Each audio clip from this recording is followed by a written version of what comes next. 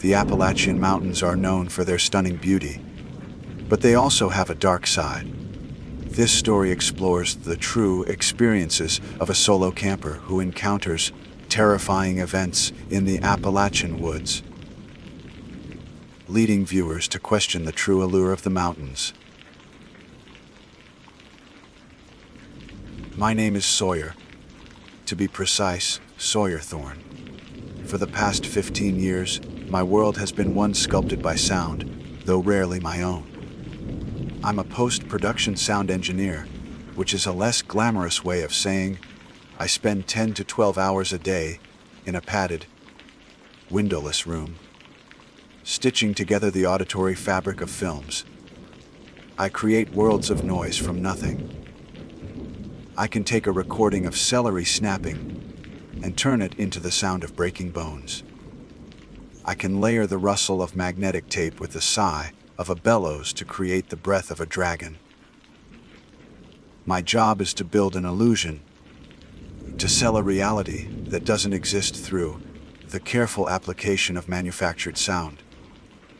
It pays the bills, and at one point, I even felt a craftsman's pride in it.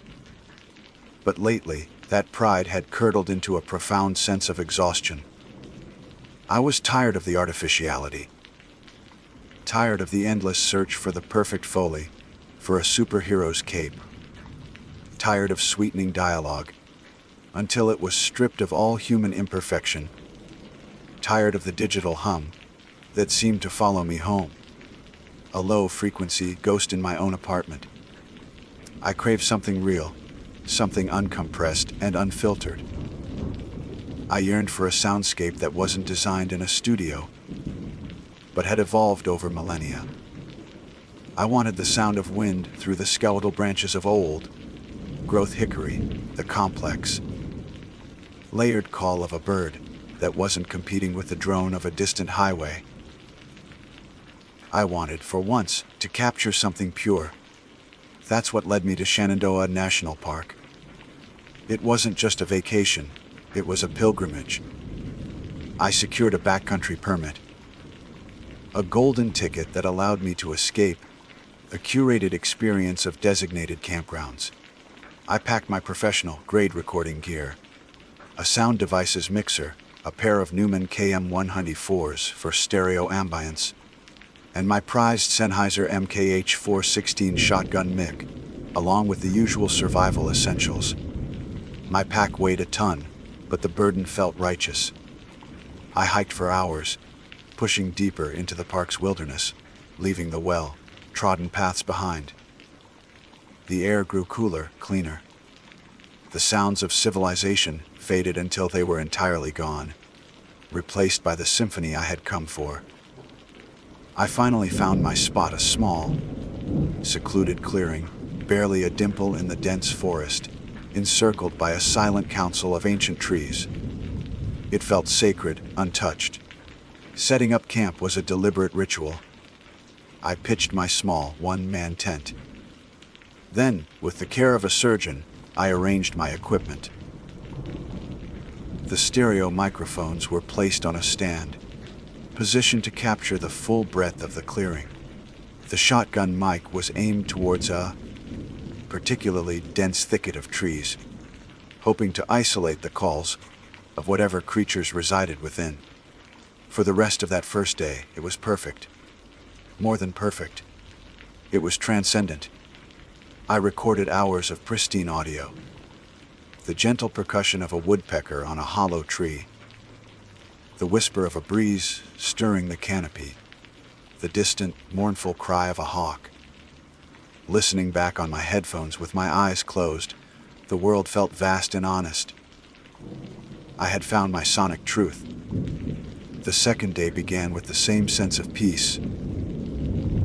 I spent the morning exploring the area around my camp, my shotgun mic in hand like a divining rod, capturing isolated sounds.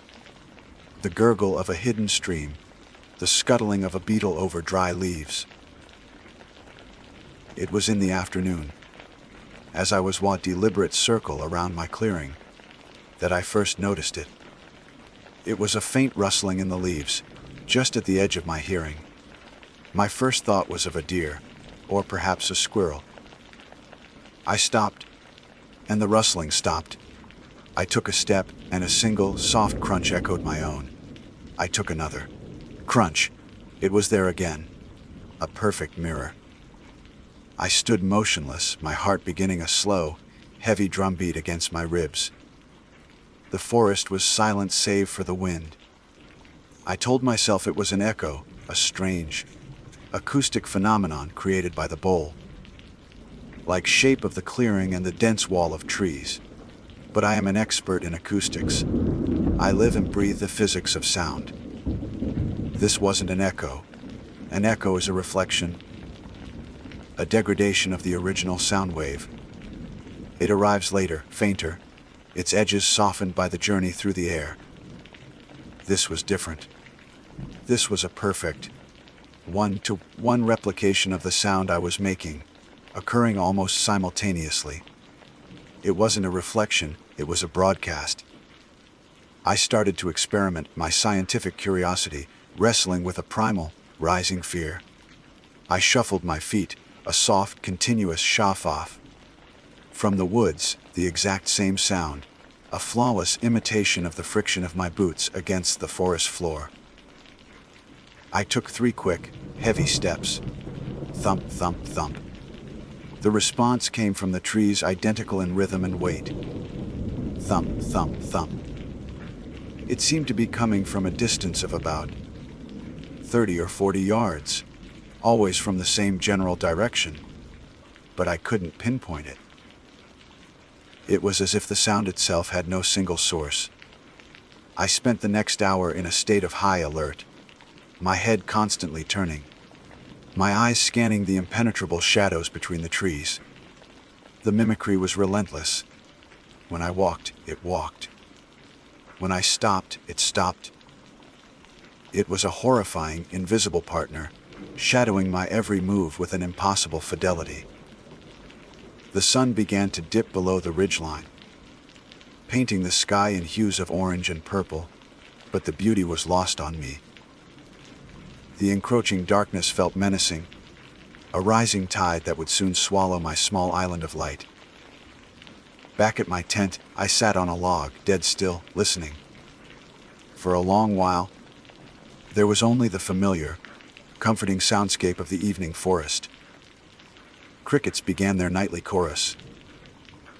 An owl hooted in the distance.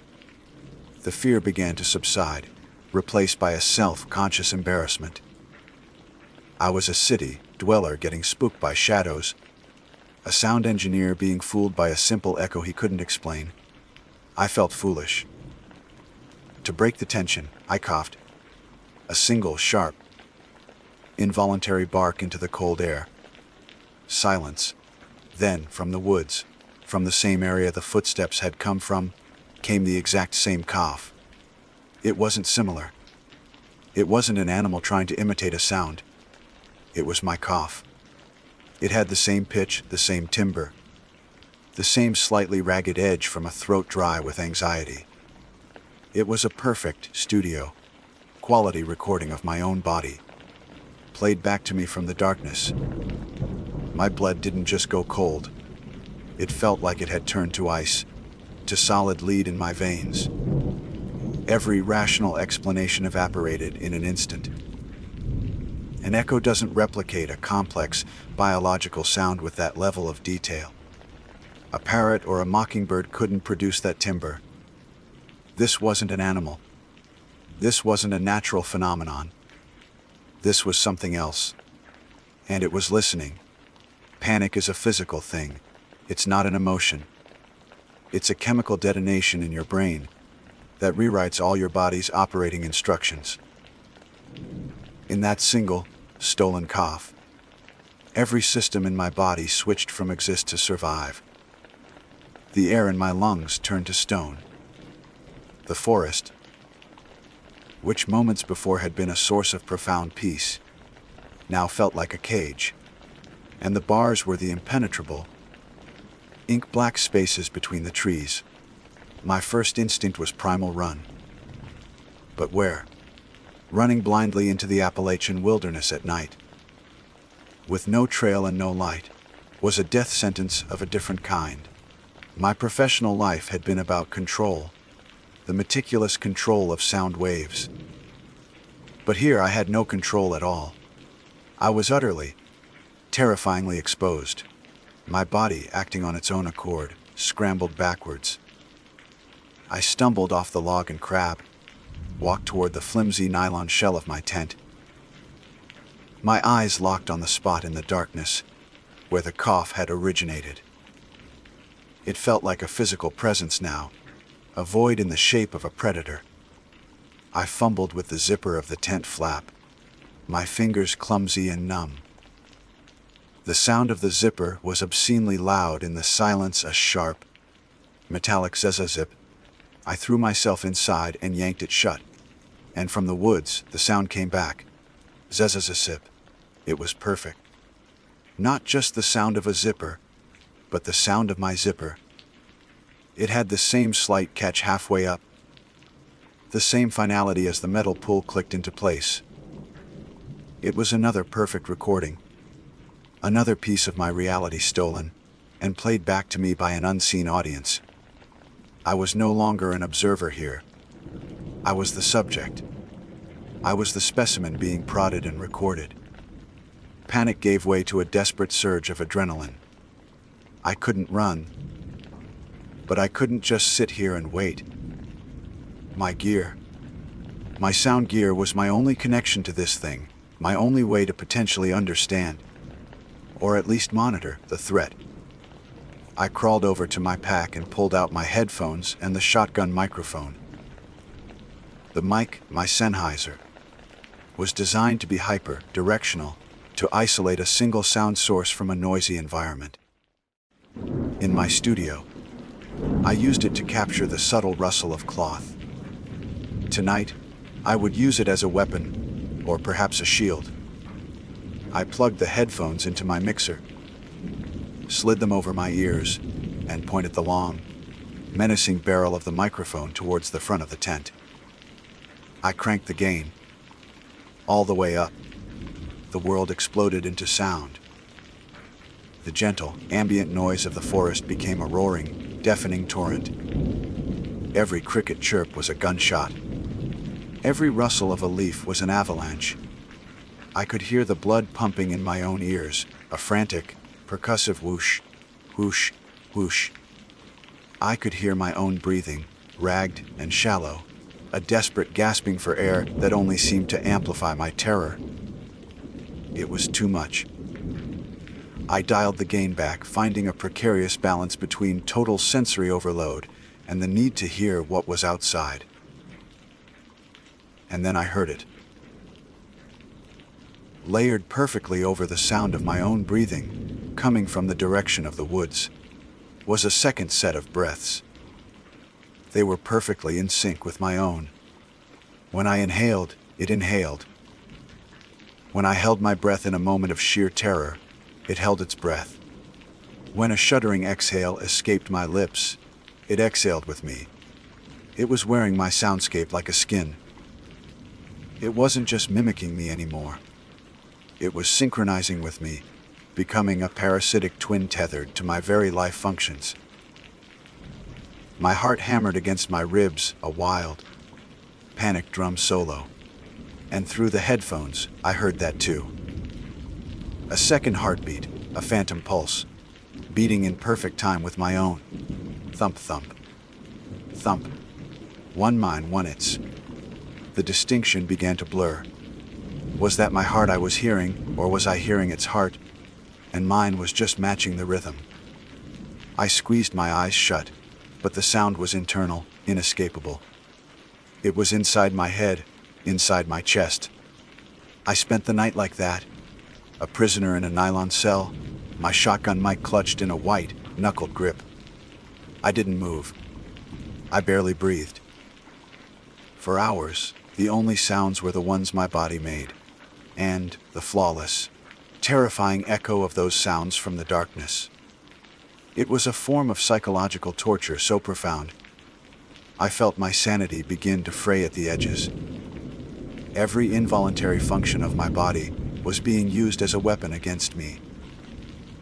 I tried to control my breathing, to make it silent, but the effort only made it louder, more ragged, and the mimicry followed suit. At some point, I must have shifted my weight. The fabric of my pants made a soft swish against the tent floor. Instantly, the sound was returned. Swish. I froze. I tried a new experiment. My mind clinging to the scientific method, like a drowning man to a piece of driftwood. I reached out a trembling hand and tapped a slow, deliberate rhythm on the hard plastic casing of my audio mixer. 1, 2, 3, 4. Tap, tap, tap, tap. From the woods, the rhythm came back, perfect in its cadence and timbre. It wasn't the sound of a finger on plastic. It was the sound of my finger on my mixer. Tap, tap, tap, tap. It wasn't just mirroring me in real time. It was sampling. It was recording the unique acoustic properties of my actions and recreating them. The implications were staggering. This wasn't a simple mimic. This was an intelligence of a kind I couldn't comprehend.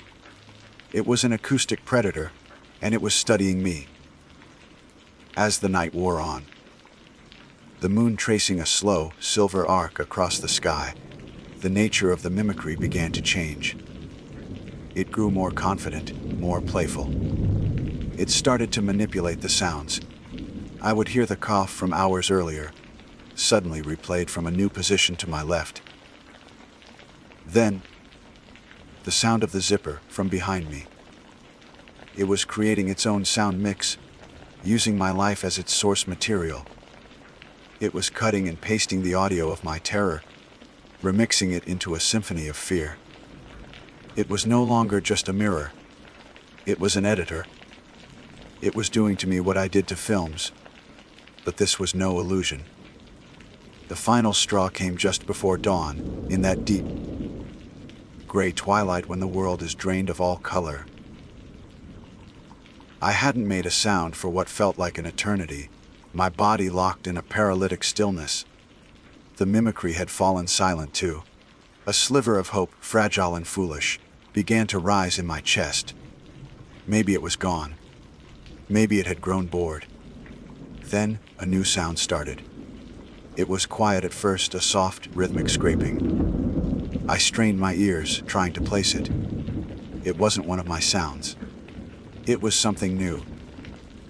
The scraping grew louder, more defined. It was the sound of something being dragged through the dirt and leaves. And then, woven into the scraping, was another sound. A wet, guttural clicking. It was a sound that felt ancient and wrong. A sound that no living creature I knew of should make. It wasn't mimicking me now. It was performing. It was giving me a demo of its own work. And as the first, weak light of morning finally filtered through the trees, I knew I couldn't stay another second. The night was over, but the encounter wasn't. The sun offered no comfort, only the light I needed to see my escape. I had to get out. I had to run. I began to pack my gear, my hands shaking so violently that every movement created a cacophony of new sounds for my tormentor to capture. The decision to leave wasn't a decision at all. It was a biological imperative, as involuntary as a flinch from a hot stove. As the weak, gray light of dawn seeped into the clearing, it didn't bring relief, only illumination for the horror. The world was no longer a place of natural beauty, but a hostile stage, and I was the only actor. Packing was a frantic, clumsy ballad of suppressed noise. My hands, slick with a cold sweat, shook so violently that every action was a betrayal. The metallic click of a pack buckle was a cannon shot. The rustle of my sleeping bag, being stuffed into its sack, was a wildfire.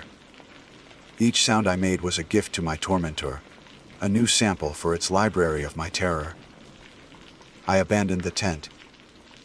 Taking it down was an unthinkable luxury of time and noise. I just needed my gear and my life.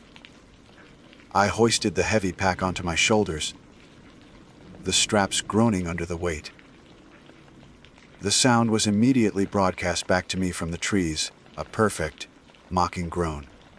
I didn't have a map for the way back. I only had a direction, away. I plunged into the tree line, moving with a desperate urgency that was just shy of a full-blown run. The mimicry was no longer stationary. It was moving with me. It was a horrifying, invisible partner shadowing my every move.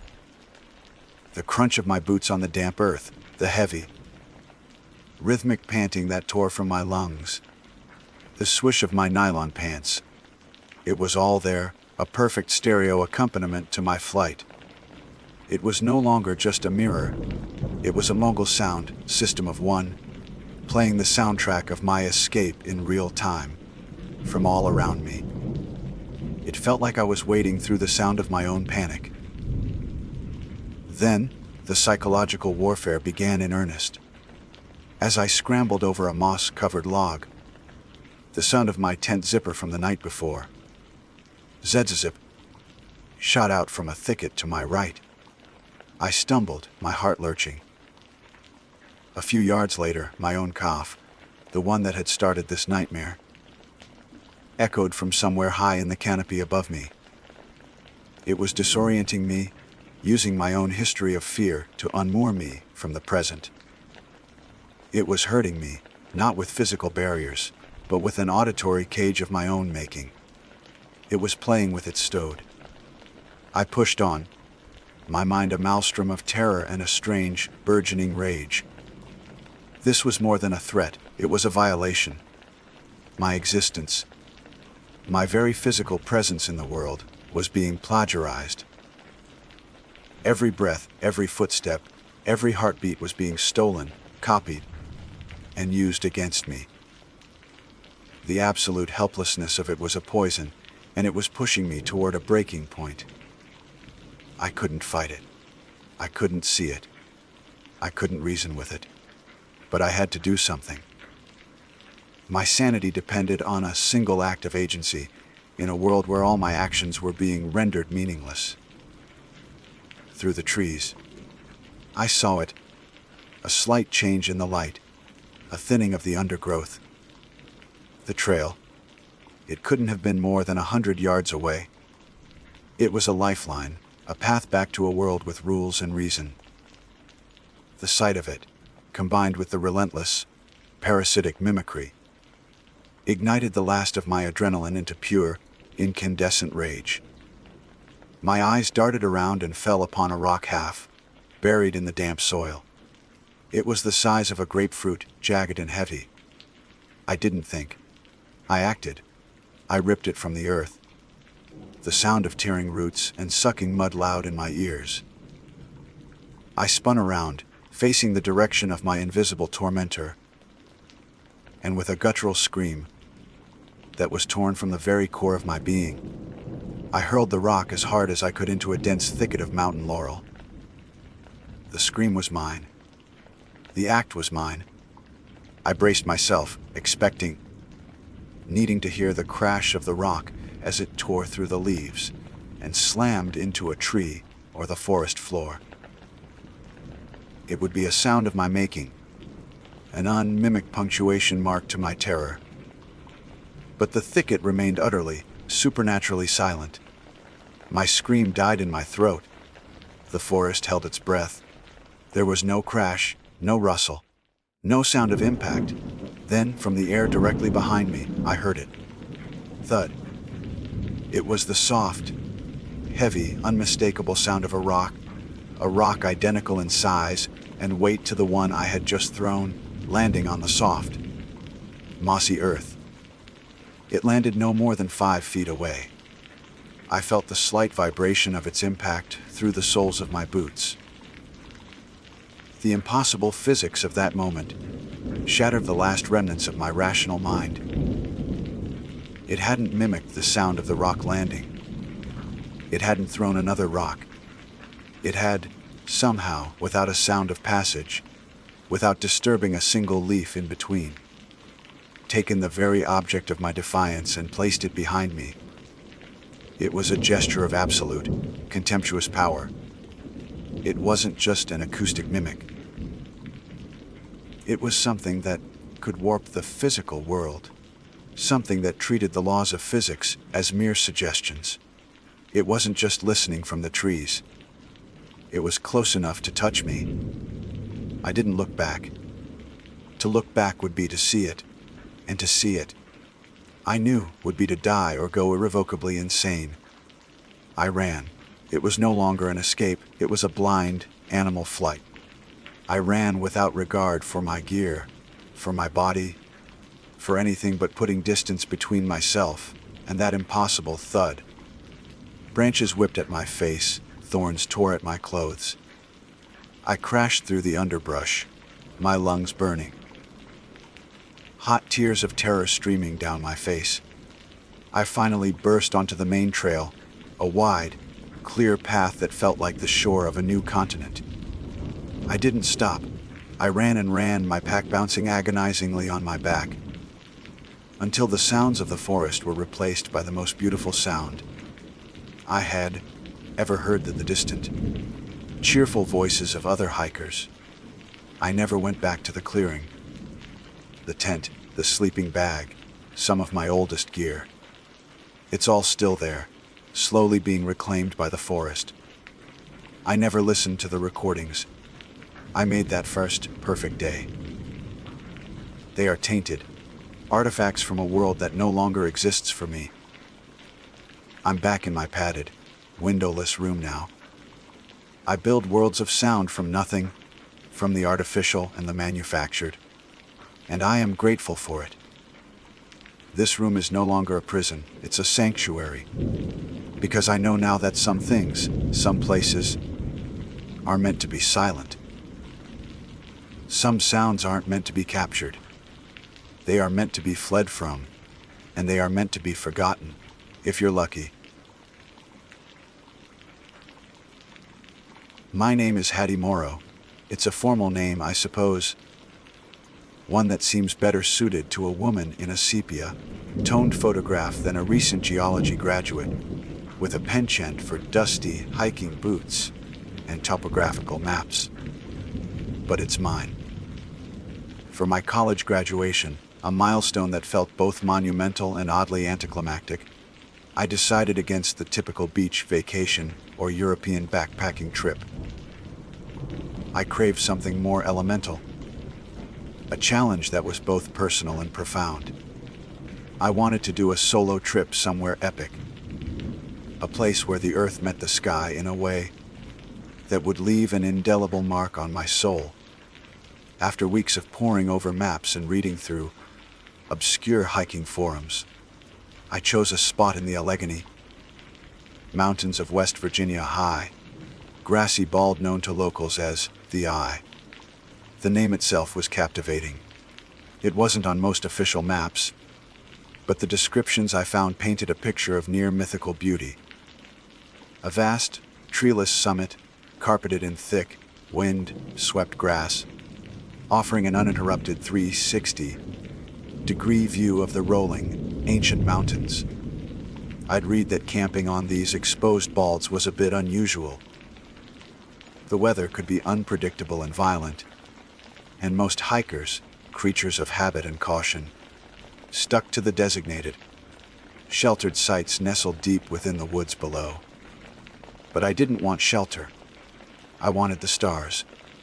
I wanted to feel the sheer, unadulterated scale of the universe, to feel like I was standing on the very roof of the world, with nothing between me and the cosmos.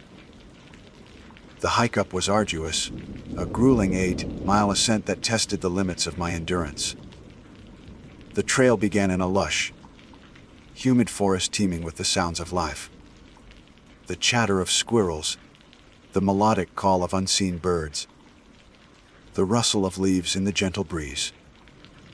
But as I gained elevation, the character of the forest began to change. The deciduous trees gave way to dense, dark stands of spruce and fir. The air grew cooler, thinner. The sounds of the lower woods faded, replaced by a profound, almost reverent silence, broken only by the whisper of the wind through the pine needles and the crunch of my boots on the rocky path. There was a palpable sense of age here, a feeling that these mountains had stood silent witness to millennia of dawns and dusks. It was humbling, and for a time, that feeling was a comfort. I broke through the tree line in the late afternoon, and the sight that greeted me stole my breath away. The bald was exactly as I had imagined, only more so. It was a massive, undulating dome of green and gold, stretching for what seemed like miles. The sky above was a brilliant, cloudless blue. I felt a surge of triumph, a powerful sense of accomplishment that washed away the ache in my muscles. This was it. This was the epic experience I had sought. I marched toward the very center of the massive clearing, hundreds of yards from the nearest tree line, on all sides, and pitched my small, one-person tent. It looked like a tiny, brightly colored toy dropped in the middle of an immense, empty stage. As the sun began its slow descent, the sky exploded with color. Fiery oranges, deep purples, and soft pinks blot into one another, painting the heavens with a masterpiece of fleeting beauty. It was the most spectacular sunset I had ever witnessed, a perfect reward for a perfect day. I sat on a flat rock, sipping water and eating a protein bar, feeling a deep sense of peace settle over me. But as the last sliver of light faded below the jagged horizon, and the world was plunged into the gloaming, a different feeling began to creep in, subtle at first, like a change in the atmospheric pressure. It was a deep, primal unease that had no logical source. I felt, with a sudden and chilling certainty, like I was being watched. It was an absurd notion. I shook my head, a small, dismissive gesture that felt foolish in the vast emptiness. I was utterly alone. The tree line was a distant, dark wall of spruce and fir, a solid, unbroken line against the deepening twilight. There was no one out here. I hadn't seen another soul on the trail all day. There were no other tents, no distant campfires, no flicker of a headlamp in the distance. The silence was absolute, save for the rising moan of the wind. Yet, the feeling was so powerful, so insistent, it was almost a physical pressure against my skin. My heart, which had been beating with a slow, contented rhythm, began to thud against my ribs with a nervous, frantic energy. I pulled my binoculars from my pack, my hands trembling slightly. I raised them to my eyes and began to scan the edge of the forest, methodically, from left to right. The powerful lenses brought the distant trees into sharp focus, revealing the intricate patterns of their bark and the dark, shadowy spaces between their trunks. I scanned every inch of that tree line, searching for a shape, a movement, anything that could explain the unnerving sensation. Nothing. Just the dark, silent shapes of trees, standing like stoic sentinels at the edge of the world. But the feeling didn't go away. In fact, it intensified. It sharpened. The initial vague sense of being observed coalesced into something more specific and far more terrifying. It wasn't the feeling of one person watching me. It wasn't the furtive gaze of a predator, like a bear or a mountain lion. It felt bigger than that. It felt collective. Thought unbidden and terrifying bloomed in my mind. It felt like the entire forest. Every single tree, every looming shadow, every patch of impenetrable darkness had turned its collective, silent attention on my tiny, exposed tent in the middle of the bald. The feeling was ancient, intelligent, and utterly alien. I tried to rationalize it, to fight back the rising tide of panic with logic. I was a scientist, a geologist. I dealt in facts, in observable phenomena. I was alone. It was getting dark, and my mind, susceptible to the power of suggestion and isolation, was playing tricks on me. The wind, I told myself, can sound like whispers. The shadows can play tricks on the eyes. But the explanation felt hollow, a flimsy shield against an overwhelming force. This wasn't just my imagination. This was a tangible presence. The feeling was malevolent, a cold, calculating scrutiny that stripped me bare. I felt like a specimen under a microscope, an intruder pinned to a slide for examination by an unseen, uncaring observer. With a choked sob, I scrambled back from my rock and retreated into the relative safety of my tent, zipping it up tight as if the thin nylon could form a meaningful barrier. But it didn't help. The fabric walls seemed to vanish, offering no psychological comfort whatsoever. I could still feel the weight of that immense, silent gaze pressing in on me from all sides, a suffocating, claustrophobic pressure that made the vast, open space of the bald feel like a tomb. I didn't sleep at all that night. I couldn't. I just lay there in the crushing darkness, wrapped tightly in my sleeping bag, listening to the wind howl and shriek across the exposed summit. Every gust that rattled the tent fabric sent a fresh wave of terror through me. I was paralyzed, listening with an intensity that bordered on madness for any other sound. A footstep, a breaking twig, anything to give the horror a physical form. But there was nothing but the wind and the frantic, desperate beating of my own heart. I lay there for hours, a prisoner in my own fear, convinced with every fiber of my being that had made a terrible, terrible mistake. I had sought to stand on top of the world, to put myself on display for the cosmos. I had succeeded, and the ancient, silent audience of the mountains was not pleased. Dawn arrived not with gentle warmth, but with a harsh, gray light that seemed to do little to dispel the lingering terror of the night. Sleep had been an impossibility. I had spent the long hours in a state of vigilant paralysis, my world reduced to the thin nylon walls of my tent and the monstrous symphony of the wind. The oppressive feeling of being watched had not lessened with the darkness. It had simply changed its texture, becoming a cold, heavy blanket of dread that smothered every rational thought.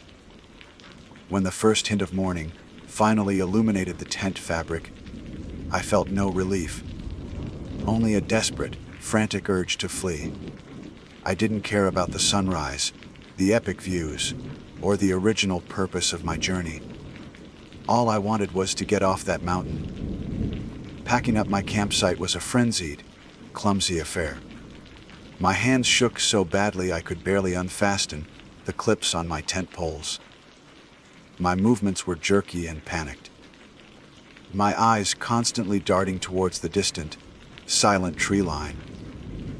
The malevolent gaze I had felt all night seemed to have receded with the daylight, but the memory of it was branded into my mind. The air was still and cold, the silence of the bald now feeling less like peace and more like the held breath before a scream. It was as I was rolling up my tent that I first saw them. I nearly missed them, my mind so singularly focused on escape. But a glint of something dark against the dew-kissed grass caught my eye. I knelt, my heart hammering against my ribs. It was a stone, a small, perfectly smooth black river stone.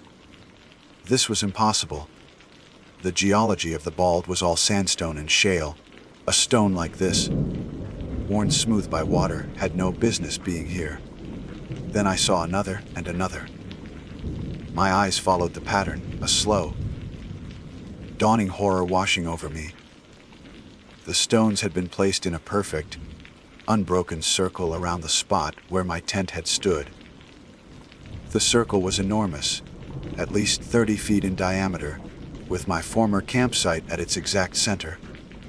Each stone was placed with geometric precision, about a foot apart from the next. There were dozens of them. This wasn't a natural formation. This was deliberate. This was a message. Panic, cold and sharp, pierced through my adrenaline-fueled haze. Who could have done this? And when? I had been awake all night, listening to every sound. I would have heard someone approaching. The idea of a person, or multiple people, moving with such impossible stealth, constructing this intricate, silent perimeter around me, while I lay terrified just feet away, was more horrifying than any ghost story. It implied an intelligence, a patience, and a purpose that was utterly terrifying. I didn't wait to ponder its meaning. I stuffed the last of my gear into my pack, not bothering to strap it down properly, and began to run, stumbling and gasping, towards the trail that led back down into the woods. Plunging back into the forest offered no comfort. The trees that had seemed majestic and ancient on my ascent now felt like the bars of a cage, closing in around me. The silence that had been reverent was now menacing, thick with unspoken threats. Every snap of a twig under my boots sounded like a gunshot in the stillness. Every rustle of leaves was a phantom footstep just behind me. The feeling of being watched returned, but it was different now. It was no longer the vast, collective gaze of the entire forest. It was focused. It was personal. It was something moving through the trees, keeping pace with me. It was hunting me. Then I heard the sound. It was faint at first, barely distinguishable from the whisper of the wind. It was a low, rhythmic clicking, a dry, chitinous sound that had no place in a West Virginia forest. It wasn't a bird or an insect I recognized.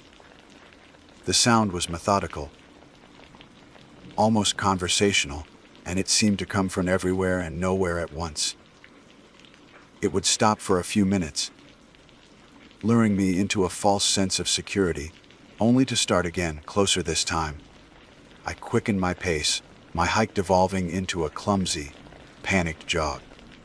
The clicking followed, its rhythm never changing, a relentless, unnatural metronome marking my descent into madness.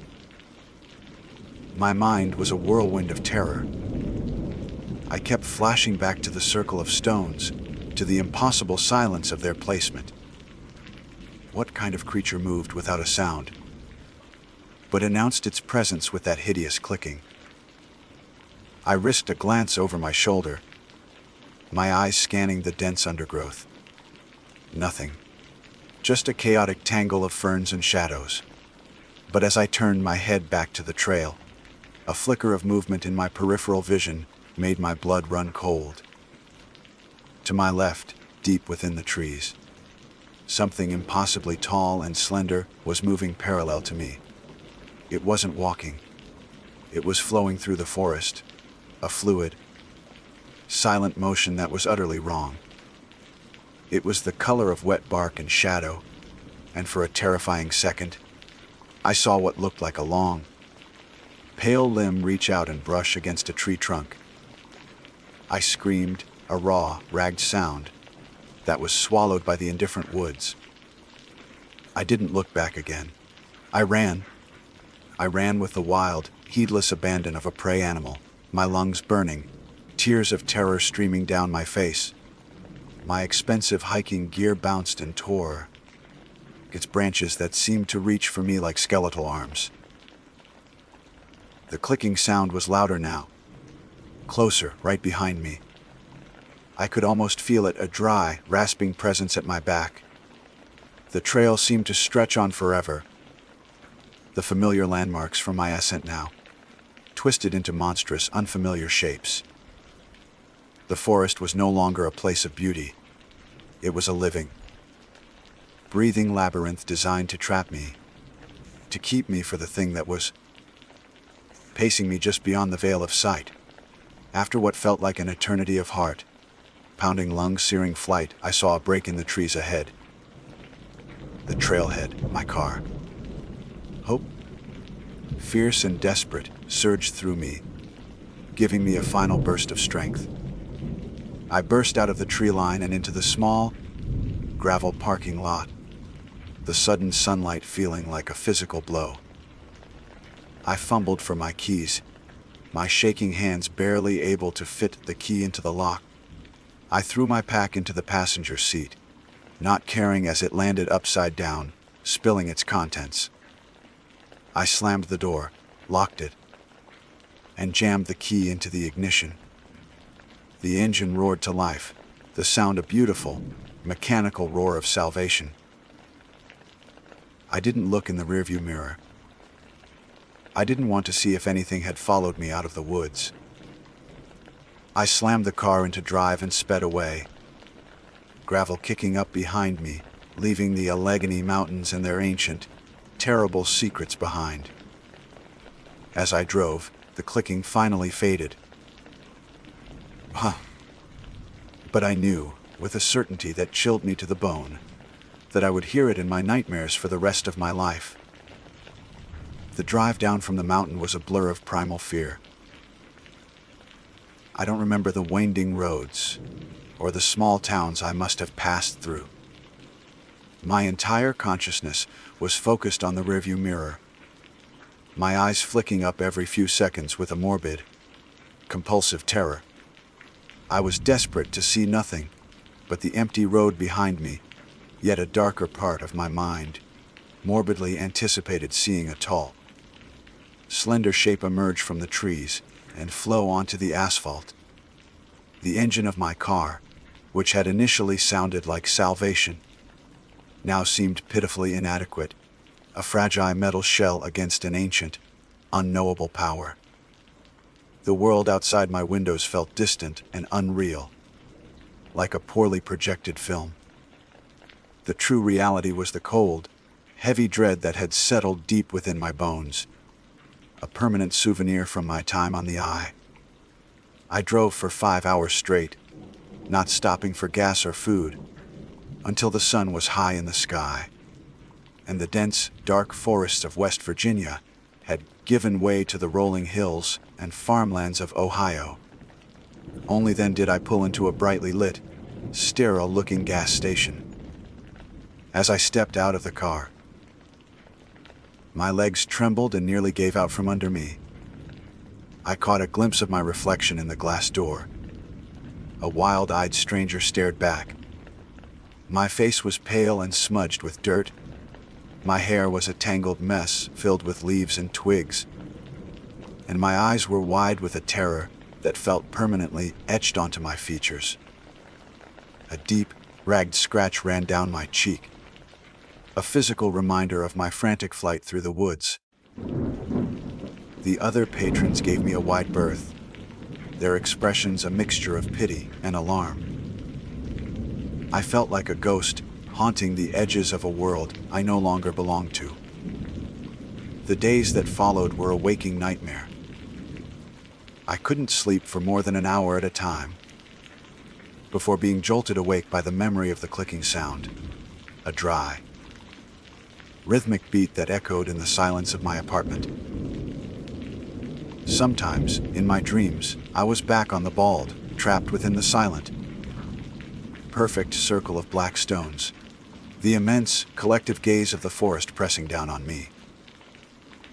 Other times, I was running through the woods, the fluid, shadowy figure flowing effortlessly through the trees just at the edge of my vision. I would wake up screaming, drenched in a cold sweat, my heart pounding as if I were still in flight. I tried to talk about it once. I called my best friend, Sarah, my voice shaking so much I could barely form the words. I told her about the feeling of being watched, about the circle of stones. I tried to describe the clicking. She listened patiently, but her response was exactly what I had feared. Hattie, you were alone for 2 days in the middle of nowhere. your mind was just playing tricks on you. You were probably just exhausted and dehydrated. Her voice was kind, but laced with a clinical concern that made me feel even more isolated. How could I explain a terror that defied all logic? How could I make her understand that this wasn't a trick of the mind, but an encounter with something real and malevolent? I never brought it up again. The geologist in me, the rational scientist, refused to let it go.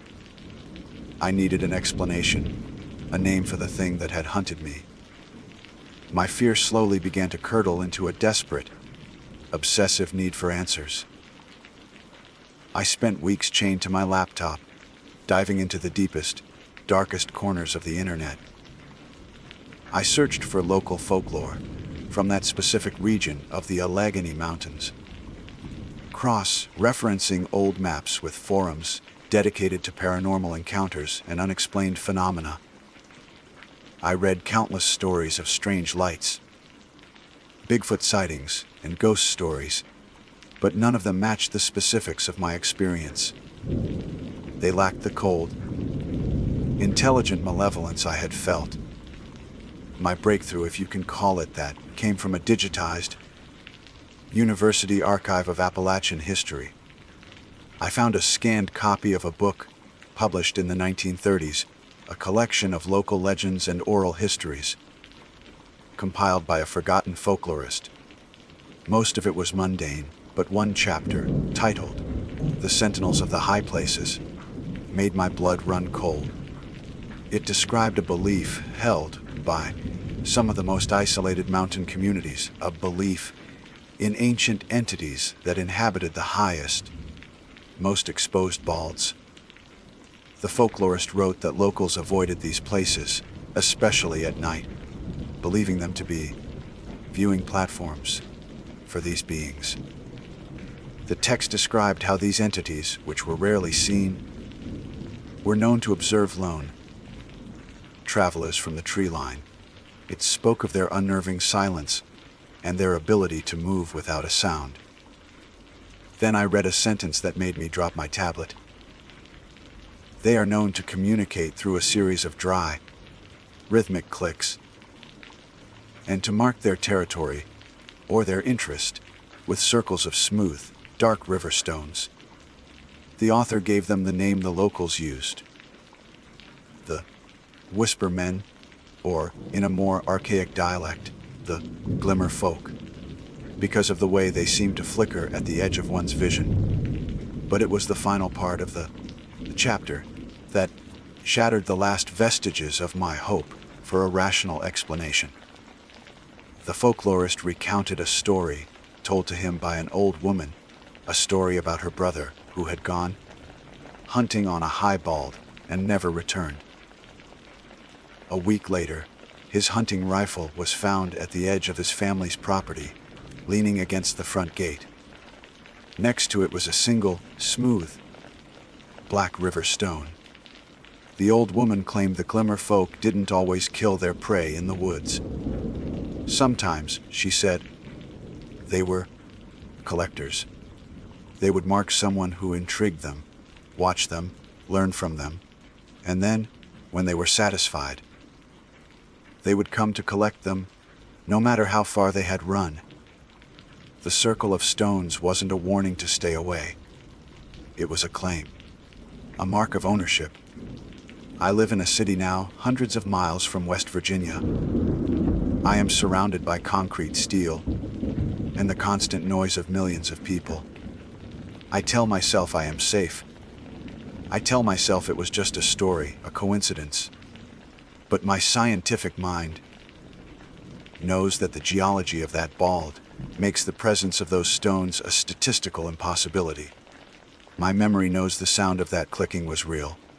I never go hiking anymore. I avoid quiet places. Sometimes, late at night, when the city finally settles into a low hum, I think I can hear it, faint and distant, just beneath the noise of the traffic. A dry, rhythmic clicking. And sometimes, when I'm walking home, I'll see a flicker of movement in a dark alleyway or a shadowy doorway. Something impossibly tall and slender just at the edge of my vision. I never look directly at it. I just walk faster. I know I didn't escape that mountain. I was simply released. And I know with a cold, gut-wrenching certainty that one day, the collectors will come for what they have marked as their own. My name is Zebulon Vance, a name as old as the mountains I call home. For 30 years, the winding trails and shadowed hollows of the Appalachian Range have been more familiar to me than the back of my own hand. I'm not a tourist who comes for the autumn colors, nor am I a weekend warrior with brand new gear. I am a part of this place, or so I've always believed.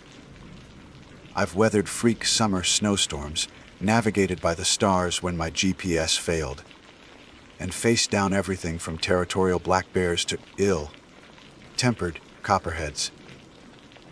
I've always held a deep, profound respect for the mountains, but I confess a sliver of pride had taken root in my heart over the decades. I thought I understood their language, their moods, their very soul. I thought there were no surprises left for me here. I was wrong. The day in question began with an almost celestial beauty. I was on a solo trek along a lesser-known ridge near Brown Mountain in North Carolina, a place steeped in folklore and rugged, untamed wilderness. The late autumn air was crisp and clean, carrying the scent of pine and damp earth. A brilliant sun hung in a sky of the purest cobalt blue, and the visibility was extraordinary. From my vantage point, I could see the rolling peaks, layered one upon another, fading into a soft, hazy blue in the distance, the very reason they call them the Blue Ridge Mountains. The world felt solid, real, and utterly knowable.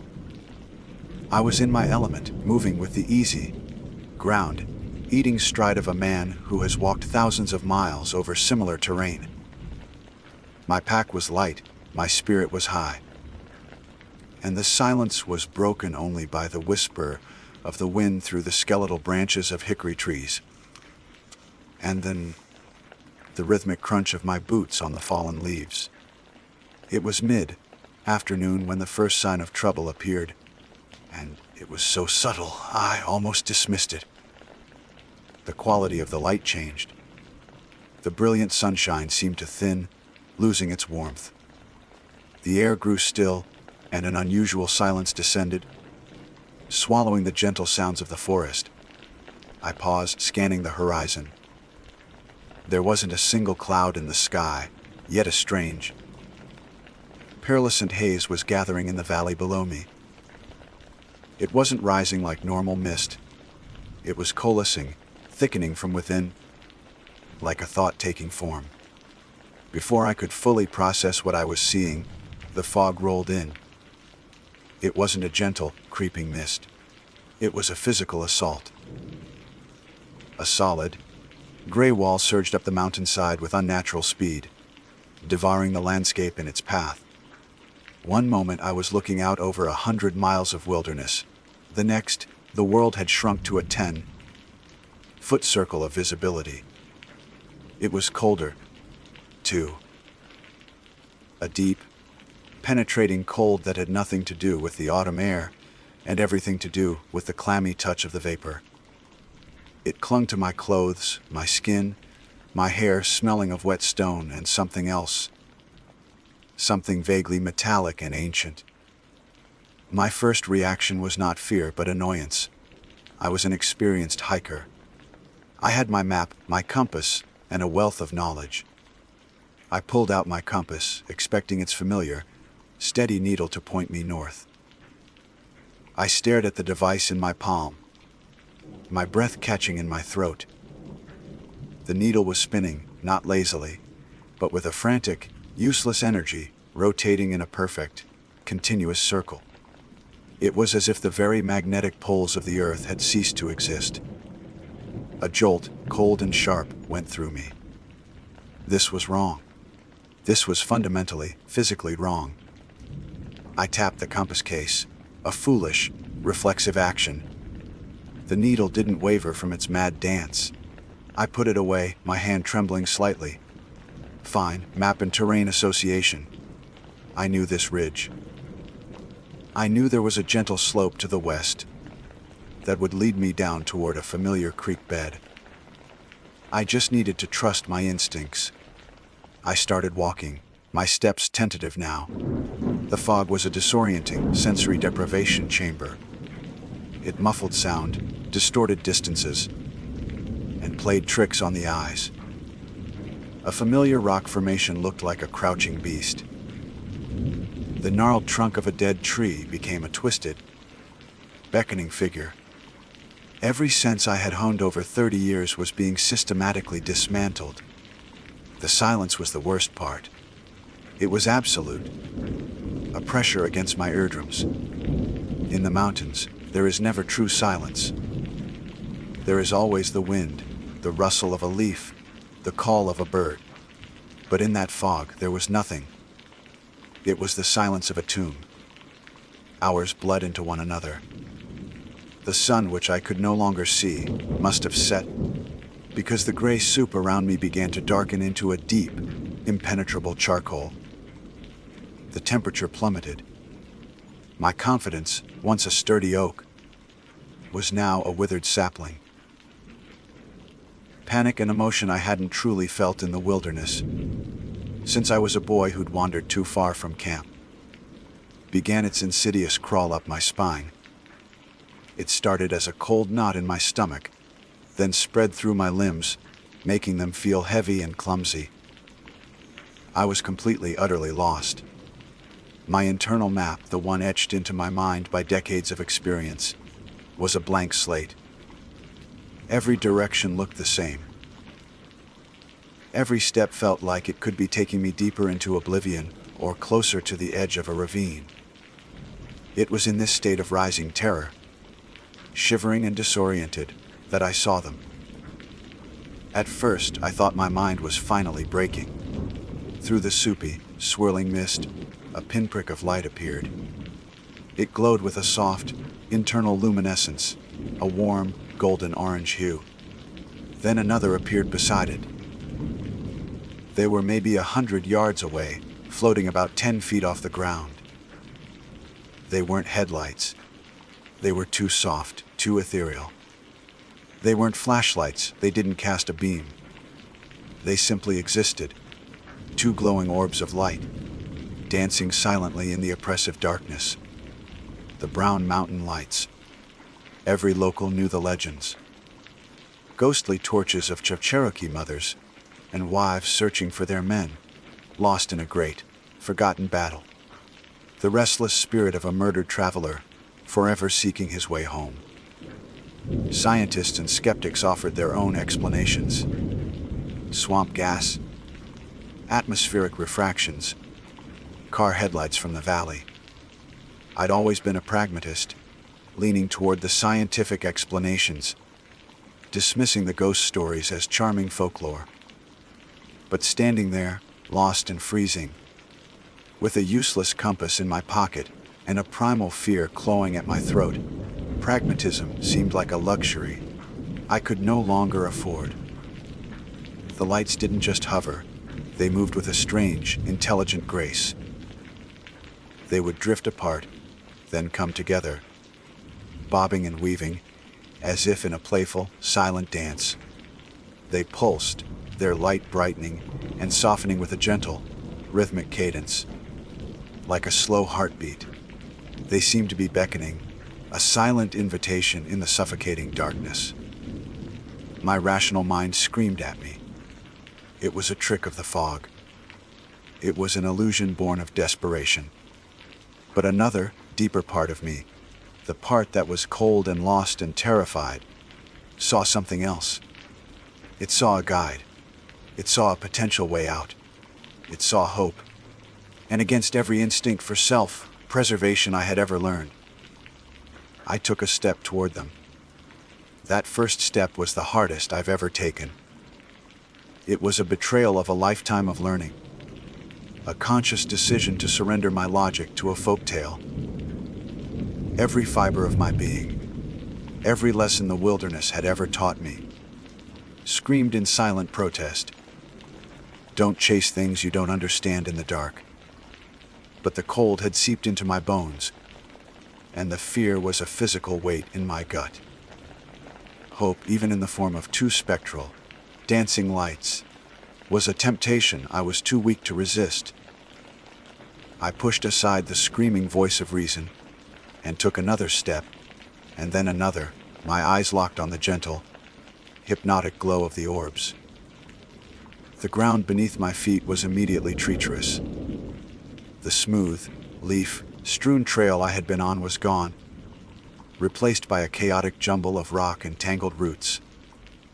It was an ankle-breaking landscape that, in the light of day, I would have navigated with meticulous care or avoided altogether. But the lights didn't seem to care. They floated onward with an effortless grace, their soft luminescence illuminating nothing but themselves. They cast no shadows and shed no significant light on my path. I was effectively walking blind, guided only by their position. My world was reduced to 3 points of reference: my own 2 stumbling feet and the twin lights that danced ahead. I quickly fell into a strange, nightmarish rhythm. Scramble, stumble, catch my balance, and push forward. My hands, raw and cold, were scraped by unseen rocks as I steadied myself. Thorny vines, invisible in the gloom, snagged at my clothes and tore at my skin. The silence I had lamented earlier was now filled with the harsh sounds of my own struggle, my ragged, gasping breaths, the frantic hammering of my heart, and the sickening scrape and crunch of my boots on the unstable ground. Yet, through it all, the lights remained silent. Their movement was the only thing in this universe that seemed to have any grace. They seemed to be playing with me. Sometimes they would drift far ahead, their glow shrinking until they were mere pinpricks, forcing me to quicken my pace into a desperate, clumsy jog. My lungs burned from the cold air and the exertion. Then, just as I felt I would lose them entirely, they would stop and wait, pulsing gently as if in encouragement, allowing me to close the distance before they began their silent ballad once more. At one point, they separated, one floating high into the air, while the other dipped low, weaving between trees I could feel but not see.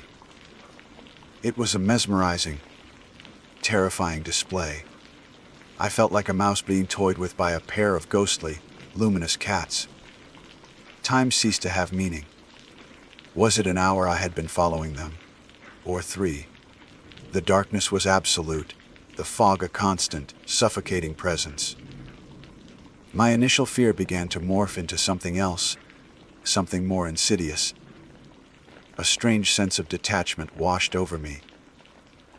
The pain from my cuts and bruises, the burning in my muscles, the biting cold.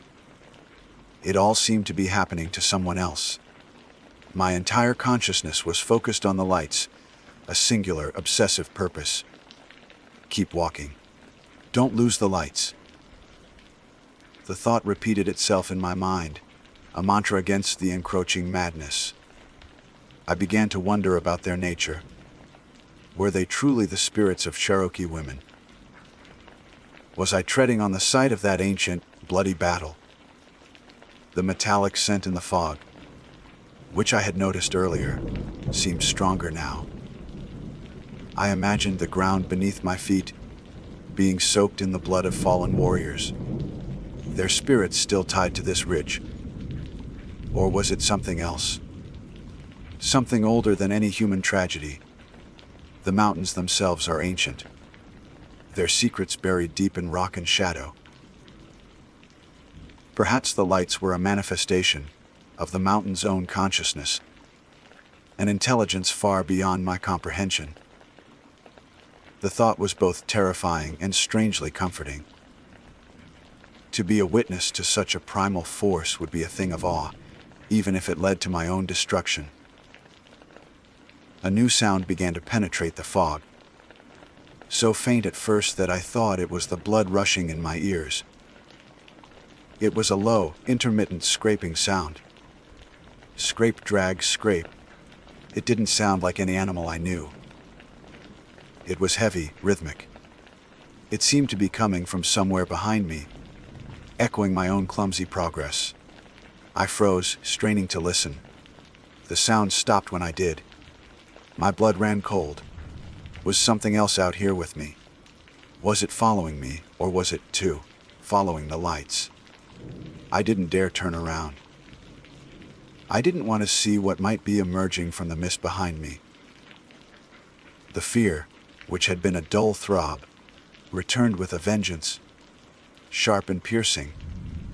I quickened my pace, my falls becoming more frequent, my movements more frantic. The scraping sound resumed, keeping a steady distance. The lights seemed to sense my renewed panic. They picked up their pace, leading me on a reckless chase up a steep, rocky incline. I was no longer just walking, I was climbing, my fingers clawing for purchase on wet, moss-covered stone. My pack felt like it weighed a ton, threatening to pull me backward into the abyss. Loose scree shifted under my boots, sending a cascade of pebbles clattering down into the unseen depths below. The scraping sound was closer now, more defined. It was the sound of rock dragging on rock. Just as my strength was about to give out, my muscles screaming in protest, and my mind fraying at the edges, the lights came to a halt.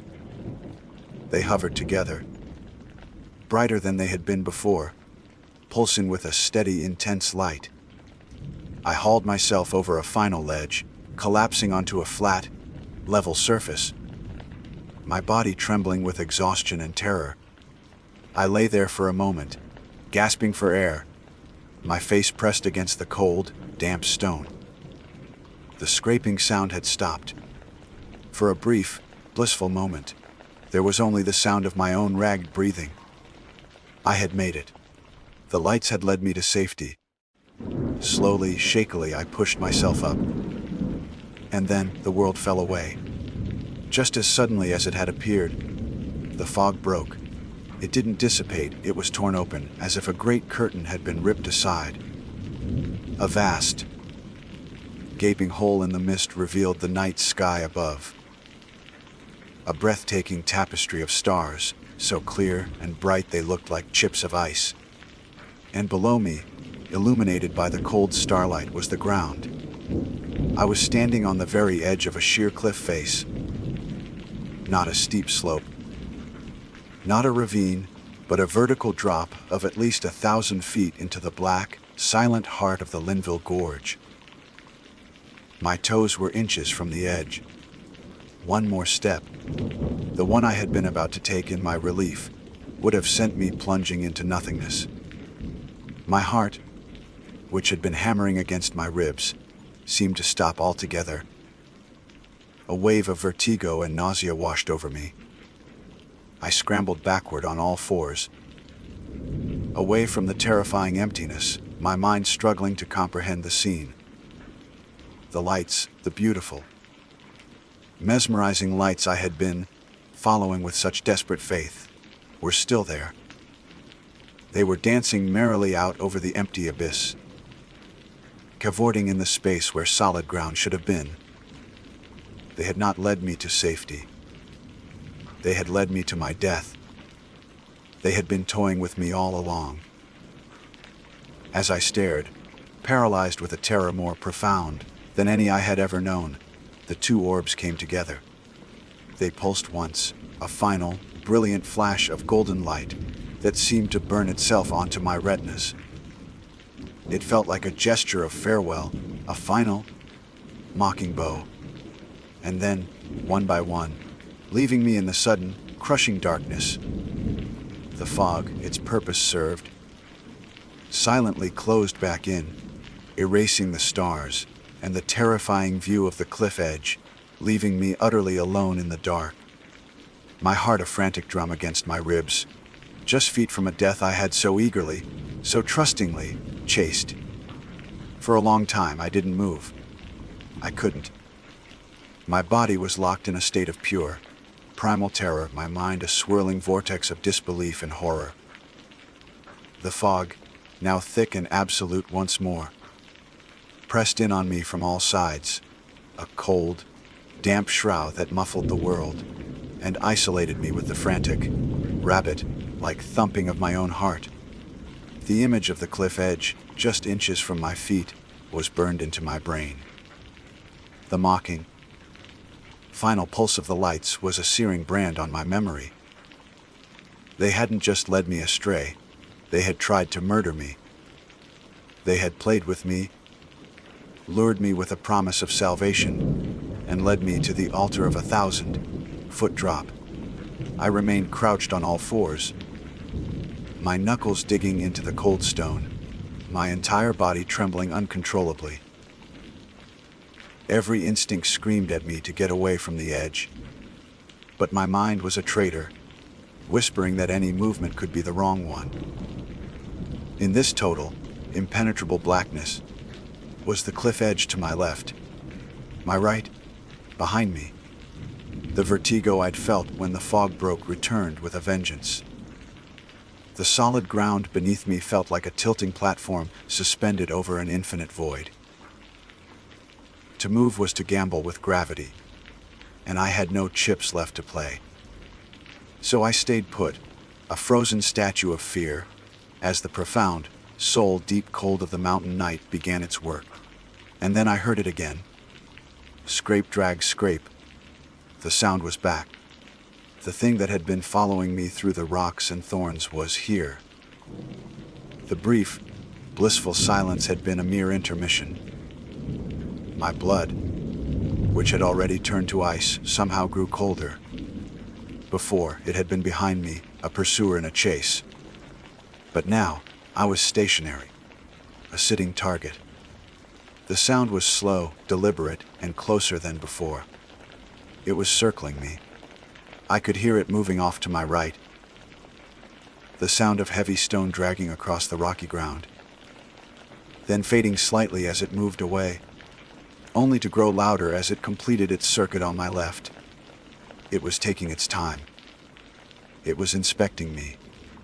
My breath hitched in my throat, each inhale a painful, shallow gasp. I squeezed my eyes shut, as if not seeing would make me invisible. It was a child's logic, but it was all I had left. The metallic scent was overpowering now, thick in the air with the smell of damp earth and ozone. The scraping stopped. The silence that followed was 1,000 times more terrifying than the noise it replaced. I could feel it. I don't know how, but I could feel its presence in the fog.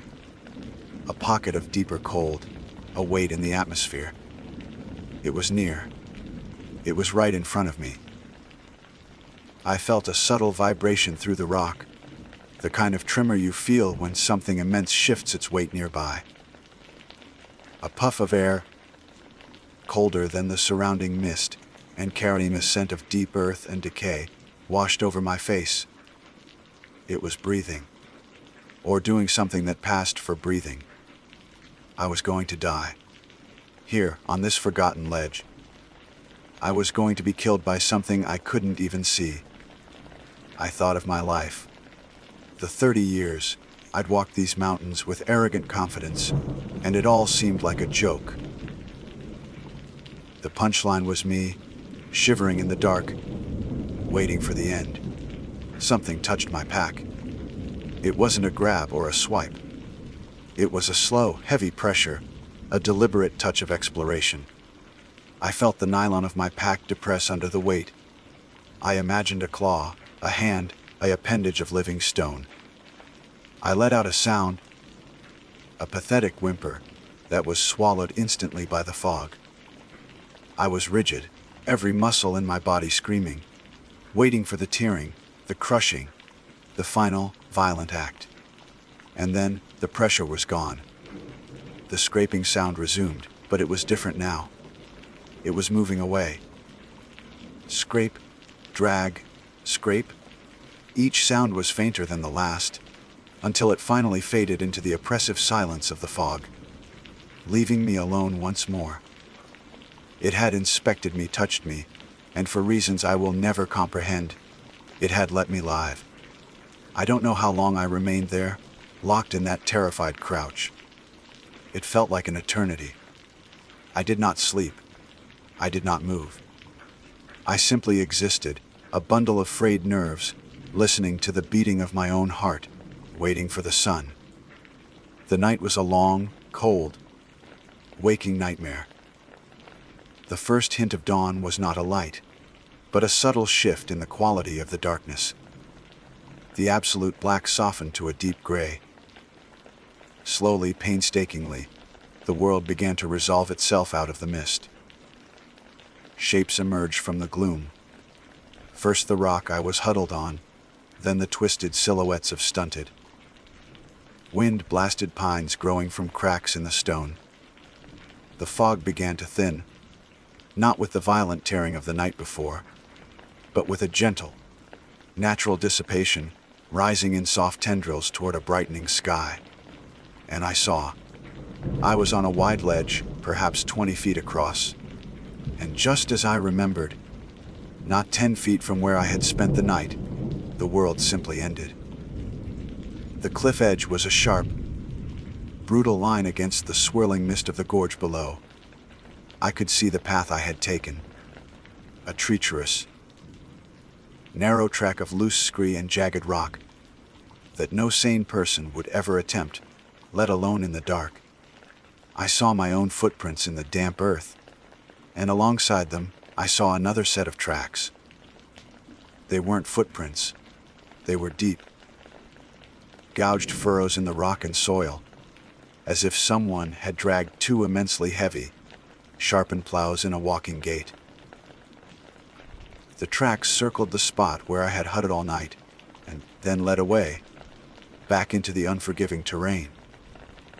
The sight of the sun cresting the far ridge was the most beautiful thing I have ever seen. It was a promise of life, a reprieve from the darkness and its horrors. Shaking with cold and exhaustion, I got to my feet. Every muscle ached. My body was a road map of cuts and bruises. I drank the last of my water, ate a crushed energy bar without tasting it, and found my compass. The needle was steady now, pointing resolutely north. The journey back took the entire day. In the clear light, I could see the full extent of the madness of my night. Time chase. I saw ravines I had skirted by inches, crossed game trails that ended in sheer drops, and navigated fields of ankle, breaking rock I had scrambled over blindly. It was a miracle I was alive. It was a path of certain death that I had followed with the faith of a child. I stumbled out of the woods just after dusk, emerging onto a quiet country road like a ghost from another world. When I finally got home, I looked at myself in the mirror.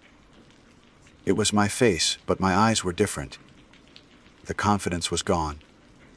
The easy, going pride of the veteran outdoorsman had been scarred away, replaced by the haunted, hollow look of someone who has stared into the abyss and seen something stare back. I don't hike on Brown Mountain anymore.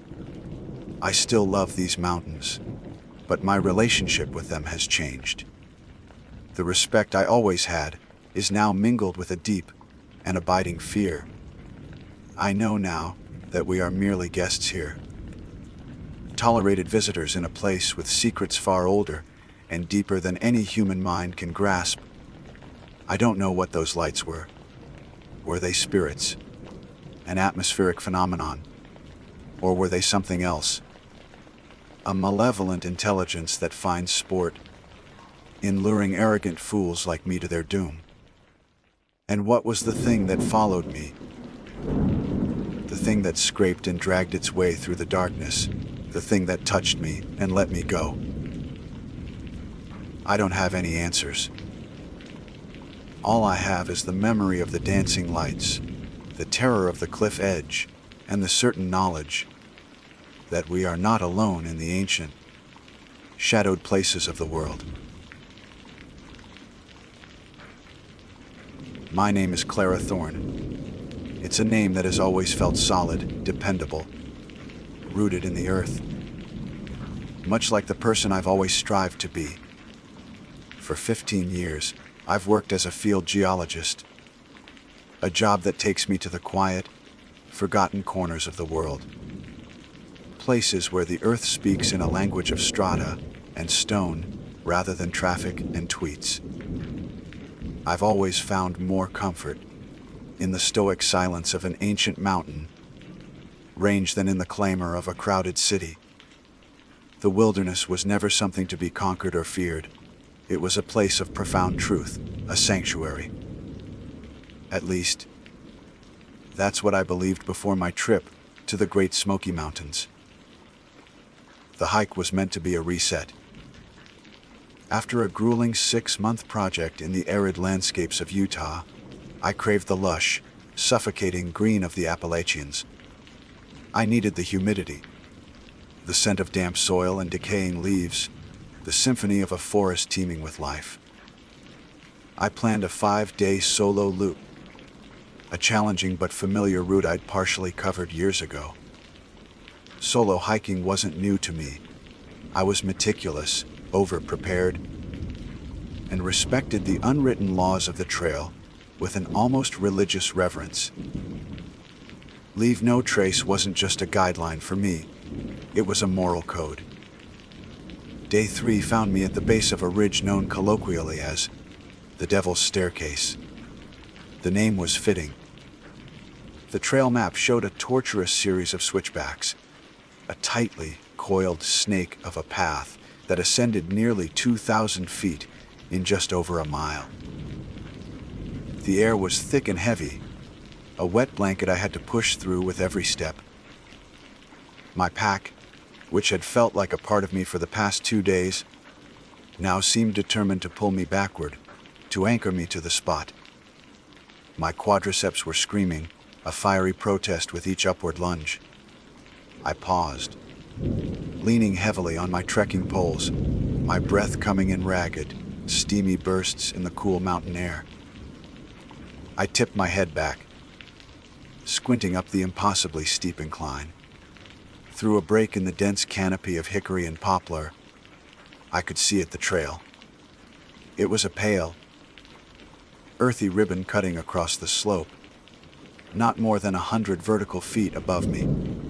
To get there by following the marked path would mean another 30 minutes of agonizing, zigzagging ascent. But a direct line. It was a scramble, for sure, but it would take 5 minutes, maybe 10. The thought entered my mind like a poison. Just cut through. I dismissed it instantly. It was a rookie mistake, a flagrant violation of everything I stood for as an outdoorswoman. Cutting switchbacks causes erosion, damages fragile ecosystems, and scars the landscape. It was lazy, arrogant, and disrespectful. I took a long swig from my water bottle, the lukewarm liquid doing little to quench the burning in my throat or my legs.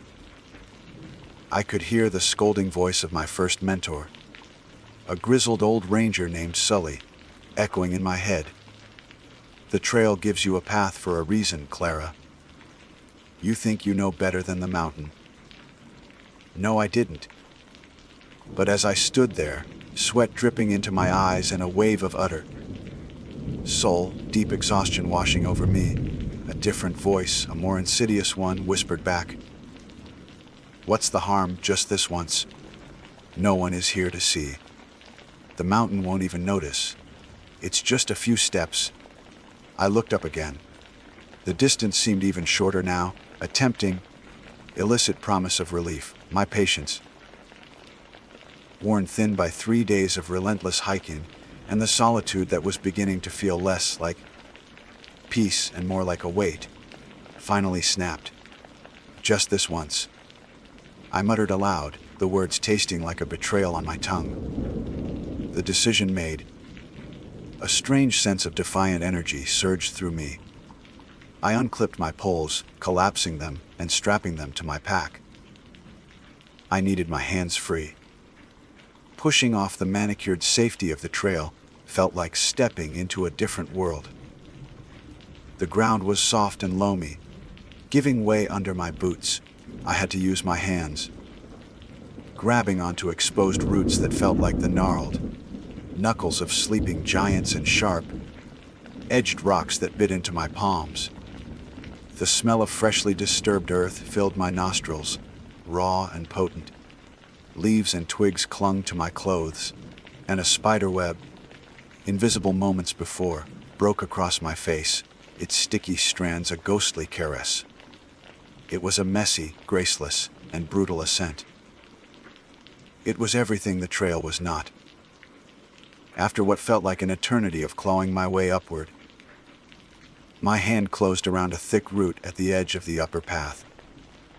I hauled myself over the lip, collapsing onto the trail in a heap of labored breaths and trembling muscles.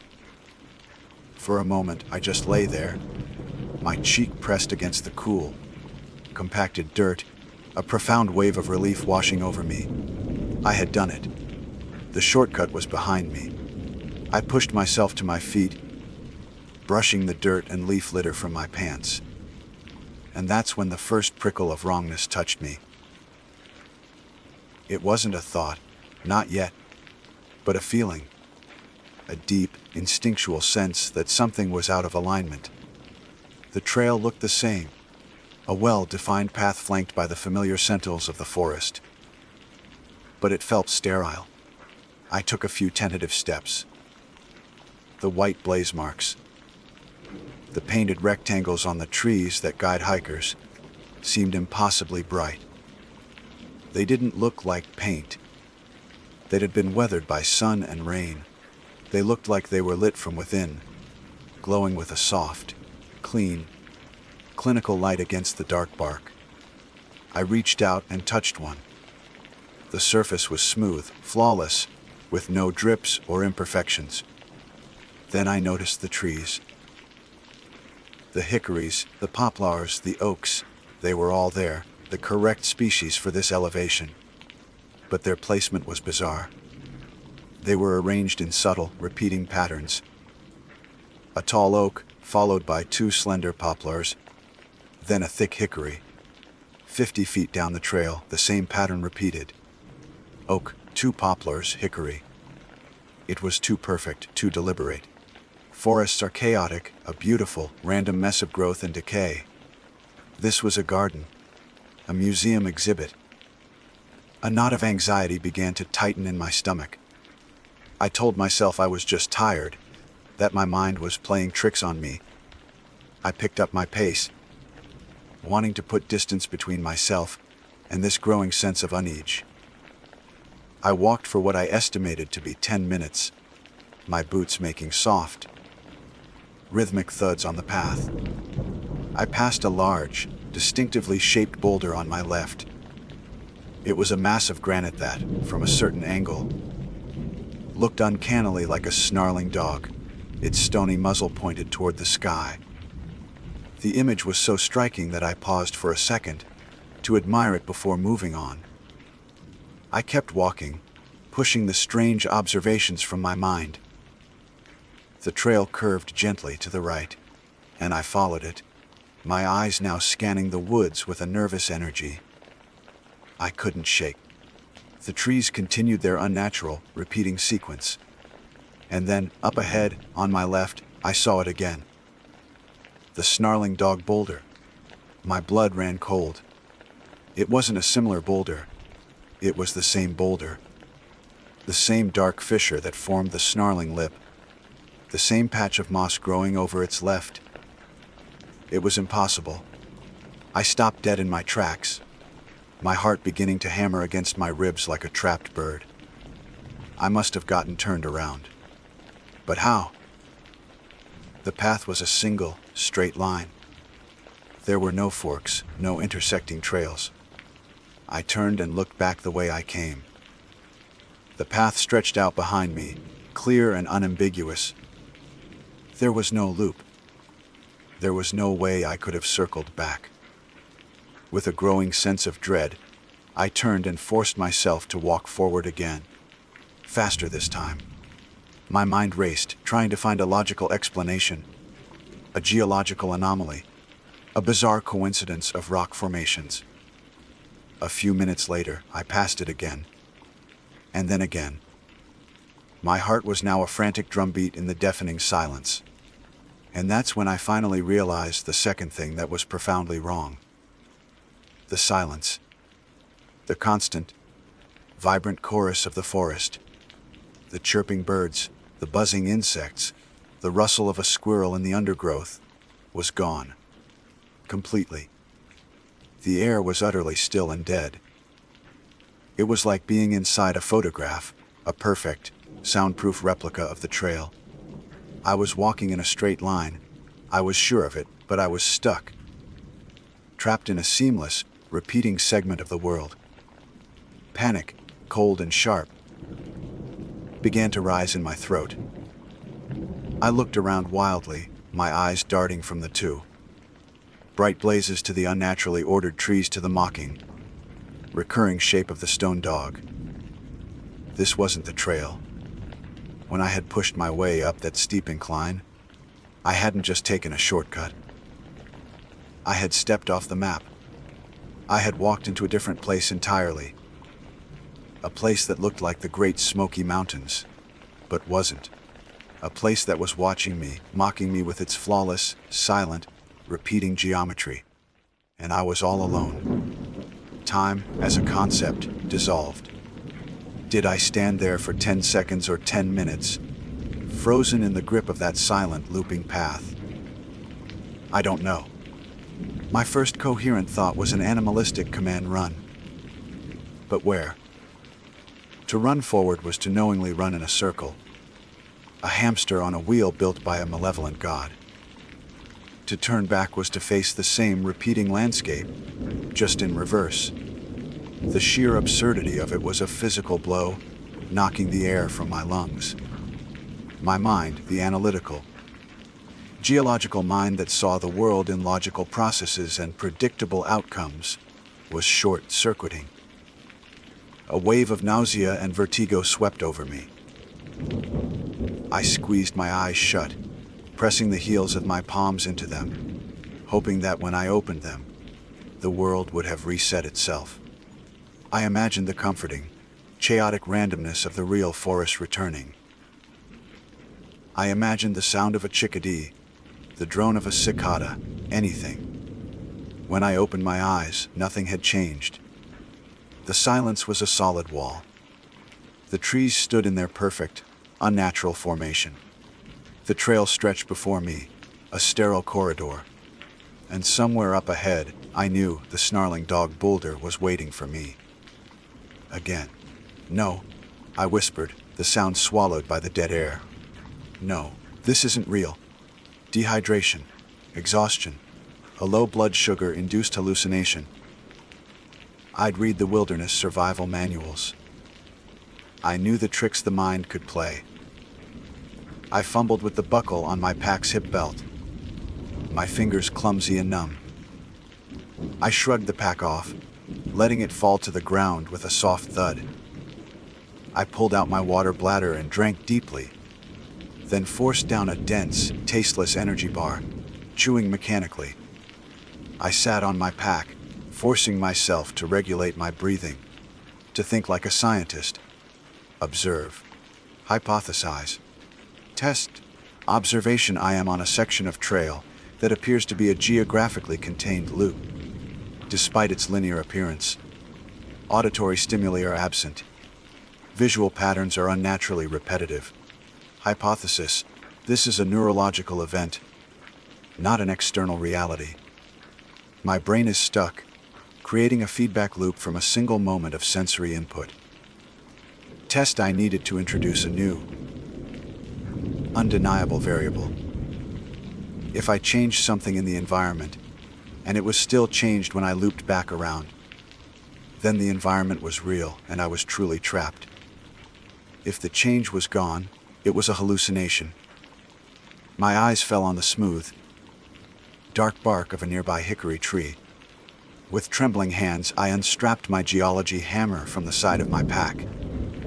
Its weight felt solid, real. A comfort in this place of flawless artifice. I walked to the tree, the one that always appeared, just before the snarling dog boulder. I lifted the hammer. The act felt like a profound desecration, a violation of both the leave no trace principles I held so dear and the sterile perfection of this place. I swung, putting all my fear and frustration into the blow. The pick end of the hammer bit deep into the wood, sinking a good 2 inches into the trunk. I had to wrench it back and forth to pull it free, leaving a raw, gaping wound in the bark, a pale scar of exposed wood. It was an ugly, definitive mark. My mark. Then I began to walk. My heart pounded with a new kind of dread, the fear of knowing. I walked past the spot where the boulder should be, and there it was, its granite muzzle fixed in its silent snarl. I kept my eyes forward, my pace steady. I counted my steps, 100, 300. The trail began its gentle curve, 400, 500. I could see the hickory tree up ahead. I stopped, my breath catching in my throat. There was no gash. I ran to it, my hands flying over the bark. It was perfect. Smooth, dark, and utterly unbroken. There was no sign of the hammer strike, no hint of a scar, no splintered wood. It was as if my act of violent defiance had never happened. The place hadn't just reset, it had erased me. It had healed itself, rejecting my presence, my reality. The hypothesis was wrong. This wasn't in my head. This place was real, and it had rules. Rules I couldn't comprehend. The panic returned, a tidal wave this time, and I screamed. It was a raw, ragged sound torn from the depths of my soul, but the silence of the forest consumed it instantly. There was no echo. My scream simply vanished as if it had never been. I was in a vacuum. A bell jar. And something was on the other side of the glass watching. That feeling, the certainty of being observed, was the next stage of the horror. It settled over me slowly, a creeping chill that had nothing to do with the mountain air. The silence was not empty, it was expectant. The stillness was not peaceful, it was poised. Every tree, every rock, every unnaturally glowing blaze felt like an eye. The entire forest was a single, conscious entity, and I was a microbe under its microscope. It wasn't angry.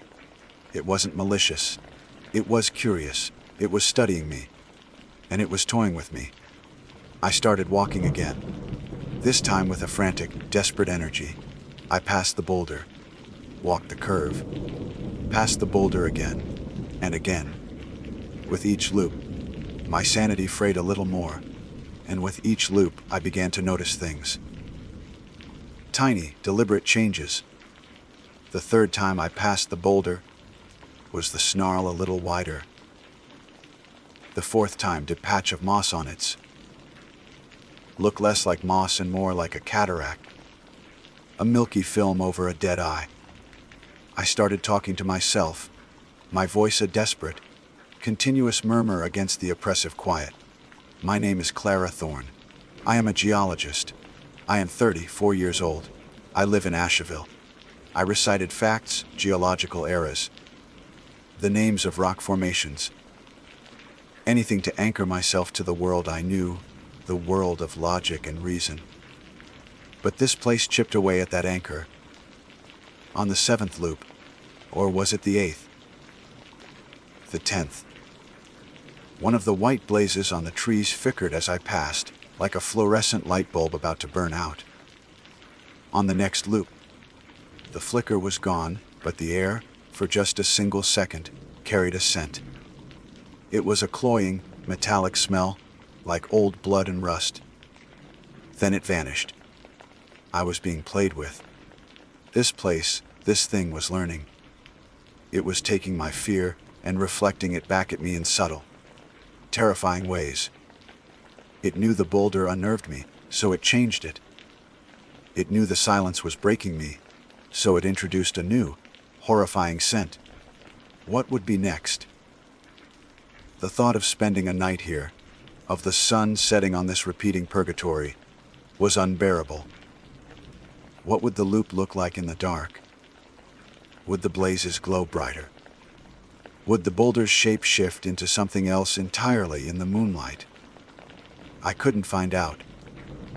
I wouldn't. My mind went back to the moment it all began. The scramble up the slope.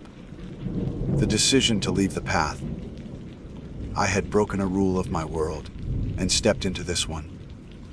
Perhaps the only way out was to break the rules of this world. The path was the trap. The loop was the cage.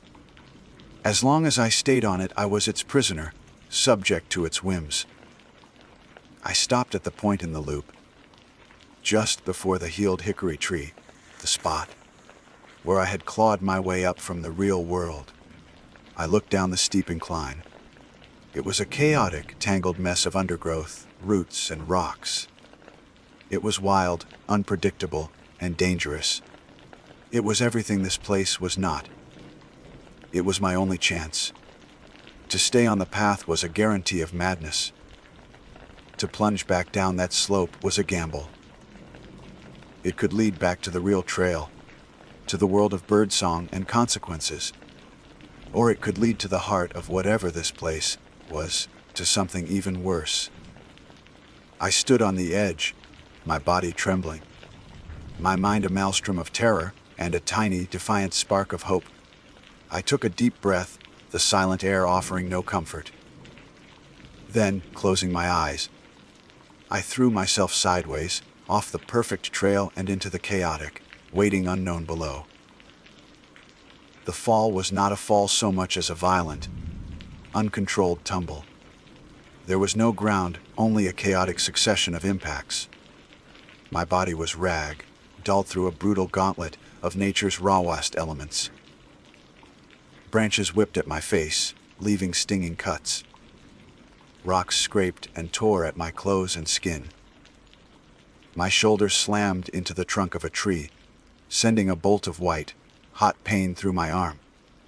The world was a spinning, green, and brown blur, a sensory overload that was the polar opposite of the silent, sterile world I had just fled.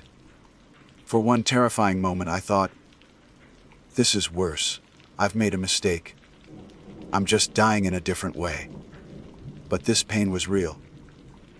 The sting of the cuts, the deep ache in my shoulder, the coppery taste of blood in my mouth from biting my tongue. It was all gloriously, horribly real. This was the chaos of consequence, not the perfection of a trap. And then, as suddenly as it began, it was over. I was ejected from the undergrowth, tumbling end over end, before landing in a crumpled heap on the soft, forgiving earth of a familiar path. I lay there, face down, for a long time. My pack, a dead weight on my back, pressed me into the dirt. Every muscle in my body screamed in protest, but it was the sound that brought tears to my eyes. A symphony, the frantic buzzing of a bee near my ear, the cheerful, complex song of a winter wren, the rustle of leaves somewhere in the woods to my left, probably a squirrel. The sounds washed over me, a baptism of normalcy, cleansing the terrifying, profound silence from my memory. I sobbed not with sadness or fear, but with a relief so profound it felt like my soul was being wrung out. The sounds were proof. I was back. I was on the lower switchback, the very one I had abandoned in my moment of exhausted impatience. Slowly, painfully, I pushed myself up. My body was a roadmap of angry red scratches and deepening bruises. My left arm hung limply at my side, a dull, throbbing ache radiating from the shoulder. I shrugged off my pack, wincing, and did a quick self-assessment. Nothing seemed broken, though my shoulder was likely sprained. I was alive. I was free. But something was wrong. The relief was already beginning to curdle, replaced by a new, more insidious fear. I looked back up the steep incline I had just tumbled down. It was just a hill, a steep, densely wooded slope. There was no sign of the sterile path, no hint of the glowing blazes or the unnaturally ordered trees. It looked completely, utterly normal. Had I imagined it all? Was it truly just a hallucination brought on by fatigue? My eyes scanned the ground around me, and I saw it. Lying half, hidden in the leaves was my geology hammer. It must have been ripped from my pack during the fall. I picked it up, and my blood ran cold for the second time that day. The pick end of the hammer was clean. Perfectly clean. There was no trace of wood, no splinter, no sap from the hickory tree I had so violently attacked. It was as if it had never struck anything at all. It was real. The place had not only healed its own wound, but it had cleansed the weapon that inflicted it. The knowledge settled in my gut like a lead weight. I hadn't escaped. I had been released, dismissed. The entity, the consciousness of that place, had finished its study, its game, and had spit me back out. The thought was infinitely more terrifying than being trapped. To be a prisoner is one thing, to be a plaything, discarded when the game grows boring, is another entirely. I didn't camp that night.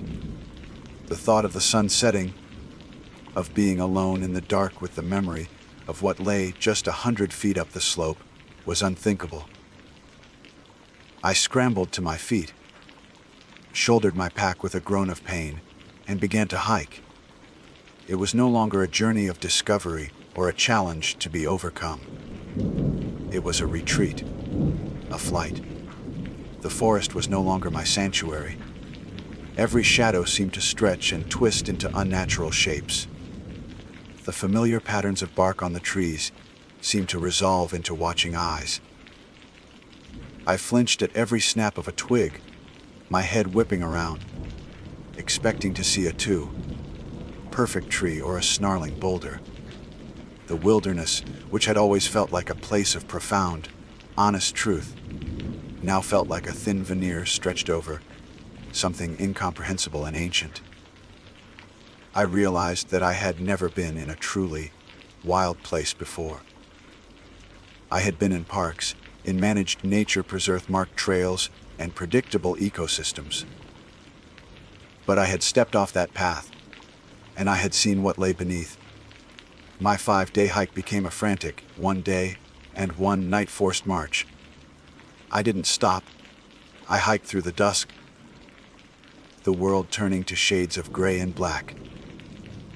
I hiked by the narrow beam of my headlamp, the small circle of light creating a claustrophobic, moving bubble of safety in the vast, menacing darkness. I ignored the pain in my shoulder, the fire in my legs, the exhaustion that was so complete it felt like a part of my being. Fear was a more potent fuel than any energy bar. When I finally stumbled out of the trailhead and into the gravel parking lot the next morning, I looked like a refugee from a war zone. I was covered in dirt and blood. My clothes were torn, and my eyes were wide with a terror that no amount of sleep could erase. A couple just starting their day hike stared at me, their cheerful "good morning" dying on their lips. I didn't respond. I fumbled for my car keys, my hands shaking so badly it took 3 tries to get the key in the lock. I drove for an hour before I felt safe enough to pull over. I sat in my car on the side of a busy highway, the roar of trucks a comforting, man-made thunder, and I finally allowed myself to break down completely. I never filed a report. What would I have said? that I got lost on a trail that didn't exist, that the forest erased a mark I made. They would have sent me for a psychiatric evaluation. Sometimes I still think I need one. It's been 2 years since that day. The cuts and bruises have healed, and my shoulder eventually recovered. But the scars on my mind are still fresh. I haven't been back to the wilderness. I don't think I ever can. My job as a field geologist feels like a ghost of a former life. How can I study the earth when I know how thin the skin of our reality is? How can I find comfort in stone when I've seen a stone that watches you back? I live with a quiet, persistent dread. Sometimes I'll see a pattern in the tiles on a floor, or the bricks in a wall, and my heart will start to pound. I'll feel the silence of that place pressing in on me. I know what I did. I broke the rules. I stepped off the path, and in doing so, I saw that the world we think we know is just a carefully curated trail, and that all around us, in the places we aren't meant to see, a different, older, and infinitely stranger wilderness lies waiting. It is patient, it is silent, and it is always there, just one shortcut away. My name is Ira, though on the trail, most people knew me by a name I'd picked up back in Georgia. Atlas. It was a bit of a joke, stemming from my insistence on carrying a ridiculously oversized, hard copy map of the entire eastern seaboard, but it stuck. I'd been a cartographer for a small firm in Philadelphia for 12 years, a job that involved staring at satellite images and digital elevation models until my eyes burned. The irony of spending my days mapping the world from a desk chair wasn't lost on me. I yearned to feel the contours of the land under my own feet, to trade the sterile glow of a monitor for the unfiltered light of the sun. So I quit. I packed my life into a 65-liter pack and set my sights on the Appalachian Trail, a 200-mile pilgrimage from Georgia to Maine. By the time I reached Pennsylvania, I was no longer a novice. My body was lean and hard, my skin tanned to the color of worn leather, and my mind had adapted to the rhythm of the trail walk. Eat, sleep, repeat.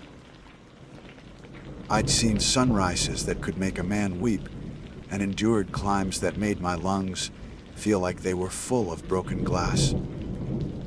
I had grown to love the solitude, the profound quiet of the deep woods that was a balm to my city, frayed nerves.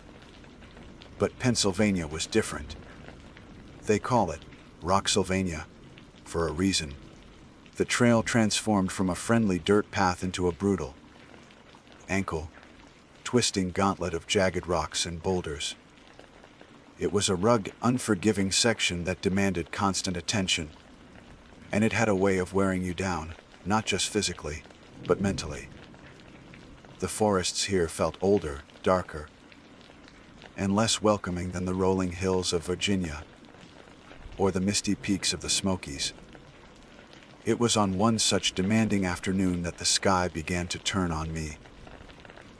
The day had been oppressively humid, the air thick and still, clinging to my skin like a wet shroud. The light filtering through the dense canopy of oak and maple took on a sickly, greenish, yellow hue. The birds fell silent. I could feel the barometric pressure dropping in my bones, an old woodsman's trick my grandfather had taught me. A low, distant rumble, more felt than heard, confirmed my suspicions. A storm was coming, and it was going to be a nasty one. I checked my map, my real map, not the comically large one, and saw that one of the old, three-sided wooden shelters that dot the AT was less than a mile ahead. Pushing my pace, I scrambled over the rocks, the first fat drops of rain beginning to splatter on the stones around me, sizzling like water on a hot skillet. I made it to the shelter just as the heavens opened up, The rain came down not in drops, but in solid, wind-driven sheets, blurring the world into a wash of gray and green. Thunder cracked overhead with a concussive force that vibrated through the wooden floorboards, and lightning bleached the forest in stark, momentary flashes. The shelter was a crude but welcome refuge. It was a simple lean-to constructed of heavy, dark timbers, with a slightly slanted roof and a raised wooden platform for sleeping. It smelled of damp earth, wet wood, and the faint, musty scent of countless hikers who had passed through before me. The inside walls were a living document, a chaotic tapestry of names, dates, and trail names carved into the wood over decades. Glimmer, Pace, Arrow 98, 2 tents and a dog. Each name was a ghost, a whisper of a journey completed or abandoned. I shrugged off my heavy pack, my shoulders screaming in relief, and leaned it against the back wall. I unrolled my sleeping bag and pad, claiming a spot on the far right. The roar of the storm was deafening, a constant, elemental fury. To pass the time and distract myself from the violence outside, I pulled out the shelter register.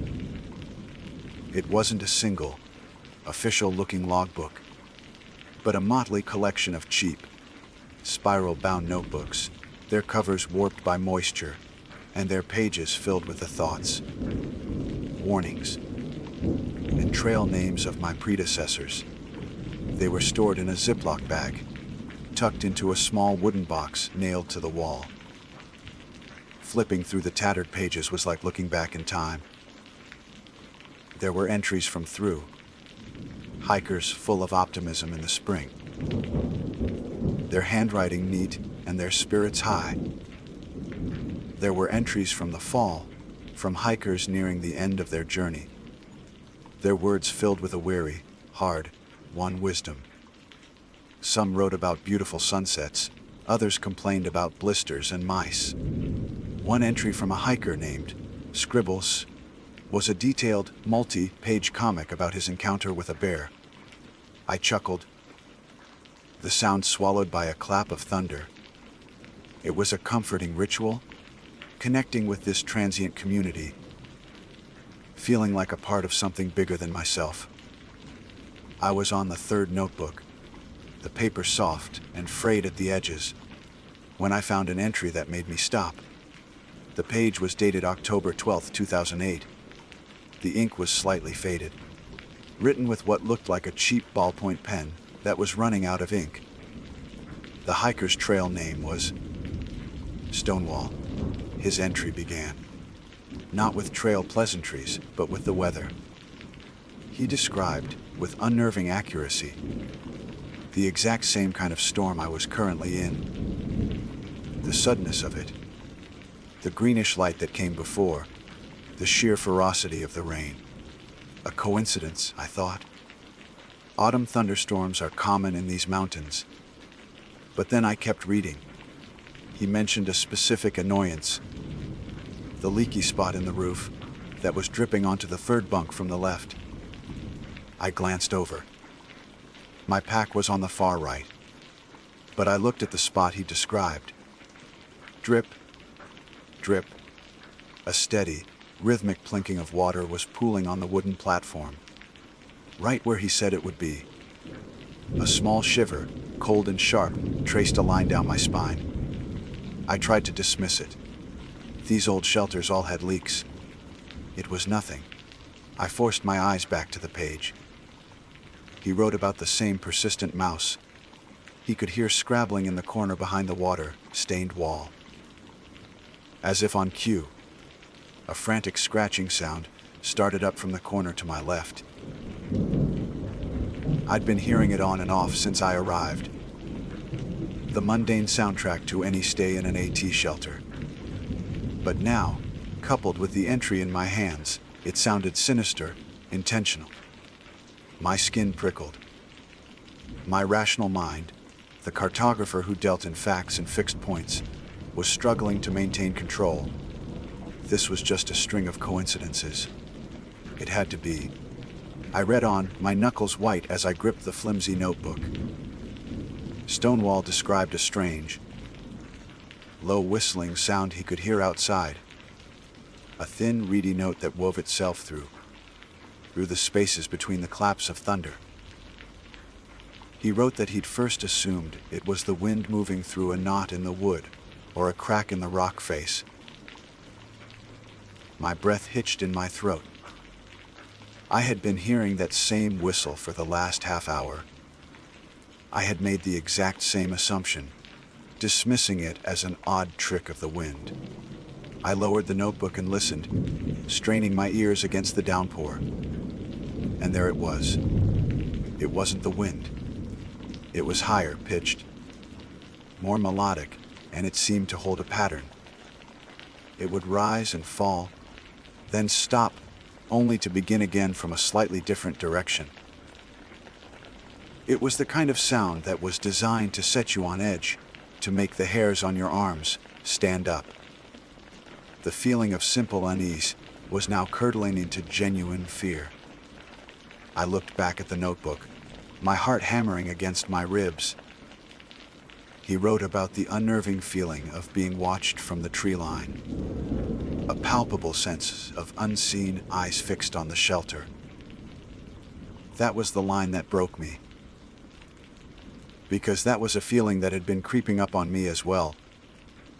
A subtle paranoia I'd been fighting since the sky turned yellow.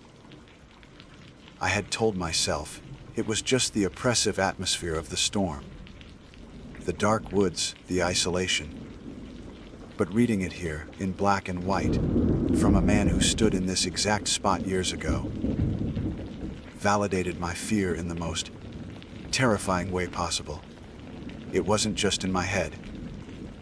The handwriting in the entry grew more frantic from that point on, the pen digging hard into the page, leaving deep impressions.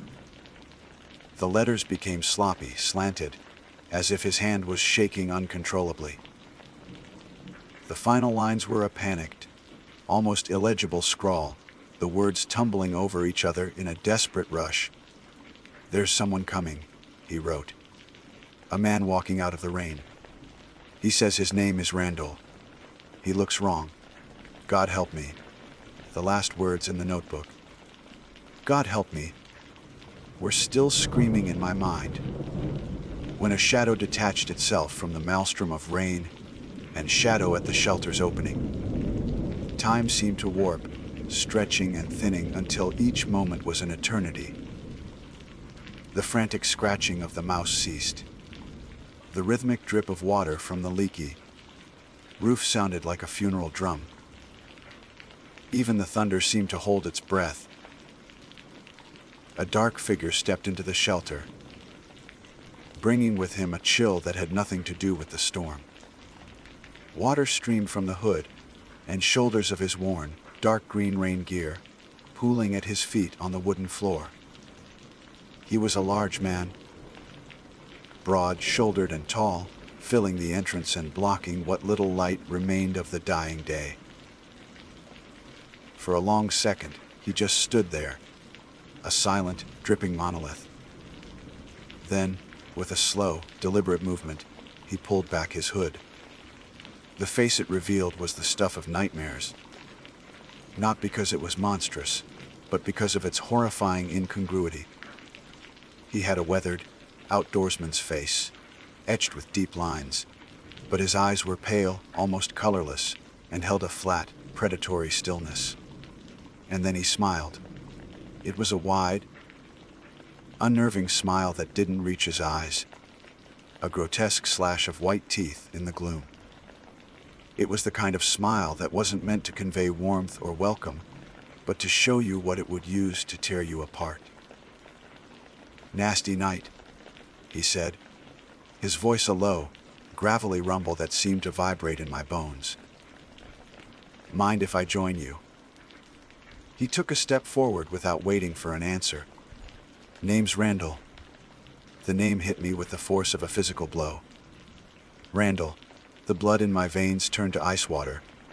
My fingers, still clutching the flimsy notebook, went numb. My mind, the logical, map, making part of me, scrambled for purchase but found only the sheer, slick face of terror. It wasn't just a name from a forgotten entry in a logbook. It was a name I recognized. It was a name whispered around campfires, a boogeyman story used to scare rookie hikers. Randall Lee Smith. A murderer who had preyed on hikers in these very mountains decades ago. A man who had been caught, imprisoned, and was supposed to be long dead or locked away forever. My throat closed up. I was staring at a ghost, a legend brought to life, or worse. A story that was doomed to happen all over again, with me in the starring role. I must have made some sound, a choked gasp or a whimper, because his smile widened, if that was even possible. "You are right there, Atlas?" he asked, his pale eyes glinting. He knew my trail name. The realization was another jolt, another crack in the foundation of my sanity. How could he know my trail name? I hadn't seen another soul for 2 days. I hadn't written it in this shelter's register yet. The notebook in my hand suddenly felt like it weighed 100 pounds. Stonewall's notebook. Was this his ghost, come to warn me? Or was Randall the ghost, a malevolent spirit tied to this place? Just startled. I managed to croak, my voice sounding thin and reedy. I quickly shoved the notebook behind my sleeping bag, a clumsy, obvious movement. His eyes tracked the motion, and the ghost of a chuckle rumbled in his chest. "Easy to get spooked out here," he said, shrugging off his pack with a heavy thud. It was an old canvas pack, the kind you might see in a museum, dark with age and stained with things I didn't want to identify. He began to unstrap a bedroll from the top. These woods have a way of getting in your head. All the quiet. It ain't natural for a man. He spoke with a strange, folksy cadence, but his words felt rehearsed, polished by repetition. He moved with an unnerving economy of motion, no wasted gestures. He laid out his sleeping bag, a drab, military, issue thing. On the bunk opposite mine, right next to the spot where the roof was leaking. He looked up at the steady drip, drip, drip. "Damn leak's still here," he muttered, almost to himself. "Been dripping in that same spot since, well, for a long, long time." He looked directly at me, his pale eyes pinning me in place. "You noticed that?" I could only nod, my mouth too dry for words. Every rational explanation was evaporating like mist in the sun. This wasn't a coincidence. This wasn't my imagination. This was real. The man from the notebook was here. He sat down on his sleeping bag, the wooden platform groaning under his weight. The storm raged on, a fitting soundtrack to the horror unfolding in the small, three-sided room. For a while, we sat in silence, the only sounds being the thunder and the rain, and the terrifyingly calm sound of Randall's breathing. He seemed perfectly at ease, as if he owned the place.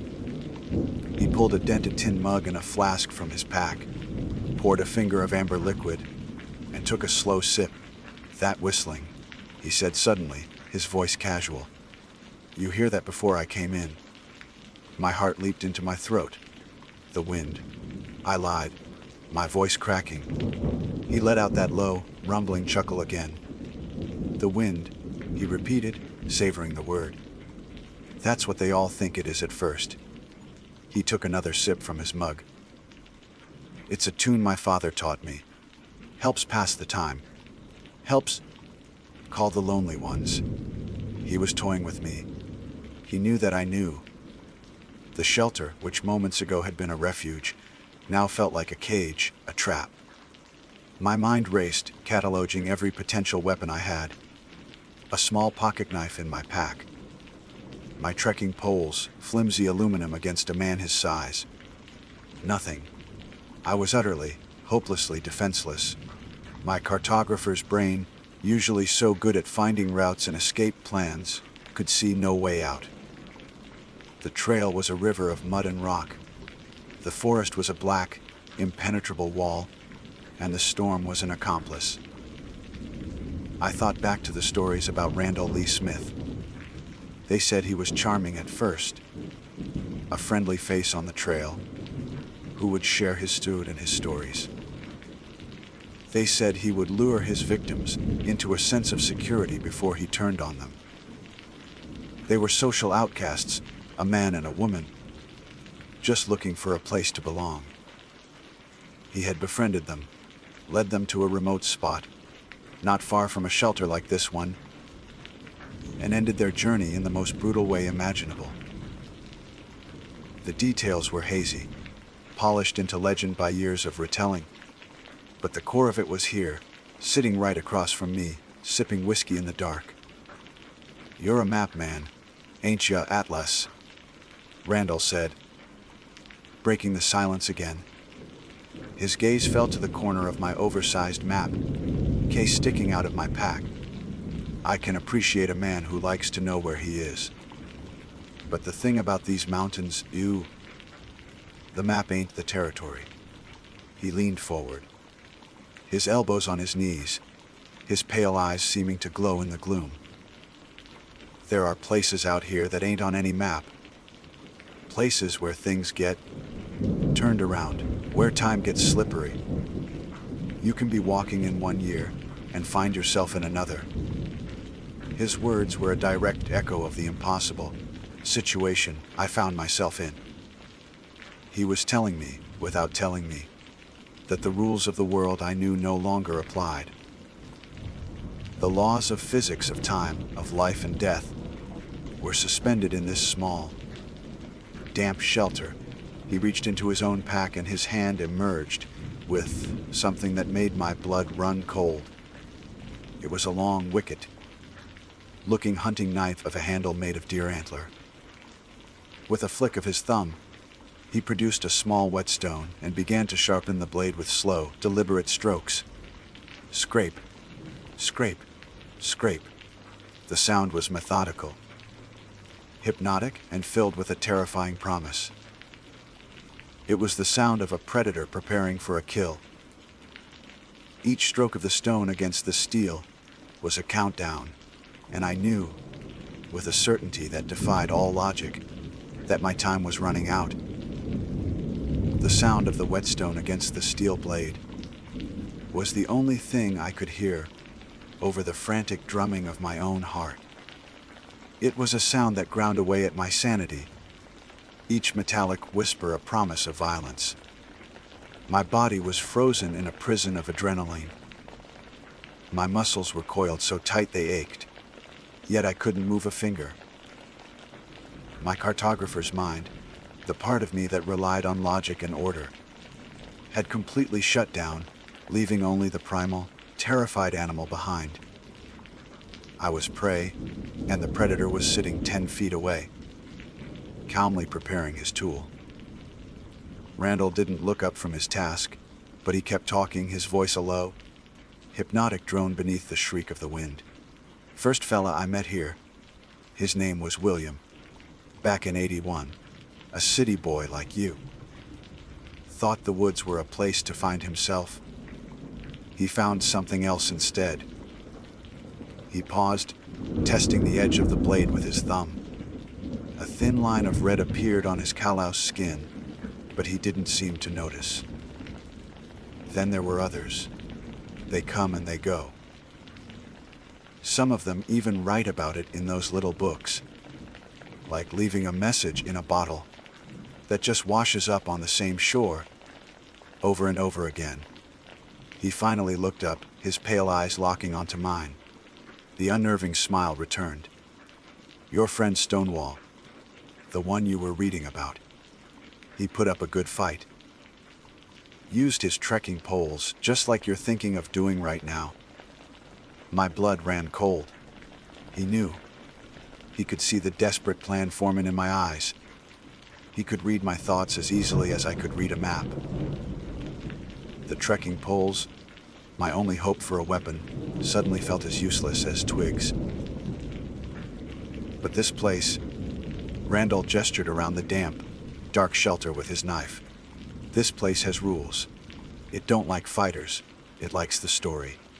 And the story is always the same. The storm, the shelter, the visitor. He leaned forward, his voice dropping to a conspiratorial whisper. And the warning. Every time someone leaves a warning. And every time, it's the warning that seals the next fella's fate. It's what holds you here. It's the anchor. He was right. The notebook entry hadn't been a warning that I could heed.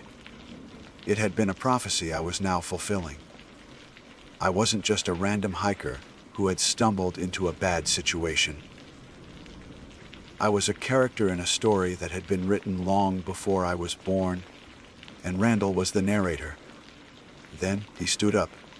The movement was fluid, impossibly fast for a man his size. The scraping stopped. The countdown was over. In that instant, the animal part of my brain took over.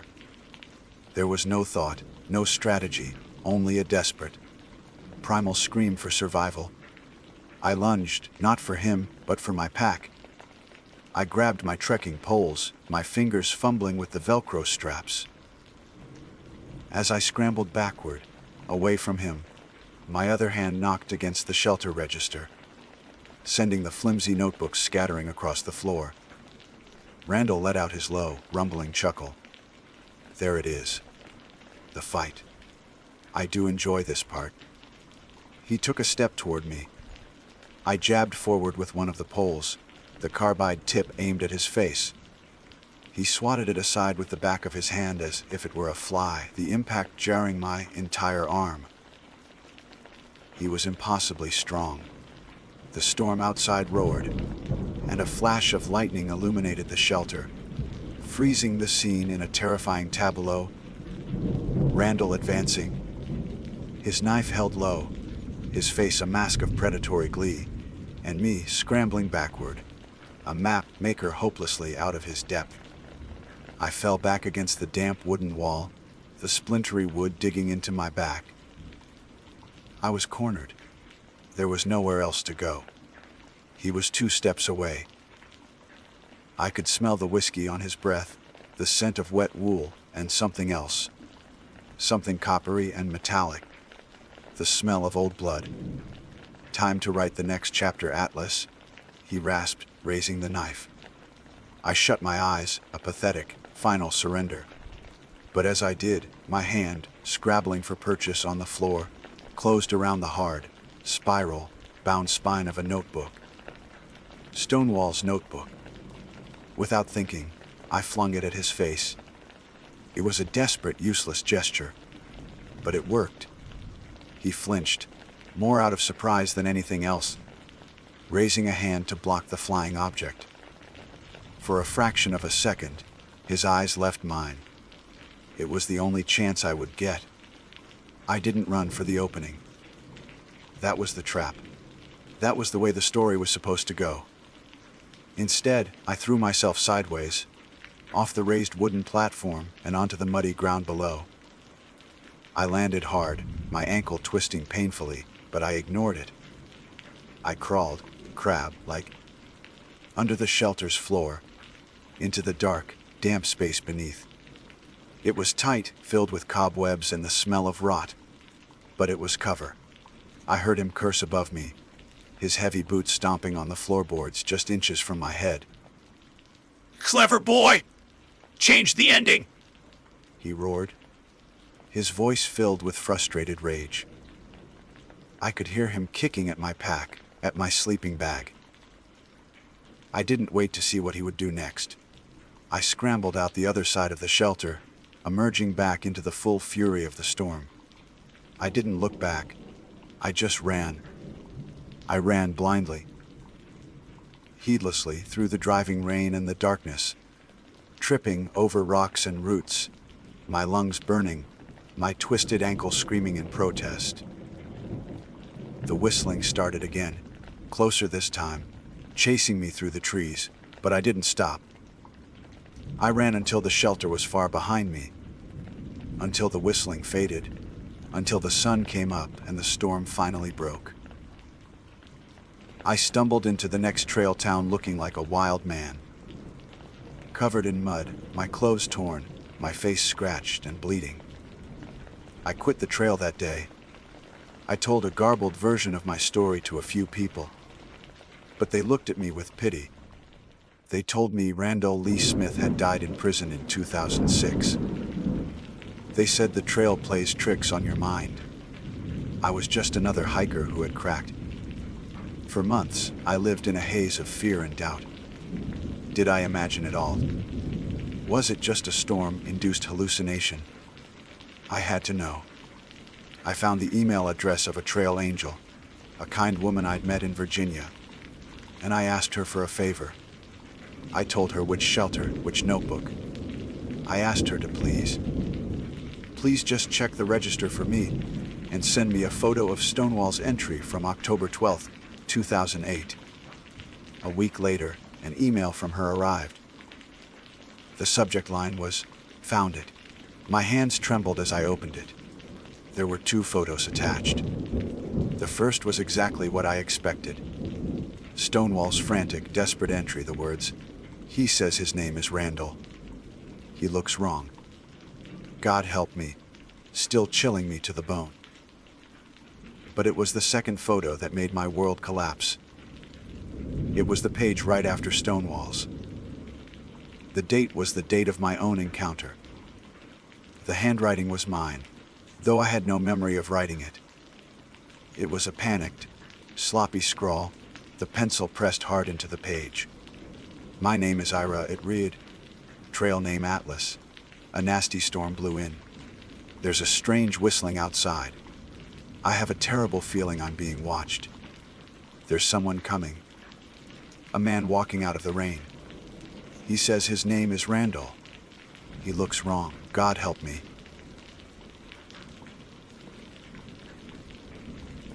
My name is Alifair, though few people in my day. Today life would recognize the woman I become once I'm deep in the embrace of the wilderness.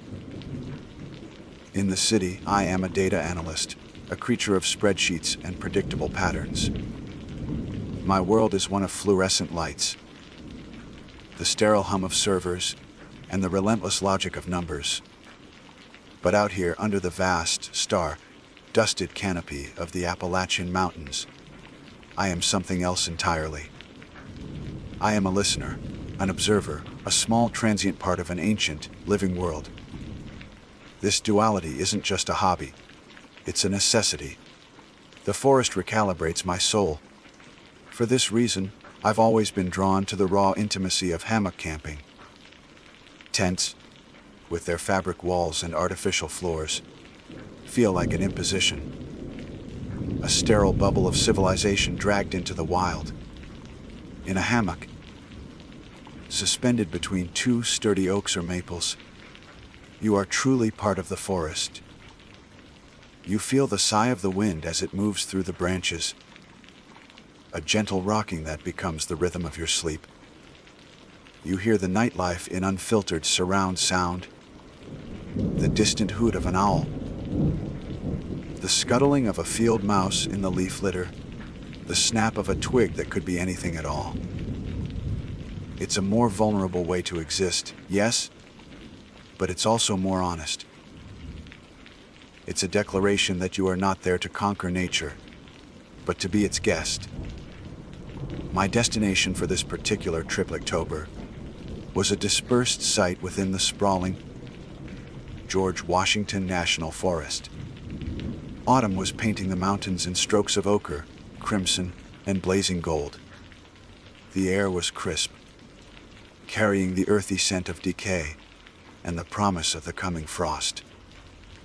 I had driven for hours, leaving the highways for winding back roads, and finally for a gravel service lane that rattled the bones of my old truck. From there, it was a 2-mile hike into the woods, my pack feeling like a familiar friend on my shoulders. I wasn't looking for a designated campground with fire pits and picnic tables. I was seeking solitude in its purest form. After an hour of searching, I found the perfect spot. It was a small, natural clearing on a slight rise, dominated by two ancient-looking poplar trees, spaced just right for my hammock. A thick carpet of fallen leaves cushioned the ground, and a gentle slope led down to a gurgling creek, about 100 yards away. Close enough for water, far enough for privacy and to avoid disturbing the ecosystem at its edge. The afternoon sun filtered through the thinning canopy, dappling the forest floor in shifting patterns of light and shadow. It was idyllic, a place of profound peace. I felt the tension of my city life begin to melt away with every breath of clean, cool air. Setting up camp is a ritual I cherish. I unrolled my hammock, cinching the straps carefully around the tree trunks, testing the tension until it was just right. Above it, I strung up my tarp, a diamond of Synalon, ammoed to protect me from any unexpected rain and to trap a little pocket of warmth. My sleeping bag and quilt were fluffed and laid out, a cozy sanctuary waiting for the night. I organized my small cooking setup on a flat rock and filtered water from the creek, the simple, methodical tasks focusing my mind and grounding me in the present moment. As dusk began to settle, painting the sky in shades of violet and bruised orange, the temperature dropped significantly. The cold seeped into the ground, a palpable presence that bit at my exposed skin. This is where my mistake began. It wasn't born of ignorance, but of a quiet, creeping laziness, a sin I rarely commit in the wild. I am a firm believer in the principles of leave no trace. I pack out every scrap of trash. I camp on durable surfaces, and I know with absolute certainty the rule about human waste. You are supposed to urinate at least 200 feet from your camp and any water source, preferably on rocks or bare ground, where the salts in your urine won't attract wildlife and lead them to dig up fragile vegetation. I knew the rule, but the warmth of my down quilt was a siren's call. The thought of pulling on my boots, grabbing my headlamp, and stumbling 100 paces into the dark, cold woods felt like a monumental effort. It's just me out here, I rationalized to myself. What's the harm? So, I found a spot just off the main clearing, a patch of dark earth at the base of a gnarled pine tree, perhaps 20, maybe 30 feet from my hammock. I used it once before turning in for the night. The brief exposure to the biting air, making me scurry back to the warmth of my sleeping bag with a shiver. The first night was exactly what I had hoped for. The forest sang its gentle lullaby. Sometime after midnight, I was woken by a soft rustling. It was close. I lay perfectly still, my ears straining. Then came a delicate, wet snort. Deer. They had been drawn to the salt, just as the leave no trace guidelines predicted. A small smile touched my lips in the darkness. It felt like a secret connection, a quiet confirmation that I was sharing this space. I listened to them for a while, the gentle sounds of their presence a comfort, rather than a threat, before drifting back to sleep. The second day was spent exploring.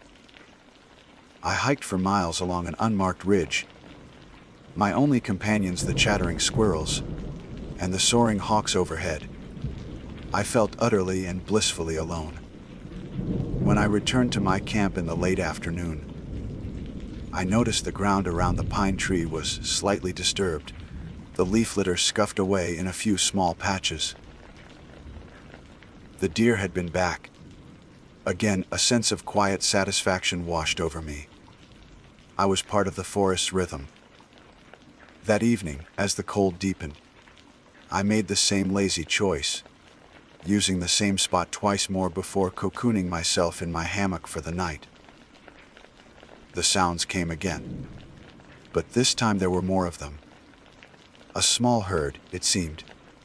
I could hear their cautious steps, the occasional puff of their breath in the cold air. It was still charming, still a novelty. I felt like Snow White, a friend to the forest creatures. It was a foolish, romantic notion, and it would be the last peaceful thought I would have. The third night, the atmosphere felt different. The air was heavier, the silence between the gusts of wind more profound. As I lay there, suspended in the inky blackness, I waited for the familiar, delicate sounds of the deer. But the sound that finally broke the silence was wrong. It wasn't the light, careful tread of a hoof. It was heavier, slower, a deliberate, weighty step that pressed the leaves down with a damp crunch. One step, then another. It was moving with a purpose that felt different from the grazing of a deer. And then came the other sound, a wet, viscous, lapping noise. It was a sound that bypassed my ears and went straight to the primal, instinctual part of my brain. It was the sound of something drinking, but not like any animal I had ever heard. It was a thick, slurping, scraping sound that made every hair on my body stand on end. I froze, my breath caught in my throat. The forest was no longer singing a lullaby. It was whispering a warning. Time ceased to function. Seconds stretched into glacial epochs, each one defined by the horrifying rhythm from the darkness. Slurp, scrape, slurp. My body had turned to stone within the confines of my hammock. Every muscle was locked. Every nerve ending screamed a silent alarm. My breath was a traitor, trapped in my lungs, threatening to betray me with a gasp.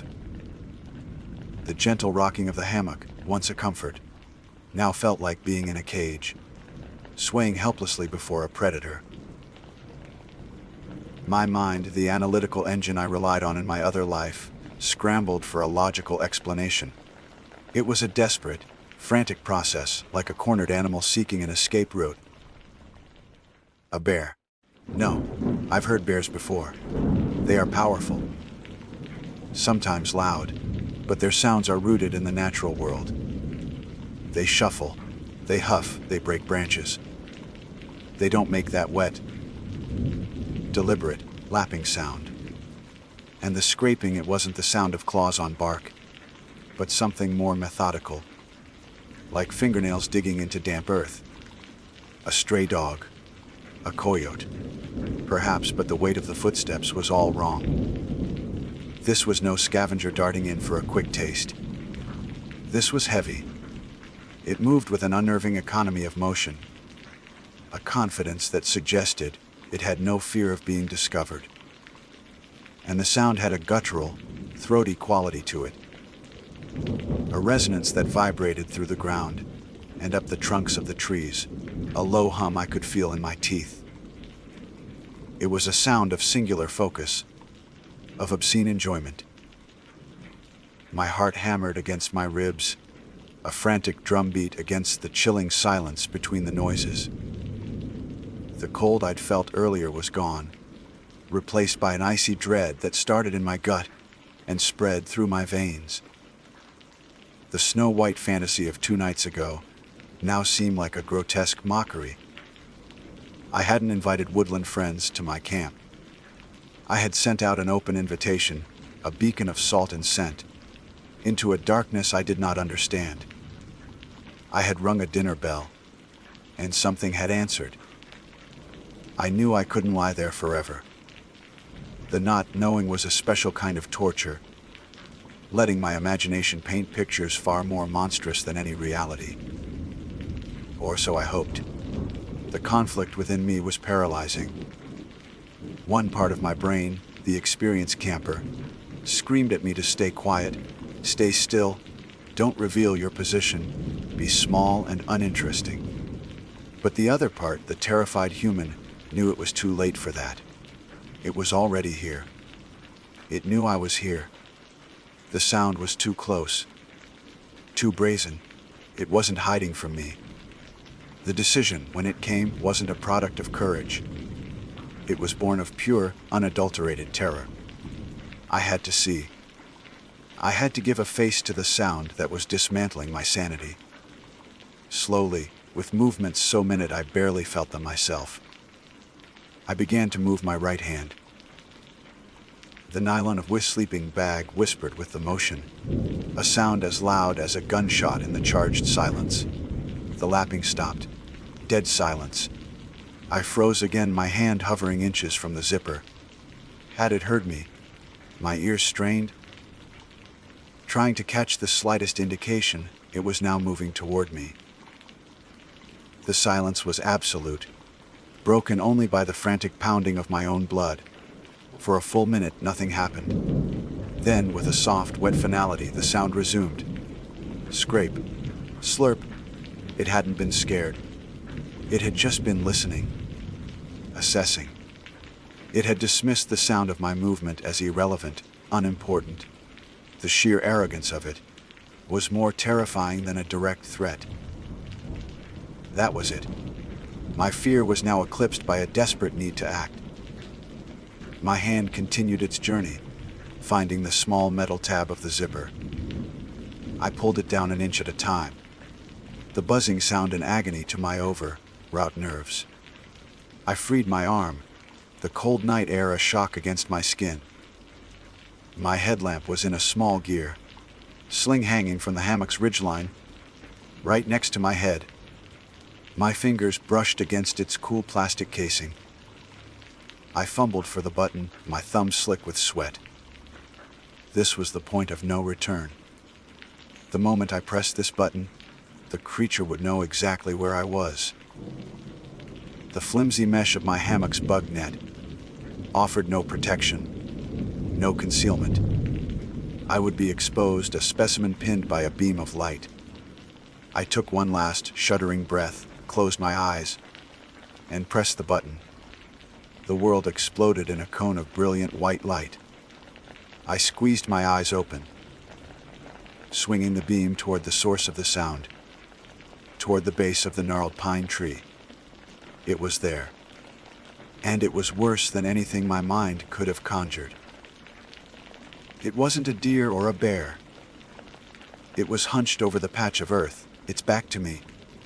The form was vaguely humanoid, but grotesquely distorted. Its limbs were too long, stretched and thin like pulled taffy, making its torso seem small and compact.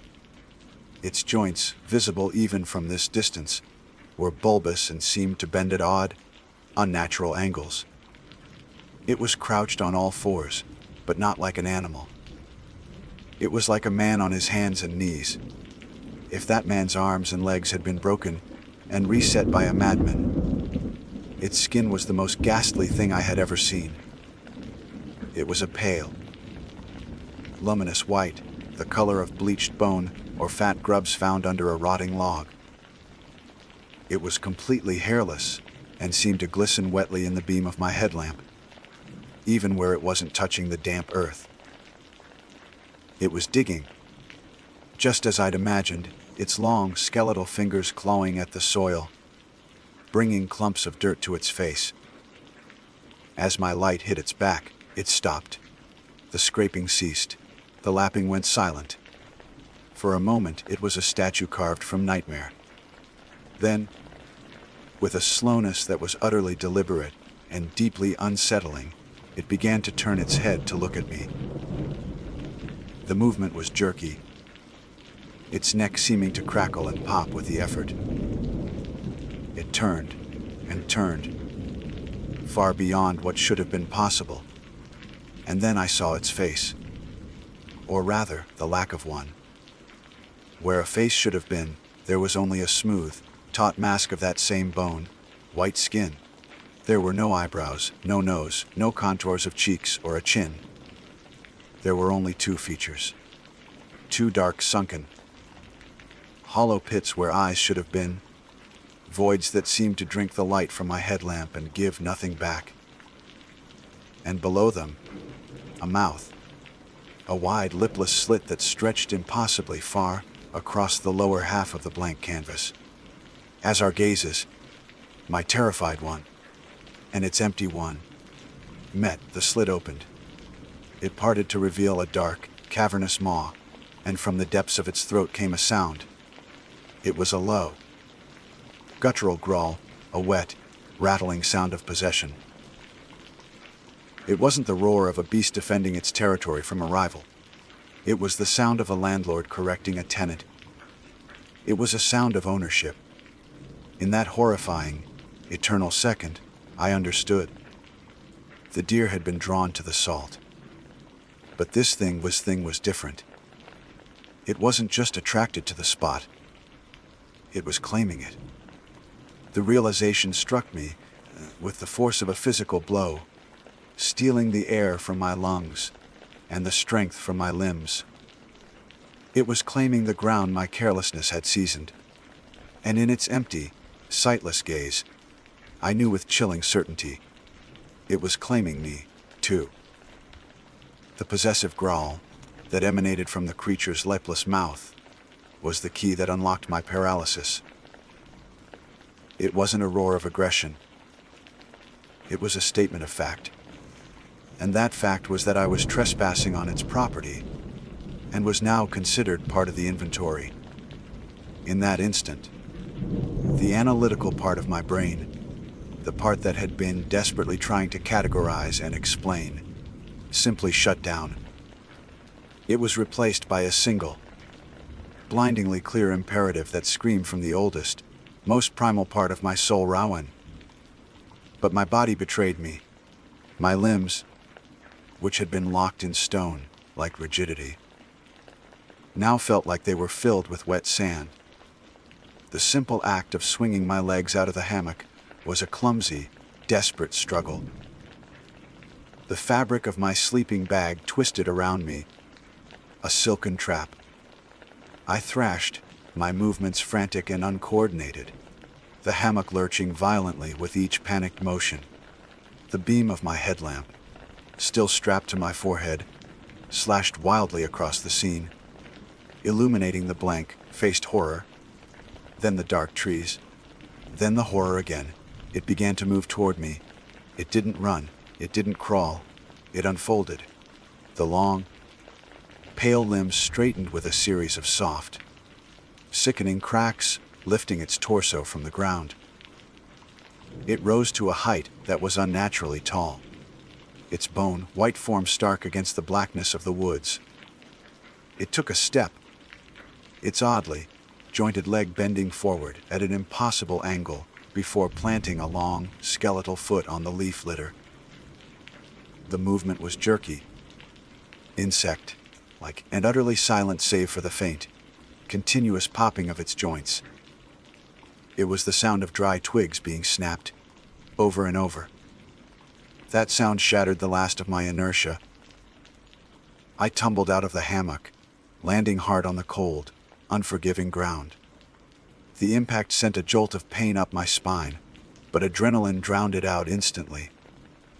I was on my feet, scrambling, my mind a vortex of pure, animal panic. Pack, gear, truck, keys. The words were a frantic mantra, a checklist for survival. My camp, once a source of pride and peace, was now a chaotic obstacle course. I lunged for my backpack, which lay against the base of one of the poplar trees. My hands, slick with a cold sweat, fumbled with the clasps. I started shoving things in with no thought to order or care. My sleeping bag was stuffed in, half unfurled. My cookpot, with last night's dinner still clinging to it, was thrown in on top. I grabbed my water filter, my jacket, anything I could touch. Crack, pop, I risked a glance over my shoulder. It was closer, 20 feet away. It moved with that same deliberate, unhurried gait, as if it knew time was on its side. Its head was tilted slightly, the two black pits of its eyes fixed on me. It wasn't chasing me. It was hurting me. I abandoned the pack. It was too slow, too cumbersome. My mind made a lightning, fast calculation of loss versus life. The expensive down quilt, the sleeping pad, the intricate hammock suspension system. All of it was meaningless. The only things that mattered were the keys to my truck and the light on my head. I had my boots on, thank God, but my jacket was still in the pack. There was no time. The cold would have to wait. My life was measured in the distance between me and that thing. I spun around and ran. The forest floor, which had felt so gentle and welcoming in the daylight, became a treacherous landscape of hidden roots and grasping branches. I plunged into the darkness outside the small circle of my camp, the beam of my headlamp bouncing frantically, creating a dizzying, strobe-like effect. Shadows leaped and danced, turning familiar trees into monstrous figures. Every rustle of leaves, every snap of a twig, was the creature right behind me. My lungs burned. The frigid air was like swallowing knives. A low, hanging branch whipped across my face, leaving a stinging welt on my cheek. I stumbled, my ankle twisting on a hidden rock, and pitched forward, my hands thrown out to break my fall. I landed hard, the impact knocking the wind out of me. The headlamp flickered and died. Plunging, absolute blackness. Panic, raw and undiluted, threatened to consume me. I was blind. Eyed it was coming. I could hear it. Crack, pop, crunch. It was still moving at that same steady pace. It didn't need to rush. It could hear me gasping for air. It could probably smell my terror. I slapped the side of the headlamp with the heel of my hand, once, twice. Nothing. My fingers scrambled over its casing, fumbling for the button, pressing it again and again. On the fourth press, the light flickered back to life, weak and yellow, but it was there. It was enough. I pushed myself up and kept running, ignoring the searing pain in my ankle. I wasn't thinking about the 2-mile trail back to the service road anymore. I was just running, fueled by a terror so profound it had become a physical force. I burst through a thicket of rhododendron, the tough leaves tearing at my clothes and skin, and found myself on the slope leading down to the creek. I half ran, half slid down the muddy bank, landing in the shallow, ice-cold water. The shock of it was immense, but it cleared my head for a fraction of a second. The truck. I had to get to the truck. I scrambled up the opposite bank, my boots heavy with water and mud. I didn't look back. I didn't dare. I could still hear the cracking of its joints, a sound that would be seared into my memory forever. It was keeping pace. Always keeping pace. After what felt like an eternity of running through a nightmare landscape, I saw it. A faint metallic glint through the trees. My truck. Hope, fierce and desperate, surged through me. I pushed harder, my legs screaming in protest, my breath coming in ragged sobs. I burst out of the tree line and onto the gravel service road, my feet crunching on the loose stones. My pocket. The keys. My hand dove in, my fingers closing around the cold, sharp metal. I reached the driver's side door, my hands shaking so violently. It took 3 attempts to get the key into the lock. The click of the door unlocking was the most beautiful sound I had ever heard. I threw myself inside, slamming the door shut and mashing the lock button. I jammed the key into the ignition. Please start, please start, please start. The engine turned over, once, twice, and then roared to life. I slammed the truck into drive, my foot stomping on the accelerator. The tires spun on the gravel, spitting rocks, before finding purchase. The truck lurched forward. As I sped down the dark, narrow road, I couldn't resist. I had to look. My eyes flickered to the rearview mirror. For a second, I saw nothing but the twin red points of my taillights reflecting back from the darkness. Then, it stepped out of the woods and into the center of the road, standing in the red glow. It stood there, tall and bone, white, its long limbs hanging at its sides. It wasn't trying to follow anymore. It was just watching me leave. As my truck rounded a bend, the last thing I saw was its head tilting, those two dark voids staring after me down the road, as if to say, "This is not over. I know who you are now." I have never packed up a camp so fast in my life. In truth, I didn't pack at all. I fled. I left behind hundreds of dollars of gear, but I would have left 1,000 times that amount. I drove for 2 hours before I saw the lights of another car, and I didn't stop until the sun was up and I was in a crowded gas station coffee shop, surrounded by the mundane beauty of normal life. I still have the welt on my cheek and a sprained ankle, but those are the shallowest wounds. The forest, my sanctuary, is now a place of deep and abiding terror in my mind. I broke a simple rule, and I woke something up, or maybe I just invited it in. And now sometimes, when I'm alone in the quiet of my apartment, I can almost hear it. A faint, distant cracking, like dry twigs snapping in the woods. My name is Dean Holloway. For most of my adult life, the wilderness has been my sanctuary, a place of profound silence and stark, honest beauty that you just can't find within the concrete confines of a city. I'm a geologist by trade, which is a convenient excuse to spend my time in the remote corners of the country. But my love for the untamed world runs deeper than my profession. It's a spiritual calling, a need to disconnect from the noise of humanity and reconnect with something more fundamental.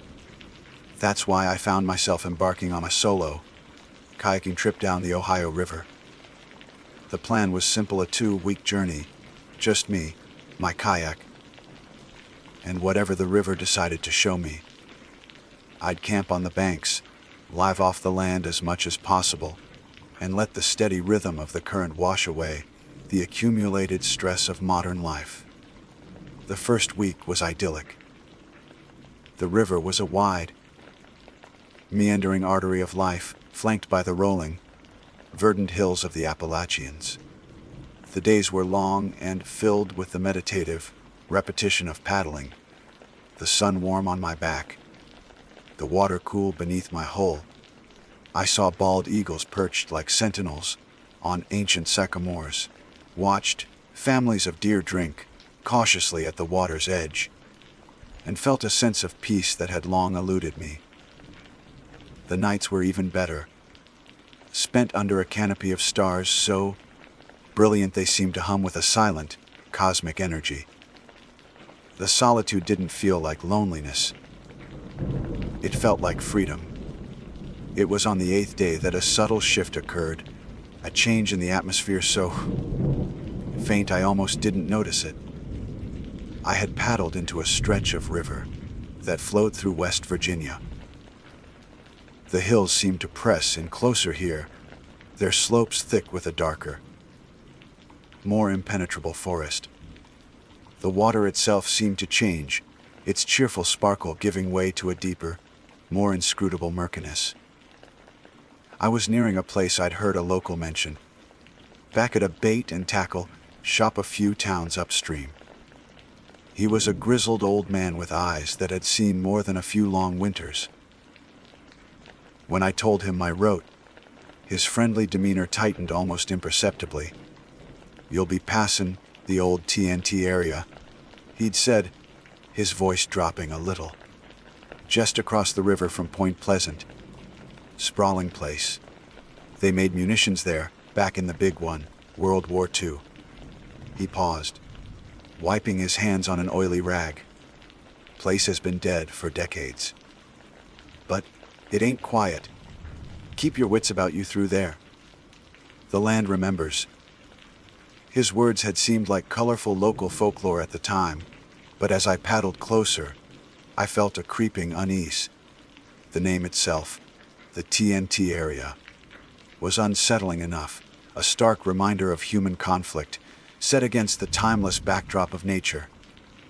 As the afternoon sun began its slow descent, casting long, distorted shadows across the water, the abandoned factory complex came into view on the opposite bank. It was a breathtakingly desolate sight, a vast, sprawling necropolis of industry. Rusting metal skeletons of buildings clawed at the sky, their skeletal frames silhouetted against the bruised purple and fiery orange of the sunset. Towering smokestacks stood like ancient, forgotten totems, their brickwork crumbling. Nature was trying to reclaim it, with thick vines strangling concrete walls and young trees sprouting from the cracked floors of what were once bustling factory floors. But it was a slow, losing battle. The place radiated a profound sense of wrongness. It wasn't just abandoned, it felt violated, like the site of a great and terrible tragedy, whose sorrow had seeped into the very soil. It felt dead, but as the old man had warned, it didn't feel quiet. It felt like it was holding its breath. I decided to make camp on my side of the river, putting the wide expanse of water between me and the unsettling ruins. I found a small, sandy clearing, a gentle slope leading down from a thicket of trees. It seemed like a perfect spot. I pulled my kayak ashore, the grating sound of its hull on the sand, unnaturally loud in the encroaching stillness. As I went about the familiar rituals of setting up camp, pitching my small tent, gathering firewood, laying out my sleeping bag, I couldn't shake the feeling that I was being watched. The sensation was so palpable, it was like a physical touch, a cold finger tracing a line down my spine. I kept glancing across the river, my eyes drawn against my will to the decaying industrial landscape. Nothing moved. The only sound was the gentle lapping of the river against the shore, and the whisper of the wind through the trees. As dusk deepened into twilight, the world was painted in shades of gray. The vibrant colors of the sunset faded, leaving behind a monochromatic and eerie stillness. I had a small fire, going its cheerful crackle doing little to dispel the oppressive atmosphere. I sat on a log, nursing a cup of coffee, trying to rationalize my fear. I was an experienced outdoorsman. I'd spent countless nights alone in the wilderness. I knew the tricks the mind could play in the dark, how shadows could twist into menacing shapes, and the wind could mimic voices. But this felt different. This wasn't just my imagination running wild. This was a primal, instinctual dread, an ancient alarm bell ringing in the deepest part of my brain. That's when I saw them. Across the river, right at the edge of the factory grounds, where the tree line met the crumbling concrete, two small circles of light appeared. They glowed with a dull, ruby red luminescence. My first thought was relief. Reflectors. They must be reflectors on a fence post or a piece of abandoned machinery. It was a perfectly logical explanation. I watched them, waiting for the beam of my headlamp to catch them again and confirm my theory. But they glowed with their own steady, internal light. They didn't need an external source. My stomach tightened. I lowered my headlamp, plunging my own campsite back into the firelight's flickering circle, but the red lights remained, unwavering. They were about 100 yards away, maybe more. Too far to make out any detail around them. For a long time, they just stayed there, two perfectly round, perfectly still points of red in the vast, gathering darkness. I tried to dismiss them again. Foxfire, I thought, a type of bioluminescent fungus. Or maybe natural gas seeping from the ground. I cycled through every rational explanation I could think of, but none of them felt right. Then, they blinked. It was a slow, deliberate blink perfectly in unison. The two red lights vanished for a second, then reappeared. My breath caught in my throat. The blood in my veins turned to ice. Reflectors don't blink. Foxfire doesn't blink. This was a conscious act. Those weren't reflectors. They were eyes. A wave of pure, unadulterated terror washed over me, so potent it was nauseating. Every survival instinct I possessed screamed at me to run, to get away, to leave everything behind and flee into the darkness. But I was frozen, mesmerized by that malevolent, unblinking stare. Time seemed to stretch and warp. Minutes felt like hours as I sat there, locked in a silent standoff with the two glowing embers across the river. The world shrank until nothing existed but me, my tiny, vulnerable fire, and those terrible, watching eyes. Then, a shape began to detach itself from the deeper darkness surrounding the eyes. It was a slow, fluid movement like a predator uncoiling. It wasn't a man, and it wasn't any animal I had ever seen or read about. It was tall, impossibly so, easily 7 feet or more. Its form was slender, almost skeletal, a man-shaped silhouette carved from shadow. It rose to its full height, a sliver of nightmare cut from the fabric of the night, and I knew, with a certainty that defied all logic, that its crimson gaze had been fixed on me the entire time. It just stood there, a silent, towering monolith of dread on the opposite bank, and I had the sickening feeling that the river between us was no barrier at all. For a moment that stretched into an eternity, the universe consisted only of the thumping of my heart in my ears and the sight of that impossible silhouette standing on the far bank of the river. My mind, the rational, scientific mind of a geologist, scrambled for an explanation. It was a trick of the light, a bizarre shadow cast by a dead tree, amplified by my own growing paranoia. It had to be. But my gut, the ancient, animal part of my brain that had kept my ancestors alive, knew better. It recognized a predator, and it screamed that the distance between us was no protection at all.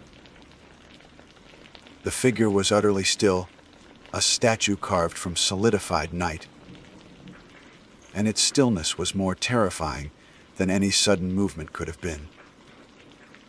It was the stillness of absolute confidence, of a creature that knows it has no equal in its domain. Then the shadow thing moved. It wasn't a step or a shift in weight. From its back, two new shapes began to unfurl. They rose slowly, deliberately, like a flower blooming in reverse, revealing themselves to be a pair of massive, membranous wings. They weren't feathered like a bird's wings. They were more like those of a bat or a pterodactyl, a vast expanse of dark, leathery skin stretched over a framework of long, slender bones. They unfolded to their full, horrifying breadth, a wingspan that easily stretched 10, maybe 12 feet across, dwarfing the humanoid form they were attached to. They blotted out the last vestiges of the twilight sky behind them, creating a perfect, terrifying silhouette. This was no trick of the light. This was real. My breath hitched, a dry rasping sound in my throat. I was completely exposed, a solitary point of warmth and life in a landscape that was suddenly, overwhelmingly hostile. The small campfire, which had been a source of comfort moments before, now felt like a beacon, advertising my presence to the monstrous entity across the water. I wanted to douse it, to shrink back into the darkness of the trees behind me, but I was paralyzed, pinned in place by those two hypnotic, glowing red eyes. They hadn't blinked again. They just stared, affixed. malevolent gaze that seemed to pierce the distance and look right through me into the deepest, most fearful corners of my soul. With a single, powerful beat of those colossal wings, the creature launched itself into the air. The movement was shockingly graceful, impossibly silent. I had expected a rush of wind, a thunderous clap of displaced air, but there was nothing. Just a smooth, effortless ascension into the night sky. It didn't flap again. It simply glided, a dark crucifix soaring across the wide, dark ribbon of the Ohio River. It moved with an unnatural speed, a terrifying phantom against the star-dusted canvas of the sky, its red eyes locked on my position the entire time. It was coming for me. The certainty of it was a physical blow, knocking the air from my lungs. The river, my perceived barrier, was meaningless to it. It was just an inconvenience to be crossed. I watched, frozen in a state of horrified awe, as the winged shape closed the distance in a matter of seconds. It was a spectacle of silent, predatory grace that defied all known laws of biology and physics. As it drew nearer, I could make out more detail. Its body was thin, almost emaciated, but corded with a lean, wiry strength. Its limbs were long and jointed at odd angles. But the head was the worst part. It was indistinct, a blur of shadow from which the two burning red orbs shone with an infernal light. There were no discernible features. No mouth, no nose, just those two hypnotic, terrifying eyes. It landed without a sound. One moment it was a terrifying shape in the air above me, and the next it was standing on the sandy bank about 50 yards from my tent. There was no thud of impact, no spray of sand, no rustle of disturbed air. It was simply there, as if it had teleported from the sky to the ground. It stood there, a 7-foot, tall, man-shaped bird of shadow, its huge wings now folded neatly against its back. The silence that followed its arrival was more profound and more terrifying than any sound could have been. The crickets had stopped chirping. The wind had died. Even the river seemed to have muted its gentle lapping against the shore. The entire world was holding its breath, waiting. My mind finally broke free from its paralysis, but my body remained locked in place. Every instinct screamed at me to run, but my legs were leaden, my muscles refusing to obey. I was a rabbit caught in the headlights of an oncoming train, acutely aware of my impending doom, but powerless to prevent it. I could feel its gaze on me, a tangible pressure against my skin. It wasn't just looking at me. It was studying me, its ancient, alien intelligence trying to comprehend the small, trembling creature huddled by the fire. The air grew cold, a pocket of unnatural chill that had nothing to do with the night temperature. The fire seemed to shrink, its flames pulling back as if in fear. Then it let out a sound. It wasn't a roar, or a screech from any animal I could identify. It was a high, pitch-piercing shriek that sounded bizarrely electronic, like a burst of modem static and microphone feedback, mixed with the cry of some tortured bird of prey. The sound vibrated in my chest and made my teeth ache with a painful, sympathetic resonance. It was a noise that didn't belong in the natural world. It bypassed my ears and drilled directly into my skull, scraping against my sanity. It was the sound of something utterly alien, something from a place where the rules of our reality do not apply. That was it for me. The sound was the key that unlocked my frozen limbs. The spell was broken, replaced by a surge of pure, primal adrenaline that was so powerful it erased all thought.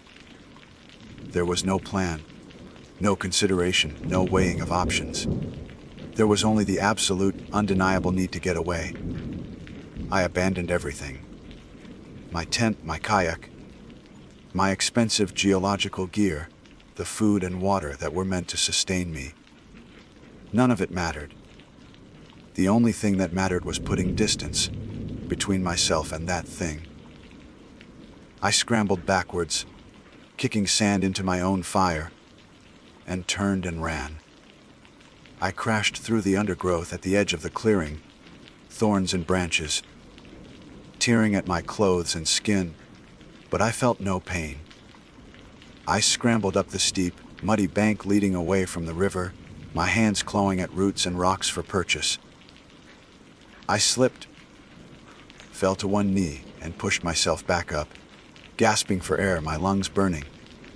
I didn't dare look back. I didn't need to.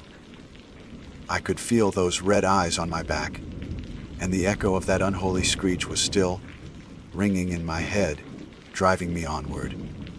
My only thought was the road. If I could just reach the road. The forest floor was a treacherous, uneven carpet of roots and fallen leaves. I ran with the reckless abandon of a cornered animal, fueled by a surge of adrenaline, so potent it bordered on delirium. Every snap of a twig behind me was the creature's footfall. Every rustle of leaves was the brush of its leathery wings. The unholy, electronic screech echoed in my mind, a relentless internal siren that spurred me on, overriding the burning in my lungs and the searing pain in my legs. I didn't have a direction. My only guide was the upward slope of the ground, a desperate attempt to put as much elevation as possible between myself and the riverbank. The darkness was absolute, broken only by fleeting, frantic glimpses of twisted tree trunks and thorny vines that tore at my face and arms like claws. I felt no pain, only a single, all-consuming thought: escape. I don't know how long I ran. Time had dissolved into a meaningless blur of terror and exertion. But then, through the dense lattice of branches, I saw a different kind of darkness, a flat, open expanse. The trees suddenly ended, and I burst out of the woods, stumbling and falling onto the cold, hard surface of asphalt. I had reached the road. I lay there for a moment on the rough, gravelly shoulder, gasping for air, my body trembling uncontrollably. The silence of the road was a stark contrast to the chaotic noise of the forest. It was a dead, empty silence, stretching in both directions into an impenetrable blackness. There were no streetlights, no houses, no signs of civilization other than the faded yellow line painted down the center of the pavement. I pushed myself up, my legs shaking so badly I could barely stand. My clothes were torn, my skin was a mess of bleeding scratches, and I was covered in mud and grime. I looked back at the wall of trees I had just emerged from. It was a solid, black mass, a gaping maw that had spit me out. I listened, straining my ears for any sound of pursuit, for the beat of colossal wings or the echo of that terrible cry.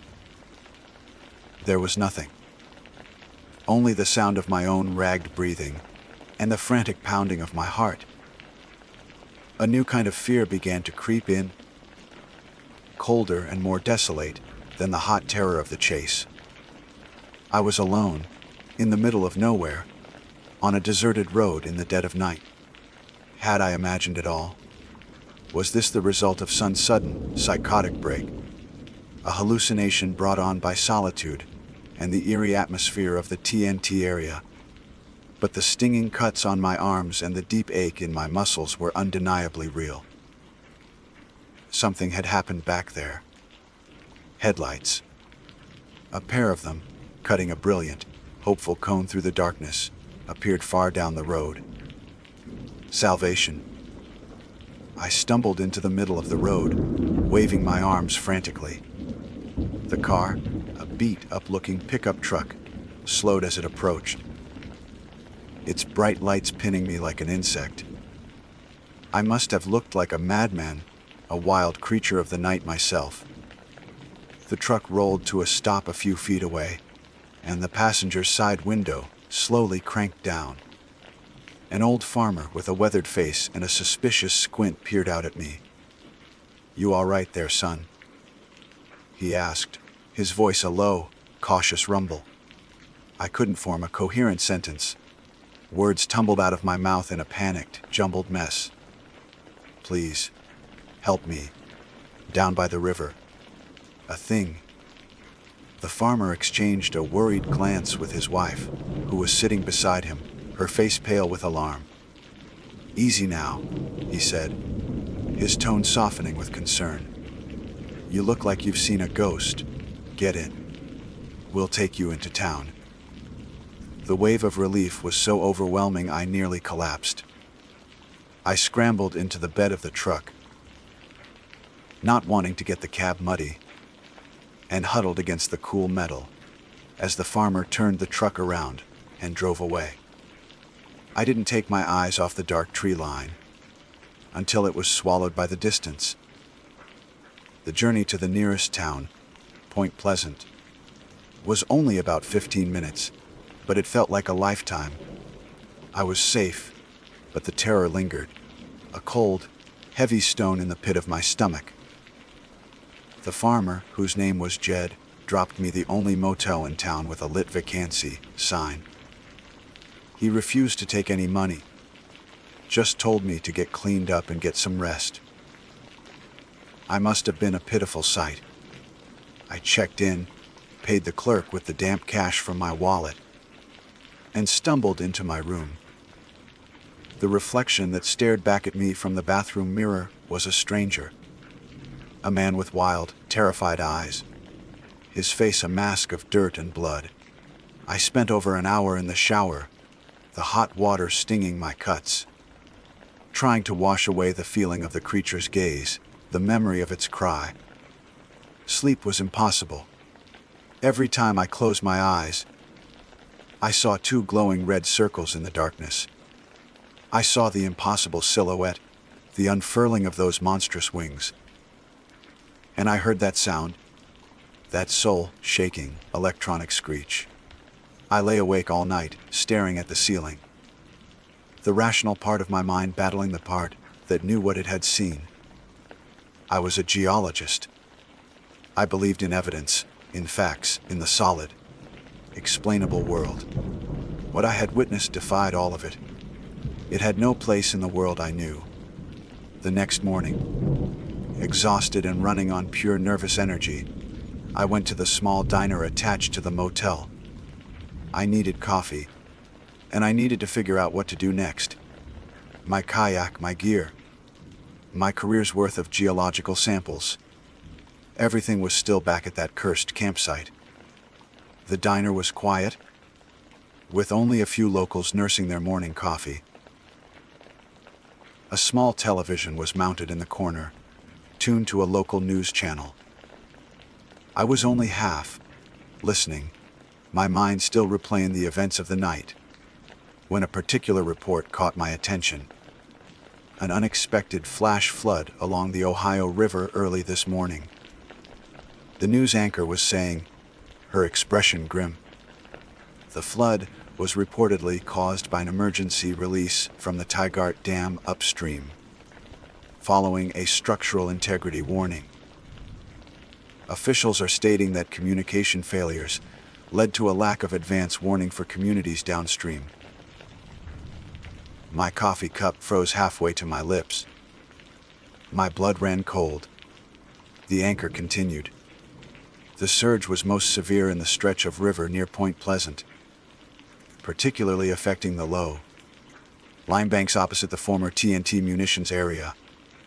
A map appeared on the screen, a red circle highlighting the exact location. It was my campsite. The sandy clearing, the thicket of trees, everything. The news report showed footage of a churning, brown torrent of water, filled with debris, rushing through the very spot where I had pitched my tent. The river had risen at least 15 feet, swallowing the banks whole. I stared at the screen, my mind struggling to connect the pieces. The flash flood had roared down the river just after dawn. I had fled the campsite around midnight. If I had stayed, if I had dismissed the creature as a hallucination and gone to sleep in my tent, I would have been swept away without a chance. My tent, my kayak, my gear. It was all gone, but not because I had abandoned it. It was gone because it had been obliterated by a wall of water. And then, the final, chilling realization washed over me, a wave of ice that was far more terrifying than the creature itself. The high-pitched, electronic screech. The terrifying presence that had driven me from my camp in mortal fear. It hadn't been a threat. It hadn't been a predator's cry. It had been a warning. The Mothman, or whatever that impossible creature was, hadn't come to hurt me. It had appeared on the bank, a silent omen of a disaster only it could foresee. It had revealed itself, a terrifying spectacle of wings and glowing red eyes, to get my attention. And when that wasn't enough, it had let out that horrifying, otherworldly shriek, the only sound it could make, to scare me away, to force me to run for my life. It had saved me. I sat there in that small town diner, the world spinning around me. The fear was still there, a deep, primal knot that would likely never untangle. But now it was intertwined with something else, something far more complex and unsettling, a profound, terrifying awe. I had come face to face with something from outside, the realm of human understanding, a creature of shadow and legend, and it had acted not with malice, but with a purpose that was both terrifying and benevolent. It had come to warn me, and I was alive because I had listened. My name is Dr. Oscar Holloway. I hold a doctorate in wildlife biology with a specific focus on herpetology, the study of reptiles and amphibians. For the better part of 2 decades, my career has been a nomadic existence, taking me from the dense rainforests of the Amazon to the arid deserts of Arizona. My work is my life, a passion forged in childhood, catching garter snakes in my backyard, and later honed in the sterile, focused environment of a university laboratory. I am a man of science, of data, of observable facts. I believe in ecosystems, in predator-prey dynamics, and in the logical, often brutal, laws of nature. I have never believed in ghosts, monsters, or things that go bump in the night. My world is one of tangible evidence, not of folklore or superstition. My assignment in the late autumn of 2018 was one I had pursued for years, a grant-funded expedition to locate and document the Louisiana pine snake, Pituophis rutheni. To the uninitiated, it's just a snake. To a man like me, it's the holy grail.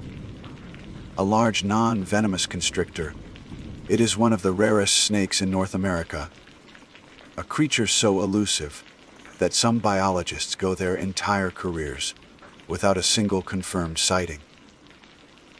It spends most of its life underground in the burrows of pocket gophers, making it a phantom of the forest floor. Its presence is an indicator of a healthy, intact longleaf pine ecosystem, an ecosystem that is itself vanishing. To find it is not just a professional victory, it is a sign of hope. The search area was the Kisatchie National Forest in Louisiana. It's a sprawling expanse of over 6,000 acres, a patchwork of rolling pine, covered hills, hardwood bottomlands, and murky, cypress-choked bayous. It is a place of profound, almost primal beauty. The longleaf pines, some centuries old, stand like ancient sentinels, their needles whispering in the wind. The air is thick with the scent of pine, damp earth, and the sweet, cloying smell of decay that is the perfume of any healthy forest. My specific target area was a remote section within the Wind Ranger district, a place the locals had a more ominous name for: the Devil's Swamp. I'd heard the name from an old park ranger during my initial briefing. He'd drawn a rough circle on my topographical map with a thick, shaky finger. "You can go anywhere else you want, son," he'd said, his voice low and serious. "But I'd stay clear of the Devil's Swamp. Water there's black as sin, and the cypress knees look like bony fingers reaching up from the grave. It's a maze. People get turned around in there. Some don't get turned back around." I'd offered him a polite, academic smile. I was equipped with a high-end GPS with a satellite uplink, a personal locator beacon, detailed maps, and a compass. I had survived weeks in far more dangerous and remote terrains. Getting lost, while always a risk, was one I was trained and equipped to mitigate. As for the name, I chalked it up to local folklore, the kind of spooky tale that springs up around any patch of wilderness to warn off children and tourists. Every remote place has its version of a boogeyman. For the first 3 days, my search was methodical and fruitless, but not unpleasant. I hiked for miles through the pine savannas, my boots crunching on the carpet of fallen needles. The forest was alive with the sounds of woodpeckers, drumming against bark, and the rustle of unseen creatures in the undergrowth. I found plenty of evidence of other life: the tracks of deer, the scat of a coyote, the discarded shells of turtle eggs, but no sign of the pine snake. On the 4th day, guided by a documented sighting from nearly a decade prior, I made the decision to enter the Devil's Swamp. The transition was immediate and stark. The open, sun-dappled pine forest gave way to a dense canopy of cypress and tupelo trees that plunged the world into a perpetual twilight. The ground softened, my boots sinking into the rich, black mud. The air grew heavy, still, and saturated with a humidity so thick it felt like I was breathing water. The water of the sloughs was just as the ranger had described it: black and opaque, reflecting the tangled branches above like a dark, shattered mirror. And the cypress knees, thousands of them, jutted from the mud and water like gnarled, skeletal fingers. The silence was the most unsettling part. In the pine forest, there was a constant symphony of life. Here, the world was muffled. The buzzing of insects was a low, monotonous drone, and the calls of birds were distant and rare. The only prominent sound was the soft, sucking noise my boots made with every step, and the occasional, startling splash of a fish or a turtle sliding log into the black water. I spent hours navigating the labyrinthine waterways, my eyes scanning the ground, the base of trees, any patch of dry land where a snake might emerge to bask. My scientific focus was a shield against the oppressive atmosphere. I was not in a haunted swamp. I was in a unique wetland habitat. The cypress knees were not bony fingers. They were pneumatophores, specialized roots for oxygen exchange. The silence was not unnatural. It was a result of the specific fauna adapted to this environment. I repeated these facts to myself, a mantra of reason against a rising tide of primal unease. As the afternoon began to wane, the sky, visible only in slivers through the dense canopy, turned a bruised purple. It was then that the fog began to roll in. It wasn't a gradual misting. It was a thick, white wall that moved with an unnerving speed. It didn't drift through the trees so much as it materialized from the surface of the water itself, rising in ghostly tendrils that coalesced into an impenetrable blanket. Within minutes, my visibility was reduced to less than 15 feet. The cypress trees, my main navigational landmarks, dissolved into vague, monstrous shapes in the gloom. My training, my every instinct, screamed at me to turn back. I checked my GPS. I had a clear track, a digital breadcrumb trail leading me back to my truck. But I was so close. The coordinates of the decade. Old sighting were less than a quarter-mile away. It was a tantalizing pull for a man who had dedicated his life to this quest. To turn back now, to be defeated by a simple weather phenomenon, felt like a personal failure. Just a little further, I told myself. Check the spot, then head back. The fog will burn off. It was the single greatest miscalculation of my entire life. I pressed on, my world shrinking to a small circle of murky white. The GPS was a comfort, but it couldn't show me the cypress knee right in front of my foot, or the sudden drop, off into a slough. I was moving slower now, one hand outstretched, feeling my way forward like a blind man.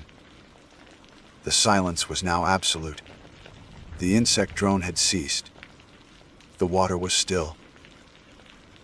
It was as if the fog had suffocated the very world, leaving me as the only living, breathing thing in a sea of white. That's when I first heard it. It was a soft, wet, plopping sound. It was indistinct, and for a moment, I rationalized it could be anything. A piece of bark falling from a tree, a large turtle, a fish.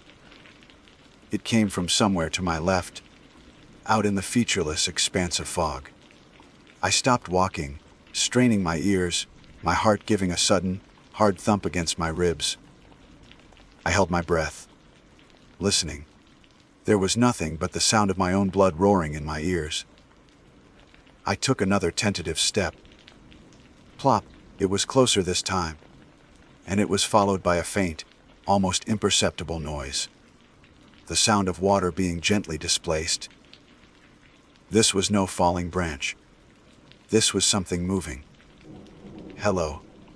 I called out, my voice sounding thin and absurdly loud in the oppressive silence. Is someone there? The only answer was the echo of my own question, quickly swallowed by the dense, white fog. My logical mind immediately began cycling through possibilities. Alligator. The swamps are full of them. A large bull gator could certainly make a sound like that, slipping from a muddy bank into the water. Or perhaps a large gar, or even a feral hog wallowing in the shallows. These were known, quantifiable creatures. Dangerous, yes, but understandable. I unclipped the powerful LED flashlight from my belt, its beam cutting a sharp, but surprisingly short, cone through the thick vapor. I swept the light back and forth in the direction of the sound. The beam illuminated nothing but the ghostly white curtain of the fog itself, swirling and eddying as if disturbed by my presence. The light seemed to go nowhere, creating a bizarre, claustrophobic effect, as if I were standing in a small, brightly lit room with white walls that were constantly in motion. I took another step, my boots making a thick, sucking sound in the mud. Plop. Slosh. The sound was different now. Not just a drop, but a sense of weight behind it. Followed by the distinct sound of something heavy dragging through shallow water and mud. It was closer, perhaps no more than 30 feet away, just beyond the effective range of my flashlight. The sound was rhythmic, deliberate. Plop, slosh, drag. It was the sound of locomotion, but a type of locomotion I couldn't place. It wasn't the slithering of a snake or the four-legged gait of a mammal. It was a clumsy, wet, and heavy cadence. The alligator theory was beginning to feel less plausible. Their movements, while powerful, are often characterized by stealth and silence until they strike. This was not silent. This was methodical, almost insolent in its lack of stealth. Then came the smell. It wasn't the familiar earthy scent of swamp decay. This was something else entirely. a foul odor that drifted through the fog on a non-existent breeze. It was a coppery, metallic smell, like old blood, layered with a sickly, sweet scent of rot that was deeper and more pungent than decomposing vegetation. It was the smell of a slaughterhouse, of meat left too long in the sun. My stomach clenched. As a biologist, I was no stranger to the smells of death and decay, but this was different. It was concentrated, pervasive, and utterly vile. It clung to the inside of my nostrils and coated the back of my throat. A wave of primal fear, cold and sharp, washed over me. This was a feeling that bypassed my intellect entirely. It was an ancient, animalistic response to a perceived predator. My hand, still holding the flashlight, began to tremble. My carefully constructed wall of scientific rationalization was beginning to crumble. I was alone, in a disorienting fog, in a place locals called the Devil's Swamp. And I was being stalked by something large that smelled of blood and death. The old ranger's words echoed in my mind. Some don't get turned back around. I fought to regain control, to force my brain back into analytical mode. Unknown species, a known animal exhibiting aberrant behavior. My professional curiosity warred with the instinct screaming at me to run. I had to see it. I had to know what it was. A discovery, even a terrifying one, was still a discovery. Taking a deep, shaky breath that filled my lungs with the putrid air, I took another cautious step forward, sweeping the flashlight beam in a frantic arc. The beam caught something, not the creature itself, but its effect on the environment. Ripples on the surface of the black water, moving in a slow, circular pattern. It was circling me. The realization hit me like a physical blow. This wasn't a chance encounter. This was a predator assessing its prey. The slow, deliberate sounds, the circling movement. It was classic hunting behavior. My heart hammered against my ribs, a frantic drumbeat in the suffocating silence. The scientific observer in me was gone, replaced by the terrified animal that knew it was on the menu. I decided in that instant. The snake, the research, the grant, none of it mattered. Survival was the only imperative. I turned to retreat, to follow my GPS track back the way I came. But in my rising panic, I was careless. My right foot snagged hard on a submerged cypress knee. My momentum carried me forward, and I went down with a cry of alarm, my body twisting awkwardly. My head struck something, a log or another root, and for a second, the world exploded in a flash of white stars. The flashlight, my only source of light in this ethereal gloom, flew from my grasp. I heard it hit the water with a sickening plunk, and then the world was plunged into an absolute, terrifying darkness.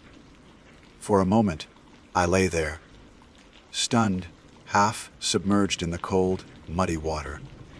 The pain in my head was a dull throb, but it was nothing compared to the sheer, suffocating terror of the blindness. The fog was so thick and the canopy so dense that there was no ambient light whatsoever. I couldn't see my own hand in front of my face. I was adrift in a sensory void, with only sound, smell, and touch to guide me. And the only sounds were my own ragged, panicked breaths and the sounds of the thing in the water with me. The plopping and dragging had stopped. Now there was only the sound of the water moving. It was right next to me. I could feel the gentle pressure of the current it created as it shifted its weight. I could hear the soft, wet rasp of its breathing. A slow, ragged, liquid sound, like air being forced through water-filled lungs. It was a sound that no animal I knew of could make. I lay perfectly still, paralyzed by a fear so profound it felt like a physical weight pressing down on me. forcing the air from my lungs. Every muscle in my body was locked tight, waiting for the inevitable attack, for the searing pain of teeth or claws. Time ceased to have meaning. I don't know if I lay there for 10 seconds or 10 minutes. It felt like an eternity, suspended in that black, foul-smelling water, listening to the wet, labored breathing of the creature beside me. I could smell it so clearly now. The stench of old blood and rot was overpowering, making me gag. Then, I felt something brush against my submerged leg. It was not the rough, armored hide of an alligator. It was cold, colder than the water, and smooth, almost slick, but with a strange, firm texture beneath the surface, like hard muscle or cartilage. It moved with a slow, exploratory pressure, a deliberate touch that was both curious and menacing. I let out a choked, involuntary whimper. The touch lingered for a heart-stopping moment before it was gone. And then, as suddenly as it had arrived, it began to move away. I heard the soft slosh and drag again, the sounds receding into the fog. The wet, ragged breathing faded.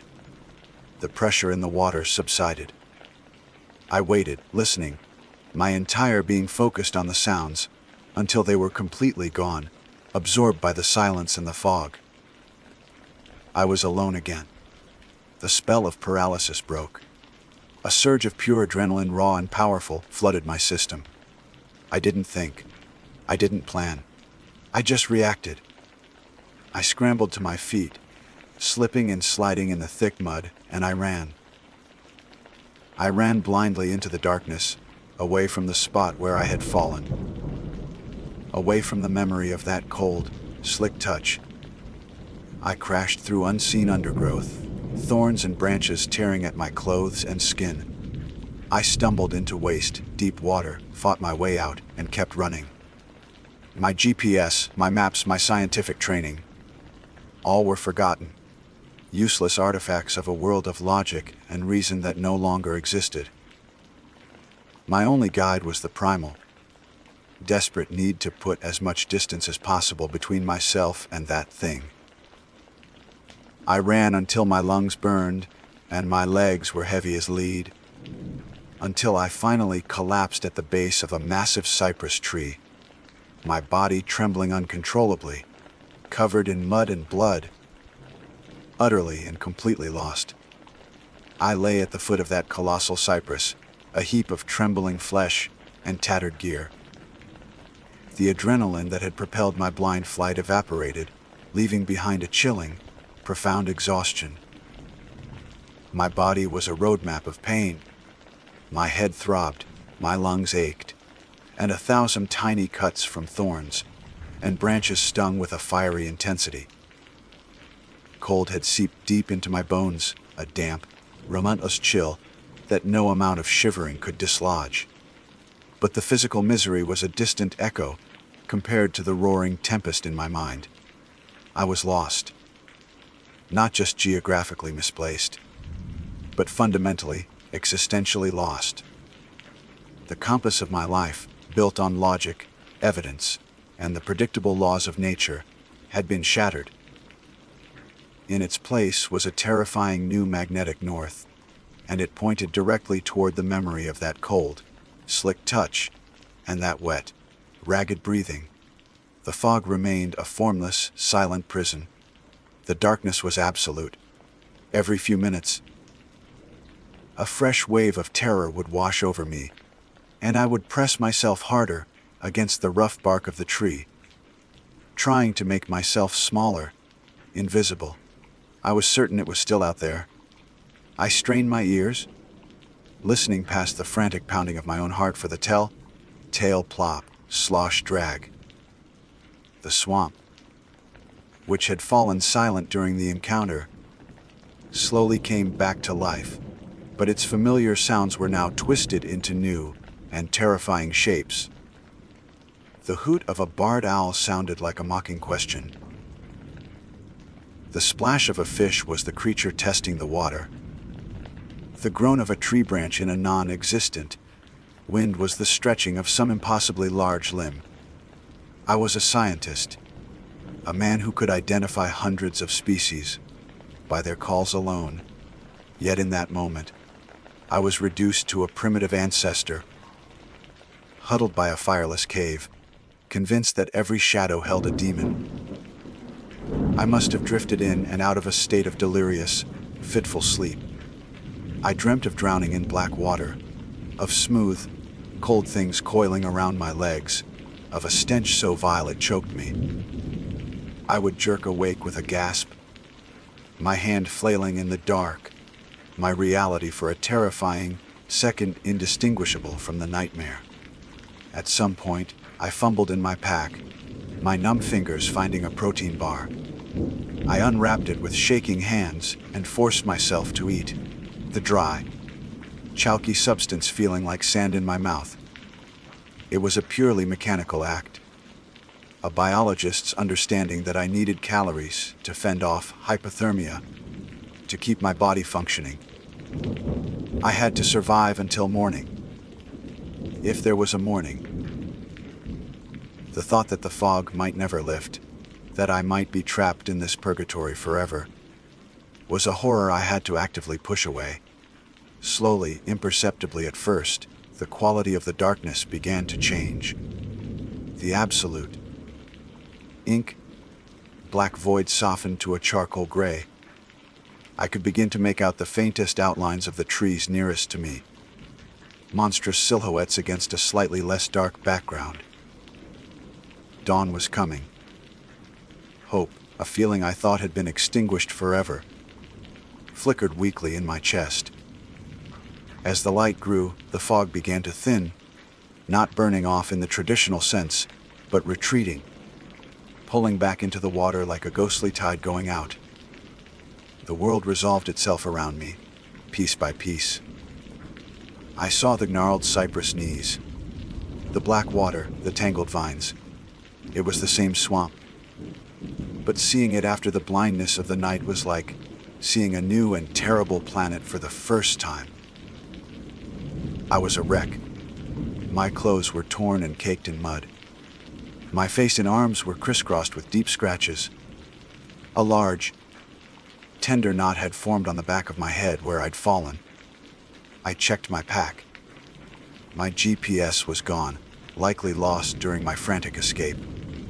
My compass, however, was still tucked in its pocket. I pulled it out. The needle quivered, then settled. North. It was the first piece of rational, dependable information I'd had in hours, and I clung to it like a holy relic. My truck was parked to the west. If I could just walk west, I would eventually hit the park road. Stiffly, painfully, I pushed myself to my feet. Every muscle screamed in protest. I took a few tentative steps, my legs unsteady beneath me.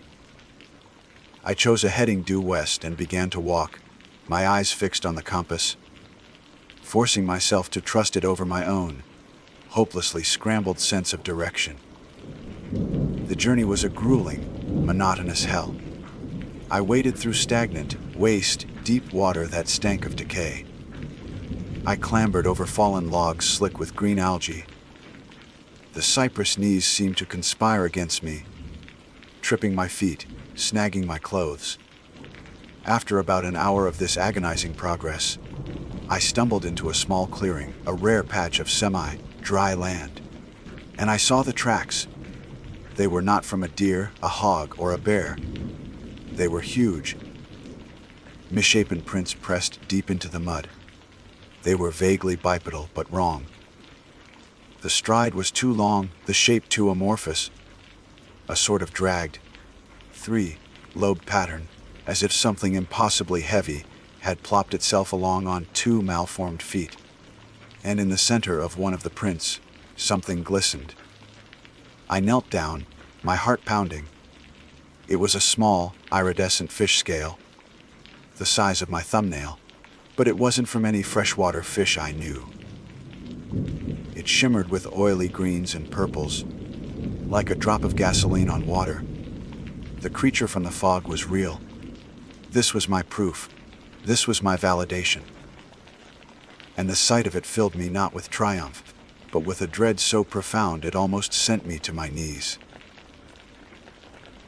I scrambled away from the clearing, my pace renewed by a fresh jolt of fear. I didn't look back. I just walked, my mind a blank slate of terror and forward motion. I don't know how many hours passed. The sun was high in the sky when I finally heard it, the distant, mechanical whine of a chainsaw. The sound was jarring, alien in this primal world, but it was the most beautiful sound I had ever heard. I changed my direction, crashing through the undergrowth toward the noise. Soon, I could smell the sharp scent of pine sap and exhaust fumes. I broke through a final line of trees and stumbled onto a muddy logging road. 100 yards away, a team of men were working.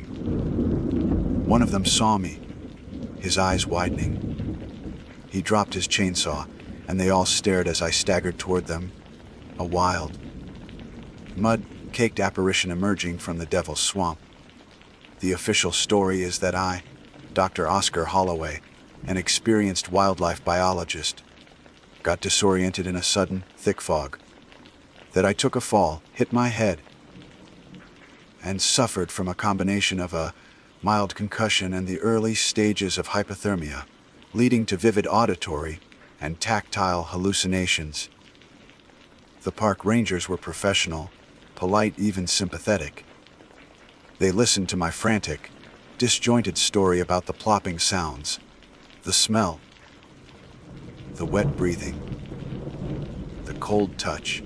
They nodded, and then they gently explained how the mind can play tricks on you in stressful situations. They found my truck, helped me pack my gear, and strongly recommended a full medical evaluation. I never told them about the tracks. I knew how it would sound. I knew they would find a logical explanation. A bear with a mangled paw, a trick of the light, anything but the truth. I never found the Louisiana pine snake. My grant funding was rescinded. My reputation took a hit. A biologist who gets hopelessly lost and has to be rescued by loggers doesn't inspire much confidence. I left Louisiana and never went back. I still work as a biologist, but something in me is broken. I can no longer walk into a forest and see only an ecosystem. I now see the edges of the map, the places marked. Here be dragons. My science, once a shield, now feels like a flimsy piece of paper. It can explain the world we know, but it is silent about the things that wait in the fog, the ancient and malevolent things that move with a wet, plopping sound, smelling of old blood and the grave. I don't know what was in the swamp with me that day, but I know it was real. And I know that it was very, very hungry. And some nights, when the air is still and damp, I can almost hear it, just at the edge of my hearing, dragging itself through the darkness, looking for me. My name is Silas Thorne. By trade, I'm a structural engineer, a man who spends his days with blueprints, load-bearing calculations, and the unyielding logic of physics. I believe in stress points, material fatigue, and the measurable forces of nature. I mention this not to boast, but to establish a baseline. I am not a man given to flights of fancy, nor am I prone to seeing things that aren't there. My world is one of concrete, steel, and empirical evidence. My girlfriend, Thea, is the perfect complement to my structured mind. She's a wilderness EMT, a woman whose expertise lies in the unpredictable chaos of the human body and the unforgiving indifference of the wild. Where I see angles in support structures, she sees potential hazards and survival strategies. We met on a climbing wall in the city, two people seeking a vertical escape from the horizontal world. Our shared passion for the raw, untamed beauty of high places, forged a bond stronger than any climbing rope. We were a team, in life and on the rock. We trusted each other's judgment implicitly, a trust that is not merely romantic, but essential when your life depends on the person at the other end of the rope. For years, we had explored the granite heart of California, but the Sierra National Forest was our cathedral. It's a place of staggering scale, where ancient sequoias stand like silent gods, and domes of granite, scarred smooth by glaciers, rise towards an impossibly blue sky. It's a land that feels primordial, a place that humbles you with its sheer, raw power. That summer, we set our sights on a particularly remote and challenging route, a multi-pitch climb up a formation known locally as Serpent Spire. It wasn't the tallest or the most technically difficult climb in the park, but its isolation was legendary. Tucked deep in a valley accessible only by a long fire road and a subsequent 2-hour hike. Serpent Spire saw few visitors. The park rangers we spoke to, when filing our climbing plan, simply nodded, their faces betraying a mixture of respect and caution. Not many folks head out to the Serpent, one of them had said, his eyes scanning the horizon. She's a beauty, but she's fickle. Watch the weather. It can turn on a dime out there. We took his warning seriously, as we always did.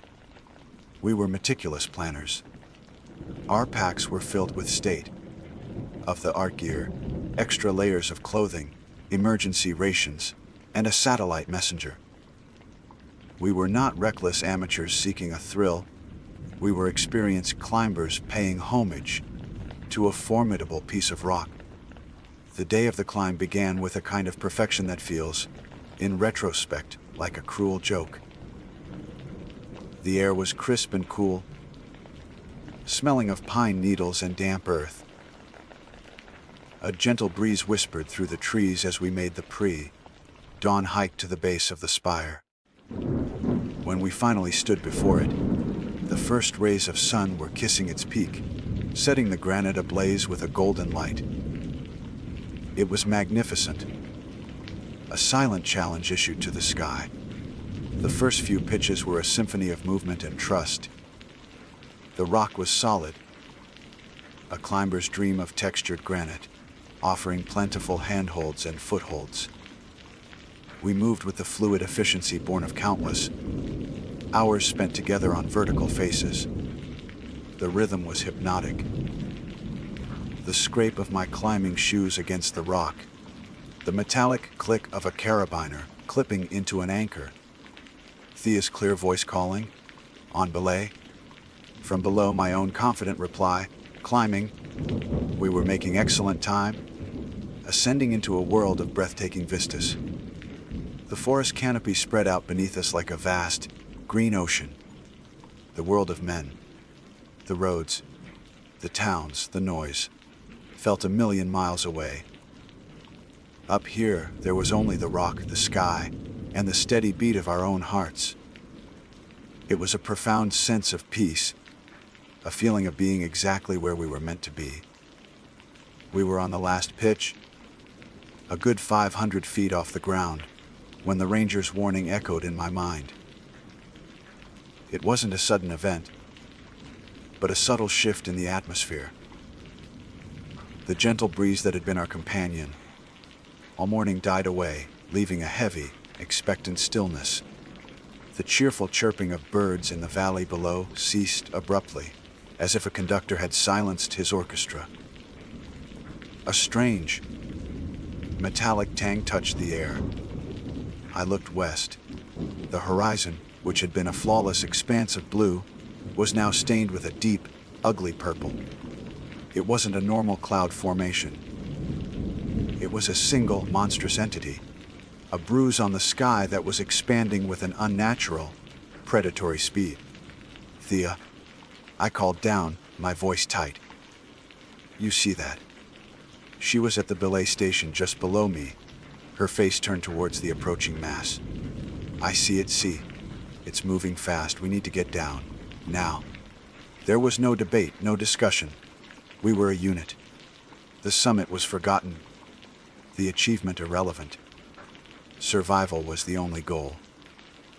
We abandoned the climb and immediately began the process of setting up our first rappel. The first drops of rain began to fall as I threaded the rope through the anchor rings. They weren't gentle drops, they were thick and heavy, splattering against the rock like pellets of ice. By the time Thea was clipped in and ready to descend, the storm had broken upon us with the force of a physical blow. The wind, no longer a whisper, became a shrieking, malevolent force that tore at us, trying to peel us from the face of the spire. The rain transformed into a torrential, blinding downpour. It wasn't just rain, it was a liquid wall, a deafening roar that swallowed all other sounds.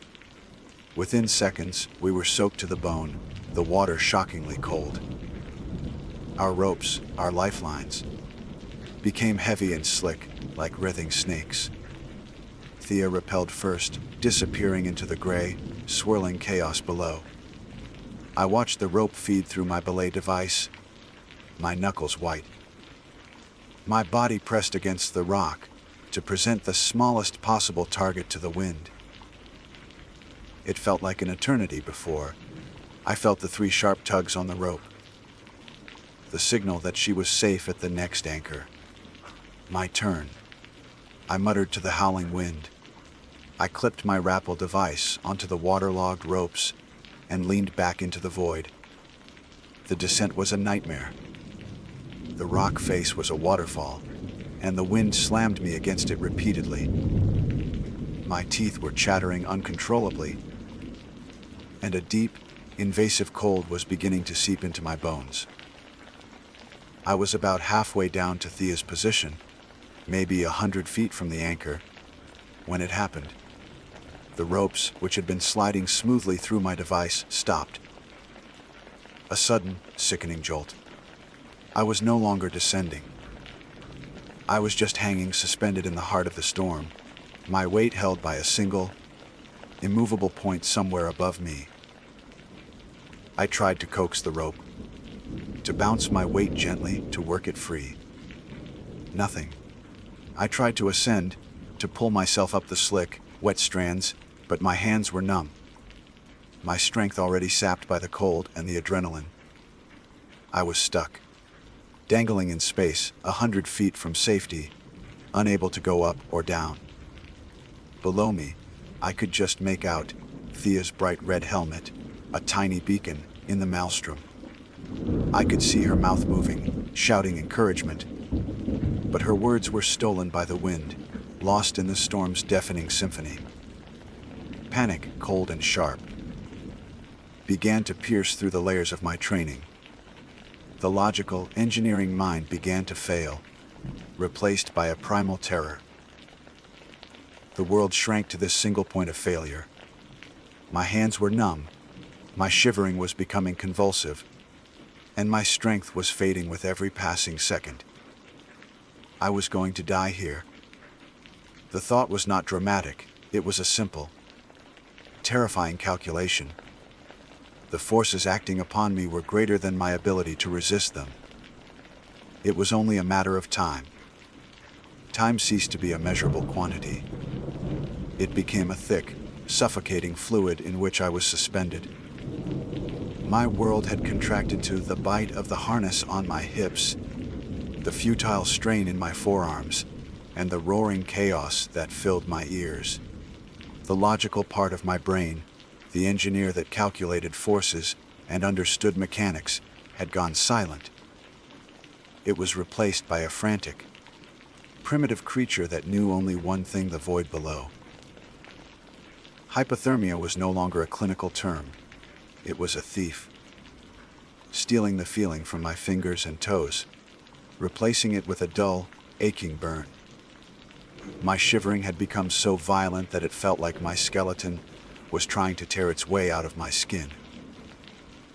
Hope is a fragile thing. and mine had been shredded by the wind. I was a pendulum, swinging uselessly at the mercy of the storm. I closed my eyes, a part of me wanting to surrender, to simply let the cold take me and end the struggle. The image of Thea's face, her eyes wide with a terror that mirrored my own, was the only thing that kept me anchored to consciousness. Her name was a silent scream in my mind, a word I no longer had the strength to shout. My grip on the slick rope was a parody of itself, my numb fingers having lost all sense of pressure. I was failing. The calculation was simple and brutal. My energy reserves were nearly depleted, and the storm showed no signs of abating. It was in that moment of absolute despair, when the boundary between the living world and whatever comes next had begun to blur, that I saw it. Through the thick, gray curtain of rain, something changed. It wasn't a sound, because the storm consumed all sound. It was a flicker of wrongness, a shape that didn't belong. On a narrow ledge, perhaps 30 feet below me and slightly to my right, a figure stood. My oxygen-starved brain struggled to process the sight. It was impossible. No one could be standing on that exposed sliver of rock, not in this tempest. It was a hallucination, a final trick of a dying mind. I blinked, the freezing rain lashing my eyelids, expecting the apparition to vanish.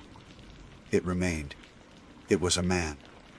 He was dressed in what looked like climbing gear, but it was ancient, archaic.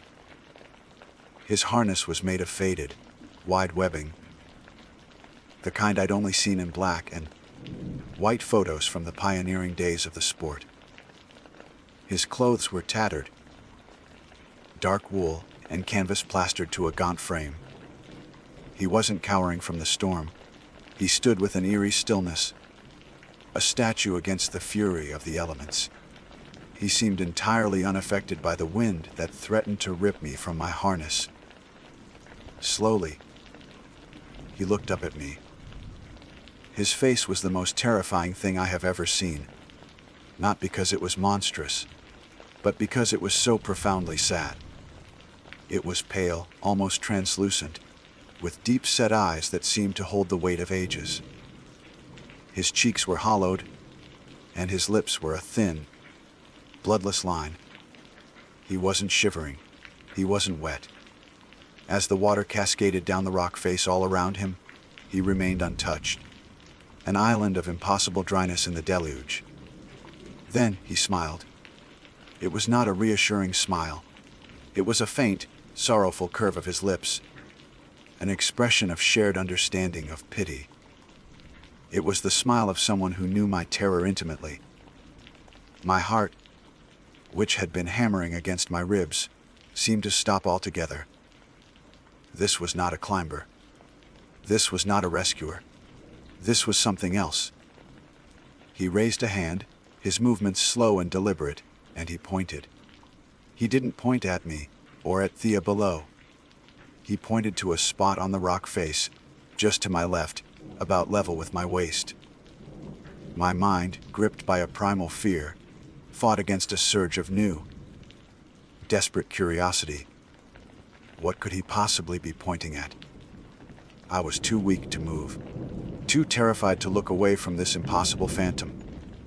But his gaze was insistent, his pale finger unwavering.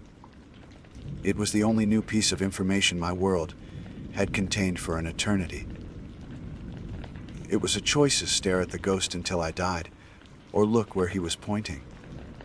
With a surge of adrenaline born of sheer terror, and a sliver of irrational hope, I used the last of my strength.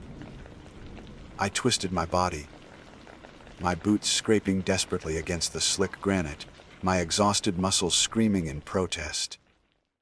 I swung myself sideways, a wild, uncontrolled arc through the sheeting rain. For a moment, I thought the momentum would slam me back into the rock with bone-shattering force. And then I saw it. My rope wasn't just stuck. It was snagged on a viciously sharp flake of granite. A razor, thin edge that was almost invisible against the dark, wet rock. The rope had wedged itself perfectly into a crack behind the flake. Every time I had put my weight on it, I had been pulling it deeper, tightening the knot, and, I realized with a fresh wave of nausea, slowly sewing it against that sharp edge. The outer sheath was already frayed, the white core fibers exposed like a raw nerve. The sight broke the spell of my paralysis. The phantom, the storm, the cold, it all vanished, replaced by the singular, immediate focus of a man watching his own lifeline being cut. I had to free it. Now I let myself swing back, then kicked off the rock face again, this time with purpose. I clawed at the wall with my free hand, my numb fingers finding a tiny nubbin of rock. It was enough. I held on, my body screaming, and reached over with my other hand. I pushed the rope up and out of the crack, my fingers clumsy and stupid with cold. It slipped.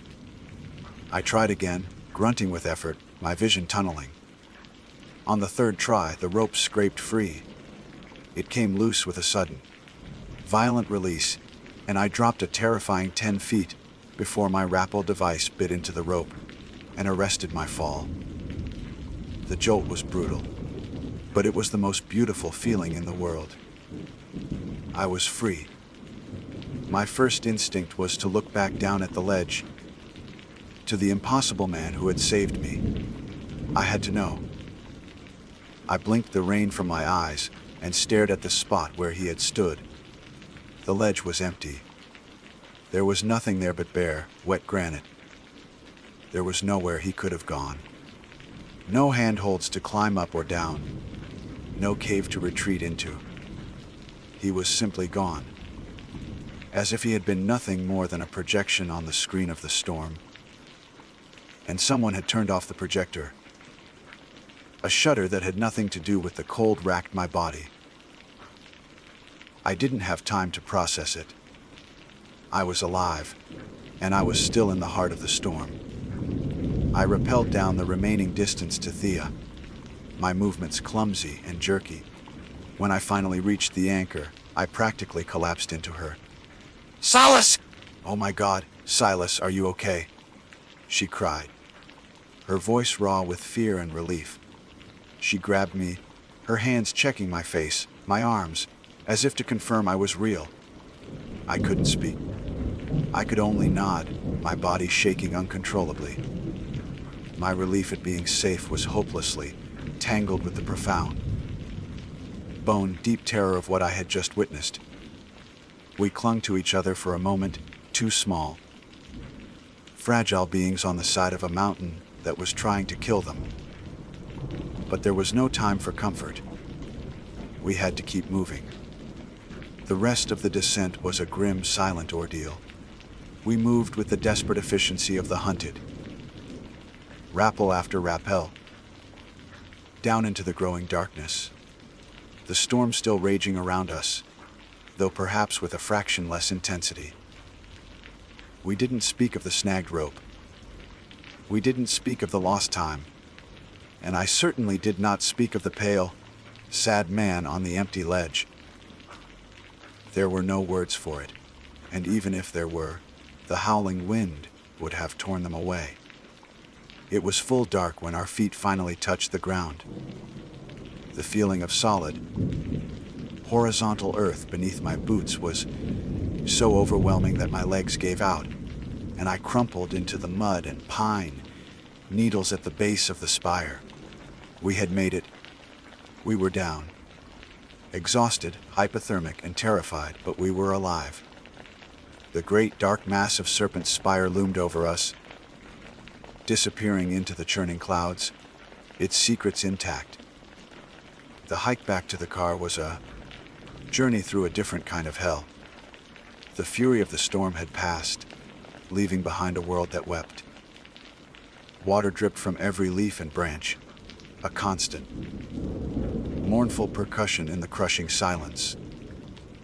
The wind had died down to a low moan that snaked through the towering pines, sounding like something in pain. Every shadow seemed to writhe with unseen life, and the familiar forest we had hiked through in the cheerful morning light had transformed into a place of primeval menace. Thea, ever the pragmatist, took the lead. Her training as a wilderness EMT kicked in, and she became a focused, determined force, guiding us through the treacherous, muddy trail. She checked on me constantly, her voice steady, forcing me to drink water and eat a high energy bar that tasted like sawdust in my mouth. I followed her mechanically, my body a numb, aching machine running on the last dregs of adrenaline. But my mind was not on the path ahead.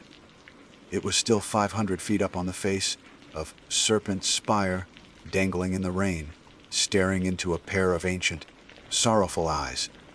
The image of the phantom was seared onto the inside of my eyelids. The gaunt, pale face, the archaic gear, the impossible dryness, the sad, knowing smile, and that pointing finger.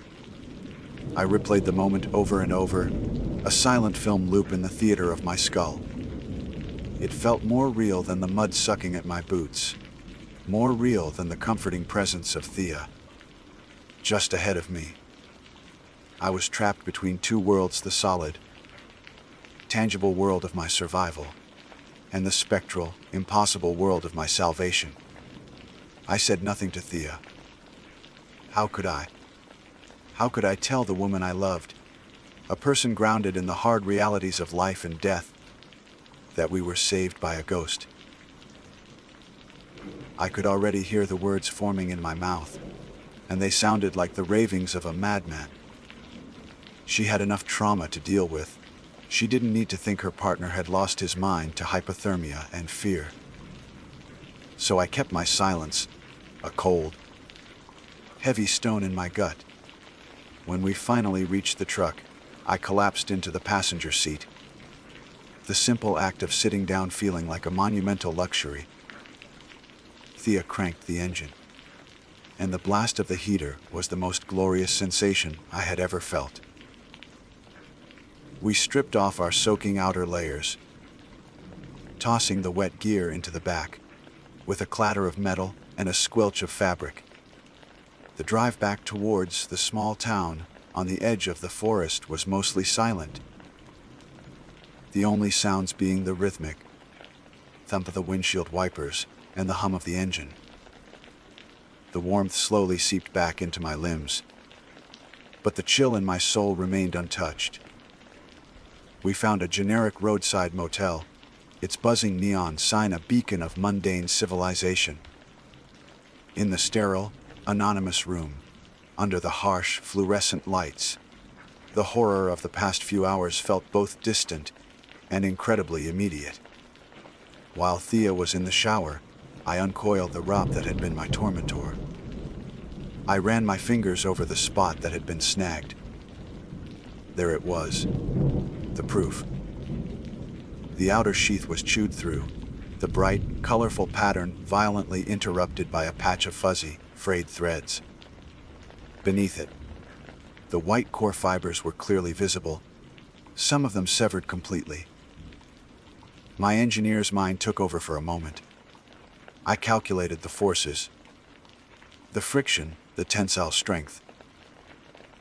A few more minutes of sawing against that granite flake, a few more violent gusts of wind, and the rope would have failed. It wasn't a possibility, it was a certainty. And that certainty made the appearance of the phantom even more terrifyingly real. He hadn't just appeared. He had intervened at the precise moment between my survival and my death. The next day, we moved like zombies. Our bodies were a canvas of aches and bruises. We needed to replace the damaged rope and some other gear. A practical errand that felt like a necessary ritual, to reclaim some semblance of normalcy. We found the town's only dedicated climbing and outdoor supply shop, a place called Sierra Vertical. It was a classic mountain town establishment, smelling of new rope, chalk, and old wood. Behind the counter was a man who looked as if he'd been carved from the very granite we had just climbed. His face was a roadmap of wrinkles, his eyes a pale, clear blue that had seen decades of changing seasons in these mountains. He had a calm, quiet demeanor that invited confidence. We told him our story.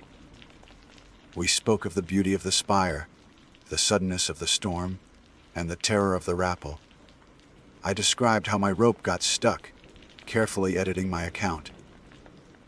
I said, I swung over in a panic and was lucky enough to spot the snag myself.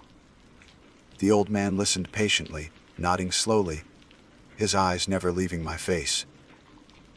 When I finished, he was silent for a long moment, polishing a carabiner with a soft cloth. Serpent Spire, he said, his voice raspy, like stones grinding together. She's a fickle one, all right. Got a history, that place. He looked from me to Thea, his gaze lingering. You say your rope got stuck. On the upper face. During that squall yesterday. That's right. I said, my heart beginning to beat a little faster. Just below the summit block. It snagged on a sharp flake. He stopped polishing the carabiner and set it down deliberately on the counter. And you got it free just in time, you say? It wasn't a question. Yes, I whispered. He leaned forward, his voice dropping. Folks have been climbing in these parts for a long time. Before the fancy gear and the guidebooks. There are stories that get told around campfires, stories the rangers don't put in their pamphlets. That spire, it has a keeper. Thea and I exchanged a look. A keeper, she asked, her tone skeptical but curious. They call him the Watcher.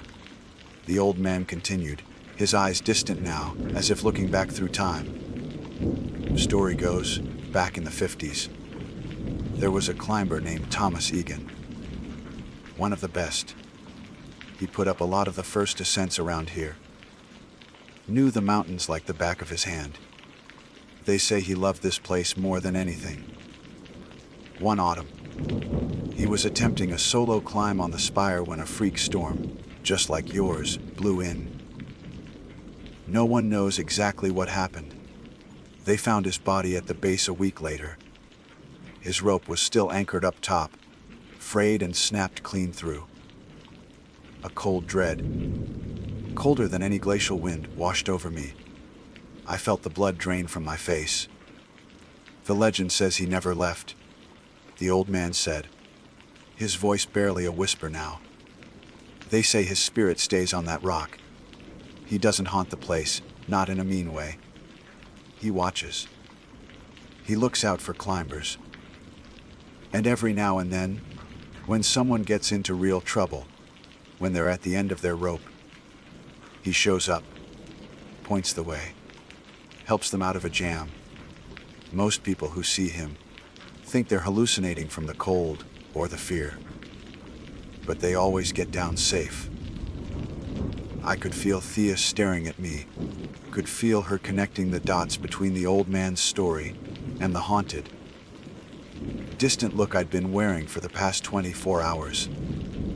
I finally met her gaze. The question was in her eyes. I could only give a slight, almost imperceptible nod. The truth, as insane as it was, passed between us in that silent moment. I don't know if I believe in ghosts. My logical mind, the part of me that believes in physics and formulas, rejects it. But I know what I saw. I saw a man who wasn't there. I saw a sad, kind smile in the middle of a tempest. I felt a guiding presence when all hope was lost. Something saved me on that mountain. Something beyond my understanding. We bought a new rope and walked out of the store, into the bright California sunshine. The world forever changed.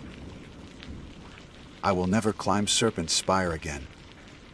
Some places are sacred, and some mysteries are not meant to be solved. But I know that I will carry the memory of that day for the rest of my life, forever grateful to the silent, watchful spirit of the Sierras. My name is Dr. Fatima Al-Jamil. The Decker part is mostly silent these days, a relic from a past life in academia, but it's fundamental to who I am. With a doctorate in wildlife biology, my world is one of data, observation, and logical deduction. I believe in ecosystems, in predictable animal behaviors, and in the scientific method. The forest, to me, is not a place of myth or legend. It is a complex, knowable system. For the past 6 years, I have served as a backcountry ranger in Shenandoah National Park. It's a career change that shocked my university colleagues, who couldn't understand why I'd trade a climate-controlled lab for a world of mud, sweat, and the constant threat of Lyme disease. But I needed to be here, in the heart of the system. I'd spent my life studying on paper. My official duties are a blend of manual labor and public service. I maintain sections of the Appalachian Trail, clearing fallen trees after a storm, reinforcing switchbacks eroded by rain, and ensuring the white blazes that guide hikers are fresh and visible. I check permits, educate visitors on leave no trace principles, and occasionally perform first aid for the blisters and twisted ankles that are the park's most common injuries. My domain is the deep backcountry, the places where the day trippers from DC rarely venture. Here, the dangers are tangible and well documented. Dehydration in the summer heat, sudden, violent thunderstorms that can cause hypothermia even in August. Encounters with the park's healthy population of black bears, which are almost always more scared of you than you are of them. My training, my experience, my entire worldview was built on a simple premise: the threats are on the ground. I was taught to read the story told in mud tracks, to identify the scat of different animals, to spot the tail signs of a den or a nest. I was an expert in the horizontal world. That was my mistake.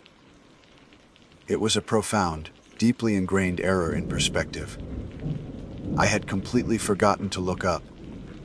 It began not with a bang, but with a series of whispers. Small, persistent oddities that were easy to dismiss on their own. The first reports trickled in from Appalachian Trail, through hikers, that unique breed of humanity attempting to walk from Georgia to Maine. They are fond of strange stories, their minds often muddled by exhaustion and solitude. So, when the first few mentioned items going missing from their packs, I logged it and moved on. A titanium spork here, a headlamp there. Things easily misplaced. The hikers themselves would blame their own fatigue. Hiker brain, they'd call it. A fog of forgetfulness brought on by endless miles. But the reports continued, and a strange pattern began to emerge. The missing items were specific. It wasn't just random gear. It was almost always something small, dense with calories like a Probar, or something shiny and complex, a GPS unit, a multi-tool, a pair of sunglasses, raccoons. The usual suspects for camp thievery are clever, but they aren't discerning collectors. A bear would have shredded the whole pack for the food, not delicately extracted a single energy bar. I filed the reports, attaching my standard logical explanation: probable animal activity, likely raccoons or squirrels. Then came the stories about the noises. They were always heard at dusk or in the dead of night, coming from high up in the dense canopy. Hikers struggled to describe them. It wasn't the hoot of an owl or the chittering of a squirrel. One hiker, a young man with wide, earnest eyes whom I interviewed near the Black Rock summit, described it as tape recorder playing human speech, but sped up to chipmunk speed. Another, a seasoned hiker in her 60s, told me it sounded like dozen people trying to whisper a secret at the same time, but their tongues were too big for their mouths. They all agreed on one thing. It was not the sound of any known animal. It was complex, rhythmic, and disturbingly intelligent. I offered them the usual explanations. The wind through a specific type of pine needle can create strange acoustics. Tree frogs, in a large enough chorus, can sound almost mechanical. They would nod, wanting to believe the rational explanation from a woman in a Park Service uniform. But their eyes held a deep, unshakable unease. I felt a flicker of it myself, a professional annoyance more than anything. These stories were messy. They didn't fit into the neat boxes of my training. They were data points without a corresponding theory. One afternoon, in late September, I experienced it myself.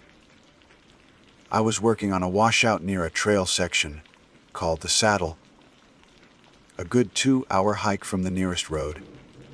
The air was still and heavy, the sky a flat, gray sheet. The only sounds were my own breathing and the scrape of my shovel against rock and soil. I'd left my pack about 50 feet down the trail, propped against a large oak. After an hour of hard labor, I took a break. Walking back to my pack to get my water bottle, my hand went to the side pocket where I always kept it. It was empty. I frowned. I was meticulous about my gear. I never moved things without thinking. I checked the other pocket, then unzipped the main compartment. No water bottle. I scanned the ground around the pack, thinking it must have rolled out. Nothing. Then I heard it. It was a faint, high-pitched sound from directly above me. A rapid series of clicks and soft, wet, chattering noises. It was precisely the sound the hikers had described. Unsettlingly organic, yet structured. I froze, my head tilted back, my eyes scanning the dense canopy of the oak tree. The leaves were thick, a ceiling of green and gold that blocked the sky. I saw a flicker of movement, a brief, dark shape shifting from one branch to another, impossibly high up. It was too quick, too agile for a squirrel, too small for a bear cub. For a full minute, I stayed there, straining to see, listening to the silence that had once again descended. And in that silence, I felt a sensation I hadn't felt since I was a child afraid of the dark. The primal, certain feeling of being watched. I shook it off. It was a bird, I told myself. A pileated woodpecker, maybe. Their calls can be strange, and they move quickly. The water bottle. I must have left it at the truck. Hiker brain. It can affect rangers too. I forced a laugh. The sound swallowed by the oppressive silence of the woods. But as I walked back to my work site, I couldn't shake the feeling. I found myself glancing up into the trees every few seconds, a new, nervous habit that felt entirely alien to me. The forest, my sanctuary of knowable things, suddenly felt taller, deeper, and full of secrets I wasn't equipped to understand. My ground-level perspective, the very foundation of my expertise, was beginning to feel like a profound and dangerous limitation. The real wilderness I was beginning to fear wasn't just around me. It was above me. The weeks that followed my experience at the saddle were marked by a subtle but profound shift in my professional conduct. On the surface, I was the same Ranger Al Jamil. I cleared trails, spoke with hikers, and filed my reports with scientific detachment. But a new, nagging variable had been introduced into my tidy ecological equation. I found myself unable to shake the memory of that sound, that fleeting shape in the canopy. My logical mind, the bedrock of my identity, churned with explanations. A flock of starlings, perhaps whose murmuration, when started suddenly, could sound like a chattering hiss. A fisher cat known for its unsettling, sometimes human-like screams. I cycled through every possibility my biological training could offer, but none fit perfectly. None accounted for the feeling of being intelligently observed, nor for my missing water bottle, which, I confirmed later, was indeed not in my truck. It had vanished from my pack on that silent, lonely trail. My patrols took on a new dimension. My gaze, once fixed on the trail ahead, now constantly drifted upwards.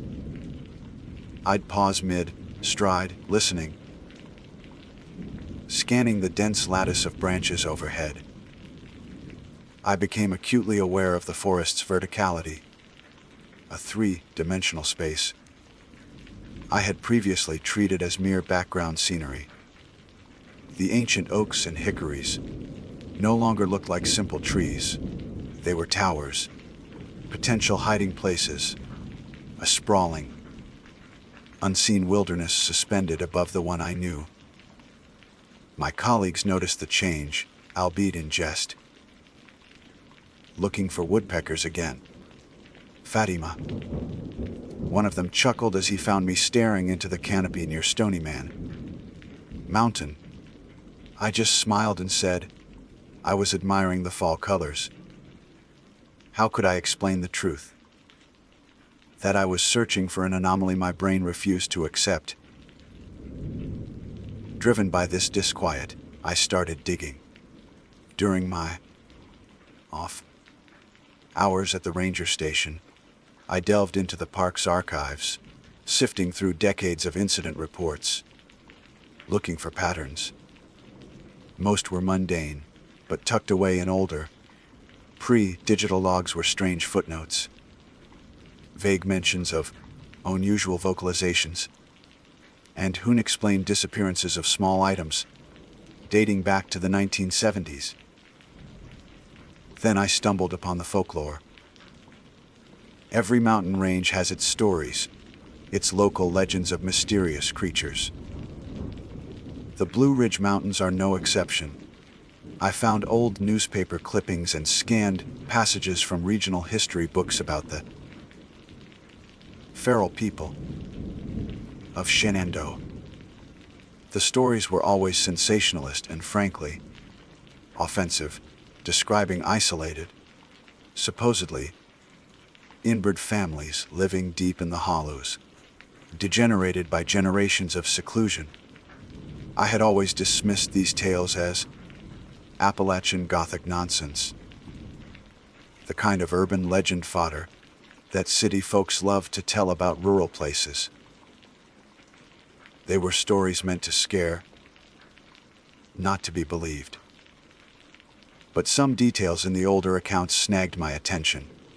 They described these feral people as being unnervingly agile, moving through the woods with a speed and silence that was unnatural. A few even mentioned a preference for high places, of being glimpsed on ridgelines and rocky outcrops.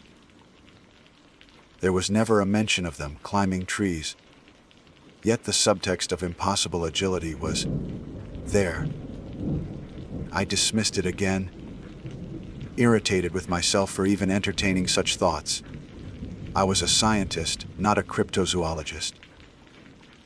I was letting the anxieties of a few spooked hikers and my own overactive imagination get the better of me. The tipping point came in mid-October. A through hiker, a German tourist with very little English but a state of art camera, came into the Big Meadows Visitor Center, visibly shaken. He showed the ranger at the desk a photograph. The ranger, a young seasonal employee, called me over. The photo was blurry, taken at maximum zoom, and aimed high into the canopy. It showed a tangle of leaves and branches and darkening sky.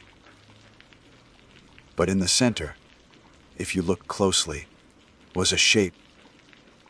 It was pale and indistinct, a smudge of white against the green. The German hiker kept pointing at it, repeating one of the few English words he knew. Monkey. No. Man, monkey. It was too distorted to be definitive proof of anything. It could have been a trick of the light, a strangely shaped fungal growth, or even a piece of trash caught in the branches. But it was enough. The data points were messy, but they were accumulating. My professional responsibility and a terrifying curiosity I could no longer deny demanded I investigate further. That evening, I decided to do a final, unofficial patrol. I chose Hawksbill Mountain, the highest peak in the park. It was where the German hiker had taken his photo, and where several of the chattering incidents had been reported. I told my supervisor I was going to do a quick sweep for any unreported campfires before the temperature dropped. As I drove up the winding Skyline Drive, a thick, wet fog began to roll in from the valley, a common occurrence in the fall. It swallowed the scenic overlooks and shrouded the trees in a ghostly white veil. By the time I parked at the trailhead, visibility was down to less than 100 feet. It was perfect. The fog would muffle my sound, and the impending darkness would give me the best chance of hearing the noises the hikers had described. Walking the trail to the summit was an eerie experience. The fog deadened all sound, creating a profound, almost pressurized silence. The world shrank to the small circle of ground illuminated by my footsteps. The familiar woods felt alien, transformed by the mist into a labyrinth of gray, skeletal trees. I felt a knot of anxiety tighten in my stomach, a feeling I recognized as fear. It was not the rational fear of a bear or a sudden storm, but a deeper, more primal dread. The fear of the unknown. I reached the summit, a rocky clearing with a stone observation platform. The view, normally a stunning panorama of the Shenandoah Valley, was now just an endless sea of roiling white. I was utterly alone. I switched off my flashlight, letting my eyes adjust to the gloom. The silence was absolute. Minutes stretched by. The only sound was the faint rush of blood in my own ears. I began to feel foolish. I was chasing shadows, spooked by hiker tales and my own imagination. I was about to turn back when I heard it. A soft crunch of leaves. It wasn't on the trail in front of me or behind me. It was directly above. My heart hammered against my ribs. My breath caught in my throat. Slowly, deliberately, I raised my head. I thumbed the switch on my high-powered flashlight. The beam, a brilliant white spear, shot upwards, punching a hole through the fog. It cut through the swirling mist and the grasping, naked branches of a massive oak tree that overhung the clearing.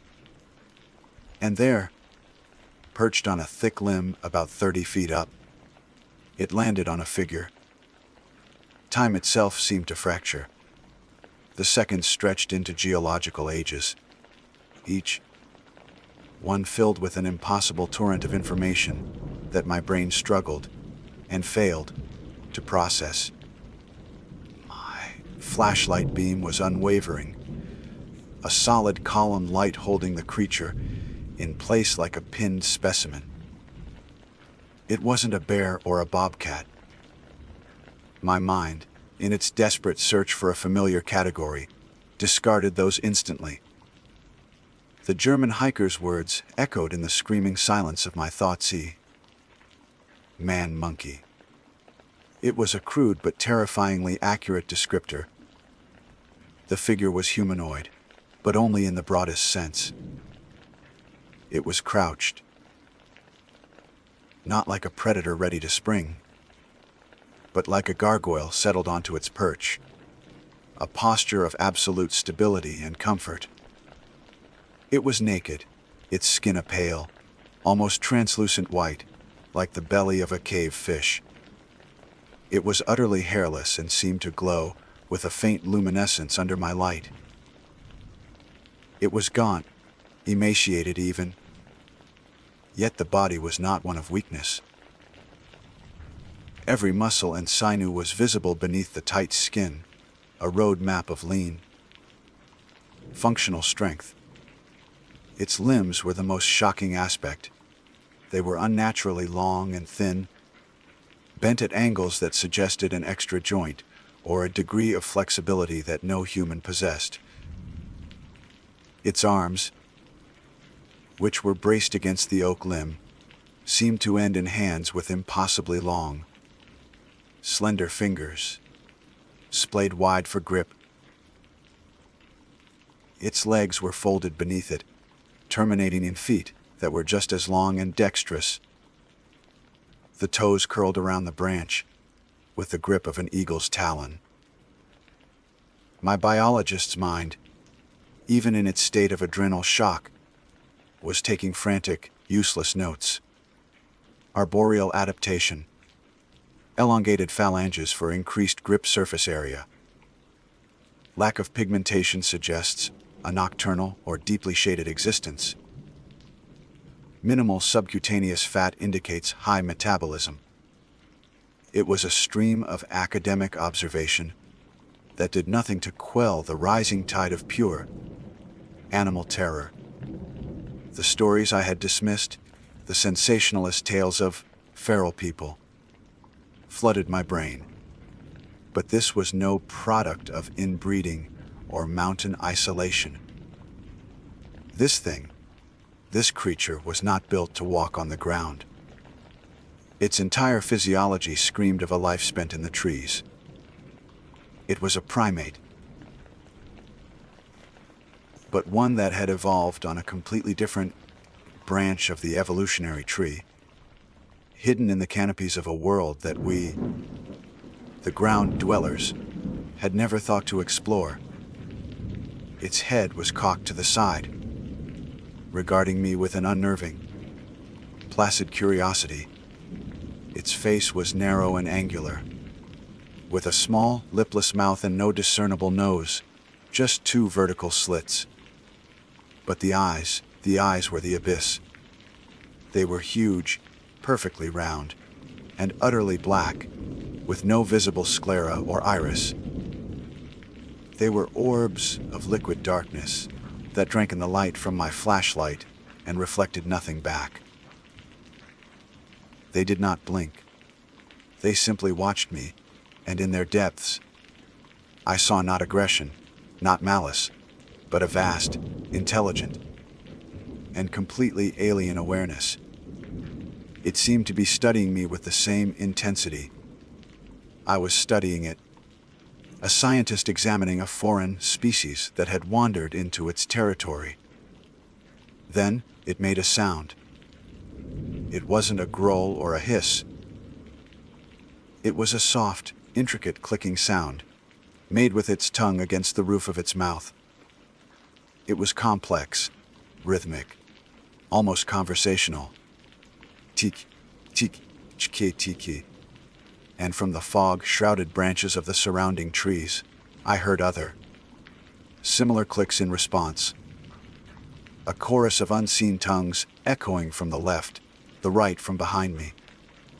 The fog, which I had seen as a tool for my investigation, was now my prison. It was a curtain hiding the audience. The blood in my veins turned to ice. A single, catastrophic realization crashed through my terror. I wasn't looking at one of them. I was in the middle of a whole troop. A silent, vertical society. They were all around me, hidden in the mist and the leaves. The one in my flashlight beam was merely the sentinel, the first to reveal itself. All the strange data points of the past months clicked into place with horrifying clarity.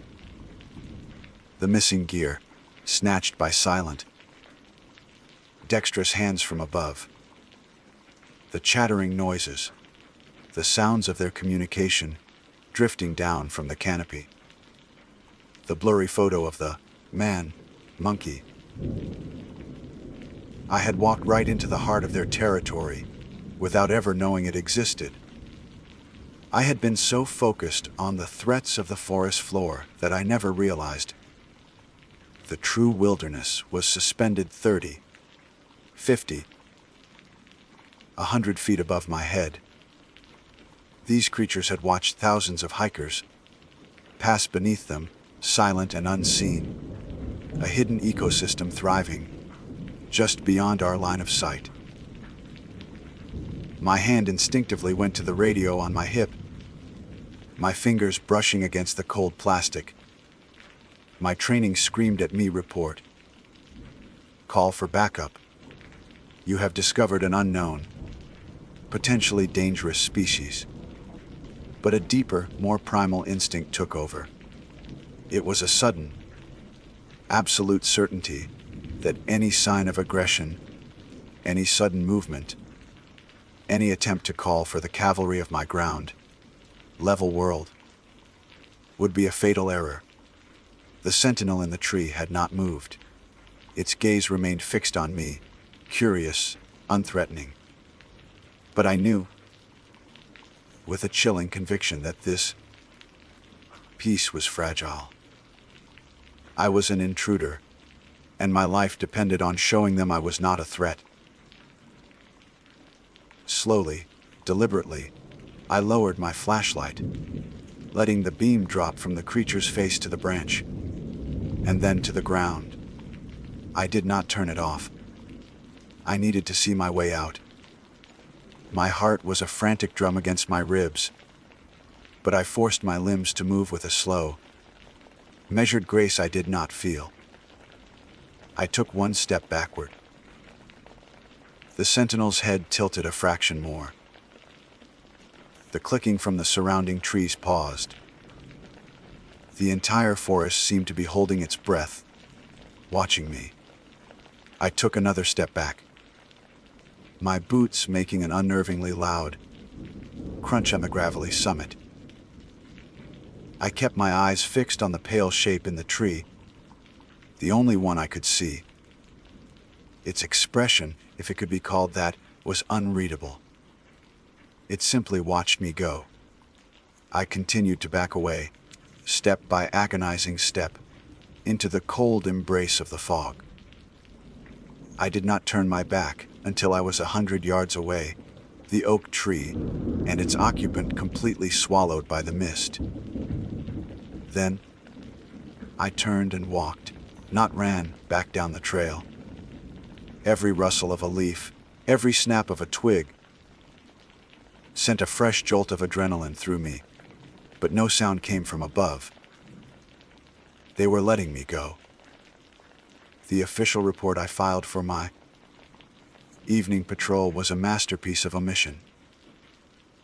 It mentioned the thick fog and the lack of any campfire activity. The missing gear reports from the hikers are still officially attributed to animal activity. How could I ever say anything else? Who would believe me? I would be dismissed as crazy, my career over, my scientific reputation shattered. But I know what I saw. My mistake was one of perspective. My training, my science, my entire life had been focused on the horizontal plane. I was an expert on tracks, scat, and the disturbances on the forest floor. I never thought to check the trees. Here in Shenandoah, the wilderness is not just a place you walk through. It's a place that hangs over your head, silent and watching. The real wilderness is above you. My name is Owen Grady, and for the past 3 years, I have been employed by the U.S. Forest Service as a fire lookout. My post is a solitary one, perched atop a steel tower in a remote sector of the Gifford National Forest in Washington State. It is a lonely profession by its very nature, a fact that has never bothered me. On the contrary, I find a certain profound peace in the quiet, in the vast, uninterrupted sea of green that stretches to the horizon in every direction. The wind is my most constant companion. Its voice a low moan through the struts of the tower on calm days, a frantic shriek during the late autumn storms. From my glass-walled perch, I am the sole guardian of hundreds of thousands of acres, a silent observer watching for the first tail wisp of smoke. The job is one of routine and discipline. Each dawn, I climb the 113 steps to the catwalk, the cold metal biting at my hands, and enter the small, square room that serves as my office, my kitchen, and my world.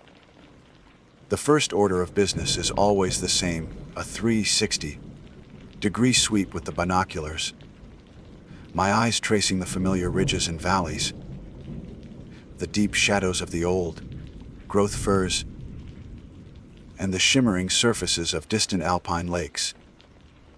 I log the weather conditions, temperature, humidity, wind speed, and direction, and send the report via a crackling single sideband radio. The rest of the day is spent in vigilance, punctuated by the simple acts of living, brewing coffee, reading well worn paperbacks, and mapping the slow, inexorable march of the sun across the sky. It's a life stripped down to its essentials, and I have come to cherish its simplicity. My sector, designated Sector 7G, is a sprawling tapestry of wilderness, but one area within it has always held a particular, somber fascination for me. We call it the burn zone. Roughly 2 decades ago, a lightning strike ignited a fire that consumed nearly 50,000 acres before the autumn rains finally extinguished it. The forest is patient, but its recovery is a slow, arduous process. While the surrounding woods teem with life, the burn zone remains a stark and unsettling testament to nature's destructive power. It is a graveyard of giants, a landscape of blackened, skeletal trees, clawing at the sky like skeletal fingers. The ground is a carpet of gray ash and charcoal, and a strange, profound silence hangs in the air, broken only by the creak and groan of dead wood. The animals seem to know better than to linger there. The birds fall silent at its edge, and even the insects seemed to shun its desolate expanse. Hikers and campers, drawn to the vibrant life of the Gifford Pinchot, tended to give the burn zone a wide berth. Its trails are unmaintained, its landscape unforgiving and monotonous. It is a place of ghosts and memories, not recreation. Yet, over the past year, it had developed a more sinister reputation. 3 individuals, all lone hikers, had vanished in or near its perimeter. The first was a young woman, an experienced backpacker named Sarah Jenkins. Her car was found at a trailhead, bordering the zone's eastern edge, a day-old cup of coffee still in the console. The second, a retiree named Marcus Thorne, was a known mushroom forager who often skirted the burn zone for chanterelles. His wife reported him missing when he failed to return by dusk. The third was a young man in his 20s, a drifter whose name no one seemed to know for sure, last seen buying supplies in the nearest town, telling the store clerk he was heading into the woods to get away from it all. In each case, the search and rescue operations were extensive. Teams of volunteers and rangers combated the forest for weeks. Helicopters chopped the air overhead, their infrared cameras scanning for any sign of heat of life. They found nothing. No bodies, no discarded gear, not a single boot print or broken branch to suggest a path. It was as if these 3 people had walked into the woods and simply ceased to exist. The official explanations ranged from animal attacks to simple misadventure, but a quiet unease had settled over the region. People who had lived their whole lives in the shadow of the forest spoke, in hushed tones, their words laced with a primal fear. It was against this backdrop that my supervisor, a career ranger named Henderson, with a face like a road map and a voice that sounded of gravel and coffee, radioed me with a new assignment. "Owen," he began, his voice tinny and distant, "I need you to come down from the tower. We're scaling back the official search for the last one, but the sheriff's office is still getting pressure. I want you to do a ground patrol, a long one. Take a couple of days, hike the deep perimeter of the burn zone. We need to officially rule out any kind of transient camp or squatter situation. See if you can find anything at all that the search teams might have missed." There was an unstated wariness in his voice. This wasn't about finding the missing hikers anymore. It was about procedure, about closing a file. I understood. I packed a 3-day supply of food, my best compass, a topographic map, and the standard issue sidearm I was required to carry but had never once unholstered. The following morning, under a sky the color of slate, I locked the door to my tower, descended to the forest floor, and began my trek toward the edge of the burn zone. The transition was jarring. The air grew still and heavy. The cheerful chirping of the forest gave way to an oppressive silence, and the rich, loamy smell of damp earth was replaced by the dry, acrid scent of old ash. I felt like I was crossing a border into another country, a dead land where the normal rules of nature no longer applied. I was a man who loved solitude, but as I stepped among the skeletal trees, a different kind of loneliness took hold. One that was cold, unwelcome, and edged with a distinct sense of being watched.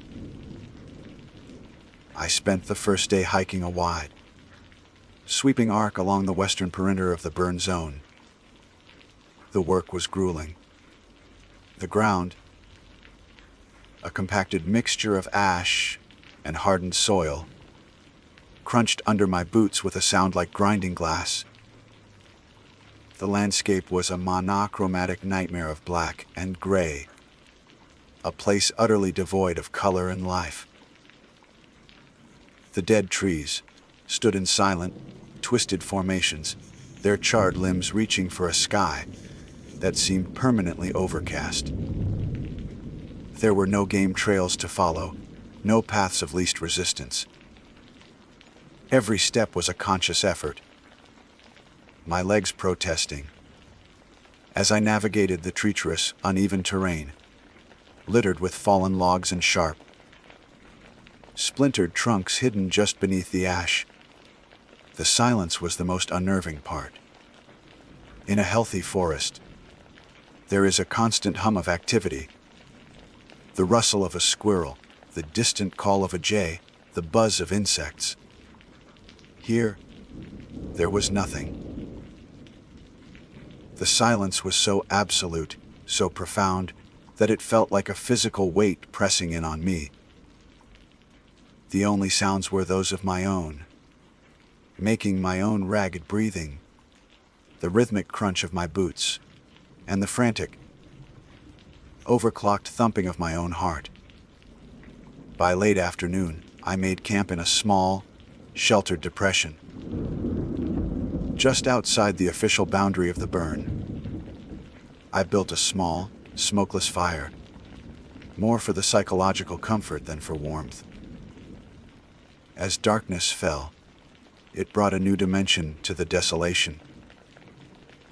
The skeletal trees transformed into jagged silhouettes against the fading light, looking like an army of misshapen sentinels, standing guard over a dead world. I ate my rations without appetite, my senses on high alert.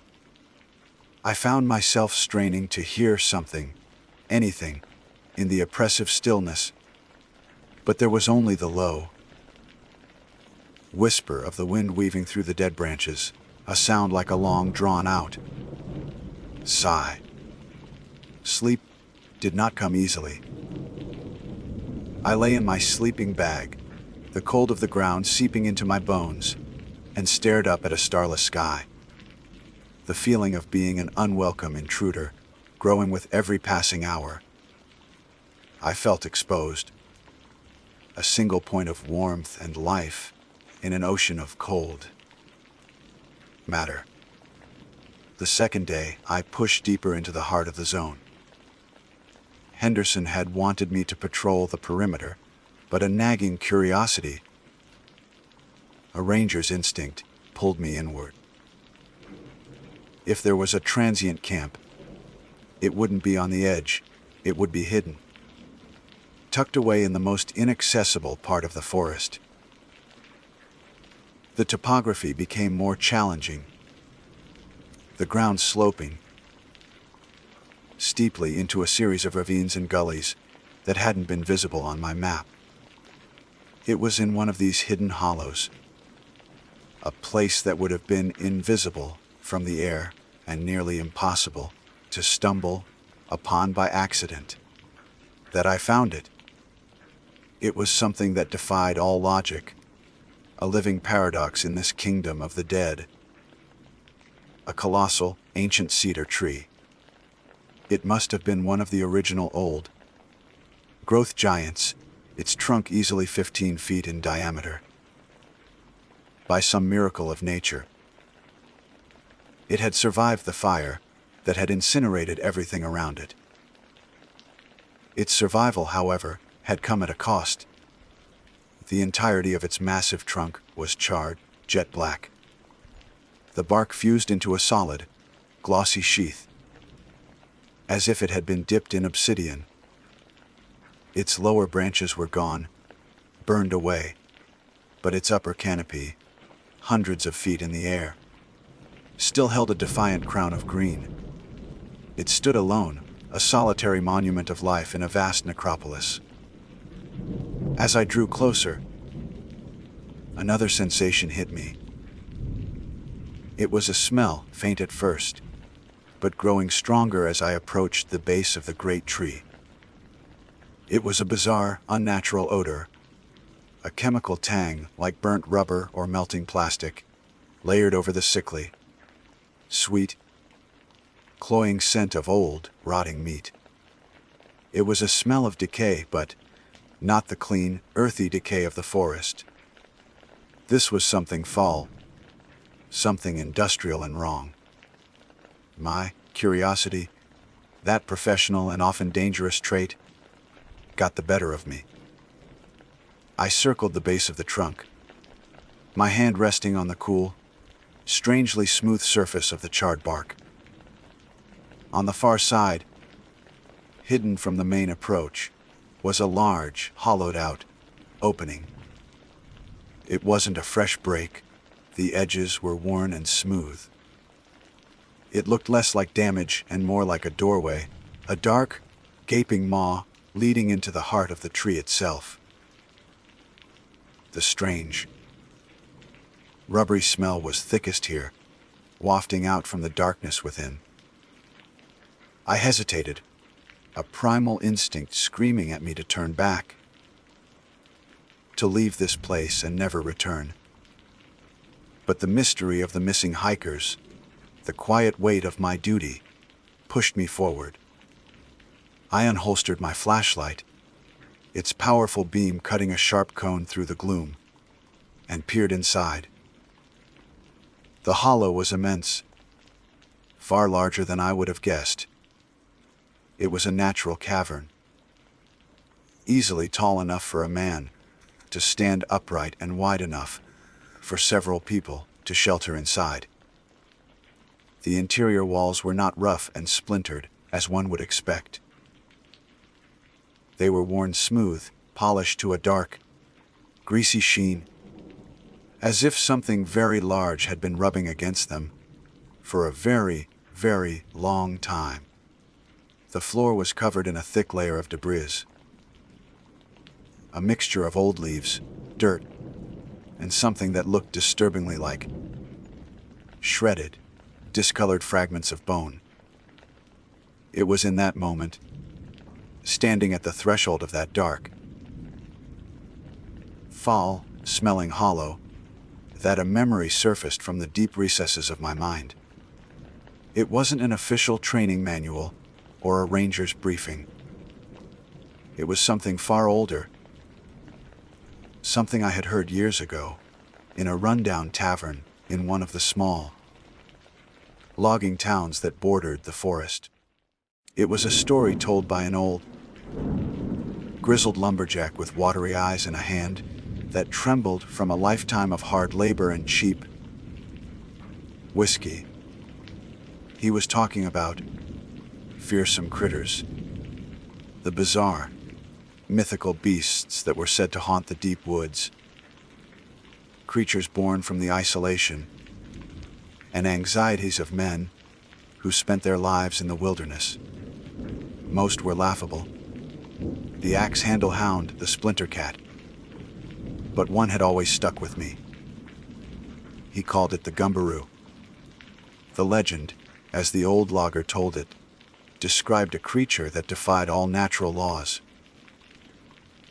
It was said to resemble a giant, hairless bear, but its skin was not fur, but a thick, black, leathery hide that was as tough as vulcanized rubber.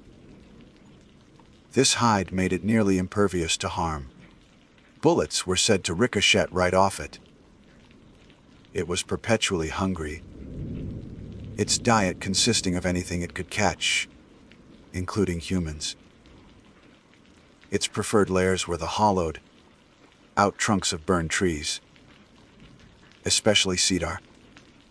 As the story went, there was only one way to kill a gumbaroo fire, but the legend came with a terrible, cruel twist. If you managed to set the Cree blaze and burn it to death, its rubbery hide would release a thick, oily smoke.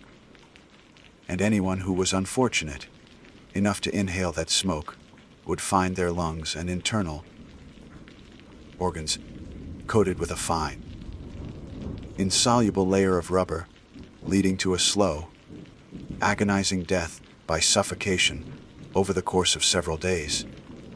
It was a story designed to be a perfect, no-win nightmare. For a long moment, I remained frozen at the threshold of the dark hollow, the lumberjack's ridiculous story echoing in the vast, dead silence of the burn zone. A gumbaroo, a hairless, bulletproof bear with rubbery skin. My rational mind, the part of me trained in forestry, in biology, in the predictable and explainable patterns of the natural world, scoffed at the notion. It was a tall tale, a piece of backwoods folklore cooked up by lonely men with too much time on their hands and too much whiskey in their bellies. Such stories were as much a part of these forests as the Douglas firs and the western hemlocks, colorful fictions to pass the time and spook greenhorns. My job was to deal in facts, in evidence, in the tangible reality of a missing persons case. I was looking for a transient camp, not a monster from a child's nightmare. The smell was probably a chemical seep from the soil, a result of the intense heat of the fire reacting with minerals. The polished walls of the hollow were likely the result of water, erosion over many years. There was a logical explanation for everything. Yet, I couldn't shake the visceral dread that had taken root in my gut. The story, as absurd as it was, fit the scene with a terrifying, jigsaw puzzle precision. The burned-out tree, the hollow lair, the unnatural smoothness of the walls, the foul, rubbery stench that defied any natural explanation I could conjure. My logical mind was at war with a more primal, instinctual part of myself, a part that whispered that the world was far older and stranger than my training manuals suggested. I had to know for sure. I had to debunk the fantasy, to find the piece of evidence that would allow me to dismiss the old logger's tale and return to the comfortable, predictable world of rules and reasons. Gripping my flashlight with a white, knuckled intensity, I took a shallow breath, instinctively trying to avoid the full fullness of the air, and forced myself to step across the threshold into the belly of the ancient cedar. The beam of my flashlight cut through the oppressive darkness, dancing over the debris-strewn floor.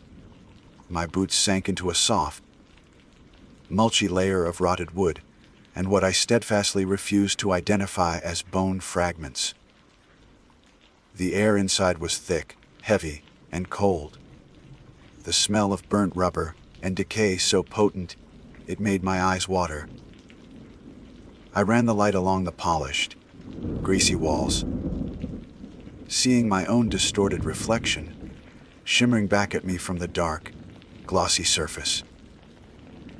I was searching for anything mundane, anything that would ground this place.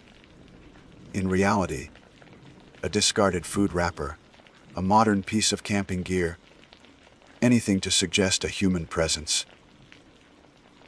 My light swept across the back of the cavern, and that's when it caught the glint of oxidized metal. Half hidden beneath a pile of charred debris and filth, there was an old, rusted can. I knelt, using a gloved hand to brush away the detritus.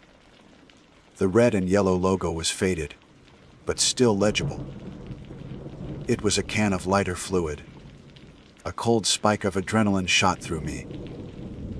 It was an old can, perhaps years old, but it was unmistakably man-made.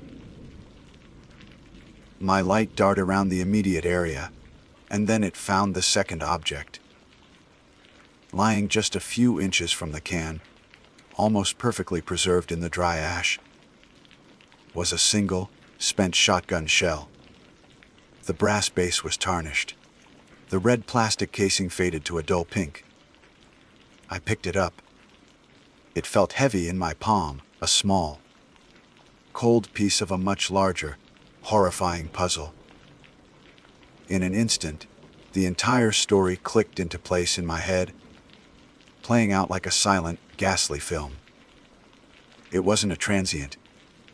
It was one of the missing hikers. Perhaps Marcus Thorne, the old mushroom forager who would have known the local legends. Or maybe the young drifter, a man who had come to the woods seeking solitude and found something else entirely. He had stumbled upon this tree, just as I had. He had been drawn in by the same morbid curiosity, and inside, he had come face to face with the thing that lived here. He had encountered the creature from the legend. He knew the stories, or perhaps instinct and desperation were his only guides. He'd tried to fight it. First, with the shotgun. I could picture him, his hands trembling, leveling the weapon in the cramped darkness of the hollow. The blast deafening.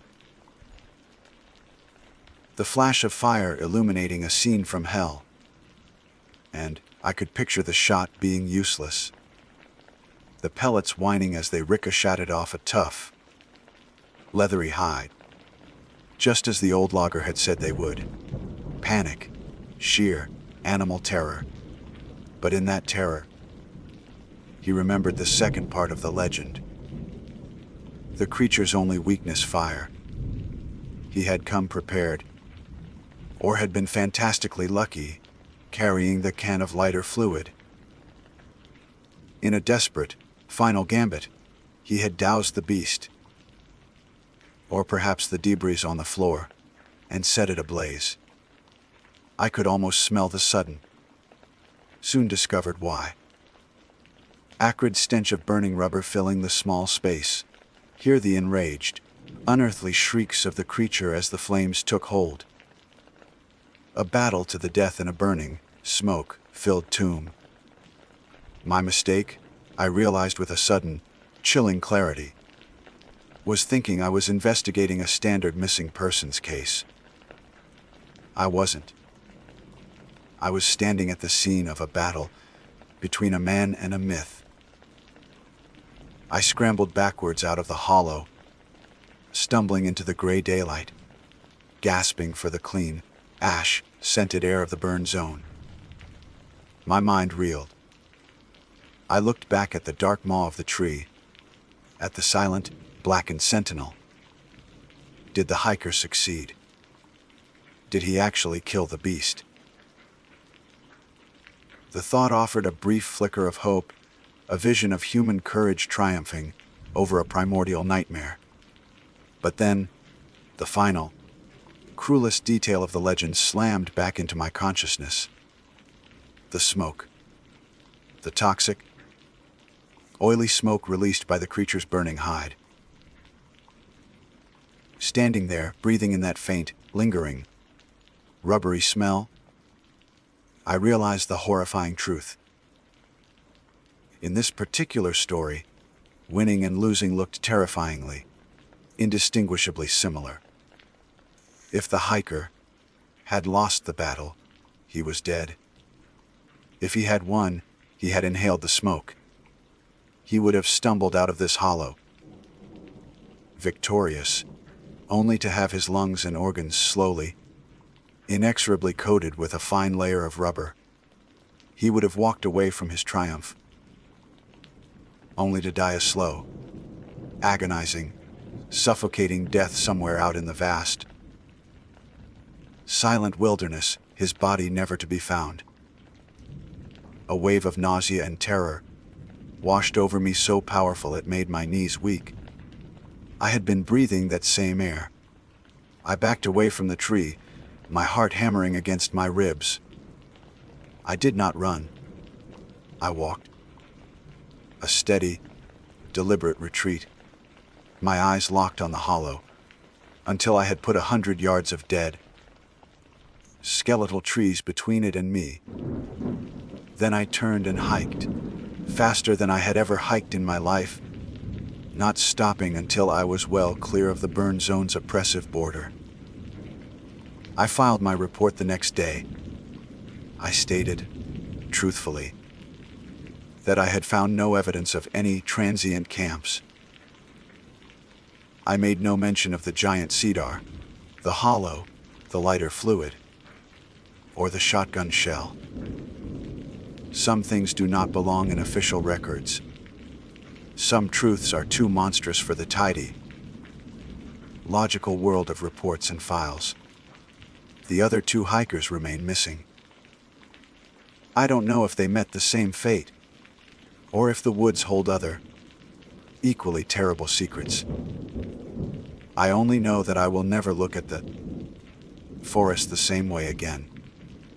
I am still a lookout, still a guardian of the green expanse. But now I know that deep in the woods, in the places scarred by fire and forgotten by time, there are things that defy explanation.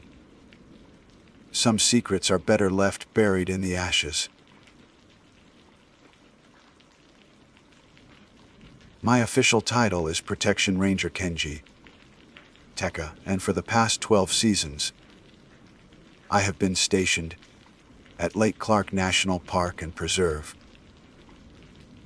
It's a title that carries a certain weight, a sense of responsibility that extends over 4 million acres of some of the most unforgiving and achingly beautiful wilderness on the planet. My job is a paradox. I am a guardian of a land that needs no guardian, a lawman in a place that has its own ancient, unwritten laws. I handle everything from wildlife management and visitor safety to the grim, inevitable task of search and rescue. The wilderness out here operates on a different scale of existence. It is not merely large.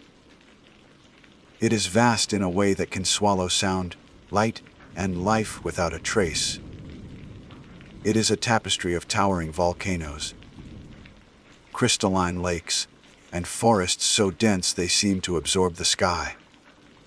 But beneath that sublime beauty, there is an undercurrent of profound indifference. The land doesn't hate you, but it doesn't love you either. It simply is, and your survival within it is entirely your own concern. We get a lot of missing persons cases. Most are tragic but ultimately explainable. An unexpected fall from a ridge, a sudden, brutal shift in weather leading to hypothermia, or a defensive encounter with a brown bear, so protecting her cubs. We find them, or we find what's left of them, and we piece together a story that fits the known logic of this place. But the case of the hiker from Anchorage, a man named Daniel Cartwright, was different. The call came in on a Tuesday morning in late September. The air had that sharp, metallic bite that signals the coming of a long winter. Daniel's car, a well-maintained Subaru Outback, had been parked at a remote trailhead for 4 days, far longer than the hiking plan he'd left with his roommate would account for. The initial report was straightforward, but it came with a heavy footnote. Daniel was an experienced outdoorsman, a man who knew how to read the land and respect its power. He was also, his roommate reluctantly admitted, known to suffer from severe, recurring episodes of depression. That single piece of information changed the entire tenor of the operation before it even began. In the briefing room, a palpable shift occurred. The focused energy of a rescue mission. The urgency. The sliver of hope that you cling to evaporated and was replaced by a somber, methodical sense of duty. We were no longer looking for a lost hiker. In our minds, this was already a recovery mission. The immediate, logical assumption was suicide. We assembled a team of 6, including myself. We were all seasoned rangers, familiar with the terrain and the grim protocols of these situations. As we loaded our packs with gear, the usual chatter was subdued. There were no jokes, no boasts, just the quiet, efficient rustle of nylon and the click of buckles. We drove out to the trailhead, the silence in the truck thick with unspoken thoughts. We've all seen it before. The wilderness has a way of calling to people who are in pain. For some, it is a place of healing. For others, it is a place to be consumed, to disappear into something so immense that their personal suffering feels insignificant in comparison. The first 2 days of the search were a grueling, fruitless exercise in determination. We combed the area in a grid pattern, our voices calling his name, Daniel, into the dense stands of Sitka spruce and hemlock. The calls were swallowed by the trees, the echoes dying flat and sudden, as if absorbed by a vast, silent presence. The ground was a treacherous carpet of moss, covered roots and slick, damp earth, making every step a conscious effort. We scarred ravines, glassed the mountainsides with binoculars, and followed game trails that led to nowhere. There was nothing. No broken branches, no discarded piece of gear, no sign of a campfire. It was as if Daniel Cartwright had simply stepped out of his car and vanished from the face of the earth. By the evening of the second day, a quiet frustration had settled over the team. We were tired, our muscles ached, and the constant, draining vigilance was wearing on our nerves. We made camp as dusk blood purple and orange across the sky, the immense silence of the wilderness pressing in on us. Around the crackling fire, we spoke in low tones, going over the maps again and again, searching for a possibility we had missed. But the logic remained unchanged. A man with a history of depression, alone in this vast emptiness. The conclusion felt as solid and cold as the ground beneath us. On the third morning, the air was colder still. A fine mist clung to the trees, giving the forest an ethereal, ghostly quality. There was a different feeling in the air, a tension that was more than just the accumulated fatigue. We decided to search a section of older, growth forest to the west of the primary grid, an area characterized by gnarled, twisted trees and thick undergrowth. It wasn't a likely path for a casual hiker, but for someone looking for solitude, for a final, quiet place, it made a grim sort of sense. That's when we found him. He hadn't fallen. He hadn't been attacked. He was about a mile from the trail, in a small, unnaturally quiet clearing. He had hanged himself from the low, sturdy branch of a small, twisted spruce tree. Its needles were a dark, unhealthy-looking green, and its trunk contorted towards the sky, as if in agony. It was a sad, grimly familiar scene, the kind that stains your memory. The body was still suspended in the damp, quiet air, a silent testament to a battle lost. The team fell silent. the professionalism took over, unnecessary. Against the wave of sorrow and the sheer wrongness of the sight, we began the somber work of documenting the sight. A couple of rangers took photographs, their clicks unnaturally loud in the stillness. Others began preparing the equipment to respectfully transport the body. It was a process we knew well, a series of methodical tasks that kept the deeper, more unsettling thoughts at bay. As the others worked, I did a final sweep of the area, my boots sinking softly into the damp earth. My role was to ensure we missed nothing, no clue that might offer a different explanation, though my mind had already accepted the one before us. I walked the perimeter of the small clearing, my eyes scanning the ground, and that's when I found them. In a patch of soft, dark mud near the base of the twisted spruce tree, there were footprints. Dozens of them. They weren't from our boots, and they certainly weren't from Daniel's. My breath caught in my chest. They were small, slender, and distinctly barefoot, like the prints of a child. But that was impossible. No child would be out here, and certainly not without shoes in this terrain, at this time of year. The ground was cold, verging on frozen. Hypothermia would set in within an hour. I knelt closer, a cold dread washing over me that had nothing to do with the morning chill. The prints were strange. While the size was that of a child, maybe 6 or 7 years old, the stride between them was too long, unnaturally long. They didn't lead to or from the clearing. They simply circled the spruce tree over and over and over again. The mud churned and pressed down by their passage. It looked as if a group of small children had been dancing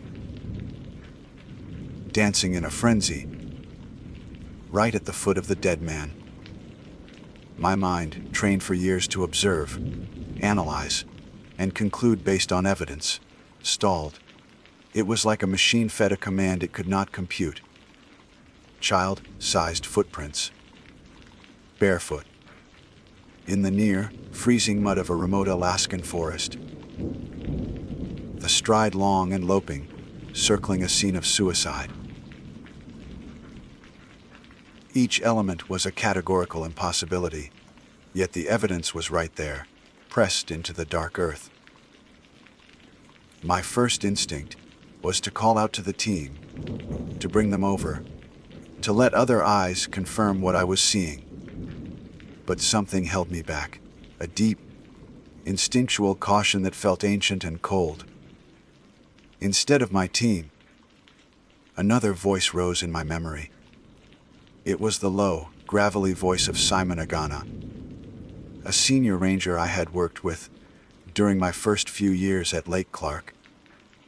Simon was a Yupik man, born and raised in a village on the edge of the park, and he possessed a knowledge of the land that went far beyond what our training manuals could ever teach. He saw the wilderness not as a collection of geographical features and biological systems, but as a living entity, with its own moods, memories, and inhabitants that didn't appear in any field guide. I remembered a specific conversation from years ago. We were weathered, at a remote patrol cabin, waiting out a storm that had turned out the sky into a churning gray sea. To pass the time, I was telling him about a search we'd just concluded for a tourist who'd wandered off trail. A young man we fortunately found alive, though deeply disoriented. He claimed he'd been following the sound of laughter, what he thought was a child who was lost. Simon had listened patiently, his dark, wrinkled eyes fixed on the flames in the wood stove. When I finished, he was quiet for a long time. "You have to be careful of the sounds you follow out here, Kenji," he'd said, his voice barely above a whisper. "Especially when you're alone. This land, it remembers things. It has its people. Not just our people." I had laughed, assuming he was spinning a tale for the rookie. "What, like ghosts?" Simon's expression didn't change. It was deadly serious. "No. Not ghosts. Ghosts were once human. These are something else. We call them the Ersenrat. The little people." He described them not as fairies or friendly forest sprites, but as elemental beings, as much a part of the landscape as the wind and the rock. He said they were childlike in their appearance and in their capricious nature, but they were not children. They were territorial, intensely private, and possessed a cruel, almost alien sense of humor. They saw humans as intruders, as noisy, clumsy creatures disrupting the deep silence of their home. They don't usually show themselves. Simon had continued, stoking the fire. They prefer to mislead. A whisper that sounds like the wind. A glimpse of movement at the edge of your vision. The sound of a child crying, just on the other side of the ridge. They lure you. They play with you. They pull you deeper and deeper into the bush, turning you around until your compass makes no sense and the sun is in the wrong part of the sky. A chill had crept up my spine then, despite the warmth of the cabin. And then what? They attack you. Worse, Simon said, finally looking at me. His eyes held a profound, unsettling sadness. They don't need to. They are masters of the mind. They know human weakness. They will watch you, hidden. They will whisper your deepest fears to you. They will mimic the voices of your loved ones, saying terrible things. They will fill your head with despair, with hopelessness, until the world feels like a prison with no exit. They will surround you unseen, and they will watch as you break. They delight in it. And when you are at your most broken, they will watch as you take your own life. For them, it is a spectacle, a great show. He paused, and his next words were the ones that now echoed in my head with the force of a physical blow. They especially like hangings. They find it theatrical. Kneeling there in the mud, the cold seeping through the knees of my pants. Simon's story wasn't a story anymore. It was a field guide to the scene in front of me. I looked up from the impossible footprints to the body of Daniel Cartwright, a man known to suffer from depression, a mind already fertile ground for the seeds of despair. He had walked for 2 days, far from any trail, not aimlessly, perhaps, but drawn. Lured. Herded. I imagined him stumbling through the dense forest, hearing things just beyond his sight, his rational mind fighting against the encroaching paranoia, his emotional vulnerability being expertly exploited. I imagined the whispers starting, twisting his own grief and self-doubt into a weapon against him. Then I looked at the small, dancing footprints. They weren't celebrating his death. They were the audience. They had been here for the final act, their silent, gleeful presences circling him as his last thread of hope snapped. This wasn't just a suicide. It was a performance. A ritual. My mistake, and the mistake of the entire team, was our assumption. We saw a man with a history of mental illness and a tragic outcome, and we connected the dots in the simplest, most logical way. We are trained to see the world through a lens of cause and effect, of forensics and psychology. We had failed to consider the context of the place we were in. We saw it as a mental health tragedy, which it was, but we had missed the other, horrifying layer. We weren't just recovering a body. We were cleaning up after a sacrifice. My blood ran cold. I couldn't call the team over. What would I say? Hey guys, forget the report on the deceased's mental health. I think he was tormented to death by malevolent forest spirits. I would be placed on administrative leave before the helicopter even landed. They would think I'd cracked under the pressure of the job. And maybe I had. Maybe I was projecting a ghost story onto a patch of mud. But my gut, that primal sense that keeps you alive in the wilderness, told me otherwise. It screamed at me that what I was seeing was real. And more than that, it screamed that these tracks were not meant to be found. They were a sign of the Ursenret's arrogance, their carelessness after the show was over. Without another thought, I acted. It wasn't a decision born of logic, but of pure, terrifying instinct. I stood up and began to walk over the patch of mud. I dragged my heavy, deep, treaded boots through the small, barefoot prints, scuffing and churning the earth until they were gone. I kicked dirt and fallen leaves over the area, obliterating every last trace. It felt like a desecration, like destroying evidence. But I wasn't destroying evidence of a crime a human court could understand. I was hiding a secret that the human mind wasn't built to handle. I was protecting my team, not from a physical threat, but from a truth that could unravel their understanding of the world. When I was finished, the patch of mud looked like nothing more than a place where a ranger had stood for a few moments. Normal. Explainable. I took a deep, shuddering breath and turned back to the team. They were still working, focused on their grim, familiar task. My face was a carefully constructed mask of professional calm. I never mentioned the footprints in my official report. How could I?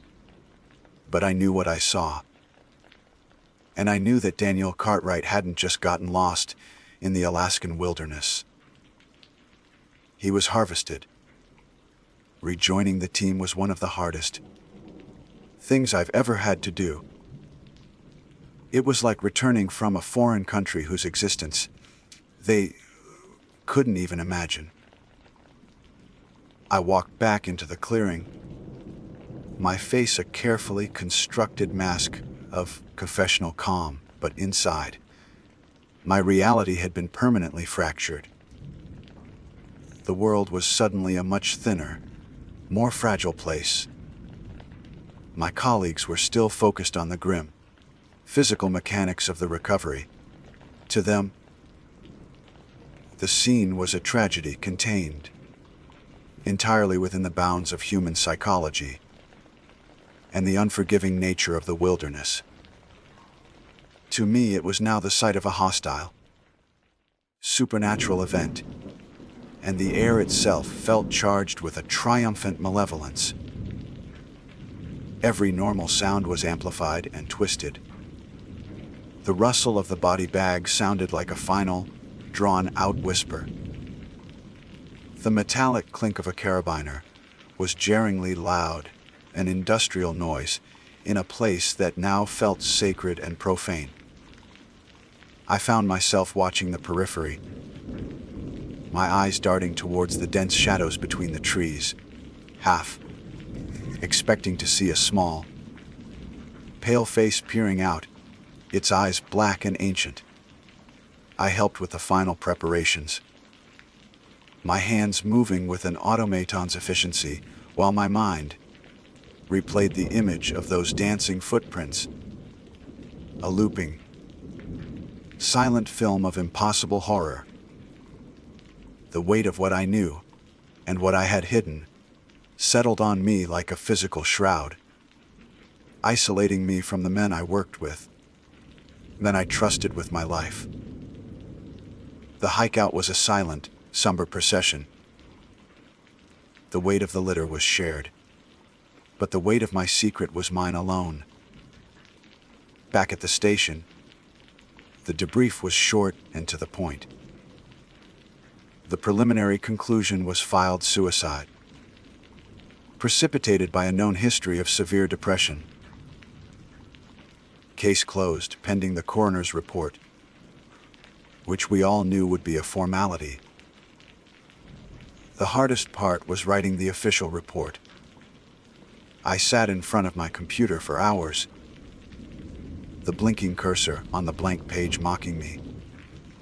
Every word I typed felt like a lie, a carefully constructed piece of fiction, designed to uphold a version of reality I no longer fully subscribed to. I detailed the search grid, the weather conditions, the location of the discovery, the state of the body. I described the scene with meticulous stereo-accuracy, omitting the one detail that had redefined it entirely. I wrote about the spruce tree, but not about the circle of danced, in mud at its base. My fingers hovered over the keyboard as I thought about Simon Agana. How could I explain the folklore of the Ersenrat in a government document? I would be a laughingstock, my career over. So I did what I had to do. I lied by omission. I filed a report that was factually correct, but fundamentally untrue. Handing it in felt like a betrayal of Daniel Cartwright, of my duty as an observer, and of my own sanity. The Cartwright case has never left me. It is a ghost that walks with me on every patrol. The wilderness I once saw as a place of profound, indifferent beauty now holds a specific, intelligent menace. It is no longer a neutral ground. I have changed. I am more cautious, more prone to starting at unexplained noises. Before, the snap of a twig in the undergrowth was a squirrel or a fox. Now, my first thought is of something small, something barefoot, something watching. I hear the wind differently, listening for whispers carried within its gusts. I find myself scanning the edges of clearings, not for bears or moose, but for movement that is too quick, too fluid for any known animal. A few years ago, I was on a solo patrol deep in the backcountry. I made camp for the night, and as I sat by my small fire, I heard it, faint but unmistakable, the sound of a child's laughter, coming from the darkness just beyond the firelight. My blood turned to ice. Every instinct screamed at me to investigate, the protective impulse of a ranger hardwired into my DNA. But Simon's voice echoed in my memory. You have to be careful of the sounds you follow out here. I threw another log on the fire, the flames leaping up to push back the oppressive dark. I unholstered my sidearm and sat with it in my lap all night, my back pressed against a large boulder, listening as the laughter would occasionally drift in and out, a cruel, playful melody in the vast silence. It was a test. They were checking to see if I had learned the rules. I no longer look at missing persons cases the same way. When a call comes in about an overdue hiker, my mind immediately jumps to the unsettling questions. Did they have a history of personal struggle? Were they alone? Were they known to be emotionally vulnerable? I see them not just as lost individuals, but as potential targets. I scan the reports for details that others might dismiss as irrelevant. Claims of disorientation, reports of hearing strange noises, a feeling of being watched. To my colleagues, these are symptoms of stress and fatigue. To me, they are the hallmarks of a hunt. I am a guardian of this land, but I now understand that there are things here from which I cannot protect anyone. We operate under the assumption that we are the apex predators, the masters of this domain. We are not. We are guests at best, and at worst, we are a diversion, an entertainment. We see the wilderness as a challenge to be overcome, a resource to be managed. But there are older things here, things that see us as a resource. We search for the lost, but I know, with a certainty that chills me to my core, that some are not lost at all. They are found. They are chosen. They are harvested. My name is Marcus Thorne, and for the better part of 2 decades, I have served as a backcountry ranger in the Allegheny National Forest. This isn't a job one simply falls into. It's a calling. A commitment to steward a vast and often unforgiving expanse of wilderness. My official duties are varied, encompassing everything from trail maintenance and wildlife surveys to search and rescue operations. However, a significant portion of my time, particularly in the deep backcountry, is dedicated to more somber tasks, patrolling for illegal dumping sites and locating and inspecting the hundreds of abandoned oil and gas wells that pockmark this, like old scars. The Allegheny is a place layered with history, much of it forgotten. It's a forest that has swallowed whole chapters of human endeavor. Beneath the canopies of oak and hemlock lie the spectral remains of old homesteads, their stone foundations now surrendered to moss and root systems. Deeper still, you can find the ghost towns of long, defunct logging camps, where entire communities once thrived, only to vanish when the timber ran out. These aren't just ruins, they are testaments to nature's relentless power of reclamation. For a ranger, stumbling upon these relics is a routine part of the job. You develop a certain professional detachment, an archaeologist's eye for decay. You learn to read the forest not just for what is living, but for what has been left behind. The day in question began like any other late spring patrol. The air was heavy with the scent of damp earth and blooming mountain laurel, a thick, sweet perfume that clings to everything. My objective was to investigate a series of grid coordinates several miles off trail, a region flagged for a high concentration of unrecorded wells from the early 20th century oil boom. The hike was arduous. I left the marked trail system behind, my compass and topo map my only guides, and pushed into a dense wetland area veined with sluggish, deep-colored streams. This was the kind of terrain most hikers, and indeed most people, would sensibly avoid. The ground sucked at my boots with every step, and the thickets of rhododendron were so dense they formed impenetrable walls, forcing me to follow the meandering path of the water. It was in the heart of this swampy labyrinth that I found it. After hours of navigating the sucking mire, I came upon a small, almost perfectly circular patch of high ground, an island of solid earth in a sea of bog and thicket. And on this island, half shrouded by the grasping limbs of ancient maples, stood a house.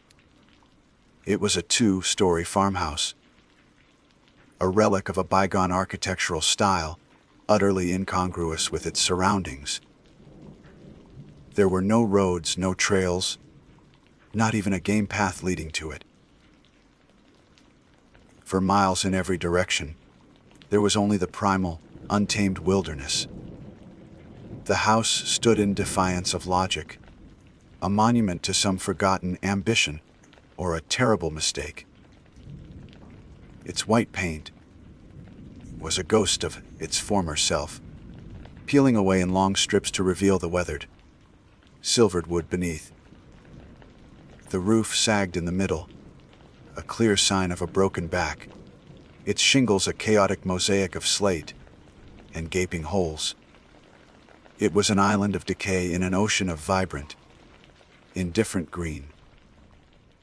My training, the voice of caution honed by years of experience, immediately flagged the situation. An unmapped structure, no access, potential hazard. But overriding that professional protocol was a profound, almost magnetic curiosity. Who would build a house here? And why? I unslung my pack, leaning it against a tree, and decided a perimeter check was in order. I began to circle the house, my boots crunching softly on a carpet of last year's leaves. The silence was absolute, broken only by my own movements and the distant hum of insects. The foundation was stone, expertly laid, but now surrendering to the relentless pressure of the earth. Windows, like vacant eyes, stared out from both floors. Most were shattered, their frames rotting, dark maws gaping into the interior gloom. The air around the structure was different, cooler, heavier, carrying the unmistakable scent of deep, damp rot and mildew. It was the smell of a place that had been sealed, left to fester, in its own decomposition.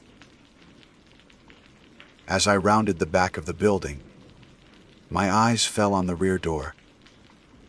Unlike the sealed and shattered windows, this door was slightly ajar, hanging crookedly on a single rusted hinge. It was a dark, vertical slash against the pale wood, an invitation into the shadows within. This was the critical decision point. Every instinct, every protocol, told me to mark the location, hike out, and file a report. An unstable, isolated structure was a textbook hazard. But the mystery of it held me fast. My job was to check on abandoned things, and this was the mother of all abandonments. Justifying it as a check for squatters or immediate environmental dangers, I pulled a high, lumen flashlight from my belt, took a deep breath of the clean forest air, and pushed the door open.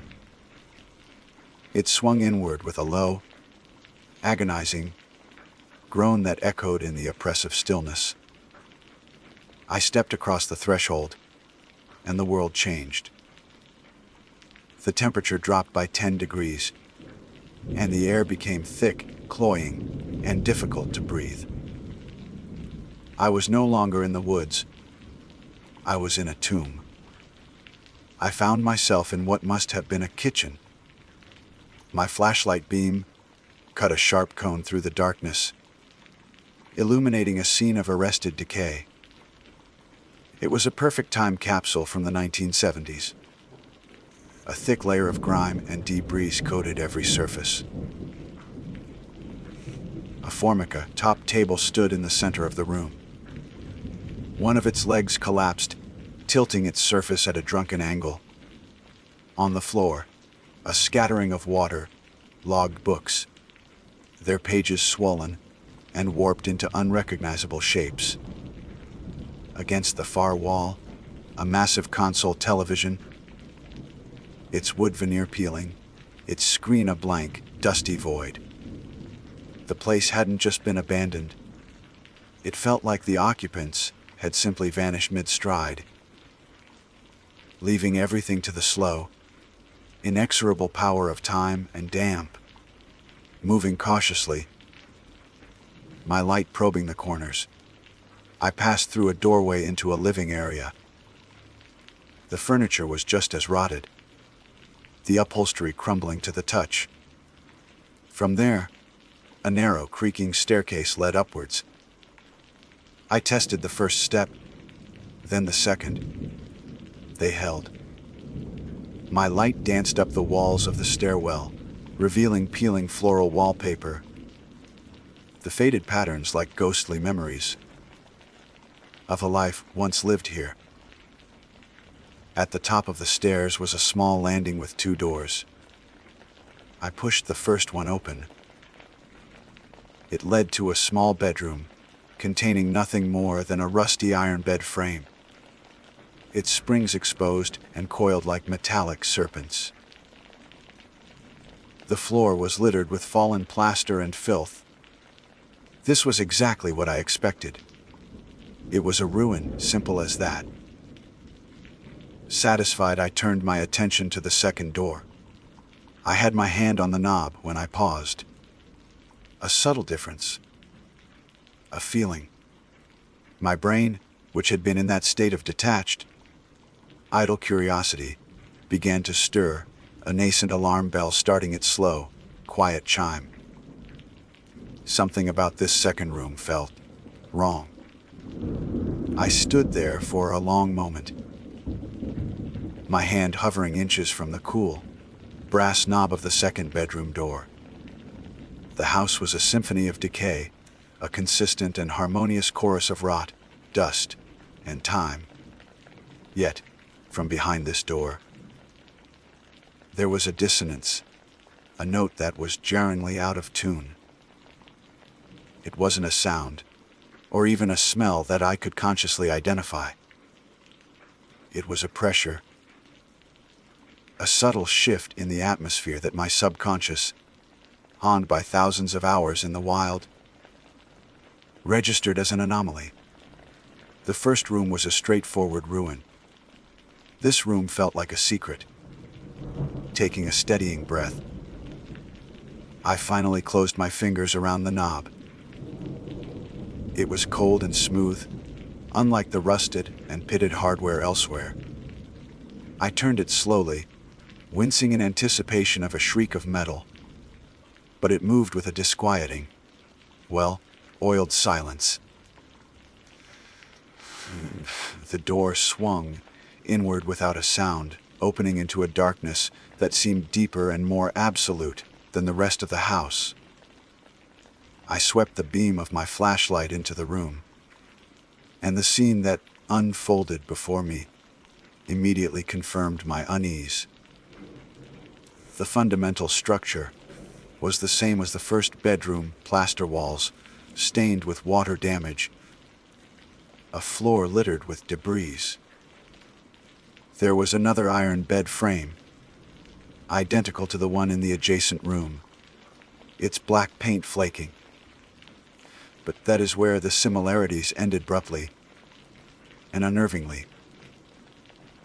Unlike its counterpart, this bed frame was not empty. Upon the rusty springs rested a mattress.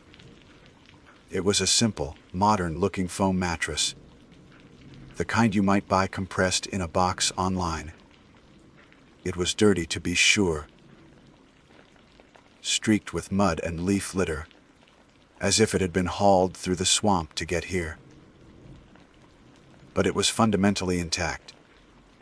It wasn't covered in the decades of grime, plaster dust, and animal droppings that coated every other surface in the house.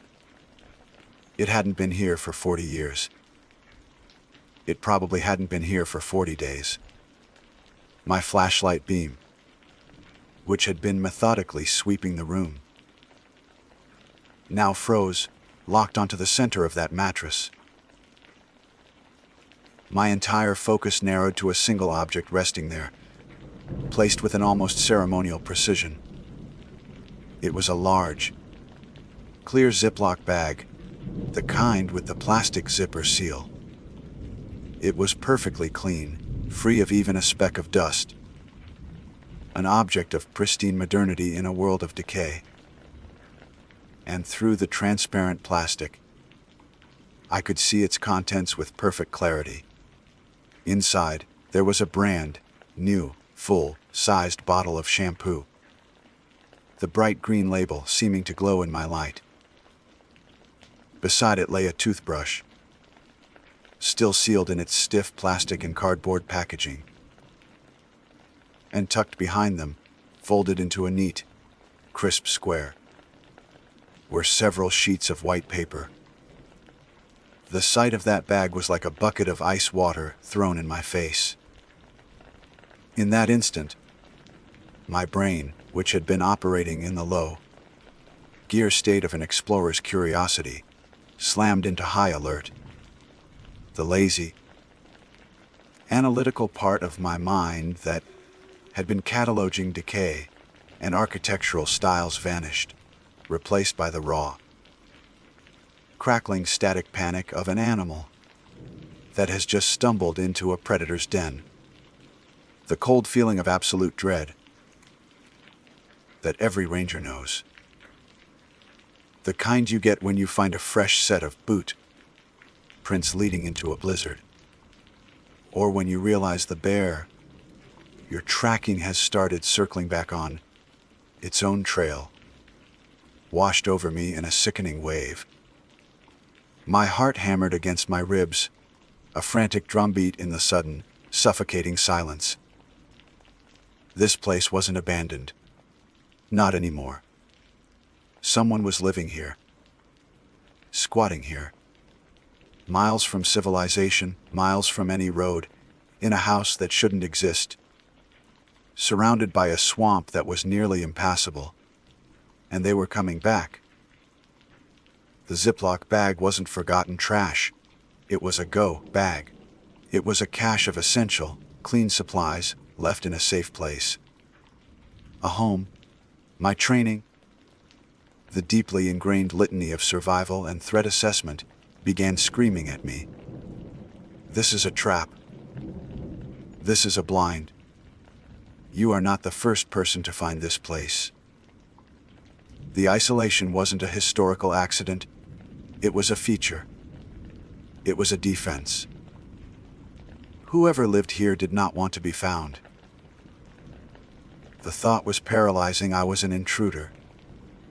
I was an invader in a space that belonged to someone who had gone to extraordinary lengths to remain hidden from the world. My mind raced, connecting disparate threads had, until now, seemed like meaningless background noise. The string of petty thefts from cars, parked at trailheads 10 miles from here, a smashed window for a half-eaten bag of chips, a stolen jacket. The scattered, unconfirmed reports from hikers over the last year, dismissed as rumor of a strange, gaunt man seen watching them from the cover of the trees, someone who would melt back into the forest when spotted. I had dismissed them. We all had. In a forest this size, you get all sorts of stories. But now, standing in the heart of this impossible refuge, those stories took on a terrifying new weight. I had made a catastrophic mistake. My assumption of emptiness, of the past being safely dead and buried, had led me here. I saw a ruin and thought only of history. I failed to consider that the very isolation that made it a ruin also made it perfect sanctuary for someone who had divorced themselves from society. Someone who could slip through the woods like a ghost. Someone who had brought brand new supplies to their hidden home. I didn't go any further into the room. I didn't touch the bag. I didn't call out or announce my presence. My body went into a state of pure, cold autopilot. I calmly, deliberately began to back away. I didn't turn my back on the room.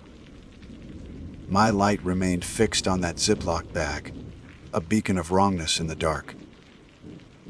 I retreated one step at a time, pulling the door slowly shut, my other hand guiding it, so it wouldn't make a sound as it closed into its frame. The silent latch clicked into place. Then I turned and moved. Not running, but with a fluid, silent urgency that I hadn't used since my military days. I retraced my steps through the house of horrors, my senses now cranked to an almost painful level of acuity.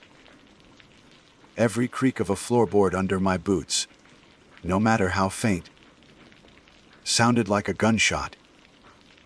Every rustle of leaves outside, once a soothing sound of the forest, now sounded exactly like footsteps approaching. The damp, musty air seemed to cling to me, trying to hold me back.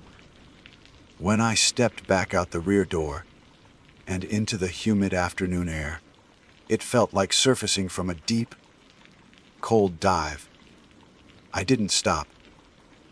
I forced myself not to look back at the house. I grabbed my pack, swung it onto my shoulders, and began retracing my path through the swamp, my eyes scanning the tree line, my ears straining for any sound that was out of place. The entire hike out was a torment. I felt 1,000 eyes on my back. The forest was no longer a neutral space. It was an observing entity. It was his territory, and I had trespassed on its most sacred ground.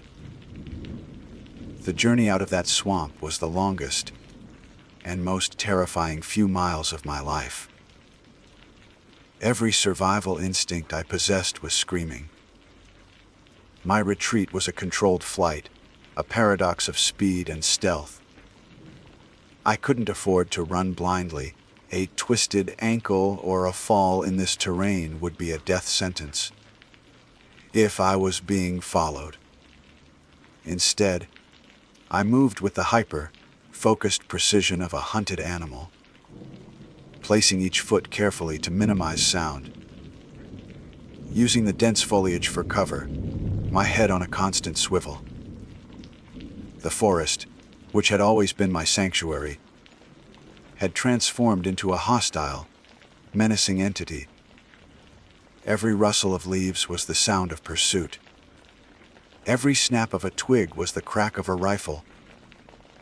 I imagined a gaunt, shadowy figure flitting between the trees, paralleling my course, watching me with cold, possessive eyes. The feeling of being observed was so intense. It was a physical pressure against my skin, raising the hair on my arms and the back of my neck. I didn't dare look at my map. I relied on pure instinct and a mental image of the terrain, navigating by the angle of the sun and the flow of the water. To stop, even for a moment, felt like an unthinkable risk. The oppressive humidity of the swamp felt like a physical weight, and my pack, usually a familiar comfort, felt like an anchor dragging me down. I fixated on the image of my truck, parked miles away at the trailhead. It became a totem of safety, a steel and glass box that represented the sane, ordered world I had so foolishly left behind. When I finally broke through the last of a thicket and saw the familiar gravel of the access road. A wave of relief so powerful, it almost buckled my knees, washed over me. I reached my vehicle, fumbled with the keys, and threw myself inside, locking the doors with a convulsive jab of my thumb. I sat there for a full 10 minutes, my chest heaving, my eyes scanning the impenetrable wall of trees. I had just emerged from half, expecting to see a face staring back from the shadows. The drive back to the ranger station was a blur. I made my report to my supervisor, Dave Chen, a man whose face was a permanent roadmap of worry from 30 years on the job. I recounted the events as clinically as I could. The discovery of the unmapped structure, the state of the interior, the newer mattress, and finally, the Ziploc bag. I could see the initial skepticism in his eyes. We get reports of squatters all the time. They're usually hapless drifters or kids looking for a place to party, not methodical survivalists. But as I described the scene, the pristine cleanliness of the bag, the brand, new supplies, the utter isolation, his expression shifted from wary concern to sharp focus. When I told him about the well, oiled door hinge, and the feeling of being watched on my way out, he didn't question it. He'd been in the woods long enough to know that sometimes you just know. "You did the right thing, Marcus," he said, his voice low and serious. "You didn't confront. You backed out. You reported. My primary mistake, of course, was one of assumption. It's a mistake that can get you killed in this line of work. I saw a ruin and assumed it was empty, a harmless relic of the past. I failed to consider that the very isolation that allowed it to become a ruin also made it the perfect refuge for someone who did not want to be found. Someone who had planned, prepared, and established a foothold deep in a place no one would ever think to look. The violation wasn't just that I had found his home. It was that I had uncovered a whole hidden existence. Within hours, a plan was in motion. This wasn't a job for a lone ranger. It was a law enforcement matter now.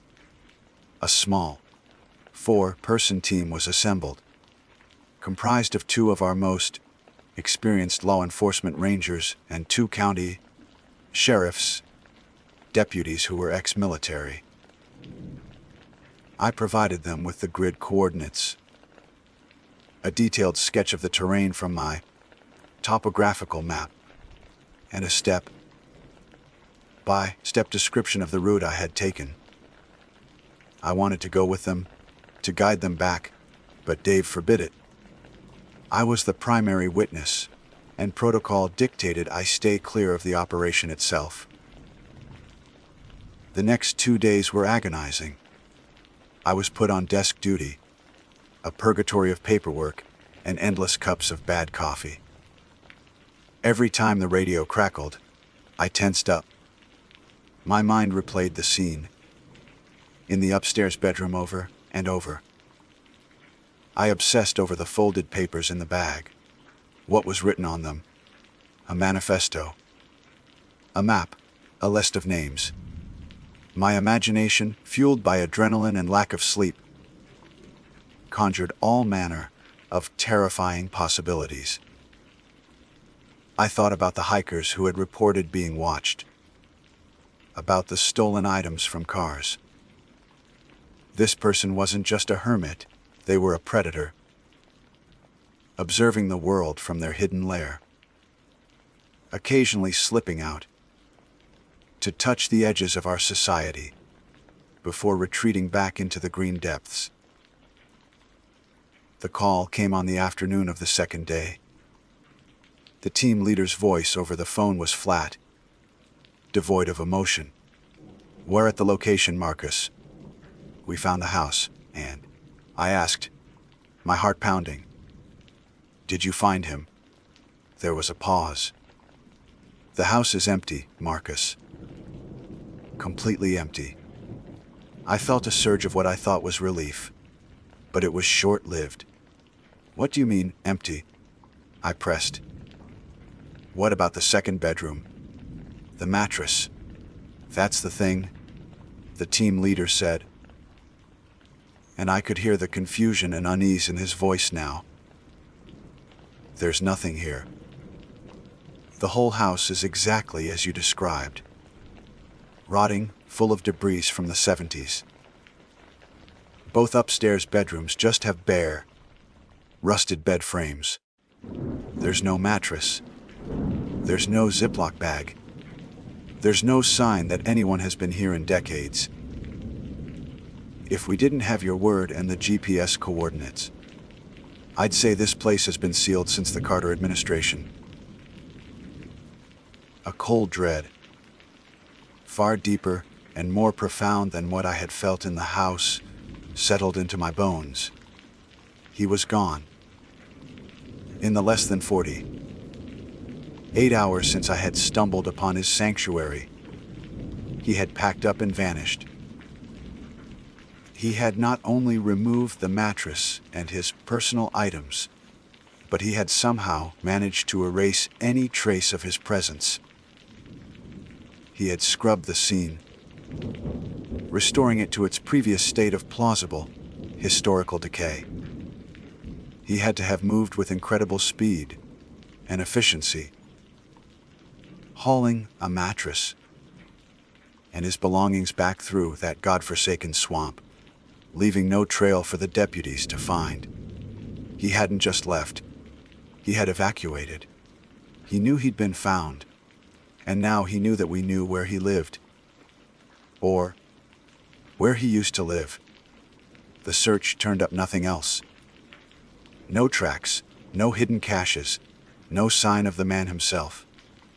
He had dissolved back into the forest from which he came, a ghost, returning to the shadows. It's been a year since that day. I still patrol the deep backcountry. It's my job. But something has changed. The woods no longer feel like home. The silence is no longer peaceful. It's watchful. I find myself looking over my shoulder more, studying the deep shadows between the trees, my hand often straying to the sidearm on my hip. The mystery of the man in the swamp house is an open wound. Where did he go? Is he still out here, in some deeper, more remote hollow in another forgotten ruin? Has he set up a new home? The most chilling thought. The one that keeps me awake during long nights at the station is the knowledge that he's still out there, and he knows we're looking. My name is David Chen, and for the better part of a decade, I've worn the badge of a law enforcement officer with the U.S. Forest Service. My jurisdiction is the Cleveland National Forest, a sprawling expanse of chaparral oak woodlands and pine-covered peaks in Southern California. It's a place of stark, rugged beauty, a landscape that can be as unforgiving as it is magnificent. Most of my days are spent dealing with the familiar catalog of human misbehavior, illegal campfires, poaching, disputes between campers, and the occasional search and rescue operation for a hiker who underestimated the terrain. I've seen strange things, to be sure. You don't work this job for long without collecting stories of odd encounters and unexplained lights in the sky. But nothing, in all my years of service, could have prepared me for what began in the late summer a few years ago. It started not with a bang, but with a series of quiet, perplexing phone calls trickling into the main ranger station. The calls were about a group that had set up camp high on the slopes of Palomar Mountain, a place known more for its world-famous observatory than for unusual campers. The callers weren't hysterical. They were seasoned hikers and local birdwatchers, people who knew the forest's rhythms. Their descriptions were oddly consistent and tinged with a note of deep unease. They spoke of a camp that was too perfect, unsettlingly clean, and just wrong. My partner, Mark, a gruff but good-natured veteran with 20 years on the force, initially dismissed it. Clean campers, Dave. That's a problem we should have more often. He'd grunted over the radio, his voice crackling with static. Let 'em be. As long as they're not leaving trash or starting fires, they're not our problem. But the calls kept coming. A new detail emerged. The campers all wore identical clothing. Black tracksuits and black running shoes. They never seemed to engage in any typical camping activities.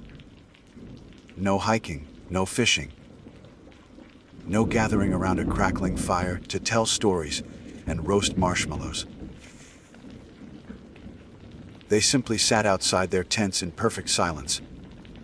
From sunrise to sunset, their faces tilted towards the sky as if awaiting a signal only they could perceive. Curiosity and a nagging sense of professional duty finally got the better of me. One bright, cloudless Tuesday morning, I decided to drive up Palomar Mountain to conduct a welfare check. The higher I drove, the more the air seemed to change. The usual scent of pine and dry earth felt thin, replaced by a strange, sterile stillness. I left my truck at a turnout and walked a final quarter-mile along a fire road. The moment I saw the campsite, I understood what the callers had meant. Unsettlingly clean was an understatement. It was a scene of almost fanatical orderliness, set in a wide clearing where exactly 20 gray, dome-style tents. They were all the same model, the same color, pitched in a perfect grid, 4 rows of 5. The guy lines were taut and angled with geometric precision. The ground around the camp was immaculate, swept clean of every stray pine needle and leaf. It looked less like a campsite and more like a sterile, outdoor dormitory or a staging area for something deeply serious. And then there were the people. Just as described, they sat on small, foldable stools outside their tents, 1 person per tent. They were a mix of men and women, ranging in age from their early 20s to their late 60s. Each was dressed in the same anonymous black tracksuit and black Nike running shoes. They didn't speak. They didn't move. Their hands rested in their laps, and their collective gaze was fixed on the vast, empty blue of the sky. The silence was absolute and unnerving. It wasn't the peaceful quiet of nature. It was a heavy, expectant silence, like the air in a church just before a sermon begins. I cleared my throat, the sound unnaturally loud in the stillness. "Good morning," I called out, my voice steady but my heart starting to thrum a nervous rhythm against my ribs. U.S. Forest Service. Just conducting a routine check. Several heads turned towards me in slow, synchronized motion. Their expressions were unnervingly placid, devoid of curiosity or alarm. An older man, who I presumed to be the leader, rose smoothly from his stool and walked towards me. He had a serene, almost beatific smile, but his eyes were like chips of dark, polished glass. They seemed to look right through me. "Good morning, officer," he said, his voice soft and melodic. "There is no need for concern. We are simply preparing." "Preparing for what, sir?" I asked, keeping my tone professionally neutral. "For graduation," he replied, the smile never wavering. "Our time in these human vessels is coming to a close. We will soon shed these temporary forms and ascend to a higher level of existence." The words hung in the sterile air. It was classic cult rhetoric, the kind of language you read about in psychology textbooks. It was bizarre, to be sure, but they weren't breaking any laws. They were on public land, their 30-day camping permit was valid, and their site was, ironically, the cleanest I had ever seen. I asked the standard questions. Did they have enough food and water? Was anyone here against their will? Was anyone in need of medical attention? To each question, the man, who never gave his name, provided calm, reassuring answers. "We are all we require, officer. We are all here by choice, united in purpose. Our health is perfect as we prepare to leave our physical shells behind." I walked through the camp, making a show of inspecting the perimeter. The people I passed either ignored me completely, their eyes locked on the heavens, or gave me the same serene, empty smile as their leader. It felt like walking through a gallery of living statues. There was no personal touch anywhere. No books, no guitars, no stray articles of clothing. Just the uniform tents, the uniform people, and the crushing uniform silence. As I was leaving, a younger woman, maybe 25, briefly met my gaze. For a fleeting second, I thought I saw a flicker of something else in her eyes. Doubt, fear, a silent plea. But it was gone as quickly as it appeared, replaced by the same placid vacancy as the others. The moment stuck with me. A tiny crack in the group's monolithic facade. Driving back down the mountain, I couldn't shake the deep-seated wrongness of it all. The leader's face kept flashing in my mind. He reminded me of someone, and with a jolt, I placed it. He had the same intense, charismatic calm as the photos I'd seen of Marshall Applewhite, the leader of the Heaven's Gate cult. The cult that had committed mass suicide in the 90s. Believing a spaceship was trailing the Hale Bob comet to take them to a new world. The comparison sent a chill down my spine that had nothing to do with the morning air. I reported the encounter to Mark and my supervisor, carefully detailing the language they used, the unnerving orderliness, and my comparison to Heaven's Gate. They listened, but their hands were tied. "They're weird, Dave, no doubt," my supervisor said, sighing. "But weird isn't illegal. They're not a danger to the public, and they claim to be fine. Keep an eye on them. Do your regular check-ins, but unless they break a law, we can't do anything." And so, that's what I did. For the next 2 weeks, the group on Palomar Mountain became a part of my routine. Each check-in was the same.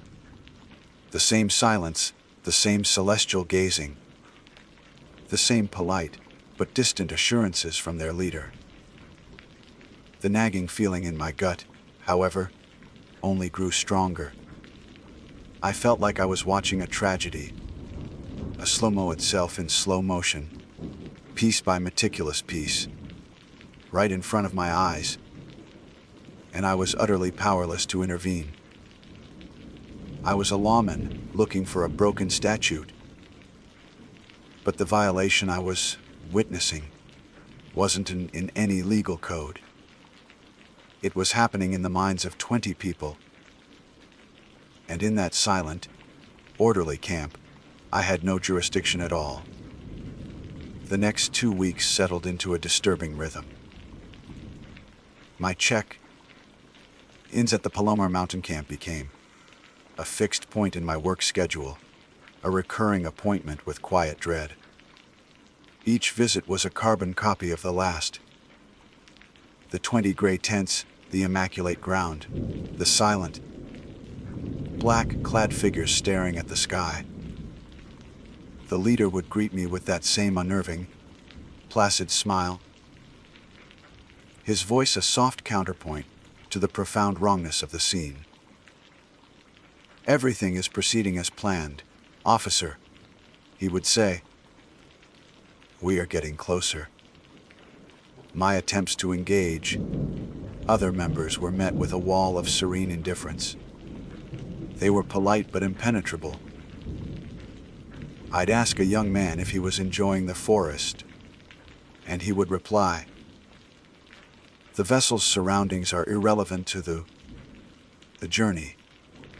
I'd ask a middle-aged woman if they needed anything from town, and she'd say, "Our needs are no longer of this world."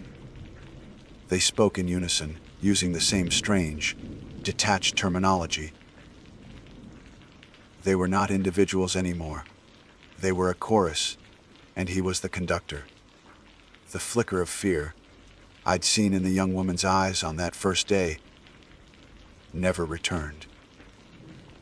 When I looked for her, she would either be staring blankly at the sky, or, if she met my gaze, her eyes were as vacant as the rest. It was as if that brief moment of connection had never happened, a possibility that haunted me more than the overt strangeness of their beliefs. Back at the station, my unease became a running joke with Mark. "Checked on your space cadets today, Dave," he'd ask, not unkindly. But I could tell my growing obsession with the group was beginning to wear on him. My supervisor was more direct. We had meetings where I'd pace his office, my hands gesturing as I tried to explain the escalating sense of doom that clung to that mountaintop. "Dave, I've run it up the chain," he said, his face etched with tired frustration. "I've spoken with the sheriff's department. I've even had an informal chat with a friend at the FBI who specializes in this stuff. The consensus is the same. As long as they're not holding anyone against their will, threatening others, or breaking environmental laws, they are protected under the First Amendment. Their beliefs are unconventional, but they are not illegal. Our hands are tied until they make a move." His logic was sound, the logic of law enforcement, the logic I had built my career on. But it felt hollow. It felt like watching someone build a bomb and being told you couldn't intervene until it exploded. In my off hours, I fell down a rabbit hole of research. I read everything I could find on Heaven's Gate, the People's Temple in Jonestown, the Order of the Solar Temple. I studied the patterns, the charismatic leader, the isolation, the severing of ties with the outside world, the creation of a new, shared reality, and the promise of a glorious, transcendent escape from a flawed world. The parallels were chillingly precise. The group on Palomar Mountain was following a well-worn, tragic script. As the third week began, A new element was added to their routine. A sound. It was a low, monotonous humming, a single, sustained note that started at dawn and ended at dusk. It was barely audible from the fire road, a faint vibration on the air. But up close, at the camp, it was an oppressive presence. It emanated from all of them simultaneously, a collective, mindless drone. Hikers started mentioning it in their calls. It's like the whole mountain is humming, one said, her voice shaky. It wasn't loud enough to qualify as a noise violation, but it was another layer of psychological weirdness. Another turn of the screw. The end of their 30-day permit loomed. This, I knew, was the deadline. In my research, I'd learned that these events were often tied to specific dates, celestial alignments, or anniversaries. The expiration of their legal right to be felt like a natural trigger. My anxiety sharpened into something that felt like a low-grade fever. I wasn't sleeping well, and every time I closed my eyes, I saw their 20 blank faces turned towards the sky. On the 28th day, just 2 days before their permit expired, I made my final official check-in. The air was thick with a tension that was almost palpable. The humming was gone. The silence that had replaced it was heavier, more final. As I approached, the leader met me halfway, his smile wider, more radiant than ever. "Officer Chen," he said, his voice resonating with a triumphant calm. "Thank you for your diligence. Your services will no longer be required after today. Our final preparations are complete. The graduation is imminent." As he spoke, I looked past him at the camp and my blood ran cold. Something was different. It took me a second to process it. Their hair, every single one of them, men and women, had their heads shaved. The identical buzz cuts were a new, shocking step in their methodical erasure of self. And then I saw it. Placed just inside the zipped-up flap of each tent, visible through the fine mesh of the window, was a small black suitcase. A carry-on. The kind you take on a plane. They were packed. They were ready for a trip. A wave of nausea and adrenaline washed over me. This was it. The tidy shoes, the shaved heads, the packed bags. It was the tidiness of a final act. It was the meticulous, deranged planning of people who had completely detached from reality. "Sir," I said, my voice barely a whisper. What's going on here? "What are you planning to do?" He simply smiled, a serene, pitying look in his glassy eyes. "We are graduating," he repeated, as if to a child. "We are going home." He turned and walked back to his stool, leaving me standing there, my heart hammering against my ribs. I got in my truck and drove down the mountain, my mind screaming. I called my supervisor, my voice frantic. They've shaved their heads! They've packed suitcases! This is happening. Tonight? Or tomorrow morning? We have to do something. I could hear the exhaustion in his voice, the weary resignation of a man bound by rules I was ready to shatter. "Dave, what do you want me to do? Send a SWAT team in because of a haircut? We don't have probable cause. There is no crime. Yet. So we wait?" I yelled into the phone. "We wait for 20 bodies. We wait," he said, his voice firm but heavy. "Call me the second anything changes." But I knew I couldn't wait. That night, I sat at my kitchen table, my service weapon lying on the wood grain in front of me. I felt a profound sense of failure. My job was to protect people, to enforce the law. But the law was failing. I was looking for a crime, for a violation of a code or a statute. The real violation was happening inside their minds, and I had no jurisdiction there. The suitcases are what haunted me. They packed for a trip they weren't coming back from. As darkness fell over the forest, I made a decision. Protocol be damned. The law be damned.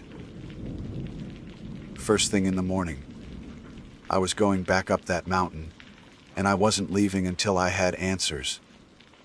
One way or another. I didn't know it then, but I was already too late. I never made it back up the mountain on my own terms. The decision I made at my kitchen table, fueled by whiskey and a desperate sense of duty, was rendered moot by the piercing ring of my phone at 6 a.m. It was dispatch. My stomach clenched before I even said hello. The voice on the other end was tinny and urgent. It was a hiker, the first one on the trails that morning, calling from the ridgeline overlooking the campsite. He was frantic, his words tumbling over one another. He said the camp was still there, all the tents in their perfect rows, but it was completely, deathly silent. It's the shoes. Man, the hiker stammered, his voice cracking with panic. They left their shoes outside the tents. All of them. Who does that? A cold dread, so profound it felt like a physical weight, settled in my bones. I was already in my uniform, the decision having been made hours before. I'm on my way, I said, my voice a hoarse croak. I didn't bother calling my supervisor. This was beyond protocol now. This was the aftermath. The drive up Palomar Mountain was surreal. The rising sun cast long, distorted shadows across the road, and the familiar landscape of my jurisdiction felt alien and hostile. Every curve in the road felt like a delay, every mile an eternity. My mind was a maelstrom of recriminations and what-ifs. I should have pushed harder. I should have lied, fabricated a reason to get them out of there. I should have seen the flicker in that young woman's eyes, not as a fleeting doubt, but as the last ember of a soul about to be extinguished. My professionalism, my adherence to the rules, now felt like a cowardly excuse for inaction. I had watched them march towards the edge of a cliff for weeks, and all I did was measure the distance to the legal line, a line they had no intention of crossing in a way I could prevent. I parked my truck where I always did and walked the final stretch. The silence hit me first. It was different from before. It was not the expectant, humming silence of their meditations. It was the empty, profound silence of a vacuum. It was the quiet of a place where life had ceased. The scene was exactly as the hiker had described, but so much worse in person. 20 gray tents, zipped tight, gleaming in the morning sun. Outside each tent, placed perfectly parallel to the entrance, was a pair of black Nike running shoes. The laces were tied. And next to each pair of shoes, standing upright and ready, was a small black suitcase. It was a tableau of departure, a gate at an airport terminal for a flight to nowhere. My breath hitched. My training kicked in, a detached part of my brain cataloging the scene, even as my spirit recoiled in horror. This methodical neatness wasn't just weird. it was profoundly deranged. This was the tidiness of a final act, the ultimate expression of their shared psychosis. I drew my weapon, a useless gesture against what I knew I would find. I approached the nearest tent, my heart pounding, a sick rhythm against my Kevlar vest. U.S. Forest Service. I called out, my voice sounding weak and pathetic in the vast stillness. Is anyone in there? Only the wind answered, rustling the dry leaves just beyond the meticulously swept clearing. With a trembling hand, I reached for the zipper on the first tent. The metallic rasp sounded like a scream. I pulled the flap aside and looked inside. The man was lying peacefully on his back, his hands folded on his chest. He was dressed in the same matching black tracksuit. A clear plastic bag was secured tightly over his head with a drawstring. His face, visible through the plastic, was calm, almost serene. He was dead. A wave of bile rose in my throat, and I stumbled back, gasping for air. The sheer, calculated horror of it was overwhelming. I forced myself to move to the next tent, and the next, and the next. My movements became robotic, an automaton of dread. I didn't need to open them all, but some grim compulsion made me check 5 more. Each one was the same. A man, a woman, another man, 2 more women. All dressed in their tracksuits, all with their heads shaved, all lying peacefully in their sleeping bags, all with a plastic bag cinched around their head, all graduated. I stopped, unable to continue. I stood in the middle of that silent, geometric graveyard and finally broke.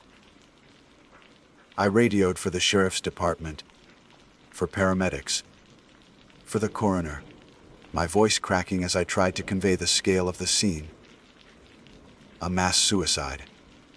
20 victims.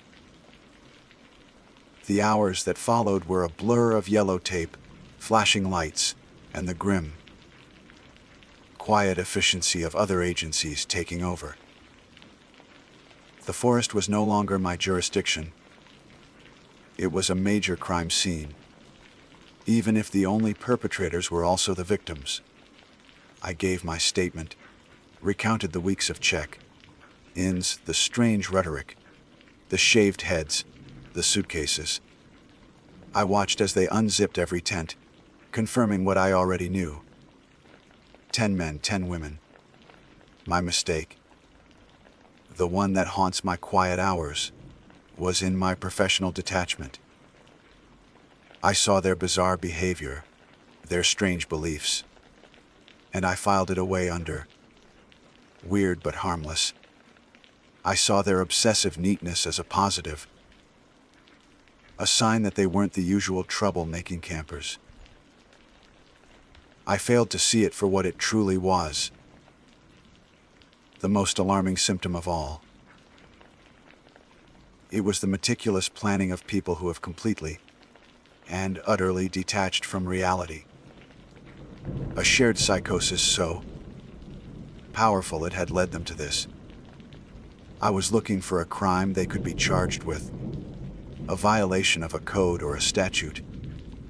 But the real violation, the real crime, was the theft of 20 individual souls by one charismatic man with a poison promise.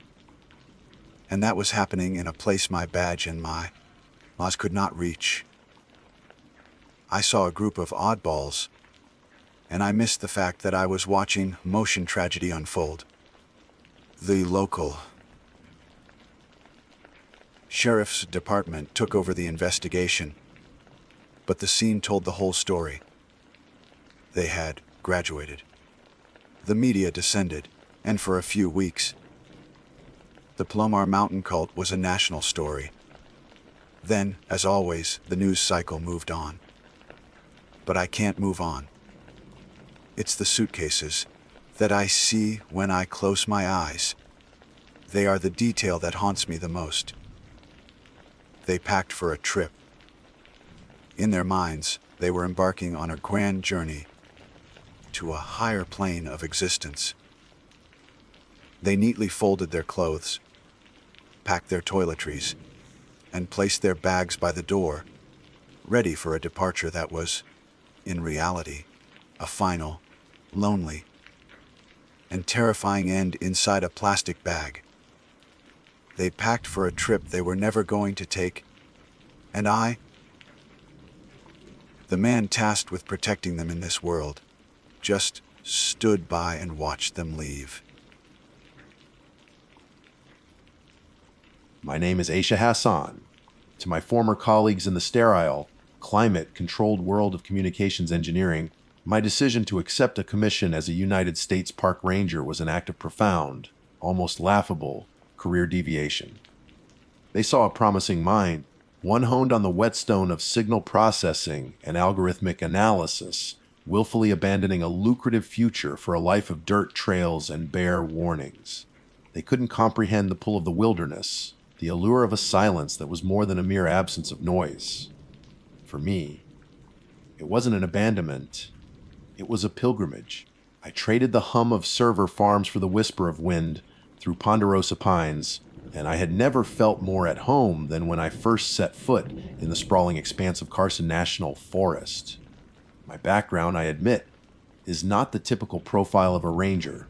I spent the better part of a decade designing and refining systems that could pluck a single, coherent message from a maelstrom of electromagnetic chaos. My expertise was in filtering, amplifying, and decoding, finding the needle in a haystack the size of a galaxy. But the concrete canyons of the tech sector had begun to feel like a cage. I craved open spaces, the tangible reality of rock and soil, and the kind of complex systems that couldn't be rendered on a flowchart. When a position opened up near Taos, New Mexico, it felt like a convergence of my two disparate worlds. It was here, in the shadow of the Sangre de Cristo Mountains, that I first learned of the Taos hum. It was more than a local legend. It was a documented scientific anomaly, a persistent, low, frequency sound that only a small fraction of the population could perceive. I first read about it in a tattered journal left in the ranger station's common room. The article detailed decades of reports from SO, called hearers, who described a maddening diesel engine-like drone. Scientists from the University of New Mexico, engineers from Sandia National Laboratories, they had all come armed with their sophisticated instruments, and they had all left with little more than ambiguous data and shrugged shoulders. The proposed explanations were a buffet of scientific speculation, mass tinnitus, seismic standing waves, secret military communication networks, or even the collective drone of industrial equipment miles away, focused by unique geological formations. To me, it was the ultimate signal processing problem. A persistent, localized, and unidentified signal. It was a siren song for a mind like mine. I believed, with the quiet confidence of a specialist, that everyone else had simply lacked the right tools or the right methodology. They were geologists looking for a sound, or acousticians looking for a source. I was a communications engineer. I wasn't just looking for a sound, I was looking for a signal. I was looking for a pattern, a structure, a message buried in the noise. And I was convinced that in the vast, quiet laboratory of the Carson National Forest, I would be the one to finally capture, isolate, and analyze it. For the first 6 months, my life settled into a comfortable duality. By day, I was Ranger Hassan. I maintained trails, educated hikers on the principles of leave no trace, monitored wildlife cameras, and responded to the occasional call about a camper who'd mistaken a porcupine for a small bear. I loved the work. The physical exertion, the crisp mountain air, the primal satisfaction of looking out over a valley I was tasked to protect. It was everything I had hoped for. But as the sun dipped below the mesas, painting the sky in fiery strokes of orange and purple, my personal project would begin. My cabin became a makeshift laboratory. I had spent a significant portion of my savings on a suite of custom-built audio equipment. This wasn't off the shelf gear. I had a set of ultra-sensitive, full-spectrum condenser microphones, capable of picking up frequencies far below the range of human hearing. The infrasound spectrum. I had a parabolic dish collector that could be aimed like a sonic telescope, and a portable spectrum analyzer that could give me a real-time visual representation of any captured audio. My most prized possession was a multi-channel data logger, a ruggedized black box that could record terabytes of data from multiple inputs simultaneously, timestamping everything with atomic clock precision. My methodology was systematic. I identified several remote locations throughout my patrol area, chosen for their acoustic isolation. One was a high, windswept ridge overlooking the Rio Grande Gorge. Another was deep within a silent aspen grove. A third was near the mouth of a box canyon known for its strange echoes. Each week, I would hike out to these sites, secure my equipment, and leave it to listen with its tireless electronic ears. I'd camouflage the gear meticulously, protecting it from both the elements and the curiosity of any passing hikers. Then, a few days later, I'd return, swap out the memory cards and batteries, and bring the raw data back to my cabin for analysis. The nights were a ritual of coffee and concentration. I'd load the audio files onto my powerful laptop, the spectrograms blooming to life on my screen. Vivid, colorful landscapes of sound. Most of it was exactly what you'd expect: the low, frequency rumble of distant thunderstorms, the signature of commercial airliners flying at 30,000 feet, the telltale vibrations of truck traffic on the highway miles away. I developed digital filters to strip away this known noise, peeling back the layers of the sonic onion. I was searching for an anomaly, a persistent line on the graph that had no business being there. And then, one night in early autumn, I found it. It was from the equipment stationed in the box canyon. After stripping out all the environmental noise, a faint but distinct signature remained. It was a series of vibrations hovering between 40 and 80 hertz, right in the primary range reported by the hum's hearers. But it wasn't a constant drone. It was intermittent, appearing for a few minutes and then vanishing, only to reappear hours later. There was no discernible pattern, no regular interval. It didn't correlate with any seismic activity from the USGS database or any known man-made sources. It was a ghost in the machine. A thrill, pure and electric, shot through me. This was it. This was the hum.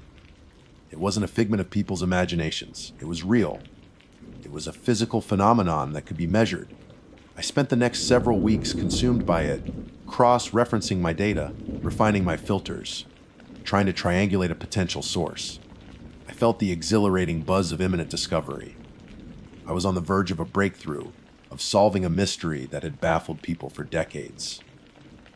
I saw the papers I would write, the conferences I would speak at.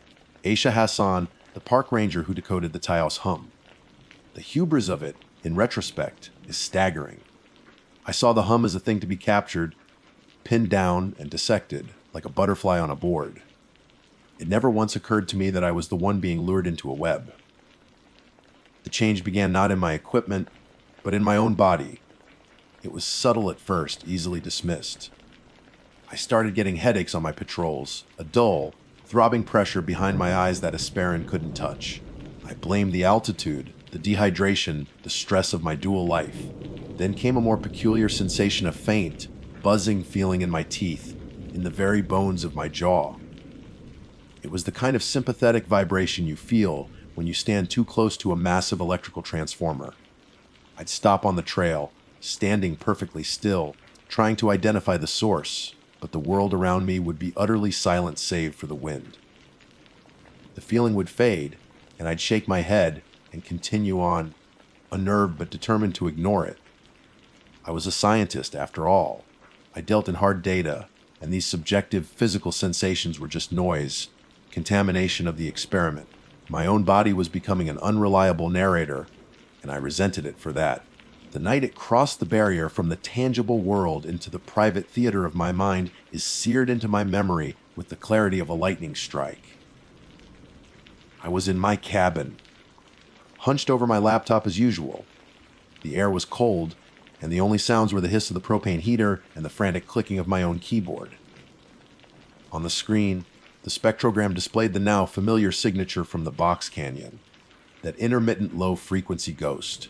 I had a new set of expensive, noise-isolating headphones on, the cups pressing firmly against my skull, creating a pocket of perfect silence so I could listen for the faintest audio artifact in the recording. I was straining, trying to perceive something, anything, in the playback, and then I took the headphones off. The silence rushed back in, but it wasn't empty. Underneath the heater's hiss, something else was there, a low, resonant thrumming. It was so faint that at first, I thought it was an after effect, a sonic illusion created by the pressure of the headphones. I held my breath, tilting my head, every nerve fiber straining. It was there. It wasn't in the air, and it wasn't coming from my speakers, which were off. It was impossibly inside my head, a deep, resonant hum, so low it was felt as much as heard, a vibration at the very threshold of my perception. It was the exact frequency range I had been hunting for weeks. A wave of pure, unadulterated ecstasy washed over me. I laughed out loud, a sharp, barking sound in the quiet cabin. I hadn't gone mad. The opposite had happened. My brain, through constant exposure to the filtered data, had performed a miracle of neuroplasticity. It had learned to perceive the frequency directly. It had trained itself. I felt like a pioneer, not just of acoustics, but of human perception. I had become my own instrument, the most sensitive one of all. I paced the small room, my fists clenched in triumph. The subtle headaches, the buzzing in my jaw, they weren't just symptoms of stress. They were the side effects of my own biology rewiring itself. It was the price of admission, and I had gladly paid it. That night, I fell asleep with a triumphant smile on my face, the hum a gentle, lulling presence in my skull, a secret lullaby that only I could hear. This euphoria, this profound sense of scientific accomplishment, lasted for perhaps a week. I documented everything meticulously in a new journal, this one dedicated to the subjective experience. I described the quality of the hum, its perceived loudness, and how it seemed to fluctuate with my own state of alertness. I felt a strange sense of companionship with it. It was my discovery, my constant companion in the vast silence of the forest. The physical symptoms even seemed to lessen, or perhaps I simply stopped noticing them, reinterpreting them as part of the process. The hum was a constant, a fundamental new constant in the equation of my life. Then the nature of that constant began to change. The shift was gradual, insidious. It was no longer a simple, steady state drone like the idle of a distant engine. I began to notice variations, subtle pulses, rises and falls in amplitude, a cadence. One evening, as I was charting the fluctuations, a cold dread began to seep into the edges of my scientific curiosity. My mind, trained to find order in chaos, started to recognize what it was seeing, or rather, hearing. This wasn't random environmental noise. This was structured. It had the characteristics of a complex waveform, something modulated. It wasn't music, and it certainly wasn't speech, but it possessed a definite, undeniable architecture. There were repeating phrases, rhythmic sequences, and long pauses followed by bursts of intricate, low-frequency patterns. It was a signal. The realization hit me with the force of a physical blow. All my training, all my expertise in signal processing screamed the truth at me. A simple, natural phenomenon doesn't behave this way. A geological resonance or an industrial byproduct doesn't structure itself into repeating, information-rich packets. Information is the product of intelligence. That's when the real horror began. The elation of discovery curdled into a thick, choking fear. My personal scientific breakthrough felt like a violation. The hum was no longer my secret companion. It was an intruder. It was in my head, and I couldn't turn it off. Sleep became a battlefield. The hum was louder in the quiet of the night, and my dreams were infected by it. I dreamt of vast, geometric shapes tumbling slowly in a black void, of complex equations scrolling behind my eyelids, all of it underscored by that relentless, vibrating drone. I'd wake up exhausted, the hum still there, a permanent resident in my consciousness. Then it began to carry suggestions. They didn't arrive as words, not at first. They were more like pure, unfiltered impulses that bloomed in my mind with the unassailable logic of my own thoughts. I'd be driving my patrol truck down a familiar road, and a sudden, powerful urge would seize me turn left here. I would find my hands already turning the wheel, guiding the truck onto an old, forgotten logging road I hadn't intended to explore. I'd follow it for a mile, the hum seeming to grow stronger, clearer, before the impulse would simply fade, leaving me in the middle of nowhere, confused and unnerved. I'd tell myself I was just being intuitive, exploring my patrol area more thoroughly. The suggestions grew more specific, more insistent, and began to align with my professional duties in unsettling ways. I'd be hiking near a restricted research area, and the thought would pop into my head, sharp and clear as a command, the lock on that gate is weak. With it would come a compulsive urge to walk over, to rattle the chain, to test the padlock. I knew the area was off limits, home to sensitive ecological studies, but the impulse was a physical itch that I had to scratch. I'd find myself examining the hinges, noting the make of the lock, my actions feeling both alien and entirely my own. The line between my will and the hum's influence began to blur, and the ambiguity was the most terrifying part. Was it truly an external force, or was the stress and isolation finally fracturing my mind? Was I inventing the patterns, projecting my own desire for discovery onto a random phenomenon? My scientific mind fought a desperate rearguard action, trying to find a rational explanation, but the evidence was mounting. The impulses were too specific, too goal-oriented. One afternoon, I was performing a routine check on a communications repeater tower on a high peak. As I unlocked the maintenance shed, the hum in my head surged, becoming a throbbing, almost painful pressure. And with it came the clearest suggestion yet, a thought so lucid it felt like a memory of a decision I had already made: disable the repeater. The primary signal is clearer without this interference. I froze, my hand on the switch. Interference? What interference? My repeater was part of the park's emergency communication network. Disabling it was not just against protocol, it was dangerous. It would cut off a vast swath of the forest from ranger communications. Yet, for a long, terrifying moment, my fingers wanted to obey. The logic presented by the impulse felt correct. The repeater was just noise, polluting a purer, more important signal. My signal. It took every ounce of my willpower to pull my hand back, slam the shed door, and lock it. I stumbled away from the tower, my heart hammering against my ribs. I was a receiver. That was the horrifying, inescapable conclusion. The Taos hum wasn't a phenomenon to be studied. It was a broadcast, a form of communication, or perhaps command, ancient or alien. I couldn't guess. That was seeping into the minds of susceptible people. And my own unique neural architecture, the very thing that made me a brilliant signal engineer, had made me the perfect antenna.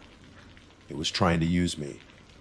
A person with keys, with access codes, with detailed knowledge of the forest infrastructure. It was using me as its tool. It wanted me to open things, to clear a path, to remove the interference of my own species, for what I had no idea. But for the first time, standing there on that windy peak, I understood that my mistake was one of profound, catastrophic hubris. I had approached the mystery with the detached curiosity of a scientist, never considering that the mystery might be intelligent, that it might, in turn, be studying me, and that it had found me useful. The walk back to my truck from the repeater tower was a descent into a new kind of hell. The crisp mountain air felt thick and suffocating, and the familiar, beautiful vistas of the Carson National Forest now seemed like the walls of a vast, open-air prison. The hum was no longer a background phenomenon. It was a living presence, a predator that had revealed its teeth.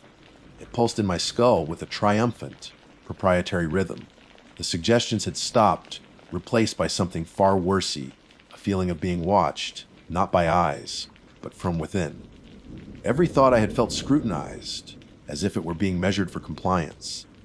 My scientific curiosity had been a fool's errand, a child poking a stick into a hornet's nest. I had been studying it, it had been calibrating me. By the time I reached my truck, my hands were shaking so badly I could barely fit the key in the ignition. I drove back towards my cabin, not with the steady calm of a ranger, but with the frantic urgency of prey. Every shadow that danced across the road seemed to writhe with intent. The wind whistling past my mirrors sounded like a distorted whisper. I was trapped in a state of vigilant paranoia, unable to trust the world outside or the landscape within my own mind. The entity, I could only think of it as an entity now, had used my own intellect, my own specialized skills, as the key to unlock my consciousness. It had found the perfect tool, a signal processor who was isolated, obsessive, and arrogant enough to believe she could unravel any mystery without consequence. I burst into my cabin and slammed the door, leaning against it as if I could physically bar the signal. My gaze fell upon my laboratory corner. The gleaming rack of equipment, the parabolic dish leaning against the wall, the tidy coils of cable, it all looked profoundly obscene. This was the altar where I had unwittingly worshipped my own destroyer. My sensitive microphones, my powerful amplifiers, my data logger, they weren't tools of discovery. They were tuning forks. They had been instrumental in attuning my brain to the signal, refining my ability to perceive it, until the hardware was no longer necessary. I was the final component in the circuit. A surge of revulsion and rage, primal and cleansing, overwhelmed my fear. This thing had invaded the most private sanctuary I possessed, my own mind, and I was going to evict it. I was going to sever the connection. I lunged at the workbench, my movements jerky and violent. I grabbed the first thing I could reach, a heavy wrench I used for the truck's battery terminals. With a guttural scream that tore from my throat, I brought it down on the multi-channel data logger, the heart of my operation. The plastic casing shattered, circuit boards cracking with a sound that was immensely satisfying. The hum in my head flared, a spike of pure, static agony, like a sonic shriek. It was rage, its rage, and its anger was the final, absolute confirmation I needed. My scientific journals were next. The one filled with my meticulous data, and the other, my personal log of the hum's evolution. I didn't just rip them up, I fed them to the flames in my wood-burning stove, watching with grim satisfaction as my arrogant hypotheses and ecstatic discoveries turned to black, curling ash. The spectrogram printouts, the complex charts, all of it went into the fire. It was a ritual of destruction, a desperate, scorched earth retreat from a battle I couldn't win. I unplugged my laptop, took it outside to the woodpile, and systematically smashed the screen and chassis with the back of an axe. The hard drive, containing terabytes of the hum's signature, I pulverized with the wrench until it was a twisted wreck of metal and plastic. Then came the instruments themselves. I dragged the parabolic dish out into the dirt, stomping its delicate mesh into a useless, concave wreck. I took a hammer to the condenser microphones, shattering their sensitive cores. With every act of destruction, the signal in my head fought back. It didn't use impulses anymore. It threw raw emotions at me. Waves of profound sorrow that made me want to weep for the beautiful data I was destroying. Flashes of cold, logical reasoning that argued this was a catastrophic mistake, a regression to superstition. But underneath it all was a current of pure, malevolent fury that I could feel pressing against the inside of my skull. It knew what I was doing. I was deafening it by destroying the apparatus that had taught me to listen. When it was all over, I stood panting in the middle of my ruined lab, surrounded by the wreckage of my former passion. The cost had been immense, financially and emotionally, but it was worth it. The violent, shrieking quality of the hum had receded, though the low-level drone remained. I knew destroying the equipment wasn't a cure. The antenna wasn't the metal and silicon I had just smashed to pieces.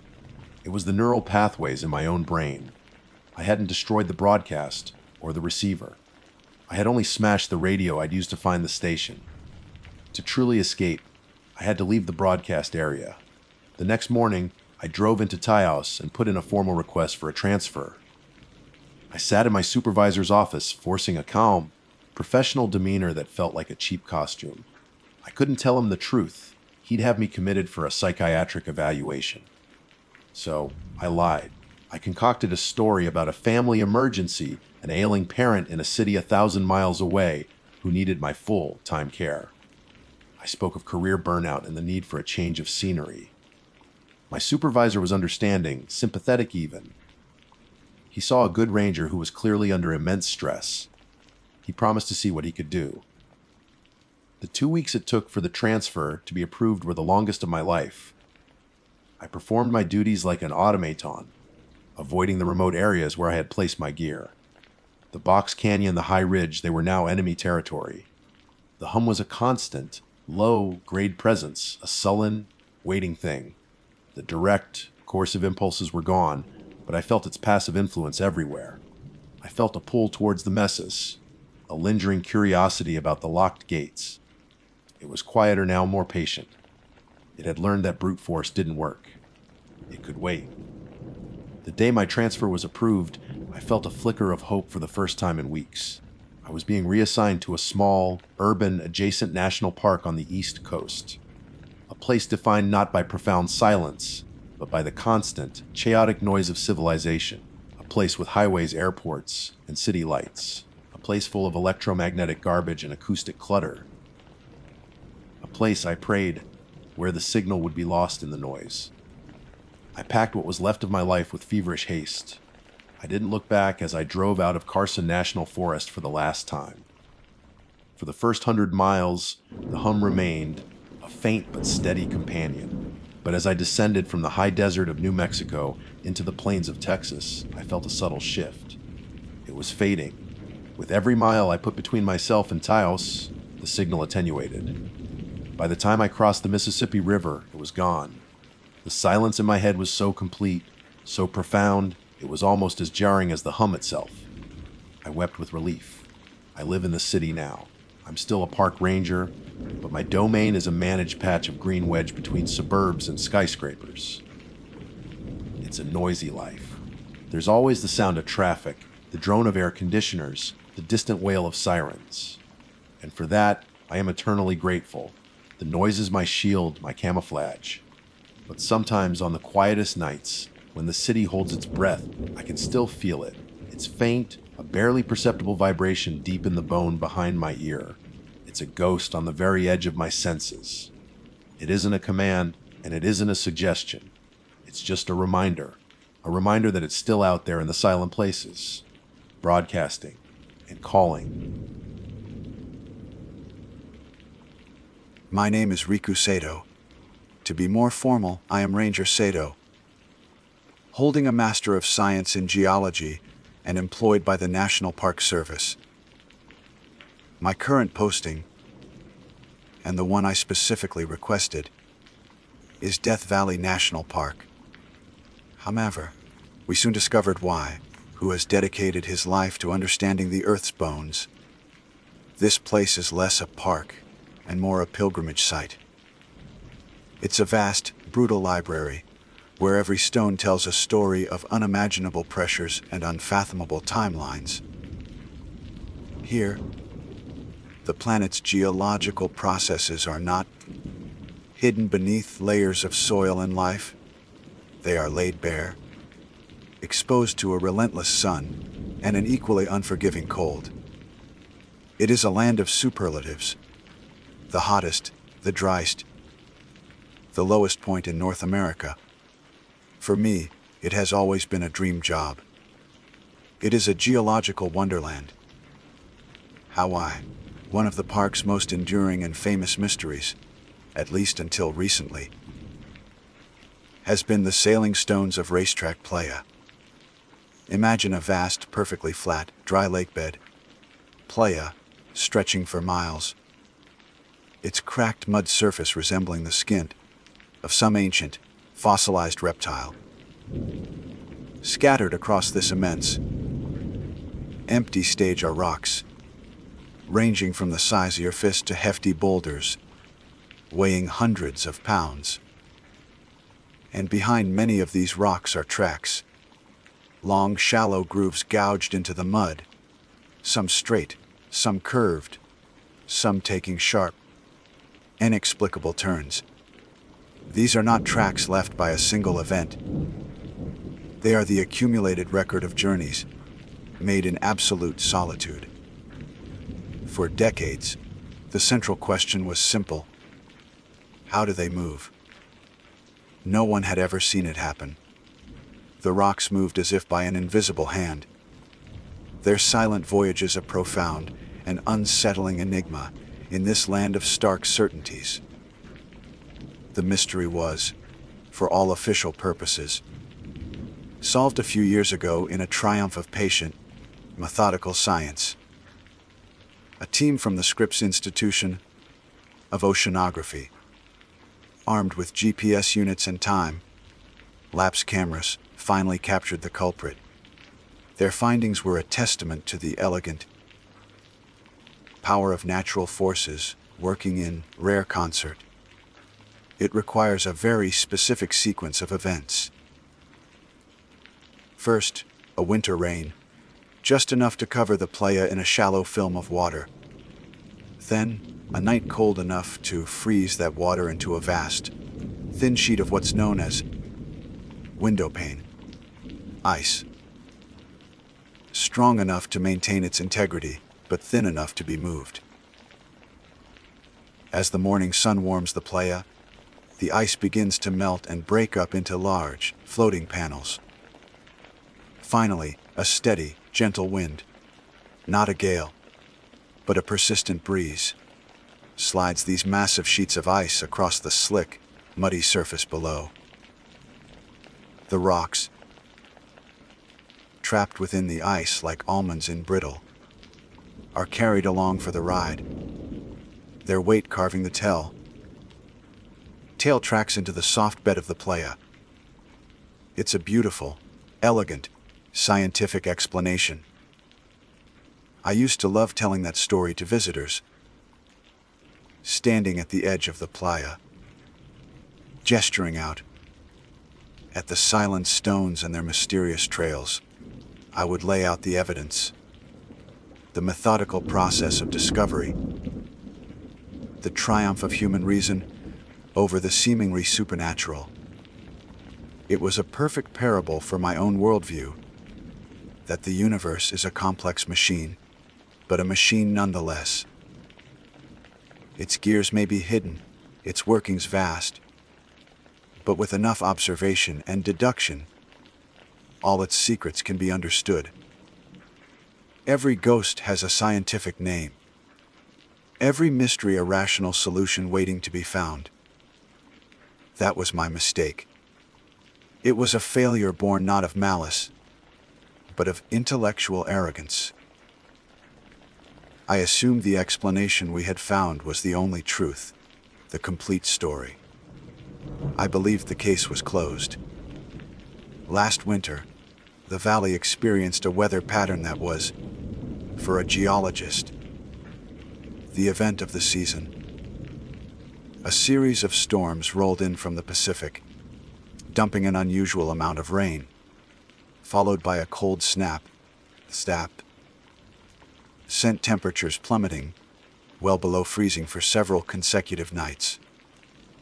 The conditions were textbook perfect for stone movement on the racetrack. The long, rattling drive out to the playa, a journey that tests the suspension of any vehicle and the patience of any driver, felt different this time. The air was charged with a palpable sense of anticipation. This was my chance to see the phenomenon firsthand, not through the lens of a documentary or the pages of a scientific journal, but with my own eyes. I planned the expedition with the precision of a lab experiment. I chose to focus my observations on a particularly well-known rock, a prominent chunk of dark dolomite weighing nearly 300 pounds. Over the years, we rangers had developed a habit of giving the more distinctive stones unofficial nicknames. This one, due to its somewhat stubborn and demanding presence on the playa, Karen. I had my 4-wheel drive truck a full tank of gas, emergency supplies, and a suit of recording equipment. My primary tool was a high-resolution, cold weather rated camera that I would set up on a tripod to capture a time lapse of Karen's expected journey. I wanted my own data, my own visual proof of the elegant dance of ice and wind. I arrived in the pre-dawn gloom. The cold was a physical thing, a presence that bit at any exposed skin and made the metal of my truck door ache to the touch. The playa was transformed. What was usually a mosaic of cracked, tan-colored mud was now a vast, milky, white expanse of ice, glowing faintly under the light of a waning moon. The silence was absolute. It was a silence that felt heavier than mere quiet. It was the sound of immense space, of geological time, a silence that pressed in on the eardrums. I crunched my way across the frozen ground, my breath pluming in the frigid air, and found Karen, a dark, solid shape locked in the ice. I set up my tripod at a carefully chosen distance, framing the shot to include Karen and the distant mountains of the Panamint Range. I checked the settings, secured the camera, and started the recording. Then there was nothing to do but wait for the sun. As the first sliver of sunlight crested the mountains, it was as if a switch had been thrown. The world began to change. The ice sheet, which had seemed so solid, emitted a series of loud, sharp cracks, like rifle shots echoing across the valley. The sound was startling in the profound quiet. The rising sun sent dazzling rays across the frozen surface, and a steady wind began to pick up from the north, sighing across the immense flatness. It was happening exactly as the research predicted. I stood by my truck, a thermos of hot coffee in my hands, feeling a deep sense of satisfaction. It was a perfect, observable, repeatable natural event. I watched, thrilled, as the vast ice floe around Karen began to shudder, and then, with a grace that belied its immense weight, the great rock began to slide. It moved slowly, silently, a dark ship on a sea of ice, its new track a clean, dark line against the mud beginning to show through. This was it. This was the truth of the sailing stones. But then I noticed something else. It was a detail so small, so contrary to the majestic, wind-driven spectacle before me, that my brain at first refused to process it. Another rock, a smaller, jagged piece of seanite perhaps 50 yards to my left, had started moving too. But it wasn't moving with the wind. It was moving against it. While Karen and the other, more distant stones were being pushed south by the steady northern breeze. This one was inching its way north, west, directly into the wind. And it wasn't sliding in a straight line, nor was it drifting with a cracking sheet of ice. It was moving in a perfect, deliberate arc. An arc that, if continued, would bring it directly to my position. I stood there, mesmerized, a statue of scientific disbelief. My mind, a machine trained to categorize and explain, began to wear frantically, searching for a rational gear that would engage with this impossible reality. The wind blew steadily from the north, a fact confirmed by the gentle push against my back and the southward drift of every other moving object on the playa.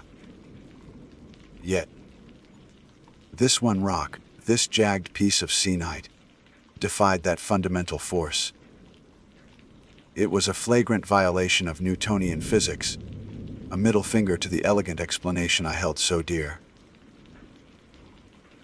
My first thought was a microclimate, a localized eddy or vortex. It was a weak, desperate hypothesis, but it was the only one I had. In a landscape as vast as the playa, perhaps the wind could behave in strange, unpredictable ways close to the surface. I was an observer of a complex system. My initial data point could be an anomaly. To test this, I took a dozen deliberate steps to my right, moving parallel to the distant mountain range. Boots crunched on the thin ice, the sound unnaturally loud in the charged silence. I kept my eyes locked on the renegade stone, expecting it to continue its baffling but consistent course. It did not. It adjusted. The moment I stopped moving, the rock's trajectory altered. The smooth, impossible arc it was carving into the ice wavered for a second, and then bent, sharpening its curve to once again point directly at my new position. The blood in my veins turned to ice water. This was not a random meteorological event. A vortex doesn't have a target. An eddy doesn't correct its course. I felt a cold dread begin to seep into the foundations of my orderly, scientific world. The phenomenon I was observing had just demonstrated awareness. I was a geologist, a man of rock and time. My instinct in the face of the unknown was not to flee, but to gather more data. I took out my field binoculars, my hands trembling slightly as I raised them to my eyes. I needed to see the mechanism. Was there a separate, smaller sheet of ice moving against the larger one? Was the rock tumbling, or was it sliding? The magnified view provided no comfort, only deeper horror. The rock was not embedded in its own separate ice flow. It appeared to be generating its own friction. Melting layer, a thin, shimmering film of water directly at its leading edge, allowing it to glide over the larger, stationary sheet of playa ice. It was carving its own path with a terrifying purpose. And then there was the sound. Through the profound silence of the valley, a new noise reached me, a sound that had been absent before. It was a low, grating, scraping noise. It wasn't the clean shearing sound of a heavy object sliding on ice. This was a grinding sound, like a pestle in a mortar, a sound of abrasion, of something being deliberately worn down. It wasn't drifting. It was hunting. My scientific mind, my entire professional identity, was screaming in protest, offering up increasingly frantic and ludicrous explanations. Static electricity. Some unknown magnetic property of this specific senite deposit reacting with the iron, rich mud below. These were the death rattles of a worldview that was being actively murdered before my eyes. Every logical explanation I could conjure was immediately contradicted by the simple, observable fact of the rock's movement. It was not just moving against the wind, it was moving with an undeniable intelligence. It had registered my presence, calculated my position, and was now executing a flawless intercept course. The perfect arc it was carving was a pursuit curve. The moment that thoughts solidified, the geologist in me died, and the prey was born. The vast, open playa, which moments before had felt like a magnificent natural laboratory, now seemed like a horrifyingly exposed arena. There was nowhere to hide. My truck, my beautiful solid, metal shell of safety, was 100 feet behind me. It might as well have been 100 miles. I took a step back, a clumsy, shuffling motion. The rock sped up. It was no longer inching. It was now sliding at the pace of a brisk walk. The grating sound growing louder, more insistent. The distance was closing. 50 yards. 45. It never wavered from its path, a predator of impossible nature.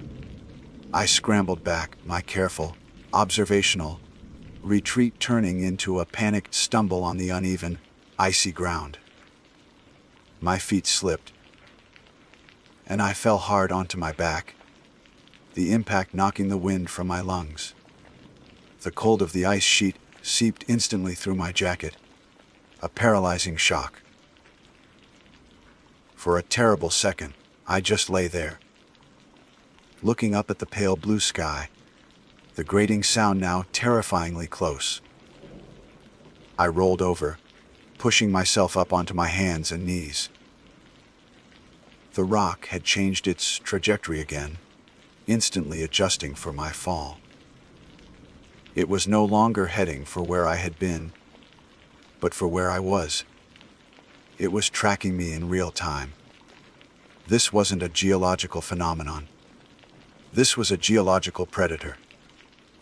Panic gave me a surge of adrenaline. I lurched to my feet and ran.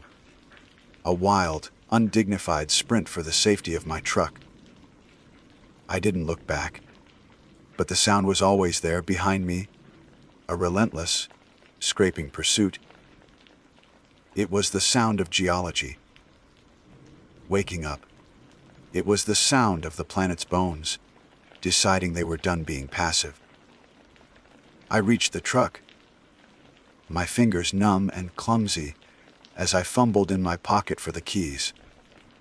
The jingle of the metal felt like a prayer. I jammed the key into the lock, wrenched the door open, and threw myself inside, slamming it shut behind me. The sound of the scraping stopped. I sat there, my chest heaving, my heart hammering against my ribs like a trapped bird. I pressed my forehead against the cold glass of the driver's side window and forced myself to look. The Seanite rock had stopped. It sat perhaps 20 feet from my truck, perfectly still and silent in the morning sun. Its track was a long, beautiful, terrifying curve, a line of pure mathematical purpose aimed directly at me.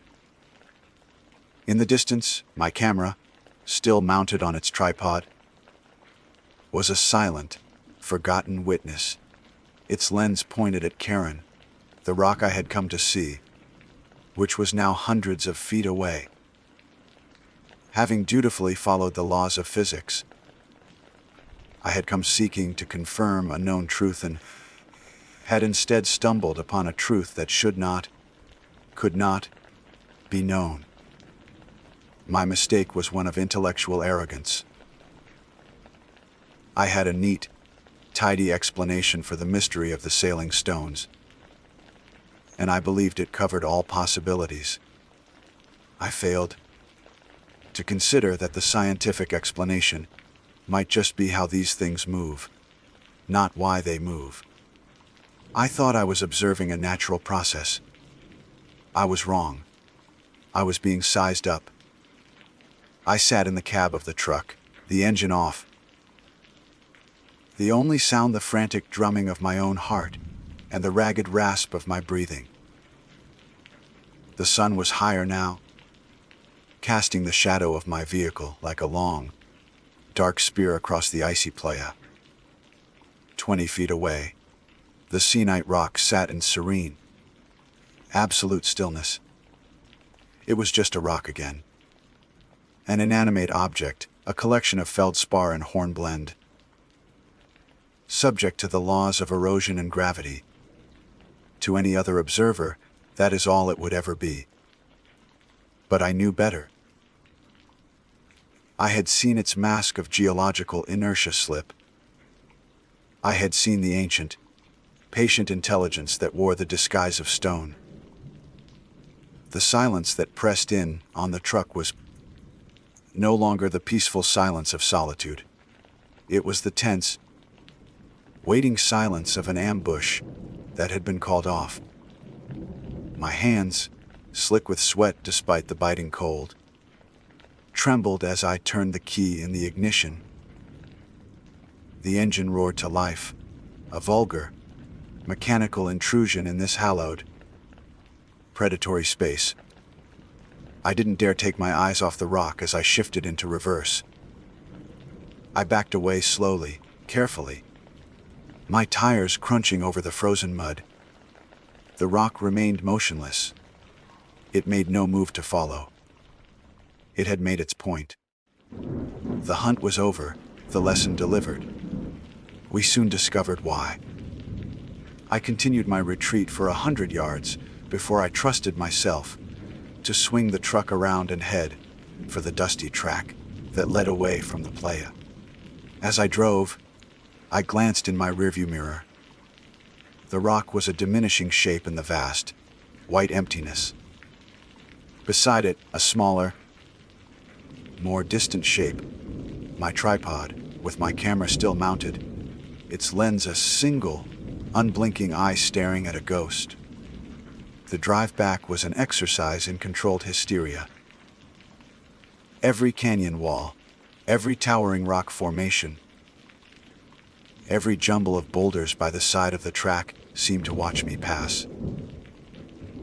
The geology of this valley, which I had once studied with such love and intellectual curiosity, now felt like the anatomy of a single, colossal organism.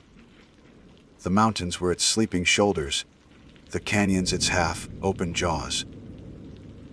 I felt like a parasite, a flea crawling on the skin of a titan that was slowly beginning to stir. My scientific mind, the part of me that had been so brutally assaulted, tried to reassert control. It whispered desperate, pathetic explanations into my panic. You were hypoxic. The altitude, the stress, you hallucinated the whole thing. The rock never moved.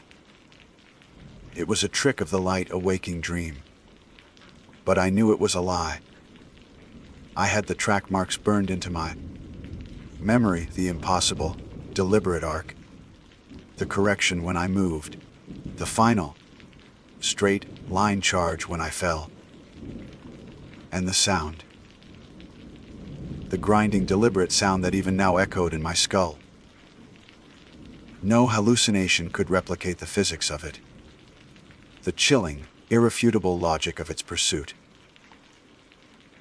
My world had been built on a foundation of observable, repeatable evidence. That foundation had been pulverized.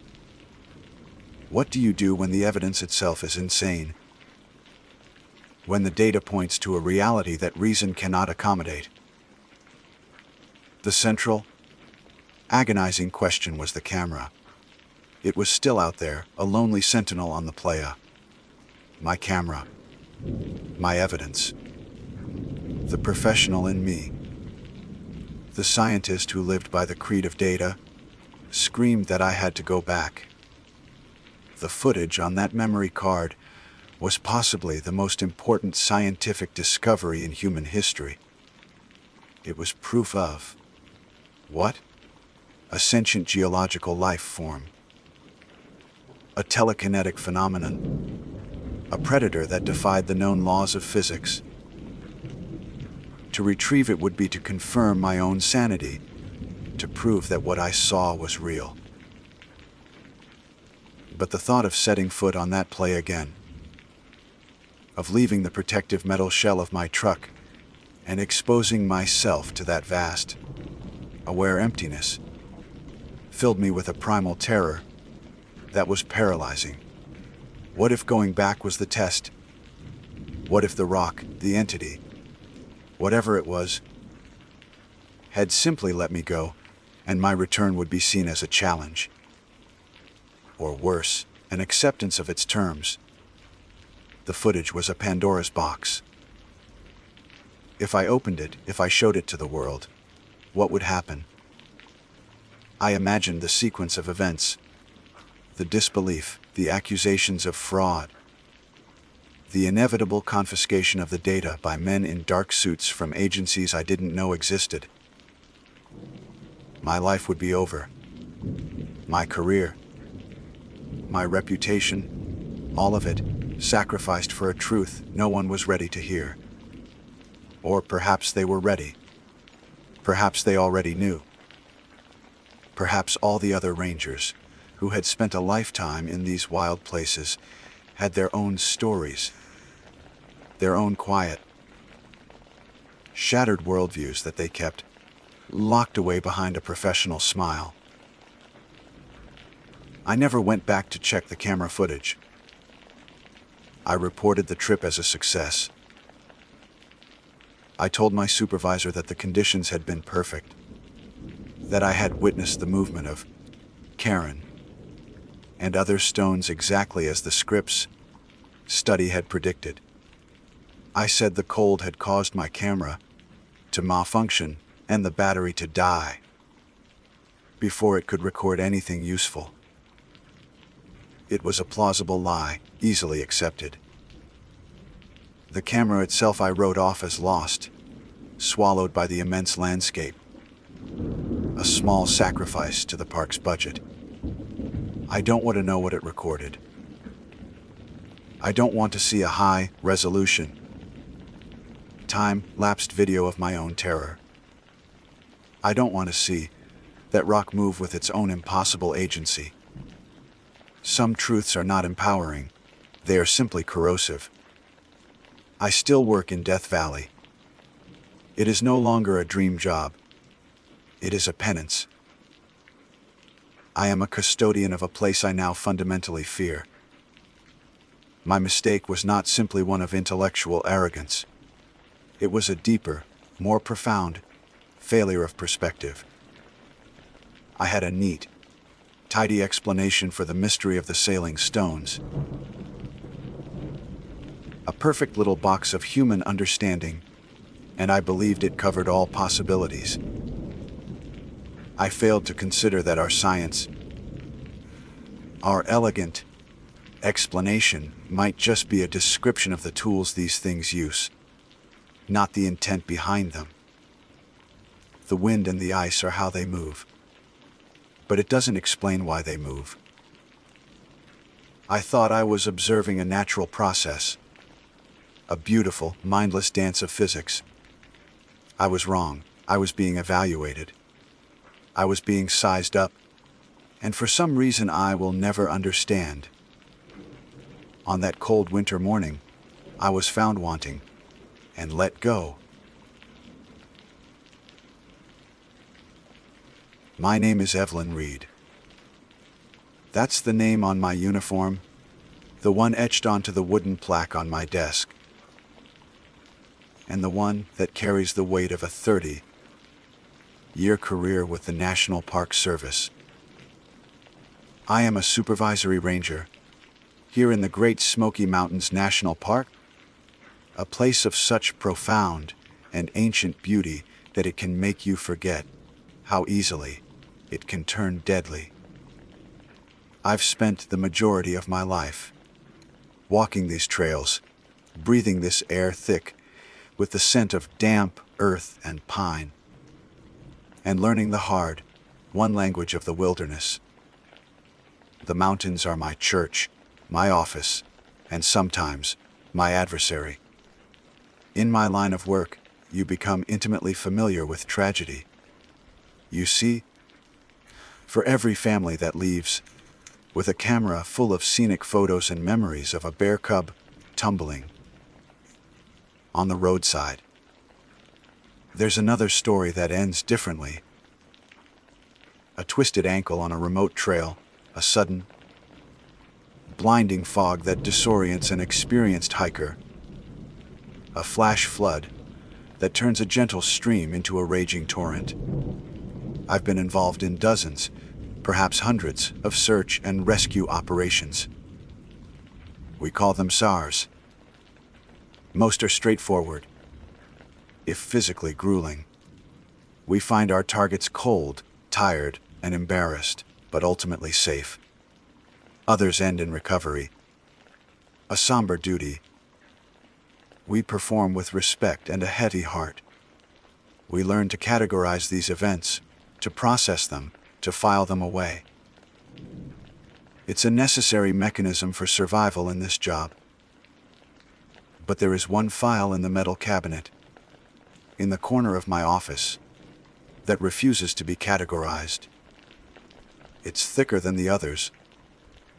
Its manila folder softened at the edges from years of being pulled out and poured over. The ink on the original reports, typed on an old manual typewriter, has faded slightly. The name on the tab simply reads Meltone. TSHMAP. It's a cold, official designation for a mystery that is anything but. The disappearance of Polly Melton still haunts the ridges and valleys of this park. And it still bothers me on a level that goes beyond professional duty. It's a splinter in my mind, a question mark carved into the very landscape I call home. Thelma Pauline, Polly Melton vanished on September 25, 1981. She was 58 years old, a wife, a friend, and by all accounts, a woman full of life. She and her husband, Hubert, were not strangers to the Smokies. They were from Florida, but they made the pilgrimage to the mountains every autumn, drawn by the crisp air and the explosion of color that set the hillsides ablaze. Polly was an experienced hiker, the kind of person who understood the importance of proper footwear and carrying extra water. She was fit, energetic, and respected the mountains without being foolishly fearful of them. On that particular Friday, the weather was perfect, a postcard day. Clear blue skies, a gentle breeze, and that golden, late September light that makes everything look soft and ethereal. Polly and Hubert were hiking the deep trail with another couple, their close friends. It's a popular trail, not considered especially strenuous for the first few miles. It follows the creek, with the gentle sounds of rushing water as a constant companion.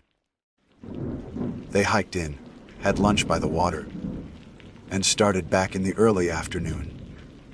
This is where the facts begin to blur into the realm of the unbelievable. Polly was a naturally fast walker, her stride long and confident. On the return trip, she gradually pulled ahead of her husband and their friends. This wasn't unusual for them. It was their rhythm. Hubert would see her up ahead, a familiar figure in tan slacks and a distinctive pink and white patterned blouse, and he felt no alarm. The group saw her round a wide, sweeping bend in the trail, a bend flanked by a steep, wooded incline on one side and a sharp drop off to the creek on the other. It was the last time anyone ever saw her. When the rest of the group reached that same bend not 5 minutes later, the trail ahead was empty. They called her name, expecting her to pop out from behind a tree, laughing. The only reply was the murmur of the creek and the rustle of leaves. They walked on, faster now, a knot of unease tightening in their stomachs. Every bend they rounded, they expected to see her, waiting for them, tapping her foot impatiently. But there was nothing, just the empty trail stretching on. The initial call to our station was tinged with confusion more than panic. A hiker, separated from her group. It happens all the time. But as the hours bled into a cold, dark night, and Hubert Melton's voice on the other end of the line grew ragged with fear. The gravity of the situation settled in. We launched what would become one of the largest and most intensive search operations in the history of the Great Smoky Mountains National Park. For the next 2 weeks, the Deep Creek area was transformed into a military-style command center. We had rangers from 3 states, hundreds of trained volunteers, canine units with dogs, whose noses could detect a human scent from a mile away, and helicopters chopping the air overhead, their crews scanning the landscape with thermal imagers. We sectioned the area into a grid and swept every single square, shoulder to shoulder. We rappelled into ravines, pushed through dense rhododendron thickets, so thick they call them hells, for a reason, and waded through the icy waters of Deep Creek. We found nothing. And when I say nothing, I mean that in the most absolute sense of the word. We didn't find a single shred of her pink and white blouse caught on a thorn bush. We didn't find her day pack. We didn't find a discarded water bottle. We didn't find a single footprint that could be definitively identified as hers leading off the trail. We found no signs of a struggle, no scuff marks in the dirt. The dogs, some of the best in the country, followed her scent to that exact bend in the trail, and then they would stop. They'd whine, circle in confusion, their noses to the ground, and then look up at their handlers, as if the trail had simply ended, as if Polly Melton had been plucked from the earth by an invisible hand. It was as if she had evaporated. The official investigation considered all possibilities. Did she fall into the creek? We searched for miles downstream. The water was clear and relatively shallow at that time of year. An animal attack. A black bear, the park's largest predator, might have been a possibility, but a bear attack is a violent, messy event. It leaves evidence. Blood, torn clothing, drag marks. We found none. Full play. The FBI was brought in. They interviewed Hubert and the friends until their stories were worn smooth from retelling. They found no motive, no inconsistencies. There were no other hikers on that section of trail who reported seeing anything unusual. The case went cold, but it never truly went away. It became a local legend, a ghost story told around campfires. The story of the woman who walked around a bend and simply ceased to exist. For me, it was more than that. It was a professional failure and a deep personal enigma. It defied all the logic and training that had been drilled into me. In the wild, there is always a trace. A broken branch, a footprint, a scrap of cloth. Nature is chaotic, but it follows rules. What happened to Polly Melton followed no rules I knew. It was a glitch in the system. A profound and terrifying silence in a world that is always making noise. The file remained in my cabinet, a silent testament to the one time the mountains took someone and never even left a receipt. Years pass. That's a simple statement, but it contains a universe of change. Seasons turn in the Smokies with a grand, indifferent rhythm. The vibrant greens of summer surrender to the fiery spectacle of autumn, which in turn gives way to the stark, silent white of winter, and then the tinge of new life in spring. Rangers retire. New recruits arrive with bright eyes and boundless energy, and the park's operational challenges evolve. Budgets tighten, technology advances, and the steady stream of visitors never ceases. Through it all, the mountains remain ancient and patient. The Polly Melton case file moved from my active desk drawer to the tall metal cabinet, but it never truly gathered dust. It became a part of the park's institutional memory, a ghost story whispered to new recruits to instill a healthy respect for the wilderness. I'd hear snippets of it, often embellished, around the break room table or a late-night campfire. They'd talk about a mysterious fog, a creature from Cherokee folklore, or a portal to another dimension. I never corrected them. The truth, in its stark and total absence of clues, was somehow more terrifying than any fiction they could invent. I spoke with Hubert Melton a few times in the years that followed. He called every anniversary for a while, his voice a little thinner, a little more distant each time. He'd ask if there was any news, any new theories, anything at all. He held on to a desperate hope that a hunter would find a bone fragment or a piece of rusted metal from her day pack. I never had anything to give him. Eventually, the calls stopped. I heard through a distant relative that his health had failed, that he'd passed away without ever knowing what happened to his wife. His death felt like a second, final closing of the case. Another layer of silence packed onto the mystery. The last human link to Polly Melton was gone, leaving only the cold facts in a faded manila folder. Life and work went on. I was promoted to a supervisory role.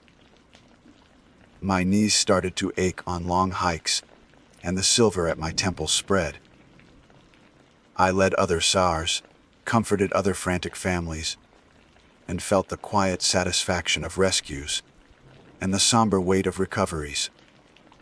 Yet, the Deep Creek Trail held a specific gravity for me.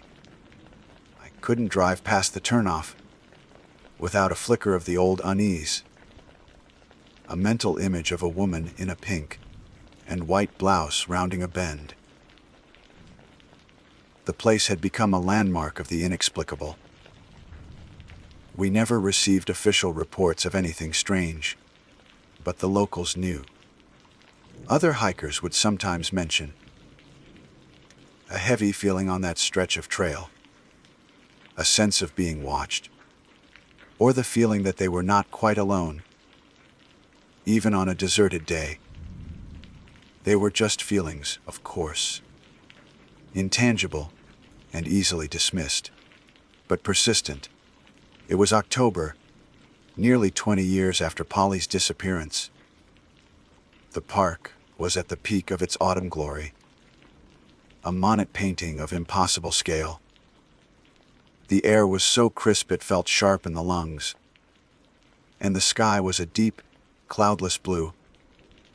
It was a weekday, a Tuesday, and I had taken the day for myself. The administrative side of my job, the paperwork, the scheduling, the budget meetings, could be suffocating. I needed the mountains. I needed to walk, to feel the dirt under my boots, and remind myself of the core mission, the reason I dedicated my life to this place. I found myself driving towards Deep Creek. I didn't consciously plan it, but my truck seemed to find its own way there, as if pulled by a magnetic force. I told myself I was just going for a familiar hike, a quiet walk along the water. But I knew deep down I was making a pilgrimage.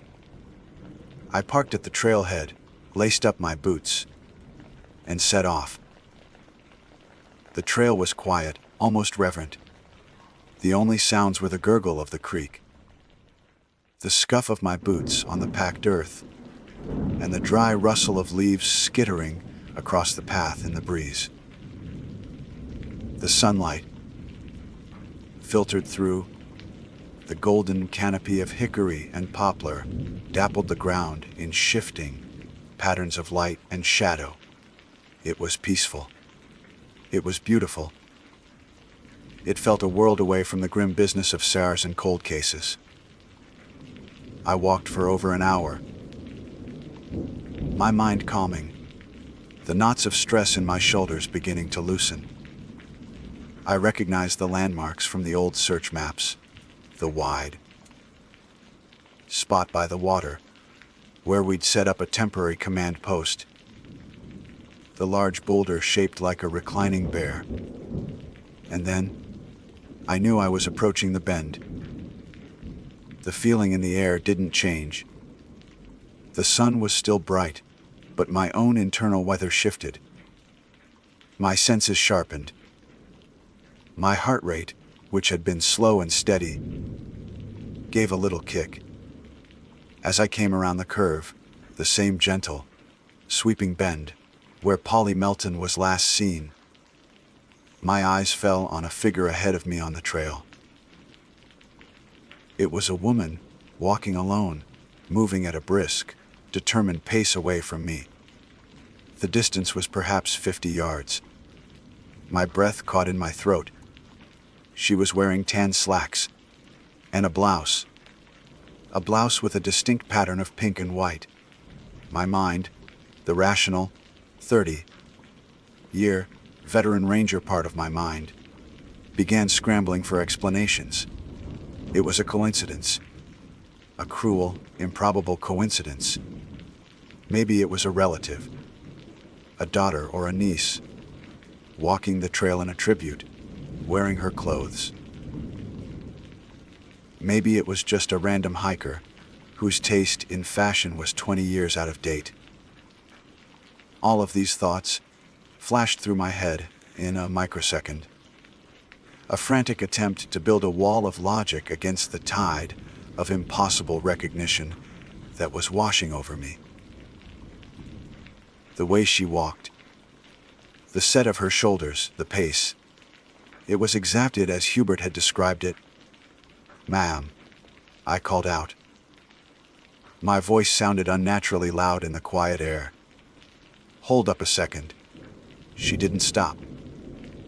She didn't turn her head or give any sign that she had heard me.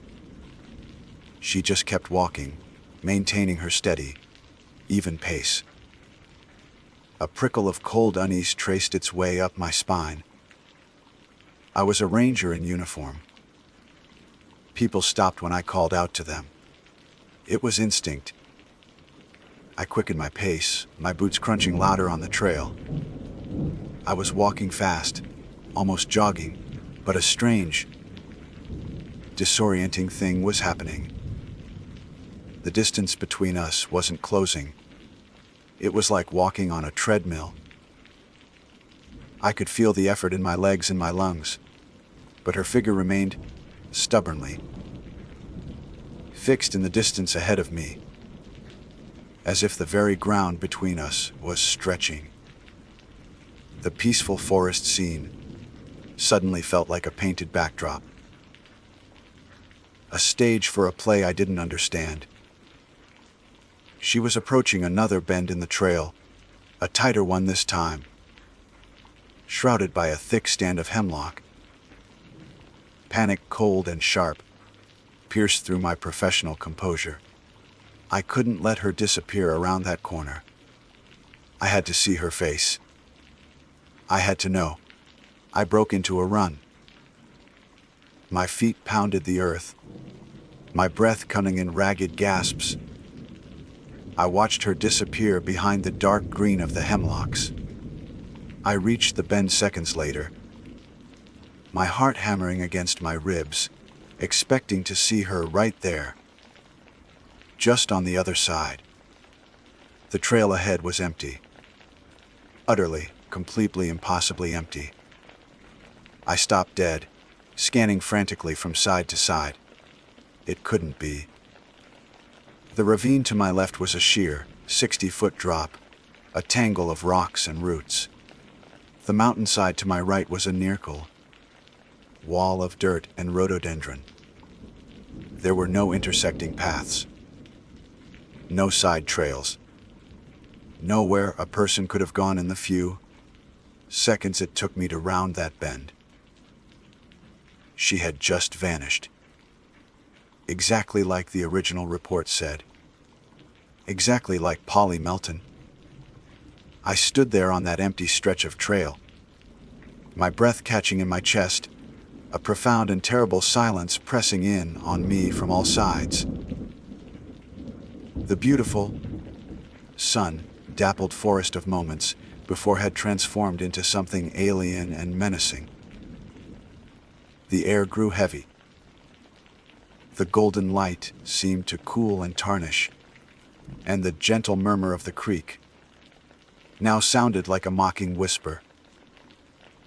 My body was thrumming with adrenaline, the fight or flight instinct screaming at me, but my boots felt nailed to the ground. My mind was a vortex of denial and terror, struggling to reconcile the impossible thing I had just witnessed with a lifetime spent in a world governed by predictable, physical laws. My ranger training kicked in on autopilot, a desperate attempt by a cornered mind to impose order on chaos. I pulled out my radio, my hand shaking so badly I could barely key the microphone. I didn't know who to call or what to report. "Dispatch, this is Ranger Reed." My voice was a strained, reedy thing I barely recognized. "I'm on the Deep Creek Trail. Approximate location. Grid coordinate." I fumbled for the map in my pack, but my fingers were numb and useless. What would I say? "I've just seen a ghost. I've just witnessed a 20-year-old disappearance reenacted." They would think I was having a stroke or a breakdown. I let the radio fall back into its holster. There was nothing to report, because nothing had happened. A woman who was never there had vanished. I forced myself to move, to examine the scene with a methodical calmness I did not feel. I walked the edges of the trail, my eyes scanning the ground. I peered over the steep drop into the ravine, looking for any sign of disturbed earth or broken branches. I pushed against the dense wall of rhododendron, its waxy leaves cold and unyielding. Nothing. It was exactly as it had been during the initial search for Polly Melton. The scene was pristine, sterile, untouched. It was a perfect, seamless trap with no visible mechanism. The silence was finally broken by the chatter of a squirrel in a nearby hickory tree, and the sound, so normal and mundane, was what finally shattered my paralysis. It was a sound from the real world, the world outside this bubble of impossibility. I turned and walked away from that bend, my pace measured at first, then quickening with every step. I didn't run, but there was an urgency in my stride that bordered on flight. I didn't look back. I felt a palpable, irrational fear that if I did, I would either see the woman again, this time beckoning to me, or I would see nothing at all, which was somehow even more frightening. Every rustle of leaves in the undergrowth, every shadow that flickered at the edge of my vision, was a potential threat. The familiar, beloved forest had become a hostile territory.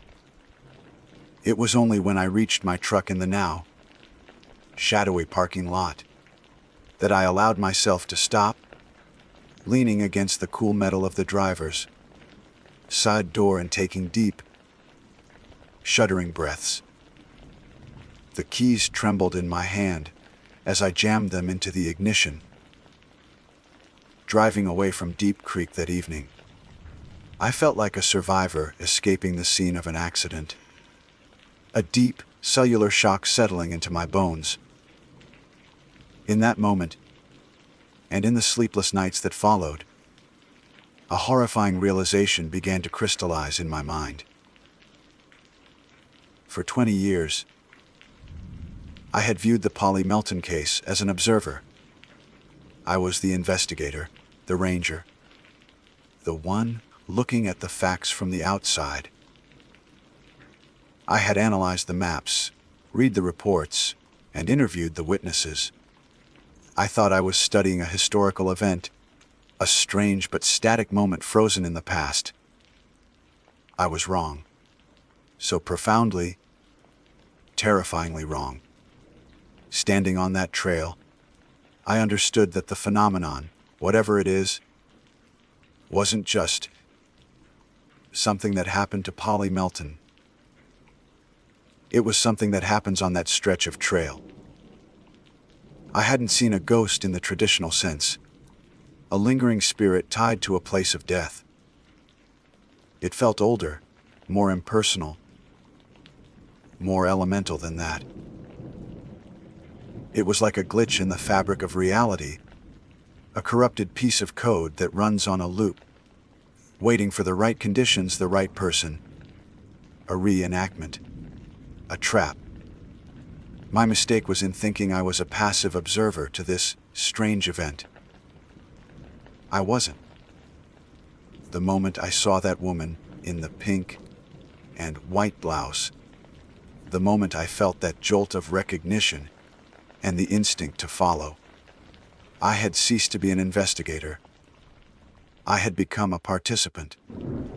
The phenomenon had noticed me. The empty trail ahead wasn't just a place where she had vanished. It was an invitation. The performance was for my benefit, a lure cast specifically for me. This thought chilled me more than any ghost story ever could.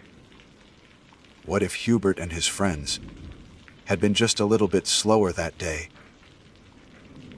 What if Polly, in her brisk pace, had rounded not one, but two bends before they reached the first? What if the person meant to witness her vanishing, the next link in the chain, was supposed to be her own husband? And what about me?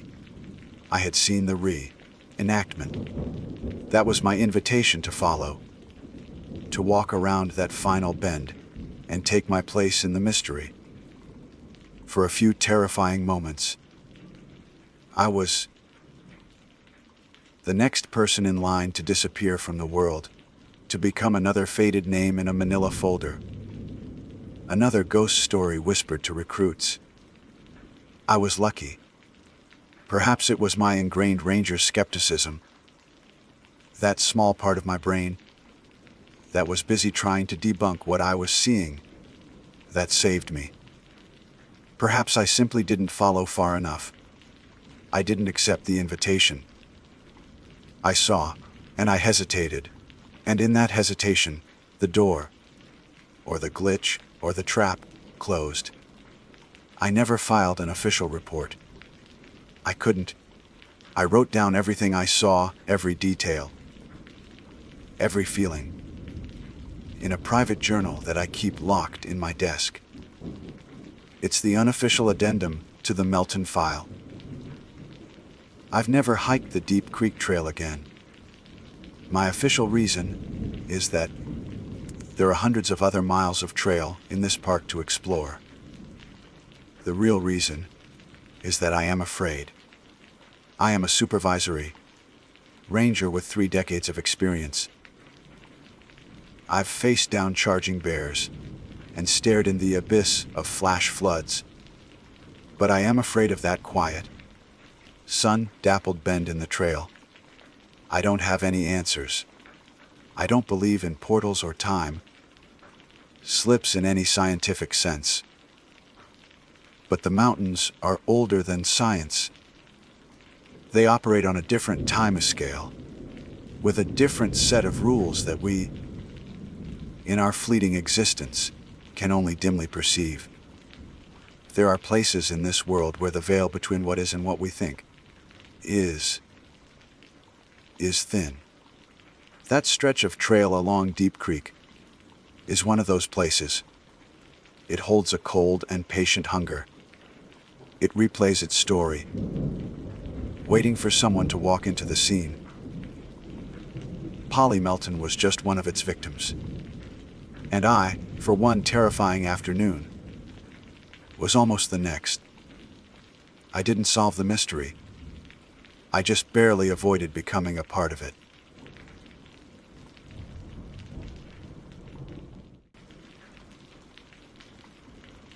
My name is Alistair Thorne. To the world, or at least the small fraction of it that knows me, I am a man defined by order and quiet precision. I work as a historical archivist for a university, a profession where my days are spent in the climate, controlled silence of the library's lower levels, surrounded by the dry, papery scent of aging documents. My life is a curated collection of facts, dates, and verifiable accounts. A world where every event has a footnote, and every mystery can eventually be solved by referencing the right sources. It is a safe, predictable existence. It was precisely this predictability that I sought to escape. For my 25th birthday, I felt a profound, almost desperate, need to do something elemental, something that couldn't be cataloged or filed away. I wanted to confront a reality that was raw, untamed, and utterly indifferent to human record keeping. My gaze fell upon the Tongass National Forest in Alaska. It was more than a park. It was a relic of a wilder, older world. The sheer scale of it is difficult to convey in words or maps. At nearly 17 million acres, it is a sprawling, primeval kingdom of temperate rainforest, a labyrinth of deep, glacier-carved fjords, and a silence that feels heavier and more ancient than any I had ever experienced. My plan, conceived over months of obsessive research, was a week-long solo trek to a secluded, unnamed lake nestled deep within its interior, a place few boot prints have ever marked. The preparation became an extension of my professional life, but with a thrilling, tangible purpose. I didn't just read maps, I memorized them, tracing the contour lines with my finger until the topography of the land felt imprinted on my mind. My gear was selected with meticulous care, each item weighed, tested, and justified. My backpack was a self-contained world of high-tech fabrics and lightweight alloys, a testament to modern man's ability to survive in the wild. I trained for months, building my physical endurance, believing that preparation was the ultimate shield against the unknown. I was confident, perhaps even arrogant, in my abilities. I saw the Tongass as a challenge to be met, a system to be navigated. I was wrong. The first 3 days were everything I had hoped for. A breathtaking immersion into a world of vibrant life. Stepping out of the float plane and onto the shore of the inlet where my journey began was like stepping into another dimension. The air, thick with the scent of damp earth, salt and pine, was so crisp and clean it felt like a physical substance in my lungs. The landscape was a staggering tapestry of greens and blues, the emerald of the moss, draped hemlocks, the deep teal of the water, the slate, gray of the ever-present mountains, their peaks shrouded in a perpetual mist. I felt my meticulously ordered world begin to dissolve, replaced by a sense of profound, humbling awe. On the first day, I followed a their game trail, the silence broken only by the crunch of my boots on gravel, and the occasional, piercing cry of a bald eagle soaring high overhead. I made camp by a stream so clear I could count the stones on its bed. As I filtered water for my dinner, I felt a sense of self. Reliance so pure was intoxicating. This was Randall. This was meaning. The second day, I saw the tracks of a brown bear. Each print larger than my outstretched hand, pressed deep into the mud near a salmon-choked stream. It was a visceral reminder that I was a guest here, a fragile creature in a land of giants. But the fear was exhilarating. A clean and understandable fear, part of the natural order. It was a danger I had prepared for. With my bear spray holstered on my hip and my knowledge of proper wilderness conduct fresh in my mind. By the third afternoon, I had climbed to a ridge that offered a panoramic view of the valley below. The forest stretched out like a vast, textured blanket, a sea of treetops rolling towards the distant, ice-blue glaciers. I sat there for over an hour, utterly alone, and yet feeling more connected than I ever had in the city. The silence was no longer just an absence of noise. It was a presence in itself, a symphony of subtle rustlings, the whisper of wind through spruce needles, the distant rush of a waterfall. I felt as though I had passed a test, that the forest had accepted me. That evening, I made camp with a deep sense of peace, convinced the hardest part of my journey was behind me. The fourth night, something changed. I had descended from the ridge into a denser, older part of the forest. I set up my tent near the edge of a stand of colossal Sitka spruce, their massive, moss-covered forms creating a nearly impenetrable wall of shadow. They were ancient sentinels, and as twilight began to bleed through the canopy, they seemed to lean in, guarding secrets I couldn't comprehend. The usual nocturnal chorus of the forest was subdued. The birdsong faded into an unnerving quiet.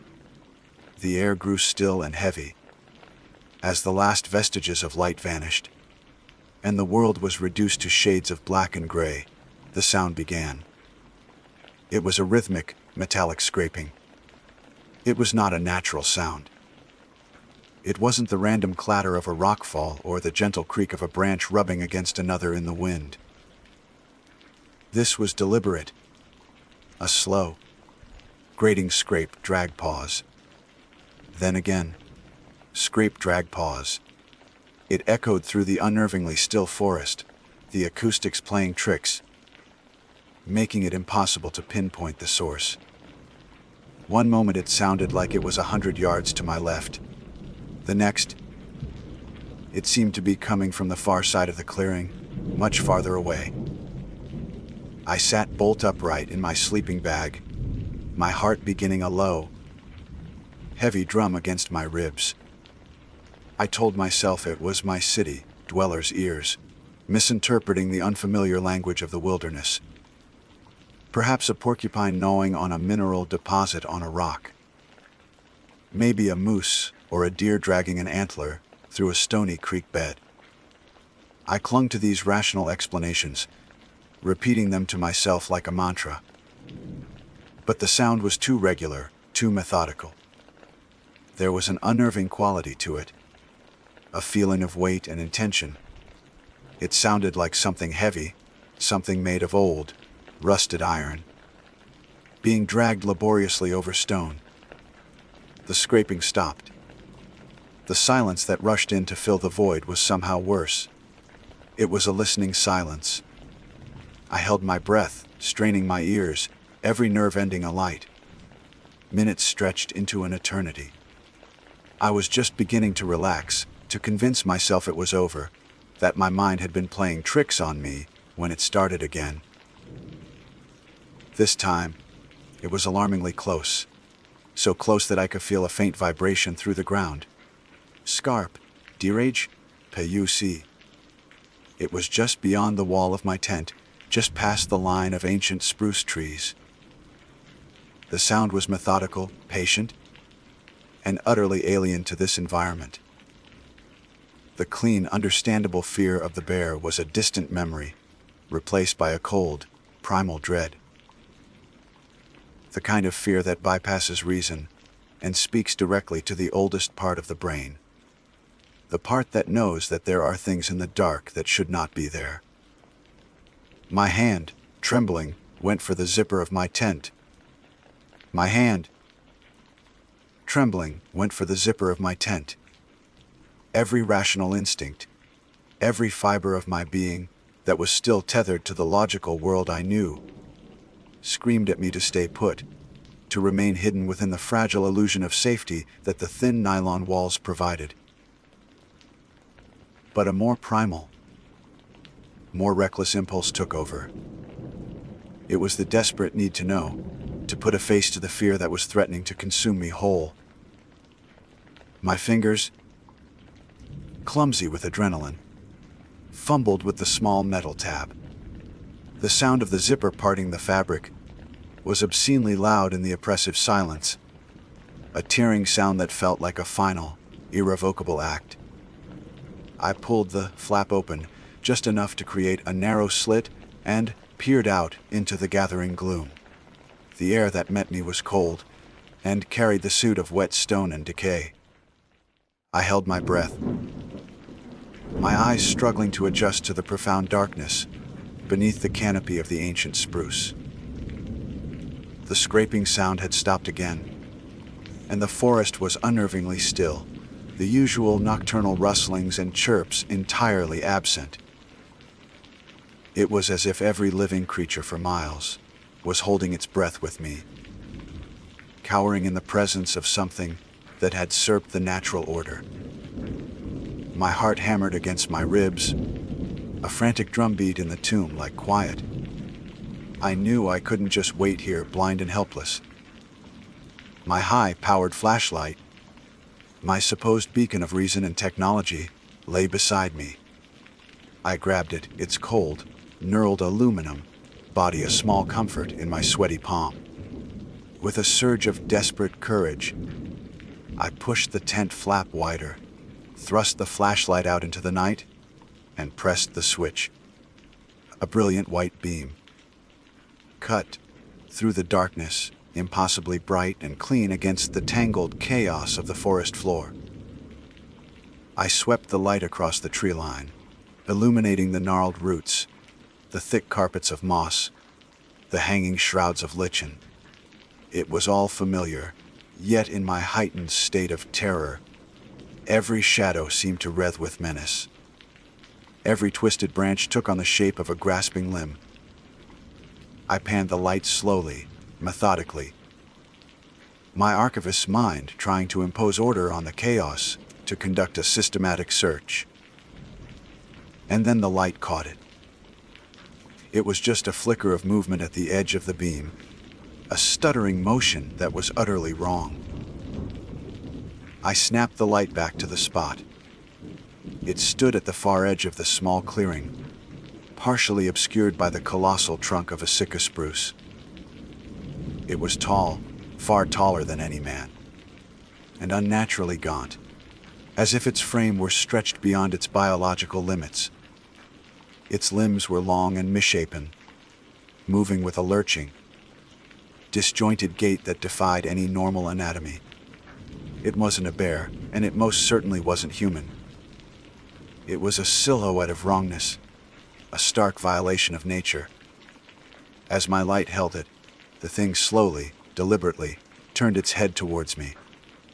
My blood didn't just run cold. It felt as if it had turned to ice, freezing me in place. The beam of my powerful flashlight illuminated its face, and in that moment, my carefully constructed reality shattered into a million pieces. It had no face. Where there should have been eyes, a nose, a mouth, there was nothing but a smooth, pale, and utterly featureless expanse of what looked like skin. It was a perfect, horrifying blankness, like a sculptor's unfinished mannequin, yet it was undeniably looking at me. I could feel its attention, a palpable pressure that was more terrifying than any predator's glare. There was no expression to read, no malice, no curiosity. Just an absolute, soul-crushing void. A strangled gasp escaped my lips, a sound I barely recognized as my own. The spell of paralysis broke, and I scrambled backward with such violence that I tore the mesh of the tent door. I fell in a heap against the back wall, my mind screaming, a silent, unending shriek of pure terror. I fumbled to zip the tent closed, my hands shaking so badly it took 3 attempts. The scraping sound started again. This time it was not in the distance. It was right outside, a slow, methodical scrape, drag that began to circle my campsite. It was the sound of the thing I had just seen, the faceless horror, dragging its rusted implement around my fragile shelter. It was an inspection, a patrol. It was defining the boundary of my prison. I lay there, curled into a fetal position, paralyzed by a fear so profound and absolute that I have never known anything like it before or since. Every scrape on the rock, every drag through the dirt, was a new wave of terror that washed over me. The thin nylon of the tent felt as utterly useless as a sheet of paper. I could hear the thing's movement, the soft crunch of its weight on the forest floor, the sheer proximity of it. My logical mind, the part of me that cataloged history and believed in evidence, was gone. It had been replaced by a primal, animalistic certainty that I was about to die. The night stretched into an abyss. Time ceased to have meaning. There was only the darkness, the cold and the sound. Scrape, drag, pause. It was a form of torture, a slow, patient dismantling of my sanity. I squeezed my eyes shut, but the image of that smooth, featureless face was burned onto the inside of my eyelids. I tried to think of home, of my quiet office, of the predictable, safe world I had so foolishly wanted to escape. It felt like a distant dream, a life lived by another person in another universe. Here, in the Tongass, there was only the creature and its relentless, rhythmic task. I began to pray, something I hadn't done since I was a small child. I prayed to a God I wasn't sure I believed in, my pleas a frantic, silent litany in my mind. I prayed for the sum. I prayed for the sound to stop. I prayed for it all to be a hallucination, a stress-induced nightmare brought on by solitude and exhaustion. But I knew it was real. The vibration through the ground was real. The cold dread that had sunk into my bones was real. Hours passed. The scraping never wavered in its rhythm. It was the sound of an ancient, tireless duty being performed. I thought about the bare spray on my belt. I thought about the small camp knife in my pack. How could I possibly fight something that had no face to spray, no eyes to blind, no body that seemed to obey the normal rules of biology? The thought of confronting it again was so terrifying that my breath hitched in my throat. Then, just as the blackness of the sky began to soften into the deep, bruised purple of pre-dawn, it stopped. The sudden, absolute silence was as shocking as the noise had been. I lay perfectly still, my ears ringing, every muscle in my body coiled tight. I waited for the scraping to begin again, for the final terrifying conclusion to the night's ordeal. But there was nothing. Only the faint, hesitant chirp of a single bird testing the new day. I didn't sleep. I didn't move. I waited, listening to the forest slowly, cautiously, come back to life around me. I waited until the sun was fully up, until bright, golden shafts of light were piercing the canopy and illuminating the interior of my tent. Only then, with the full, undeniable light of day as my witness, did I dare to once again reach for the zipper. My hand, shaking with a palsy born of sheer terror and exhaustion, once again reached for the zipper. This time, the sound it made was different. In the full, unforgiving light of day, it wasn't a tear in the silence, but a small, insignificant noise, swallowed by the vastness of the forest. I pulled the flap aside, squinting into the morning glare. My body braced for an attack that my logical mind, now flickering back to life, told me was over. The scene that greeted me was one of quiet, methodical devastation. My campfire from the previous night was a circle of cold, black stones. My pack, which I had left just outside the tent door, was untouched. But the ground around my tent was a ruin. Deep, parallel gouges were carved into the earth and rock, forming a near-perfect circle around my small shelter. They were not the tracks of any animal I knew or had ever read about. They were unnervingly straight, as if a farmer had dragged a heavy, two-pronged plow through the wilderness, tilling the very bedrock. The sheer force required to leave such marks in the stony ground was immense. The circle was complete, a perimeter of violation, with my tent at its epicenter. My eyes followed the scarred earth, and then I saw it. Lying half, hidden in the damp moss, glinting with a dull, metallic sheen in a stray beam of sunlight, was the source of the night's auditory torture. It was a long, dark piece of iron, pitted and flaked with rust, that stained the green moss around it a sickly orange.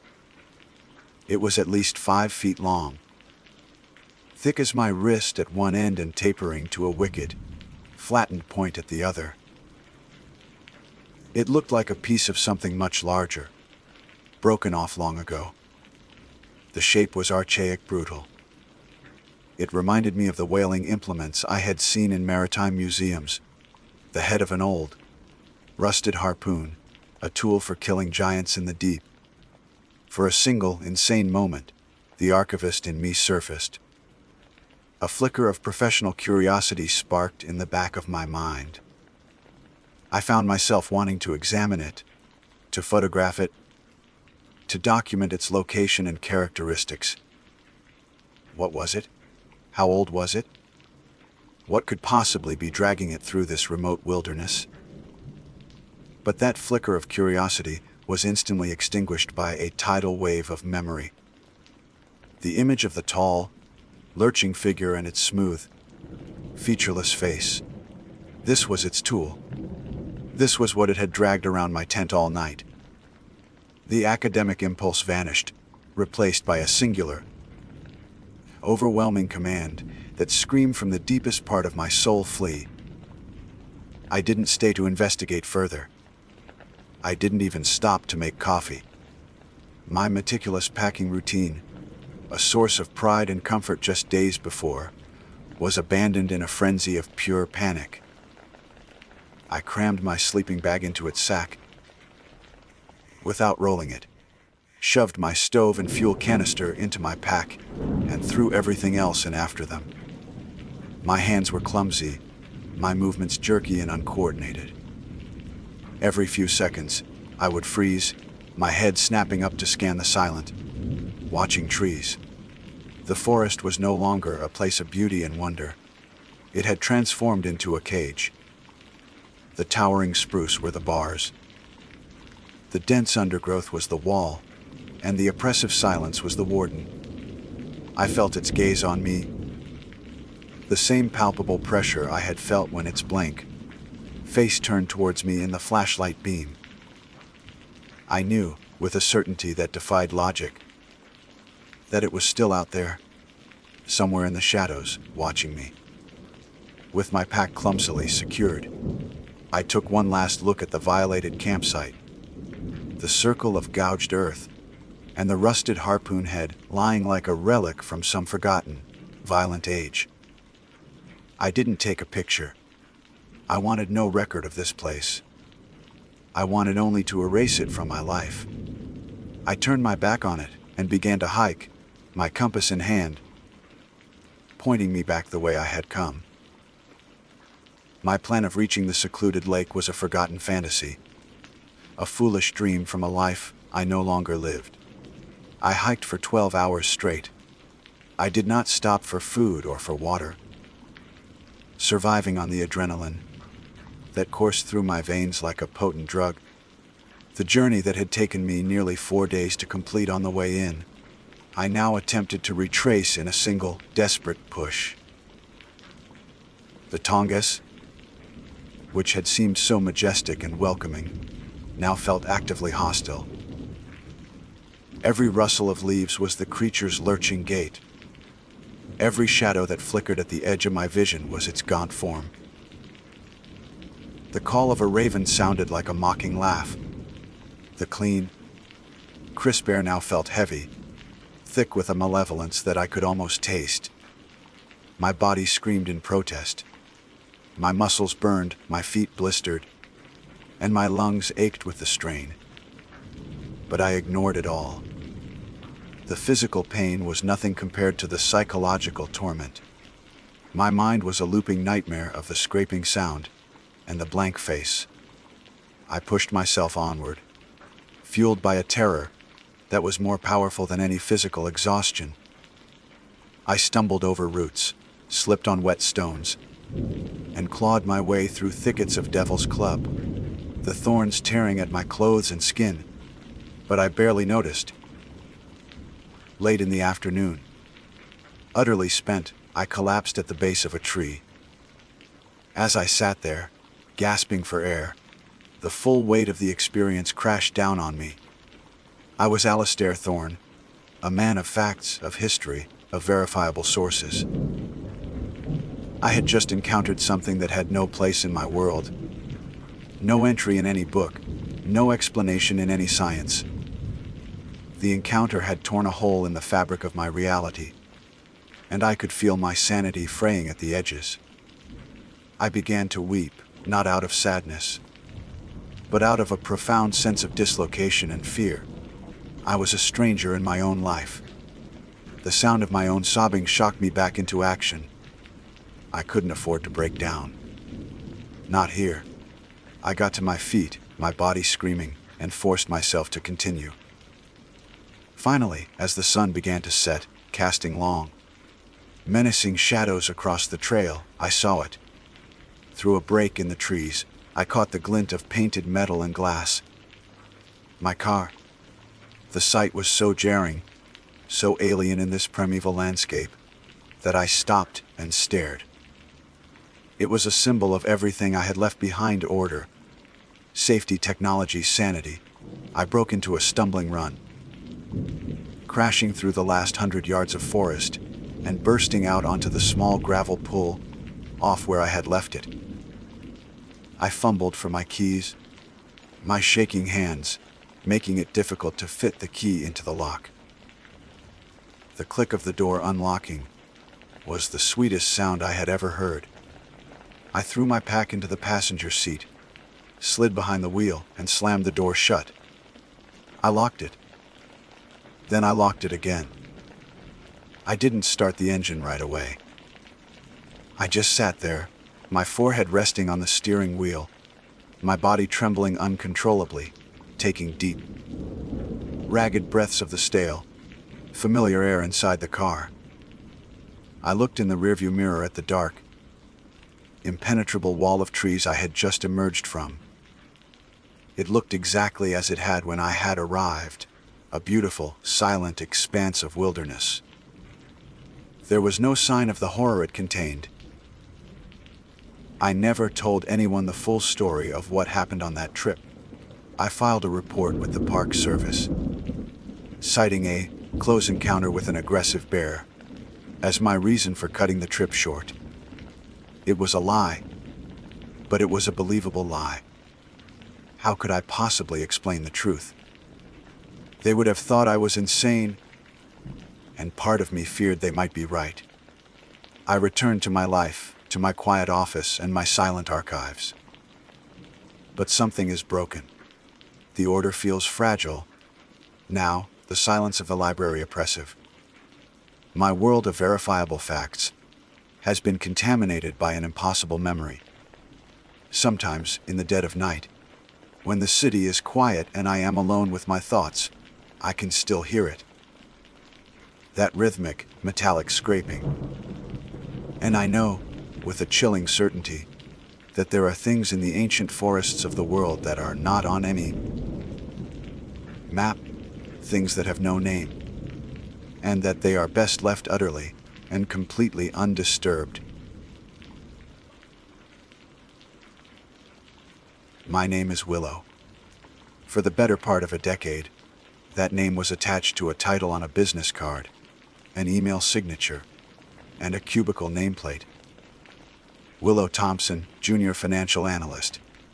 It was a life measured in spreadsheets and quarterly reports, a safe, predictable existence that had slowly begun to feel like a gilded cage. The dream that kept me going through the monotonous hum of the office air conditioning was the Appalachian Trail. It wasn't just a hike, it was a pilgrimage, a 200-mile-long promise of liberation, the idea of a through hike, of carrying everything I needed on my back and measuring my days in miles and mountains, instead of minutes and meetings, had taken root in my soul and grown into an obsession. After years of meticulous saving, planning, and training on weekends, I finally traded my sensible office shoes for a pair of sturdy, broken-in hiking boots. I quit my job, sold my car, and stood at the southern terminus on Springer Mountain, Georgia, with a heart full of a terrifying, exhilarating freedom. The first few weeks were a blur of sore muscles, new faces, and breathtaking vistas. I found my trail legs, learned the delicate art of packing and repacking my bag to perfection, and fell into the simple, grounding rhythm of the trail walk. Eat, sleep, repeat. By the time I crossed into Tennessee and entered the vast, ancient expanse of the Cherokee National Forest, I was no longer an analyst playing dress up. I was a hiker. The trail had stripped away the non-essential, leaving a tougher, more resilient version of myself. This section of the trail was renowned for its beauty and its ruggedness, a place where the mountains felt older and wilder.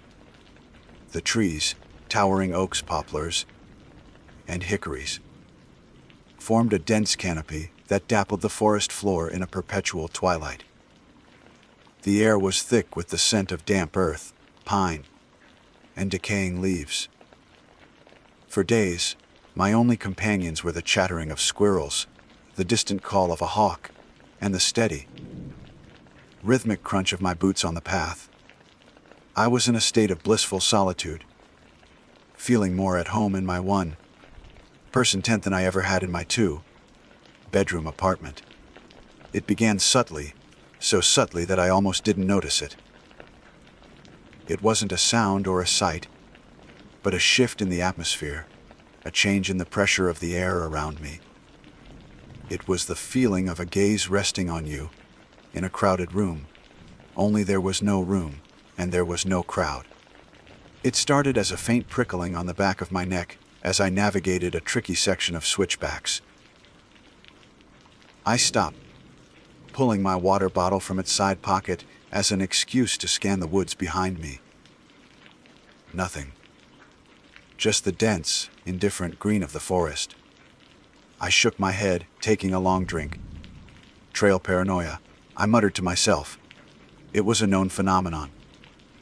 A trick of the mind that solitude and exhaustion can play on even the most seasoned hikers. Your senses become so heightened in the wilderness that they start inventing stimuli to fill the silence. I told myself to ignore it, but it didn't go away. Over the next 2 days, the feeling grew from a faint prickle into a persistent, heavy weight. It was like walking through water, a constant, unseen resistance. I found myself stopping more frequently, my hand hovering near the canister of bear, clipped to my pack's hip belt. Each time, the result was the same: an empty trail stretching out behind me, a silent forest that seemed to hold its breath. The silence itself became unnerving. I started to notice that when the feeling was at its strongest, the usual forest chorus would fade away. The birds would stop singing. The insects would cease their chirping. All I could hear was the thudding of my own heart and the whisper of the wind through the leaves.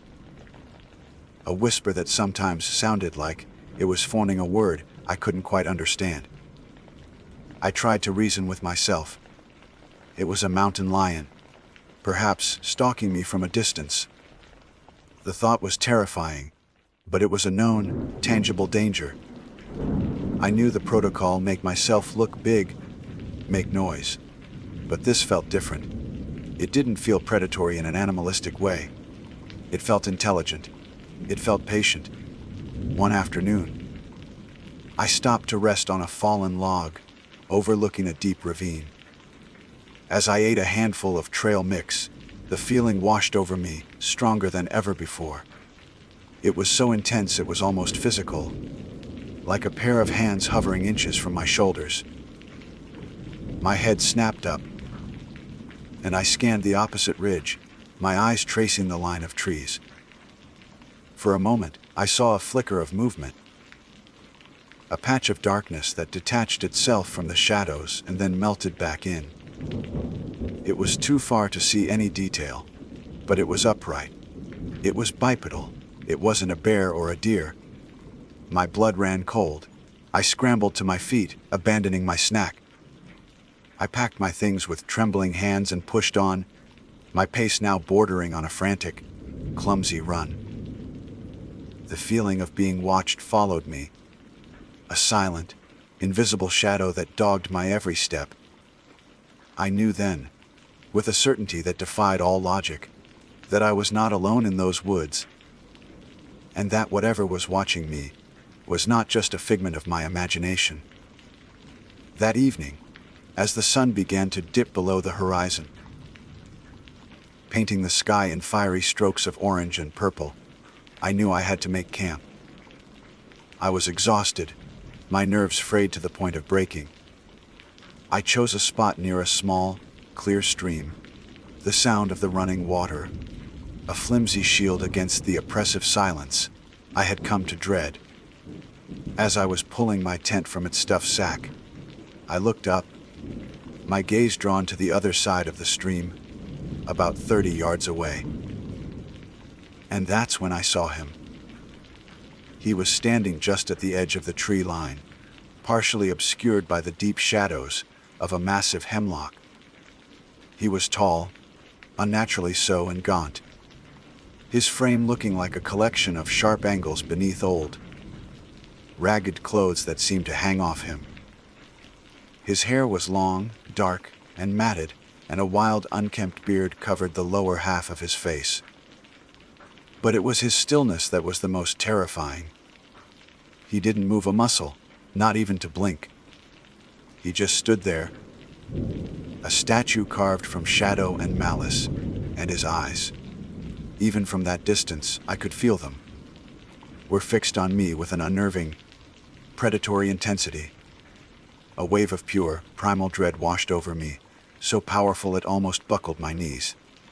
I gave a weak, involuntary wave, a pathetic gesture of appeasement. He didn't respond. He just stood there, watching. My wave hung in the air between us, a stupid, useless gesture. The man's expression didn't change. His eyes, two dark pits in the shadow of his brow, remained locked on me. The primal part of my brain screamed at me to run, to leave everything and just bolt into the woods. But the logical part, the part that had survived this long, knew that was a death sentence.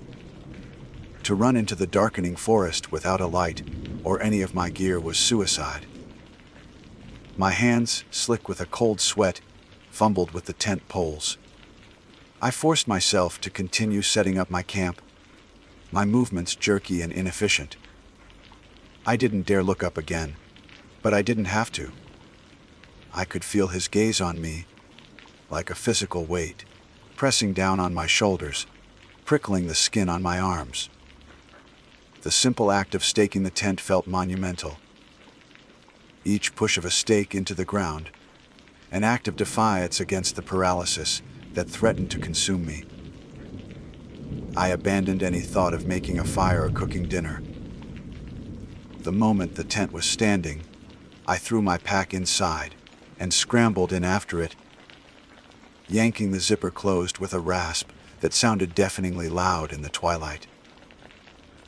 I zipped the rainfly shut as well, plunging my world into a dark, claustrophobic nylon cocoon. I was hidden, but I didn't feel safe. The thin fabric of the tent felt as protective as a sheet of paper. I sat there in the dark, my back pressed against my pack, my knees drawn up to my chest, straining my ears to hear over the frantic pounding of my own blood. The gurgling of the stream, which I had chosen for its comforting sound, now seemed menacing, a constant noise that could be masking other, more threatening sounds. For what felt like an eternity, there was nothing. Just the water and my own ragged breathing. I started to wonder if I had imagined him, if the paranoia had finally conjured a full-blown hallucination. Maybe he had seen me and simply moved on. But I knew that was a lie. The feeling of being watched hadn't lessened. If anything, it had intensified. It was now focused on the tiny, fragile dome of my tent. Then I heard it. A soft splash. My heart leaped into my throat. It was the sound of a foot stepping into the stream. Then another splash. Closer this time. He was crossing the water. He was coming to my side. I held my breath, every muscle in my body tensed. I squeezed my eyes shut, as if not seeing would make me invisible. I heard the soft crunch of his footsteps on the gravelly bank of the stream, then on the soft earth of the forest floor. They were slow, heavy, and deliberate. A twig snapped, impossibly loud. The footsteps grew closer, circling my tent. It was a slow, leisurely patrol, the walk of a predator that knows its prey is trapped. I fumbled in the dark for my headlamp, my fingers finally closing around its plastic casing. I didn't turn it on. I didn't want to see the silhouette of his feet through the thin nylon wall, just inches from my head. I also grabbed my bear spray, my thumb resting on the safety clip. It was a pathetic weapon against a human, but it was all I had. Then the footsteps stopped. The silence that followed was worse than the sound. I knew he was standing right outside, just on the other side of the fabric. I could almost feel his presence, a cold spot in the air. My mind reeled, painting horrific pictures of what he might do, of a knife slicing through the tent wall, of a hand reaching in to grab me. Time stretched and warped. Seconds felt like minutes, minutes like hours, and then he began to hum. It was a strange, guttural sound, a tuneless, repetitive melody that seemed to rise up from deep within his chest. It wasn't a song I recognized. It was more like a series of discordant notes strung together in a disturbing, looping pattern. The sound vibrated through the ground, a low, menacing thrum that I could feel in my bones. It was the most terrifying sound I had ever heard, a sound of pure madness that echoed in the enclosed space of the tent. He hummed, and I sat there, a statue of fear, tears streaming silently down my face. I was completely, utterly helpless. I don't know how long I sat there, listening to that awful sound. I must have drifted into a state of shock, because the next thing I knew, the first gray light of dawn was filtering through the tent fabric. The humming had stopped. The silence was absolute. For a long time, I didn't move. I was too afraid. What if he was still out there? just waiting for me to emerge. But the need to escape, to get away from this place, finally overrode the fear. With a shaking hand, I slowly, carefully unzipped a tiny portion of the rainfly, just enough to peek out. He was gone. The small clearing was empty. The only sign that anyone had been there was a single, deep footprint in the soft mud near the stream. It was large, much larger than my own. A wave of adrenaline-fueled urgency washed over me. I didn't bother with breakfast or coffee. I crammed my sleeping bag and pad into their stuff, sacks with violent, desperate shoves. I rolled up the tent without any care, not even bothering to shake the dirt off. In less than 5 minutes, my pack was on my back, and I was on the trail, my legs pumping, my lungs burning. I didn't just walk, I ran. I stumbled over roots and rocks, not caring. My only thought to put as much distance as possible between myself and that campsite. I didn't stop until I reached the next shelter, a small, 3-sided lean to nearly 10 miles away, where I collapsed in a heap, gasping for air, a profound sense of relief washing over me at the sight of the other hikers camped there. I was safe for now. The shelter was occupied by 3 other hikers, a young, cheerful couple who introduced themselves as Ben and Chloe, and an older man with a weathered face and a long gray beard, whose trail name was Silas. They were sitting around a small, crackling fire, and they looked up in surprise as I practically fell into the clearing.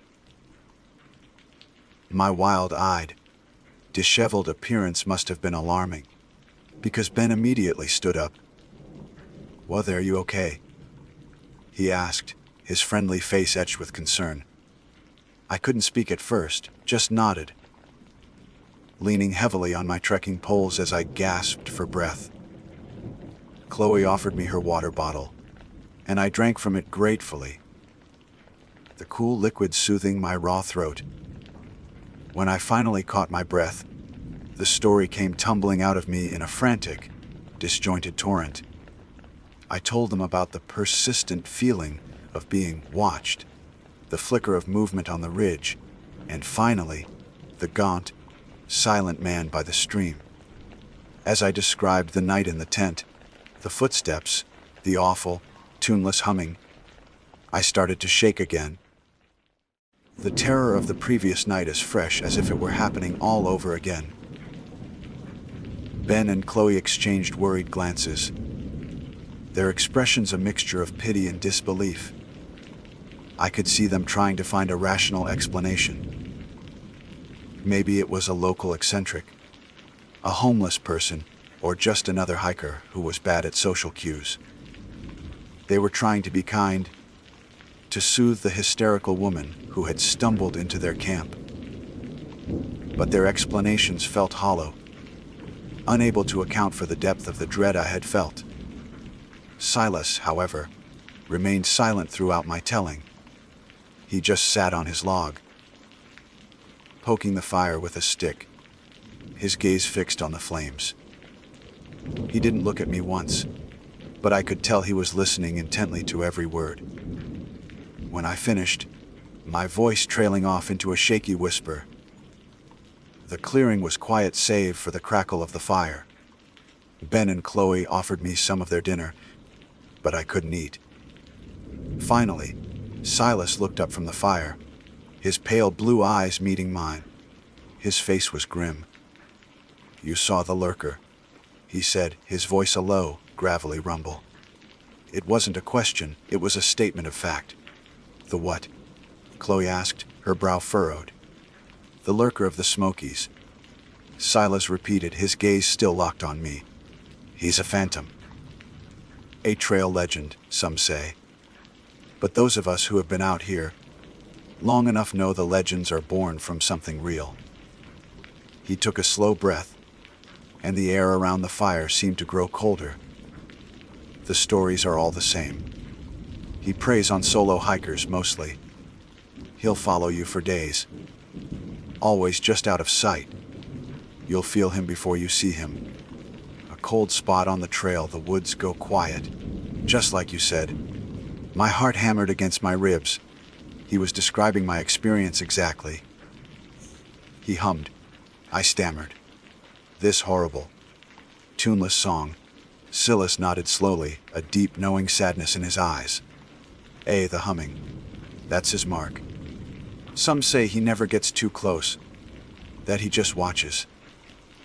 That he feeds on the fear. Others aren't so lucky. People go missing on this trail, you know. More than the Park Service likes to admit. They blame it on accidents, on people getting lost. But sometimes, they find a campsite just like you described yours. Packed up in a hurry. Everything left behind except the person. A chill that had nothing to do with the evening air crept down my spine. Who is he? What is he? I asked, my voice barely audible. No one knows for sure, Silas said, looking back into the fire. Some say he's the ghost of a hiker who went mad from solitude and starved to death out here in the 1970s. They say he's cursed to wander the trail, forever hungry, drawn to the life and warmth of others. Others say he's something much older than that. Something that was here long before the trail was cut. A spirit of the mountains themselves. A genius, Losi, that doesn't take kindly to trespassers. He paused, letting the weight of his words sink in. Whatever he is, he's a bad omen. You were lucky to get away. Very lucky. I didn't sleep that night. Despite the safety of the shelter and the company of others, I lay in my sleeping bag, staring up at the wooden beams of the lean-to, listening to the sounds of the forest. Every rustle of leaves, every snap of a twig, sent a fresh jolt of fear through me. The comforting sounds of the wilderness had been twisted into something menacing. Silas's words echoed in my mind.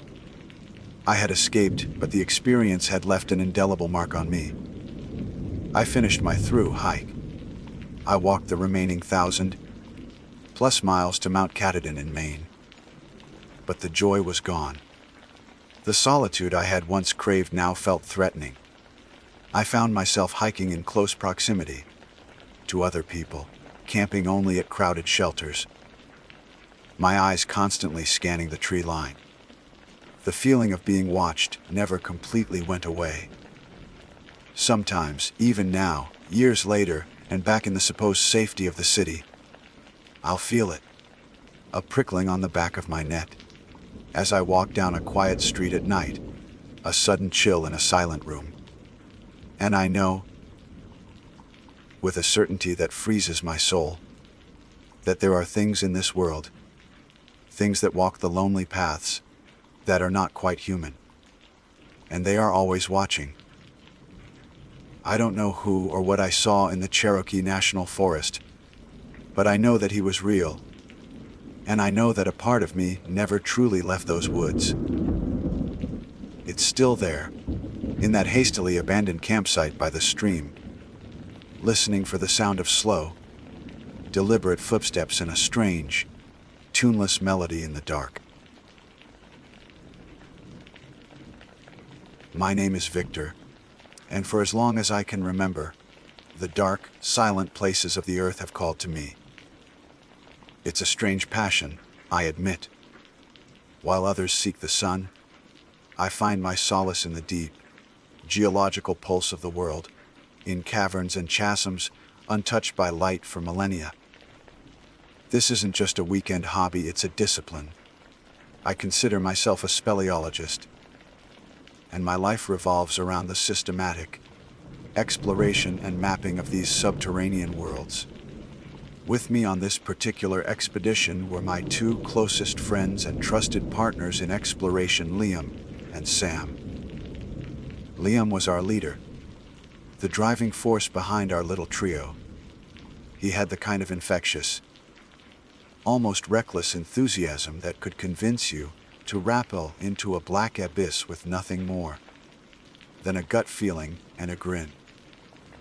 He was a phenomenal climber, with a wiry strength and an uncanny ability to read the rock, to find holds where it seemed none existed. His obsession was the thrill of the unknown, of being the first human feet to tread on ground that had lain dormant since the dawn of time. Sam, on the other hand, was our anchor to reality. He was the meticulous, cautious one, our gear master and tech wizard. He could field, strip, and reassemble a rebreather in total darkness, could calculate rope tension with unnerving accuracy, and was the one who always insisted on triple, checking every knot and carabiner. Where Liam saw glory, Sam saw variables and potential points of failure. We often joked that Liam kept us moving forward, while Sam was the one who made sure we could move back. Together, we made a balanced team, our skills and personalities meshing to cover each other's weaknesses. Our target for this trip was a remote, wild cave system in the heart of the Daniel Boone National Forest in Kentucky. The region is a world-renowned hotspot for karst topography, a landscape riddled with sinkholes, underground streams, and vast, labyrinthine cave networks. This specific system, which we had unofficially dubbed the Whispering Labyrinth, was largely unmapped. We had made several trips before, charting the initial passages, but Liam was convinced a major discovery was just beyond our reach. His research suggested a potential connection to a lower, older system, a theory based on subtle air currents. He'd felt deep within the cave, faint whispers of a vast, open space breathing in the darkness. The expedition began like any other. The drive into the forest was a descent into isolation. Paved roads gave way to gravel, then to a rutted dirt track that scraped the undercarriage of Sam's long-suffering pickup truck. The air, thick and humid with the scent of damp earth and decaying leaves, clung to us the moment we stepped out of the vehicle. The symphony of cicadas was a constant, deafening hum, a wall of sound that seemed to press in from the dense, emerald canopy. It was a 2-hour hike from the truck to the cave entrance, a grueling trek with heavy packs laden with ropes, climbing gear, survey equipment, and supplies for 3 days underground. The entrance to the Whispering Labyrinth wasn't dramatic, no gaping maw on a hillside. It was a simple, dark fissure at the base of a moss-covered limestone outcrop, partially hidden by ferns. To the uninitiated, it would look like nothing more than an animal den. To us, it was a doorway to another world. The initial descent was familiar territory. We moved with practiced efficiency, rigging our ropes and descending into the cool, damp air of the upper passages. The world of the sun, with its oppressive heat and noise, vanished behind us, replaced by the profound, echoing silence of the cave, broken only by the drip of water and the crunch of our boots on the gravel floor. For hours, we navigated passages we had previously mapped, our headlamps cutting sharp, white cones through the absolute blackness. The beams danced across familiar formations, flowstone that looked like frozen waterfalls, delicate soda straws hanging from the ceiling, and stout columns that joined floor to roof. But Liam pushed us onward, deeper than we had ever gone before, toward a section where the passage narrowed dramatically. This was the spot from his last solo reconnaissance trip. "This is it," he said, his voice echoing slightly, filled with a triumphant excitement. "The draft is stronger here. I'm telling you, this is the way through." He pointed to a low, tight crawl space that looked less like a passage and more like a crack. It was a formidable obstacle, a horizontal squeeze that would require us to inch forward on our bellies, pushing our packs ahead of us. Sam shone his light into the opening, his expression a mixture of skepticism and professional concern. "We call that the grinder, for a reason, Liam," he muttered, tapping a loose looking rock near the entrance. "It's tight, and the rock is friable. If this thing shifts while we're in it, it won't shift." Liam cut in, his confidence unwavering. "It's been stable for 1,000 years. It'll be stable for one more afternoon. This is the price of admission, boys. First rights to a whole new world." I felt a familiar knot of apprehension tighten in my stomach. I trusted Liam's instincts, but Sam's caution was a powerful counterweight. Squeezes like this were a caver's worst nightmare. It wasn't just the claustrophobia, the feeling of tons of rock pressing in on you from all sides. It was the helplessness. If anything went wrong, there was no quick way out. You couldn't turn around. You could only go forward or back, one painful inch at a time. Liam, naturally, went first. We watched as he wriggled into the opening, his body disappearing into the darkness until only his kicking feet were visible. His voice came back to us, muffled and distant. "It opens up a bit After the first 10 feet! It's tight, but it goes! Come on!" I was next. Taking a deep breath, I got on my stomach and began to push myself into the grinder. The rock was instantly suffocating. It pressed against my back and chest, forcing the air from my lungs in short, sharp gasps. My helmet scraped against the ceiling, sending a shower of grit and dust into my face. The only sounds were my own ragged breathing, the frantic beat of my heart in my ears, and the scraping of my gear against the stone. It was a primal, terrifying experience, a feeling of being swallowed by the earth. Every inch was a struggle, a battle against the unyielding rock. After what felt like an eternity, I felt the pressure ease. I pulled myself forward and tumbled out into a small antechamber, my body screaming with relief. Liam was there, his face split by a wide grin, his headlamp illuminating the space. "See, not so bad," he said cheerfully. I just glared at him, catching my breath. A few minutes later, Sam emerged, looking even less amused than I was. But our ordeal was immediately forgotten. Liam was pointing his light past us, toward another opening. This one was different. It was a tall, narrow slit in the rock, and from it, we could feel a distinct, cool breeze. It was the draft, but stronger than ever. The air smelled different, too. Cleaner, fresher, with an odd, ozonic tang. We moved to the opening and peered through. What we saw stole our breath. We had emerged onto a wide ledge overlooking a chamber of impossible scale. It wasn't a cave, it was a subterranean cathedral. Our headlamps, powerful as they were, couldn't find the far walls or the ceiling. The beams simply vanished into an immense, silent blackness. From the darkness below came the gentle, musical sound of running water.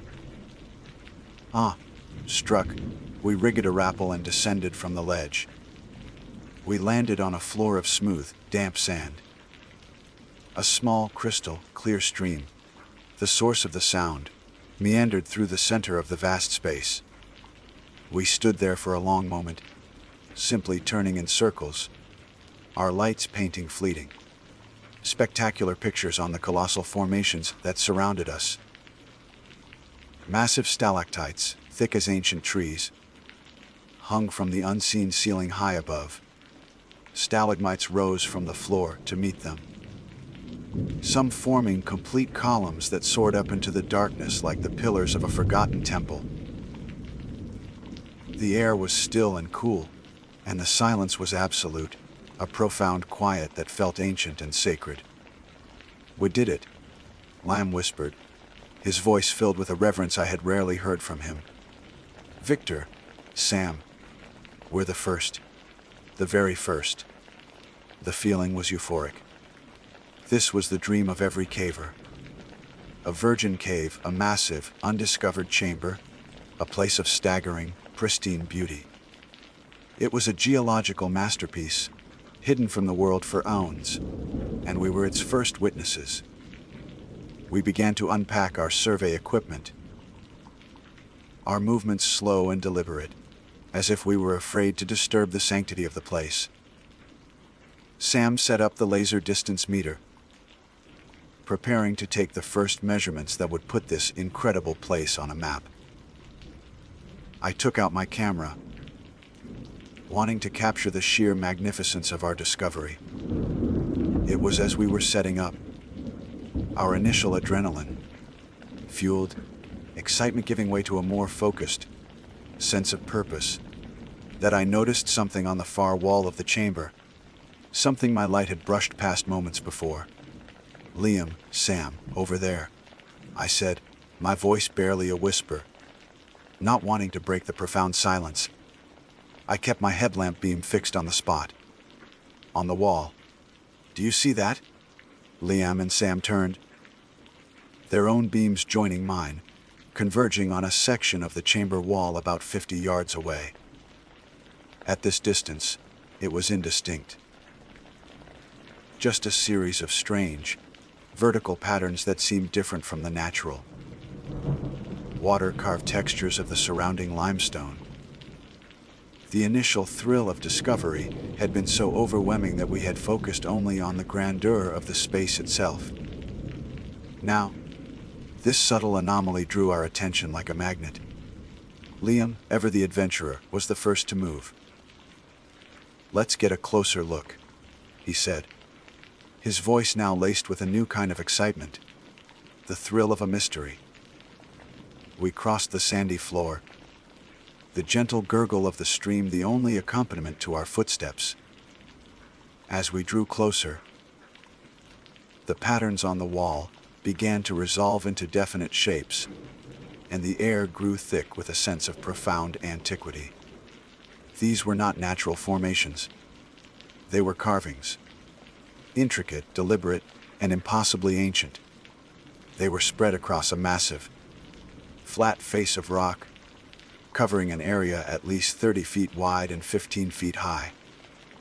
A thin, shimmering layer of calcite coated them, the mineral deposits of centuries of dripping water, giving them a ghostly, translucent sheen. This was not the work of modern vandals. This was something that had been here, hidden in the absolute darkness, for an unimaginable length of time. We stood before the wall in stunned silence, our lights tracing the lines of the petroglyphs. The figures depicted were utterly alien. They were humanoid in basic form, with a head, a torso, 2 arms, and 2 legs. But the proportions were nightmarishly wrong. Their limbs were unnaturally elongated and thin, like the legs of a spider, bent at impossible angles. Their heads were oversized and perfectly spherical, and where a face should be, there were only 2 large, deeply inscribed circles for eyes. They had no other features, no nose, no mouth, just those blank, staring orbs. The mural depicted these strange beings in a variety of bizarre poses. Some seemed to be dancing, their long limbs intertwined in a chaotic, fluid motion. Others were shown in what looked like a hunting scene, holding long, spear-like objects, though there was no prey depicted. A few of the figures were carved in a way that made them seem to be floating or suspended in mid-air, untethered to any ground. The artistry was primitive yet possessed a disturbing dynamism. There was a sense of motion, of life, captured in the cold stone. "What in God's name?" Sam breathed, his usual composure completely gone. He reached out a hand as if to touch one of the carvings, but stopped himself, his fingers hovering inches from the calcite-coated surface. This is impossible, prehistoric, but the style is like nothing I've ever seen. Not Native American, not anything. He was right. We had all seen examples of ancient cave art before, both in books and in person. The majestic bison of Lascaux, the hand stencils of Chavet. This was different. Those were depictions of the known world, animals, hunters, symbols of life. This felt like a window into another reality, a record of things that had no place in the sunlit world above. The beauty of the chamber, which had so captivated us just moments before, now seemed to recede, replaced by a creeping, oppressive dread. The vast, silent darkness around us no longer felt empty, it felt watchful. My gaze was drawn to the center of the mural, to the largest and most detailed of the carvings. It was the clear focal point of the entire piece, and as my light settled on it, a wave of cold, primal fear washed over me, so intense it was almost nauseating. This carving was different from the others. It was a scene of explicit violence. It depicted one of the elongated, round-eyed figures standing over a second form. This second form was rendered with horrifying clarity. It was unmistakably human. The proportions were correct, the limbs stout and muscular, the head normally shaped. The human figure was lying on its back, its arms thrown wide in a posture of surrender or death, and the tall, spindly creature standing over it held a long, sharp object, like a shard of flint or obsidian, clutched in its three-fingered hand. The object was positioned directly over the human's chest. There was no ambiguity. It was a depiction of a sacrifice, or an execution, or something worse. The euphoria of our discovery curdled into pure terror. We had stumbled upon something ancient and deeply profane. This was not a gallery of art. It was a temple, a place of ritual dedicated to these monstrous beings.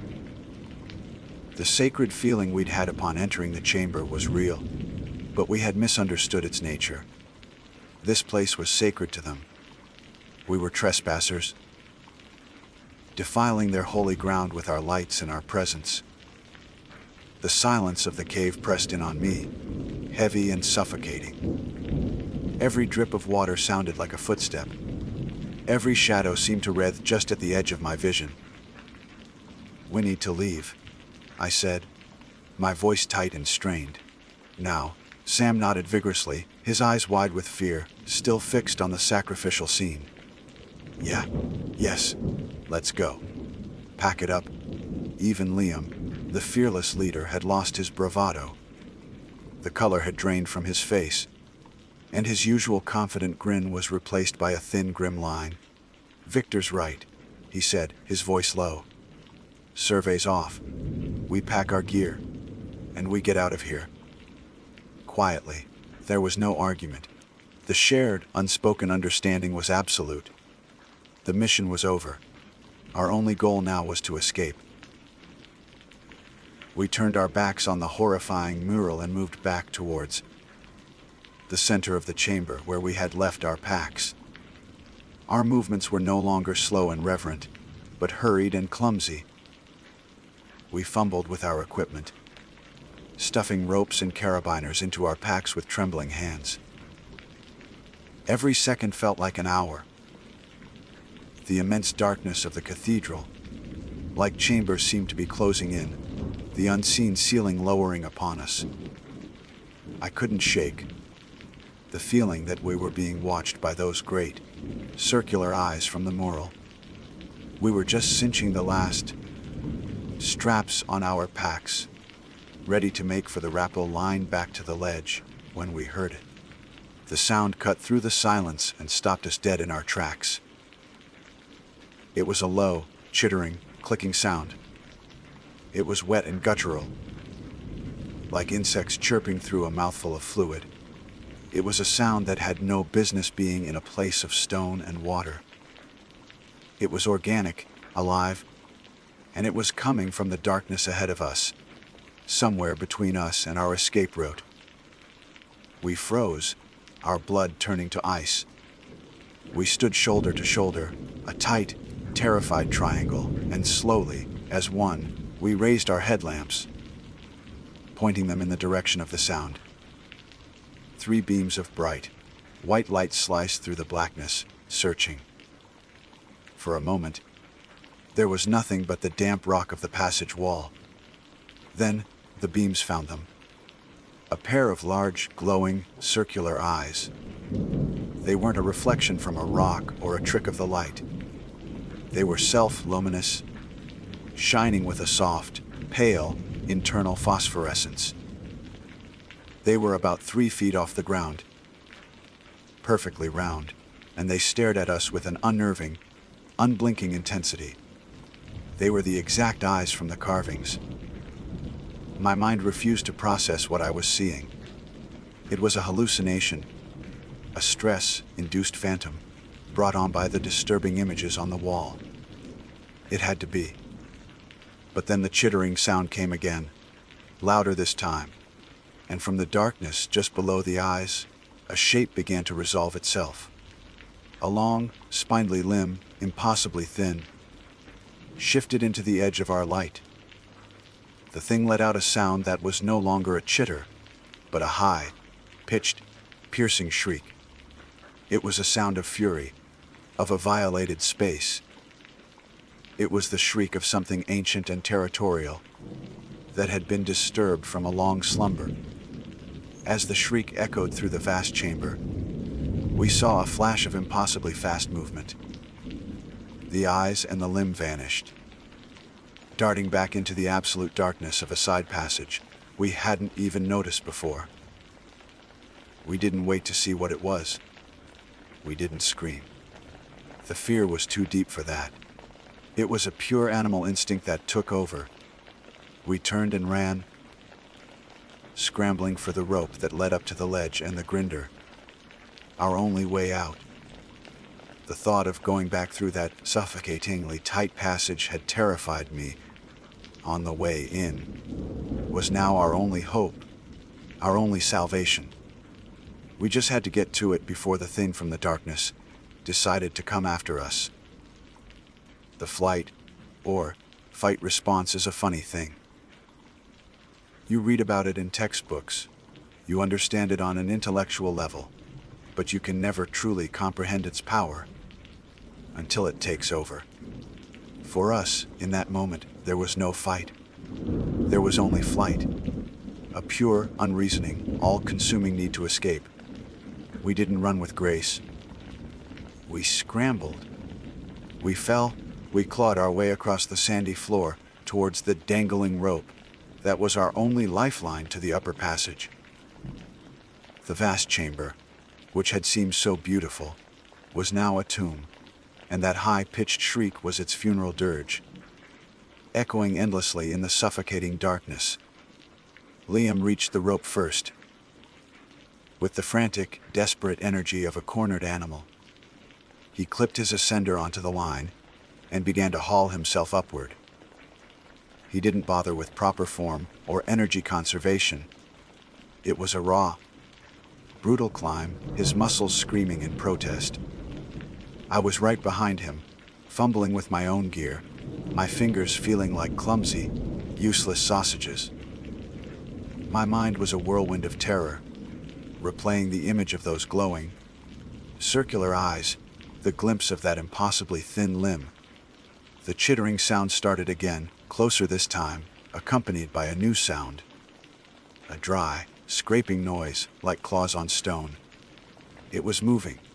It was coming for us. "Victor, go!" Sam yelled from behind me, his voice cracking with panic. I'm right behind you! I clipped in and started my ascent, my arms and legs pumping with adrenaline. Fueled strength I didn't know I possessed. I didn't look down. I couldn't. My entire world narrowed to the rope sliding through my ascender and the small circle of light from my headlamp on the rock face in front of me. The scraping sound grew louder, echoing up from the chamber floor. It was fast, faster than any human could move. A wave of vertigo and nausea washed over me as I imagined that spindly form scuttling across the sand below, its glowing eyes fixed on Sam's retreating form. I hauled myself over the edge of the ledge and into the small antechamber, collapsing onto the rock floor, gasping for air. Liam was already there, his back against the wall, his chest heaving. He wasn't looking at me. His eyes were fixed on the abyss we had just climbed out of. A moment later, Sam scrambled over the edge, his face pale and slick with sweat. He kicked the rope away from the ledge, as if severing our last connection to the hell below. For a heartbeat, we were still, the three of us huddled in the small, cramped space, our ragged breaths the only sound. But the silence was shattered by a sound from below.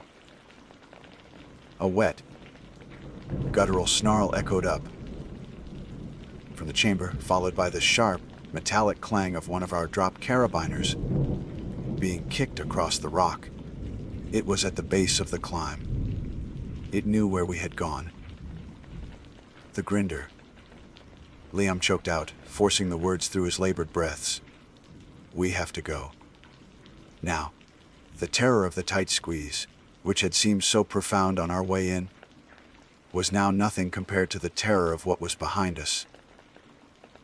Liam dove headfirst into the narrow opening, without a second's hesitation. I followed, the suffocating pressure of the rock a horrifyingly familiar sensation. But this time it was different. This time, I could hear it. From the antechamber behind me, I heard a high-pitched, inquisitive clicking, followed by the scrape of something impossibly thin, trying to force its way onto the ledge. It was hunting us. It was squeezing itself out of its dark domain and into ours. My heart hammered against my ribs, a frantic drumbeat of pure panic. I was trapped, wedged in the earth with a monster just feet behind me. Every inch forward was an agonizing struggle. My pack snagged, my helmet scraped. My body screamed in protest. I could hear Sam grunting and cursing as he forced himself into the passage behind me, sealing us in. The sounds from the antechamber were muffled now, but they were still there.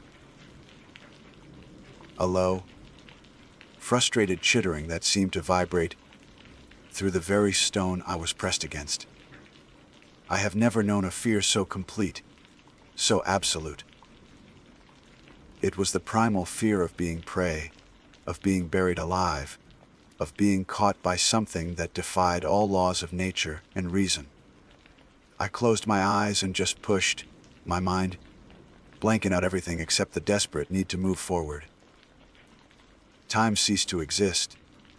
There was only the rock, the darkness, and the certainty of the thing behind me. Then I was through. I tumbled out of the grinder and onto the familiar gravel floor of the upper cave system, my body shaking uncontrollably.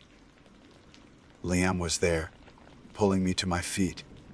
A moment later, Sam emerged, his face a mask of grime and terror. We didn't rest. We didn't speak. We just ran. The journey back through the passages we had so carefully mapped on the way in was a panicked, chaotic blur. We stumbled over rocks, splashed through shallow pools, and ignored the scrapes and bruises we collected along the way. The familiar beauty of the cave was gone, replaced by a palpable sense of menace. Every shadow seemed to hold a pair of glowing eyes. Every drip of water sounded like that wet, chittering click. The darkness was no longer a neutral void. It was a living, breathing entity, and we had trespassed in its heart. We were nothing more than insects fleeing to whose territory we had foolishly invaded. After what felt like a lifetime of running through the suffocating blackness, I saw it. A faint, gray luminescence in the distance. The entrance. Daylight. Hope surged through me, a powerful, cleansing wave that washed away some of the terror. We pushed harder, our lungs burning, our legs screaming, drawn towards that promise of safety like moths to a flame. We burst out of the fissure and into the humid, green world of the forest. We fell to our knees on the mossy ground, gasping in the thick, heavy air, blinking in the dappled sunlight that felt impossibly bright. The deafening hum of the cicadas, which had seemed so oppressive on the way in, was now the most beautiful sound I had ever heard. It was the sound of life, of the normal, sunlit world that we had been so certain we would never see again. We lay there for a long time, covered in mud, blood, and sweat, simply breathing. The hike back to the truck was performed in near total silence. We were three ghosts moving through the forest, the shared trauma a heavy, unspoken shroud around us. Every snap of a twig, every rustle of leaves in the undergrowth made us jump. The forest no longer felt like a place of solitude and peace. It felt like a place with teeth, a place that hid ancient, terrible secrets just beneath its surface. We reached the truck, threw our packs in the back, and climbed into the cab. The engine, turning over, was the sound of our salvation. As Liam pulled the truck onto the dirt track and away from that cursed patch of woods, I looked at Sam in the passenger seat. His face was ashen. Our eyes met, and in that single glance, a pact was forged. There was no need for words. We would never go back. We would never report our discovery. We would burn the partial survey maps and delete the photos. The world of science, of fame, of discovery, it meant nothing anymore. Some knowledge is not meant for humanity. Some places are best left to the darkness, undisturbed and unrecorded. We had opened a door that was meant to remain sealed for eternity, and we had caught a glimpse of what lay behind it. I used to be a caver. Now I can't even stand being in a basement. The dark, silent places of the earth no longer call to me, they terrify me. Because I know what waits there. In the deep, silent caves, beneath the ancient hills of Kentucky, there are things that have slept for centuries, and we, in our arrogance, woke them up, and they do not like to be disturbed. My name is Tamsin Fairchild, and for the better part of a decade, I've been a forest ranger with the U.S. Forest Service. It's not just a job for me. It's a calling, a deep-seated need to be in the wild, to understand its rhythms and respect its power. My specialty is remote wilderness patrol and cartography.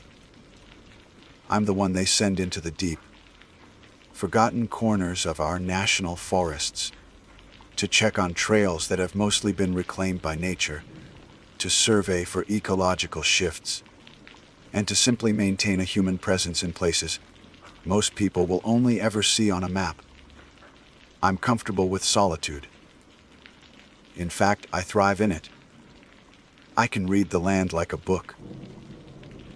The stored in the storm in the scattered branches, the passage of a bear in a faint paw print, the changing of seasons in the scent of the air.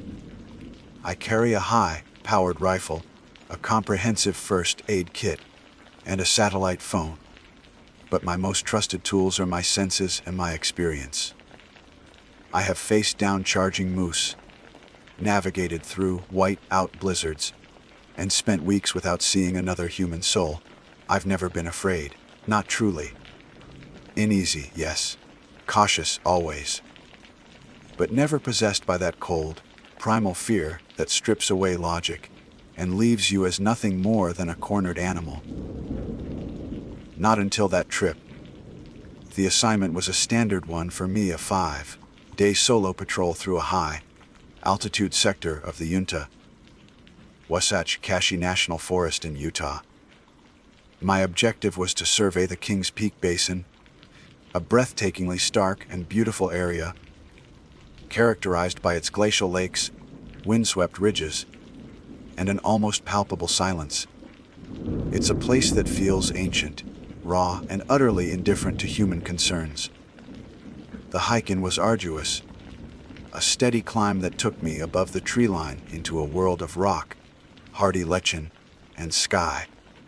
The air grew thin and crystalline, carrying the scent of cold stone and distant snow.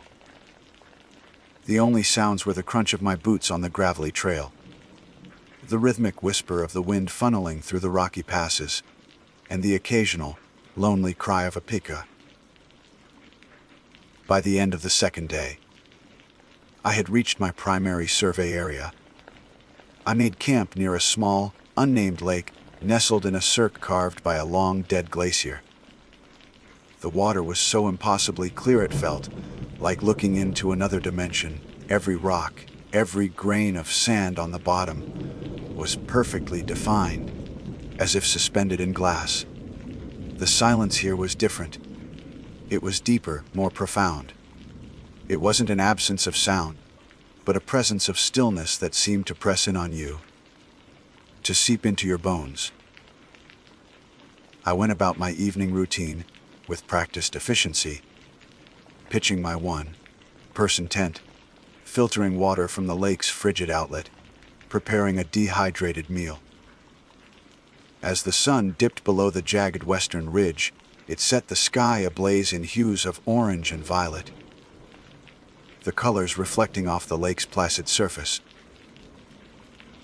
It was a scene of such perfect, untouchable beauty that it brought a lump to my throat. This was why I did what I did. This was my church. The first night was uneventful. I slept the deep, dreamless sleep of the physically exhausted, cocooned in my down sleeping bag against the biting mountain cold. I woke to a world rimed with frost, the sun just beginning to kiss the highest peaks. I spent the day hiking the basin's perimeter, taking notes, marking GPS coordinates, and feeling that profound sense of peace that only true wilderness can provide. I saw no large animals, only the hardy marmots and the soaring silhouette of a golden eagle against the vast, blue canvas of the sky. Everything was as it should be. The world was in order. The second night, that order was shattered. I was jolted from a deep sleep by a sound. It wasn't loud, but it was insistent and utterly alien to the natural soundscape of the high alpine environment. It was a clicking, a rhythmic, complex, chittering sound. My first thought, born of years of training, was to identify it. Animal, insect. It had a dry, chitinous quality, like the rubbing of 1,000 beetle carapaces. But it wasn't the chaotic thrum of an insect swarm. It was structured, patterned. Click, chitter, click. Click, chitter, click. It was also pervasive. It wasn't coming from the rocks nearby or from the direction of the lake. I held my breath, straining my ears, and a cold dread began to pool in my stomach. The sound was coming from everywhere at once. It was coming from the sky. My heart hammered against my ribs, a frantic drumbeat against the unnerving rhythm from outside. My training warred with a rising tide of panic. Stay calm. Analyze. I slowly unzipped my tent. The sound of the zipper unnaturally loud in the otherwise silent night. I peered out, my breath misting in the frigid air. The night sky was a spectacle. With no light pollution, the Milky Way was a brilliant, shimmering river of light, and the constellations were so bright they seemed close enough to touch. But that familiar, comforting celestial map was horribly, fundamentally wrong. Stretched across the entire dome of the sky, superimposed over the stars, was a pattern.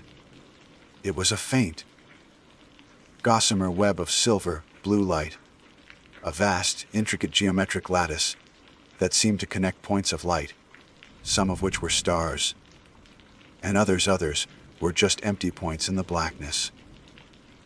The pattern was impossibly complex, a filigree of perfect lines and angles that defied any natural explanation. It looked like the schematic for some cosmic machine. And the clicking sound, I now realized with a wave of nauseating certainty, was emanating from the nodes of this celestial web. Each point where the lines of light intersected seemed to pulse with the sound. A synchronized, sky-spanning chorus of click, chitter, click. As I watched, paralyzed, the entire pattern began to slowly, almost imperceptibly, rotate. The movement was fluid, silent, and utterly majestic. The clicking grew fractionally louder, more intense, as if the machine was powering up. A wave of vertigo so profound it buckled my knees, washed over me. I had to plant my hands on the frozen ground to keep from toppling over. It was a feeling of cognitive dissonance. My brain trying and failing to reconcile the sight before me with a lifetime of understanding of the laws of physics. Satellites don't do this. Atmospheric phenomena don't create perfect, rotating geometric webs. This was something else. I felt small. Not just small in the way one feels in the mountains, but cosmically, existentially insignificant. I felt like an ant that had stumbled upon the inner workings of a supercomputer. And worse, I felt like I was being watched. It wasn't the feeling of a predator's eyes on me from the darkness of the rocks. This was a vast, impersonal, and incomprehensible scrutiny. I felt like a specimen under a microscope.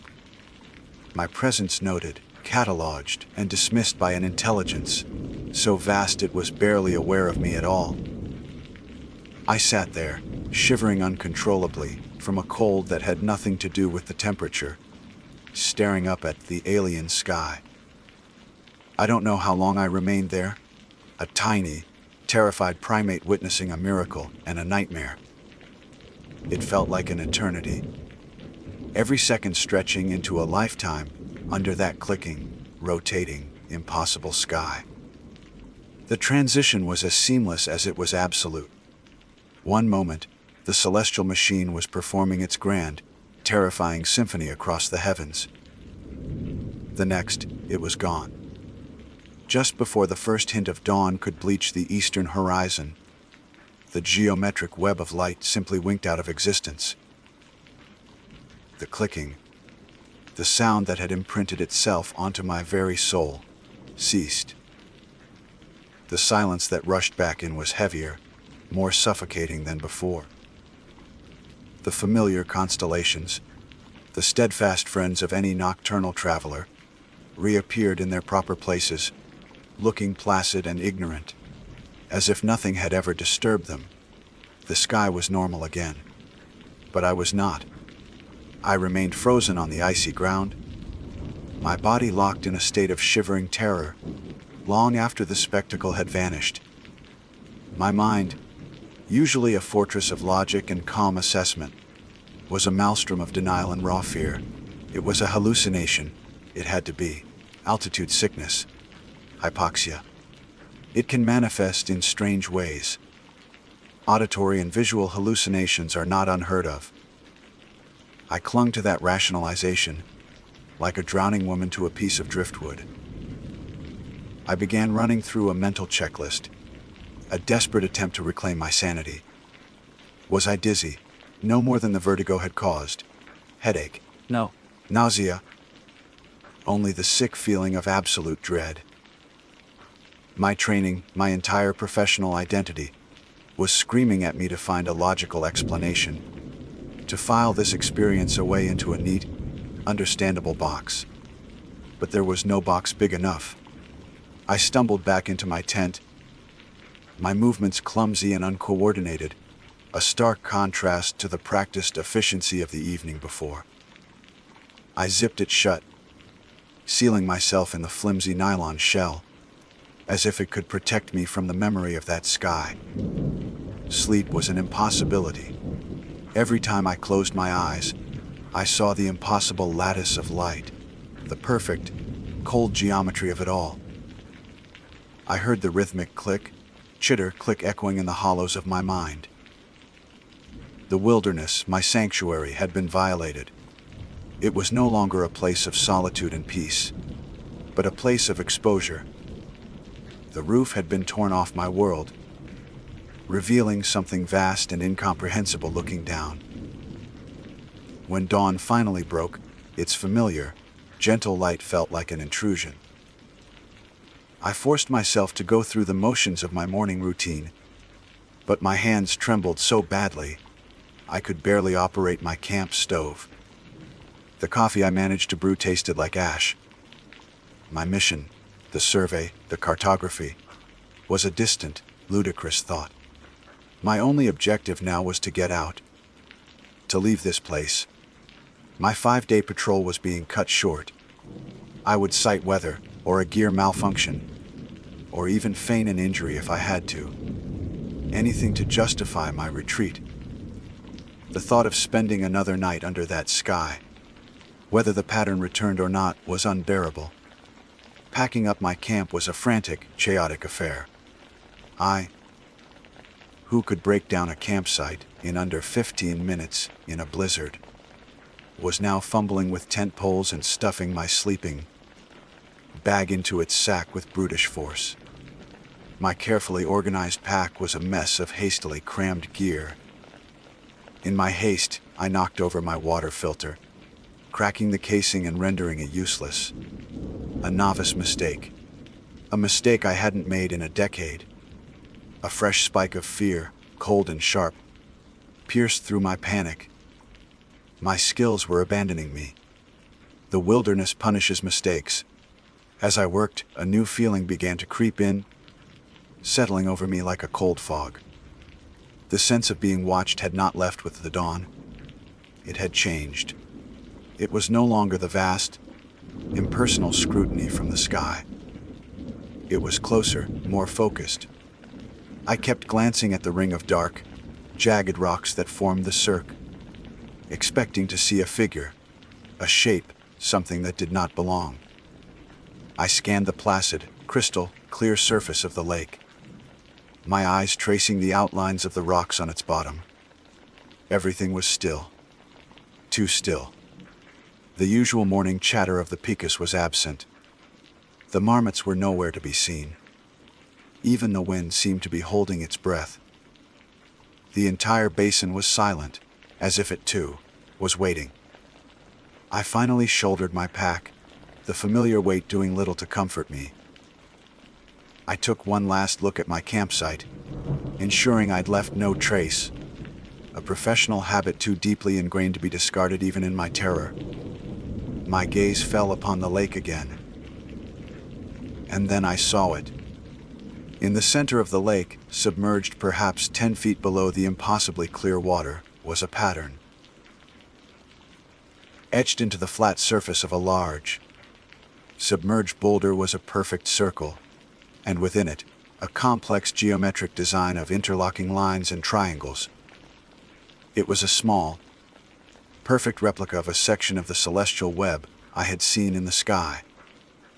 The lines were impossibly fine, impossibly precise, carved into the hard granite with a skill that defied any natural process of erosion or fracture. It couldn't be real. I squeezed my eyes shut and opened them again. It was still there, a sigil of alien geometry, resting calmly on the lake bed. That was it. The final thread of my composure snapped. This was not a hallucination. This was real. Something had been here. Something had left its mark. I turned and fled. I didn't hike, I ran. I scrambled down the trail I had so carefully ascended, my heavy pack throwing me off balance, my lungs burning in the thin air. The professional ranger was gone, replaced by a terrified animal. Every rustle of the wind in the hardy alpine grasses was a footstep behind me. Every shadow cast by a passing cloud was a pursuer. The landscape that had been so beautiful and majestic on the way up now seemed menacing, a labyrinth of gray rock and hostile slopes. The ridges seemed to leer down at me, the passes like gaping maws. I pushed myself relentlessly, driven by a primal need for distance. I didn't stop to rest or drink. My cracked water filter was a moot point. The thought of stopping for even a moment was more terrifying than dehydration. Hours blurred together, in a panicked haze of exertion and fear.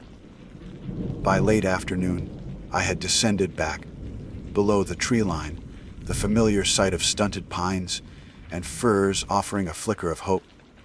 The air was thicker here, easier to breathe. But the silence was just as profound, just as unnerving. I finally allowed myself to stop, leaning heavily against the rough bark of a pine tree, gasping for breath.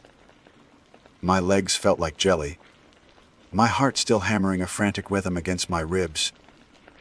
I was miles away from the lake. I was safe. It was a lie, and I knew it. I closed my eyes, trying to calm the storm in my head. And in that moment of relative quiet, I heard it. It was faint, but unmistakable. Click, chitter click. It wasn't coming from the sky. It was coming from the trees, just off the trail, no more than 50 yards away. My blood turned to ice water in my veins. Every muscle locked. For a full 10 seconds, I was a statue carved from fear, leaning against the rough bark of the pine tree. The sound was faint, yet it cut through the forest's silence with the precision of a scalpel. Click, chitter, click. It was the same rhythm, the same dry, intricate sound that had echoed from the heavens. But this was not a sound from the sky. This was terrestrial. This was close. My frantic flight had been for nothing. I hadn't escaped it. I had run right to it. My survival instincts, honed over a decade of living and breathing the wilderness, screamed at me to run. To keep running until my heart burst. But another, deeper part of me, the ranger, the surveyor, the woman whose life was dedicated to understanding the wild, refused to move. The need to know, to see, to understand what was making that impossible sound, warred with my primal terror. The curiosity was a sickness, a morbid compulsion. I had to see. I had to know what had torn my reality apart. Slowly, deliberately, I eased the rifle from my shoulder. The weight of the cold steel in my hands was a small, pathetic comfort, an anchor to a world of physical threats. I understood. I knew it would be useless against whatever this was, but it was a ritual, a familiar motion in a world that had become terrifyingly unfamiliar. My breath came in shallow, silent gasps. I took a step, then another, moving off the trail and into the dense undergrowth of the forest, toward the source of the clicking. Every snapped twig under my boot sounded like a gunshot in the oppressive silence. The clicking grew louder, more defined as I crept forward. It seemed to be coming from a small clearing just ahead, bathed in the long, eerie shadows of the late afternoon. I dropped to my stomach, the damp earth and pine needles cold against my skin, and crawled the final few feet to the edge of the tree line. I peered through a thick fern. My mind, already reeling, simply stopped. It could not process what it was seeing. In the center of the clearing was a thing. It was not an animal. It was not a machine. It was a shifting, three-dimensional object, roughly the size of a large wolf, but it had no discernible shape. It was a mobile construct of impossible geometry, a chaotic yet structured amalgamation of intersecting planes, sharp angles, and fluid curves. It seemed to be made of pure shadow, a substance that didn't reflect the light but consumed it. It had no face, no limbs in the conventional sense, but appendages of shifting, geometric forms extended from its core. It was focused on a large, ancient fir tree. One of its appendages, a razor-thin, triangular plane, was touching the bark. As it moved, it emitted the click, chitter, click sound, and I watched, mesmerized in horror, as it etched a fine, perfect spiral into the tree's trunk. It was the same impossible precision I had seen on the rock in the lake. It wasn't attacking the tree. It wasn't feeding. It was cataloging. Surveying. It was doing my job, but on a level I could never comprehend. It was a cartographer of a different reality. I lay there, paralyzed, my brain refusing to accept the sensory information it was receiving. And then, a small, dry twig under my hand snapped. It was a tiny sound, but in the stillness of that clearing, it was a cataclysm. The clicking stopped. The thing froze. The shifting planes of its body stilled. And then it turned. It had no eyes, no head. But I felt its attention, its focus, lock onto my position with an intensity that was a physical force. The air grew cold, and the silence it left behind was more terrifying than the sound it had been making. For a heartbeat, we were locked in that tableau, the terrified primate hiding in the ferns and the alien geometer in the clearing. Then it moved. It didn't run or leap. It folded. The space between us seemed to bend and distort, and in an instant, it was no longer in the center of the clearing, but at its edge, mere feet from where I lay hidden. I didn't scream. The sound was trapped in my throat, a solid lump of pure terror. I scrambled backward. Crab, walking through the dirt and leaves, my rifle forgotten. The ranger was gone. The analyst was gone. There was only prey. I turned and ran, crashing blindly through the forest. The chase was a nightmare pulled from a fever dream. The creature didn't follow in a linear sense. I would glance over my shoulder and see nothing but trees, only to have it appear silently to my right, its form momentarily resolving from the shadows. I would duck under a low, hanging branch, and the clicking would sound from directly in front of me. It wasn't bound by the physical rules of my world. It was a living equation, and the forest was its chalkboard. My lungs burned. My legs were screaming. I ran with no destination in mind, only a desperate, animalistic need for escape. I burst through a thicket of tangled bushes and stumbled into a small, overgrown hollow. My foot caught on something, and I fell hard, sprawling onto the ground. My fall was broken by something soft and rotten. It was the tattered remains of an old canvas tent. I pushed myself up, my hands sinking into the decayed fabric. Before me was the ghost of a campsite, decades old. A rusted prospector's pan, a tin cup, and the skeletal remains of a mule, its bones scattered by scavengers. And next to it, half buried in the leaf litter, was a human skeleton. It was clad in the threadbare rags of what might have been a miner's clothing.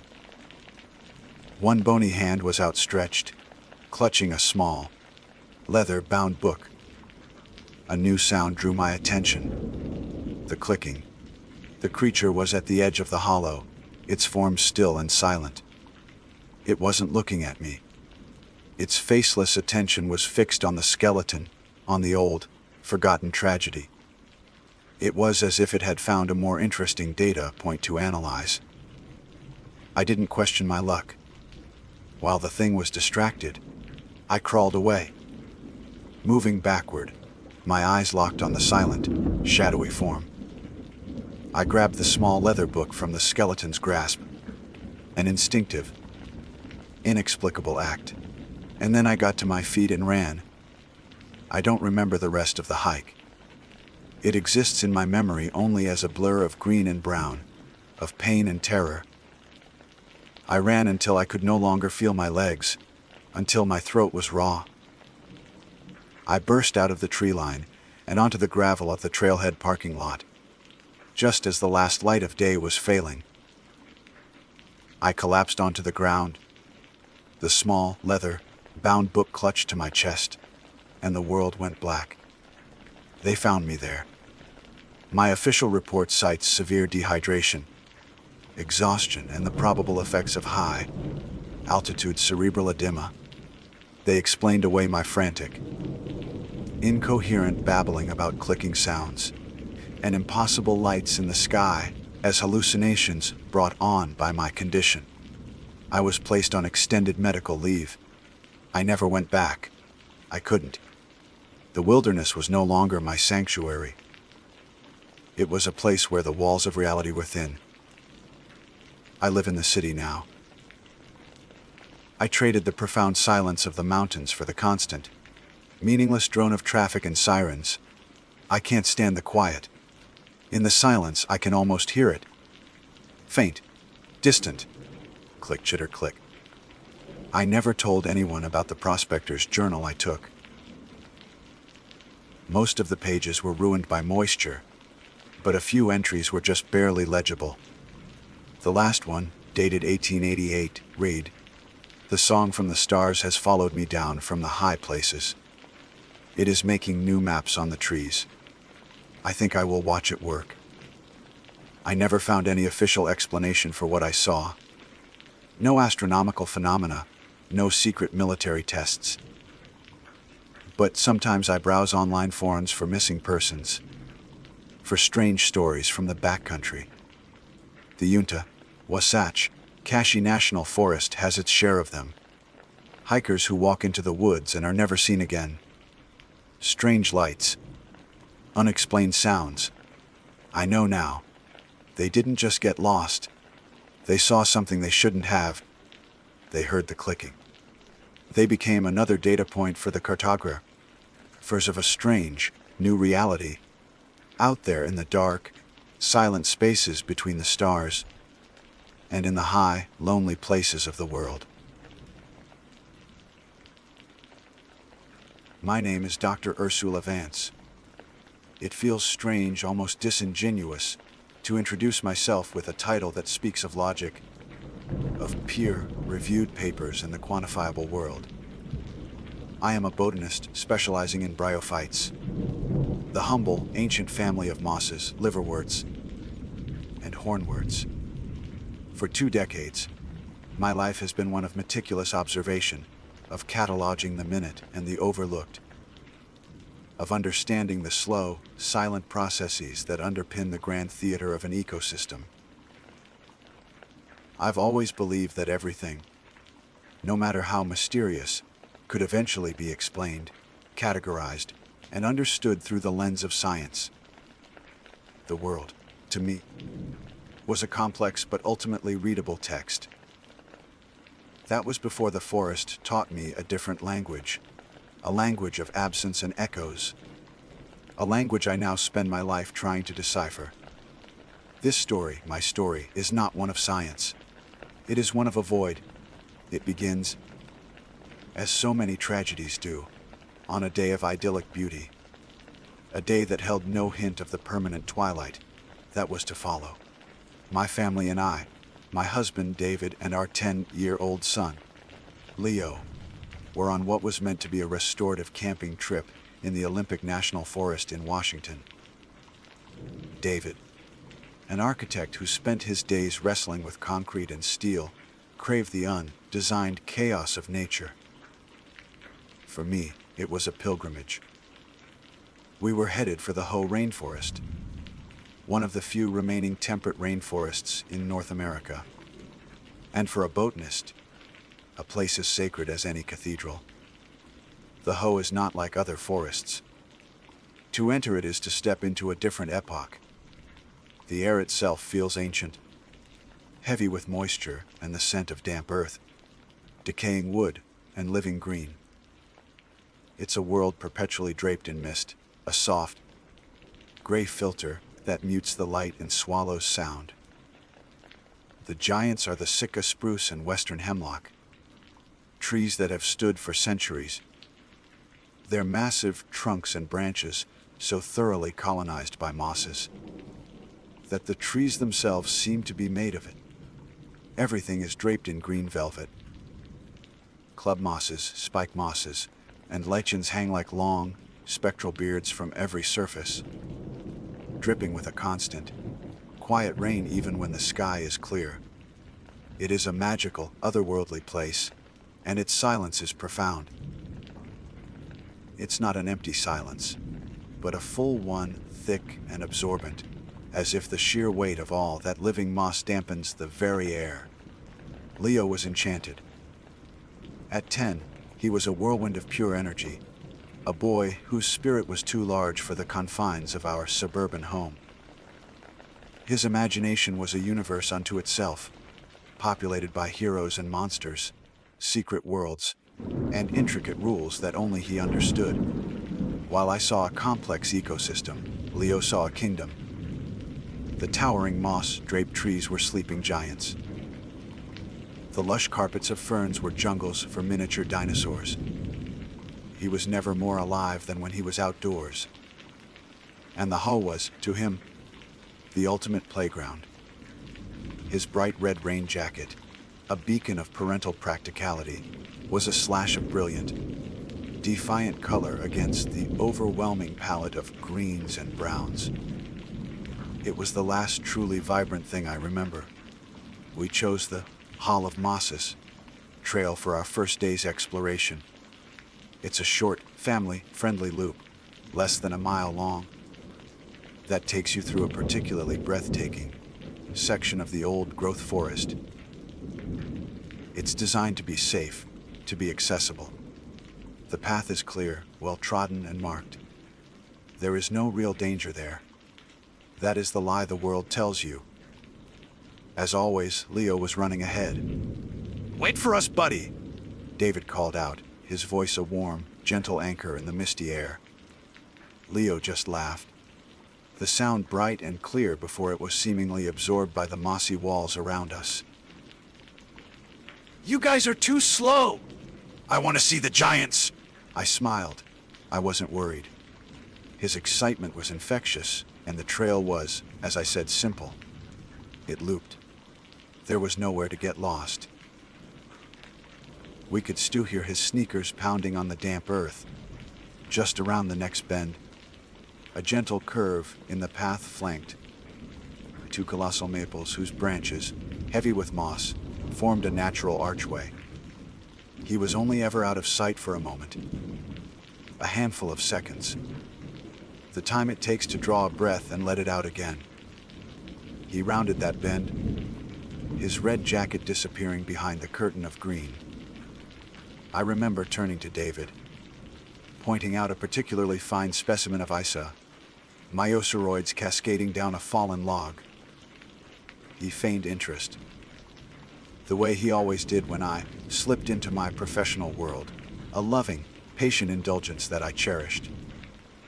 We walked on, our pace unhurried, the silence settling back in, now broken only by the drip of water and the soft crunch of our own footsteps. When we rounded the bend ourselves, perhaps 15 or 20 seconds later, the trail stretched out before us empty. It didn't register at first. The mind is slow to accept the impossible. I expected him to jump out from behind a tree, roaring like one of his imaginary monsters. Leo, I called, my voice still light, playful. The silence that answered was different. It was no longer peaceful. It was hollow, empty. Leo. David's voice was sharper now, the edge of parental command cutting through the mist. This isn't funny? Still nothing. The knot of fear that every parent carries, deep within them, began to tighten in my stomach. It was a cold, physical sensation. We walked faster, our eyes scanning the dense undergrowth on either side of the trail.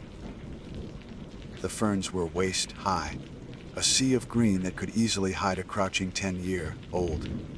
But there was no flash of red, no movement. Leo, answer me. Right now, I shouted. And this time my voice was shrill, ugly with a panic I could no longer suppress. It felt like the forest itself was mocking me, taking my desperate cry and smothering it in a blanket of moss. My voice didn't echo, it just died instantly. We began to search in earnest, calling his name over and over, our voices growing hoarse. We plunged off the trail, ignoring the signs, pushing through wet ferns and scrambling over moss, slick logs. The world became a blur of green and brown, a suffocating, uniform landscape where every direction looked the same. The air grew colder, or maybe the chill was just inside me, spreading through my veins. We couldn't find him. There was no sign of him. No footprints on the damp ground beside the trail, no snagged thread from his jacket, no dropped toy, nothing. It was a perfect, complete, and instantaneous erasure.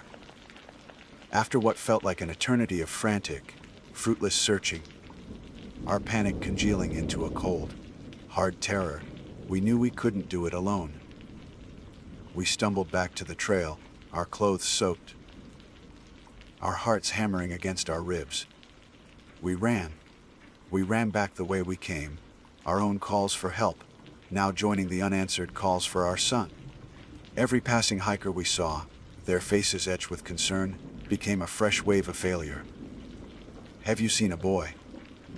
10 years old, in a red jacket. The answer was always the same. A shake of the head, a sympathetic, useless, "I'm so sorry." Finally, we reached the ranger station at the trailhead. I don't remember much of that conversation. I remember the ranger's calm, practiced demeanor, a stark contrast to my own ragged hysteria. I remember the look in his eyes, a professional sympathy that had seen too much. And I remember the moment he picked up his radio, his voice steady as he spoke the words that turned our private nightmare into an official incident. "We have a missing child," he said. And with those words, the forest, which had been a place of wonder and beauty just an hour before, transformed into the enemy. It had taken my son, and it was holding him in its vast, green, and terrifyingly silent embrace. The hours that followed the ranger's radio call were a disorienting blur of procedural coldness and raw, primal terror. Our private horror was swiftly institutionalized, becoming an incident, a file number, a set of protocols to be executed. More rangers arrived, their faces etched with a practiced, somber efficiency. They unfurled maps on the hoods of their trucks, drawing grids over the landscape that had just swallowed our son. They asked us questions that felt both intimately intrusive and agonizingly detached. When was the last time he ate? What was his general disposition? Was he afraid of the dark? Each question was a small, sharp stab, a reminder of the vibrant, living boy who was now a collection of data points, a profile for a search algorithm. David, my logical, methodical David, clung to their process as if it were a life raft. He stood over the maps with the search leader, a man named Marcus with kind eyes that didn't quite mask the grim reality of his job. David pointed, suggested, rationalized. "He's smart," he kept saying, his voice tight. "He knows not to drink the water without filtering.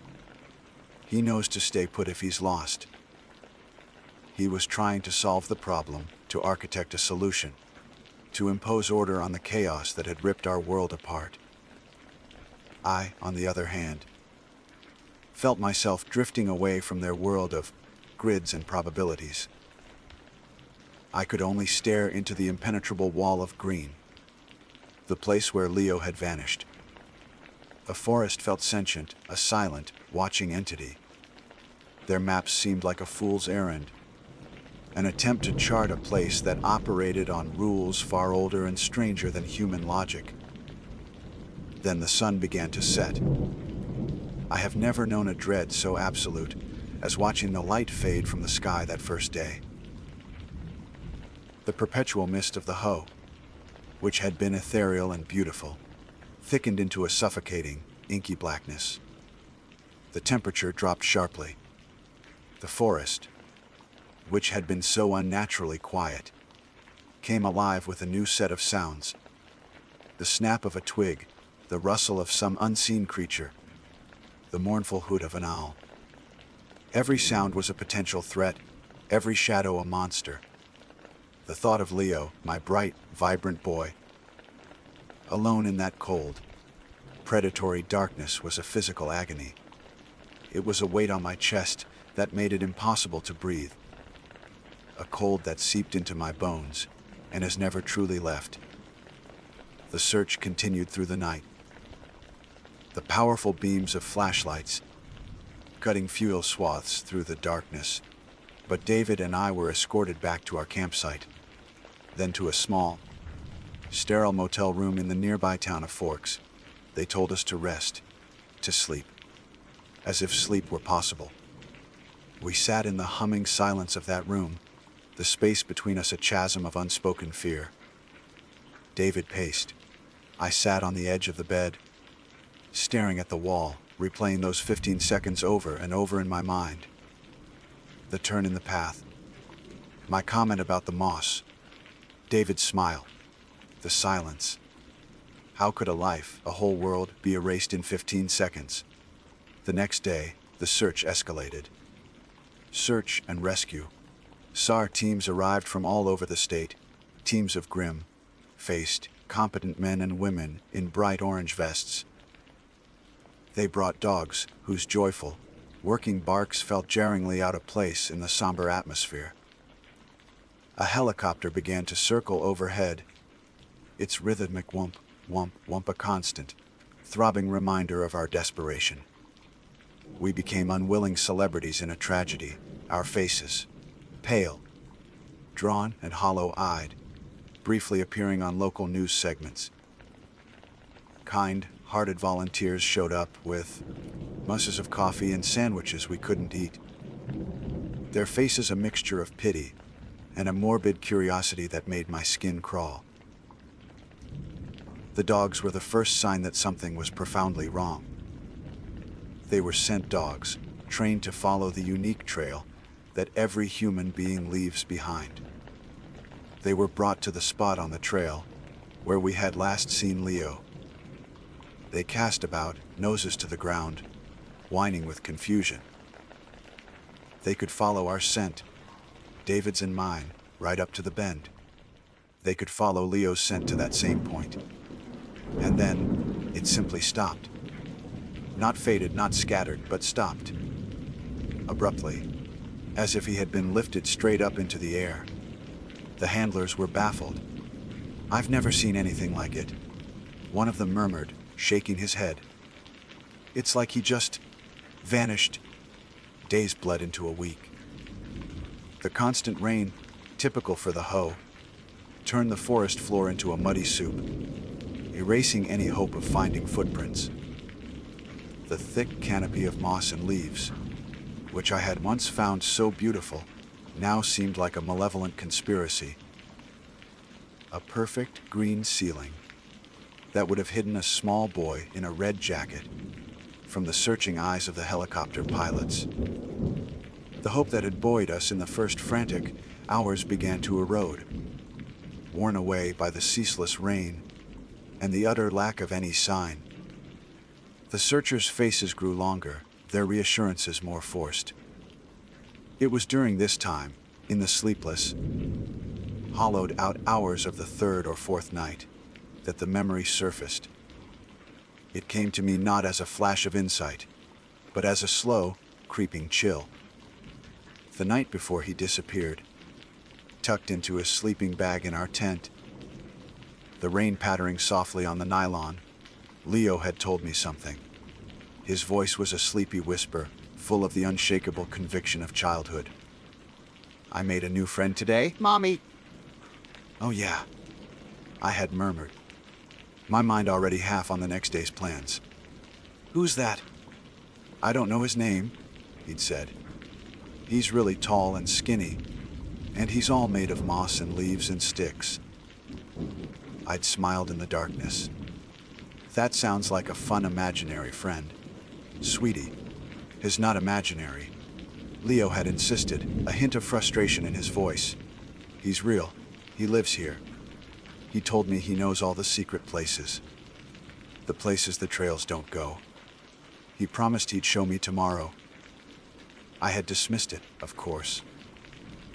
It was a child's fantasy, a product of his overactive imagination fired by the strange, magical new environment. I'd told him to go to sleep and that we had to stay on the trails. Now, in the sterile quiet of the motel room, his words echoed with a terrifying new significance. A friend made of moss and leaves. It was absurd, the ramblings of a tired child. But the dogs had found no scent. The searchers had found no trace. It was as if he had been swallowed by the forest itself. My scientific mind, the part of me that had built a career on evidence and logic, recoiled from the idea. But the mother in me, the part that was being flayed alive by grief and terror, began to wonder.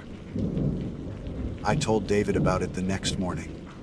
He looked at me as if I were losing my mind. Ursula, he was a 10-year-old boy with a big imagination.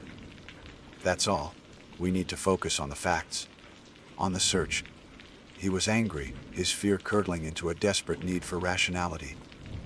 My story, my memory, was a crack in the logical foundation he was trying to stand on, and he couldn't bear it. It was the first time the void that had taken our son opened up between us. After 10 days, Marcus, the search leader, sat us down in the ranger station. His kind eyes were full of a weary sadness. He explained the grim calculus of survival rates, the effect of the cold and the rain, the sheer impossibility of a child surviving this long alone. They had covered every grid, searched every ravine, scanned every inch of the riverbank. They had found nothing. Not a single thread. Not a footprint. Not a wrapper from the granola bar in his pocket. The search, he explained gently, was being scaled back. They were no longer looking for a lost boy. They were now looking for a body. The words didn't even hurt. By then, I was numb, encased in a layer of cold, hard grief. They told us he probably wandered off the trail, became disoriented, and succumbed to the elements. It was a neat, logical, and utterly unbelievable explanation. I knew, with a certainty that defied all reason, that it wasn't what happened. He hadn't gotten lost. He hadn't succumbed to anything. He had kept an appointment. He had gone with his new friend, the one made of moss and leaves, to see the secret, hidden places of the forest. The drive back from the forest that day was a journey into a new kind of quiet. The silence in the car was heavier, sharper than the silence of the woods. David gripped the steering wheel, his eyes fixed on the road, but I knew he wasn't seeing it. He was lost in the cold, hard world of facts, a world where our son had wandered, gotten lost, and succumbed to the elements. It was a logical explanation, a tragedy that could be processed and categorized. For him, it was a sad, closed chapter. For me, it was an unacceptable lie. My mind was a fever swamp of moss and leaves and a promised secret. This wasn't an ending. It was a terrifying transformation. Our house no longer felt like a home. It had become a museum to Leo's memory. His room was left untouched. Dinosaur toys arranged on his desk, a favorite book left open, waiting for him to return. But the silence here was different. It wasn't peace. It was a profound absence. The sound of his rafter, the thud of his running feet, the shouts from the backyard, all gone, leaving a vacuum that amplified his non-existence. The chasm that had opened between David and me in that cheap motel room widened into an impassable canyon. He needed to grieve in the way the world understood. He wanted a memorial service, therapists, the hollow promise of moving on. a phrase I grew to despise with every fiber of my being.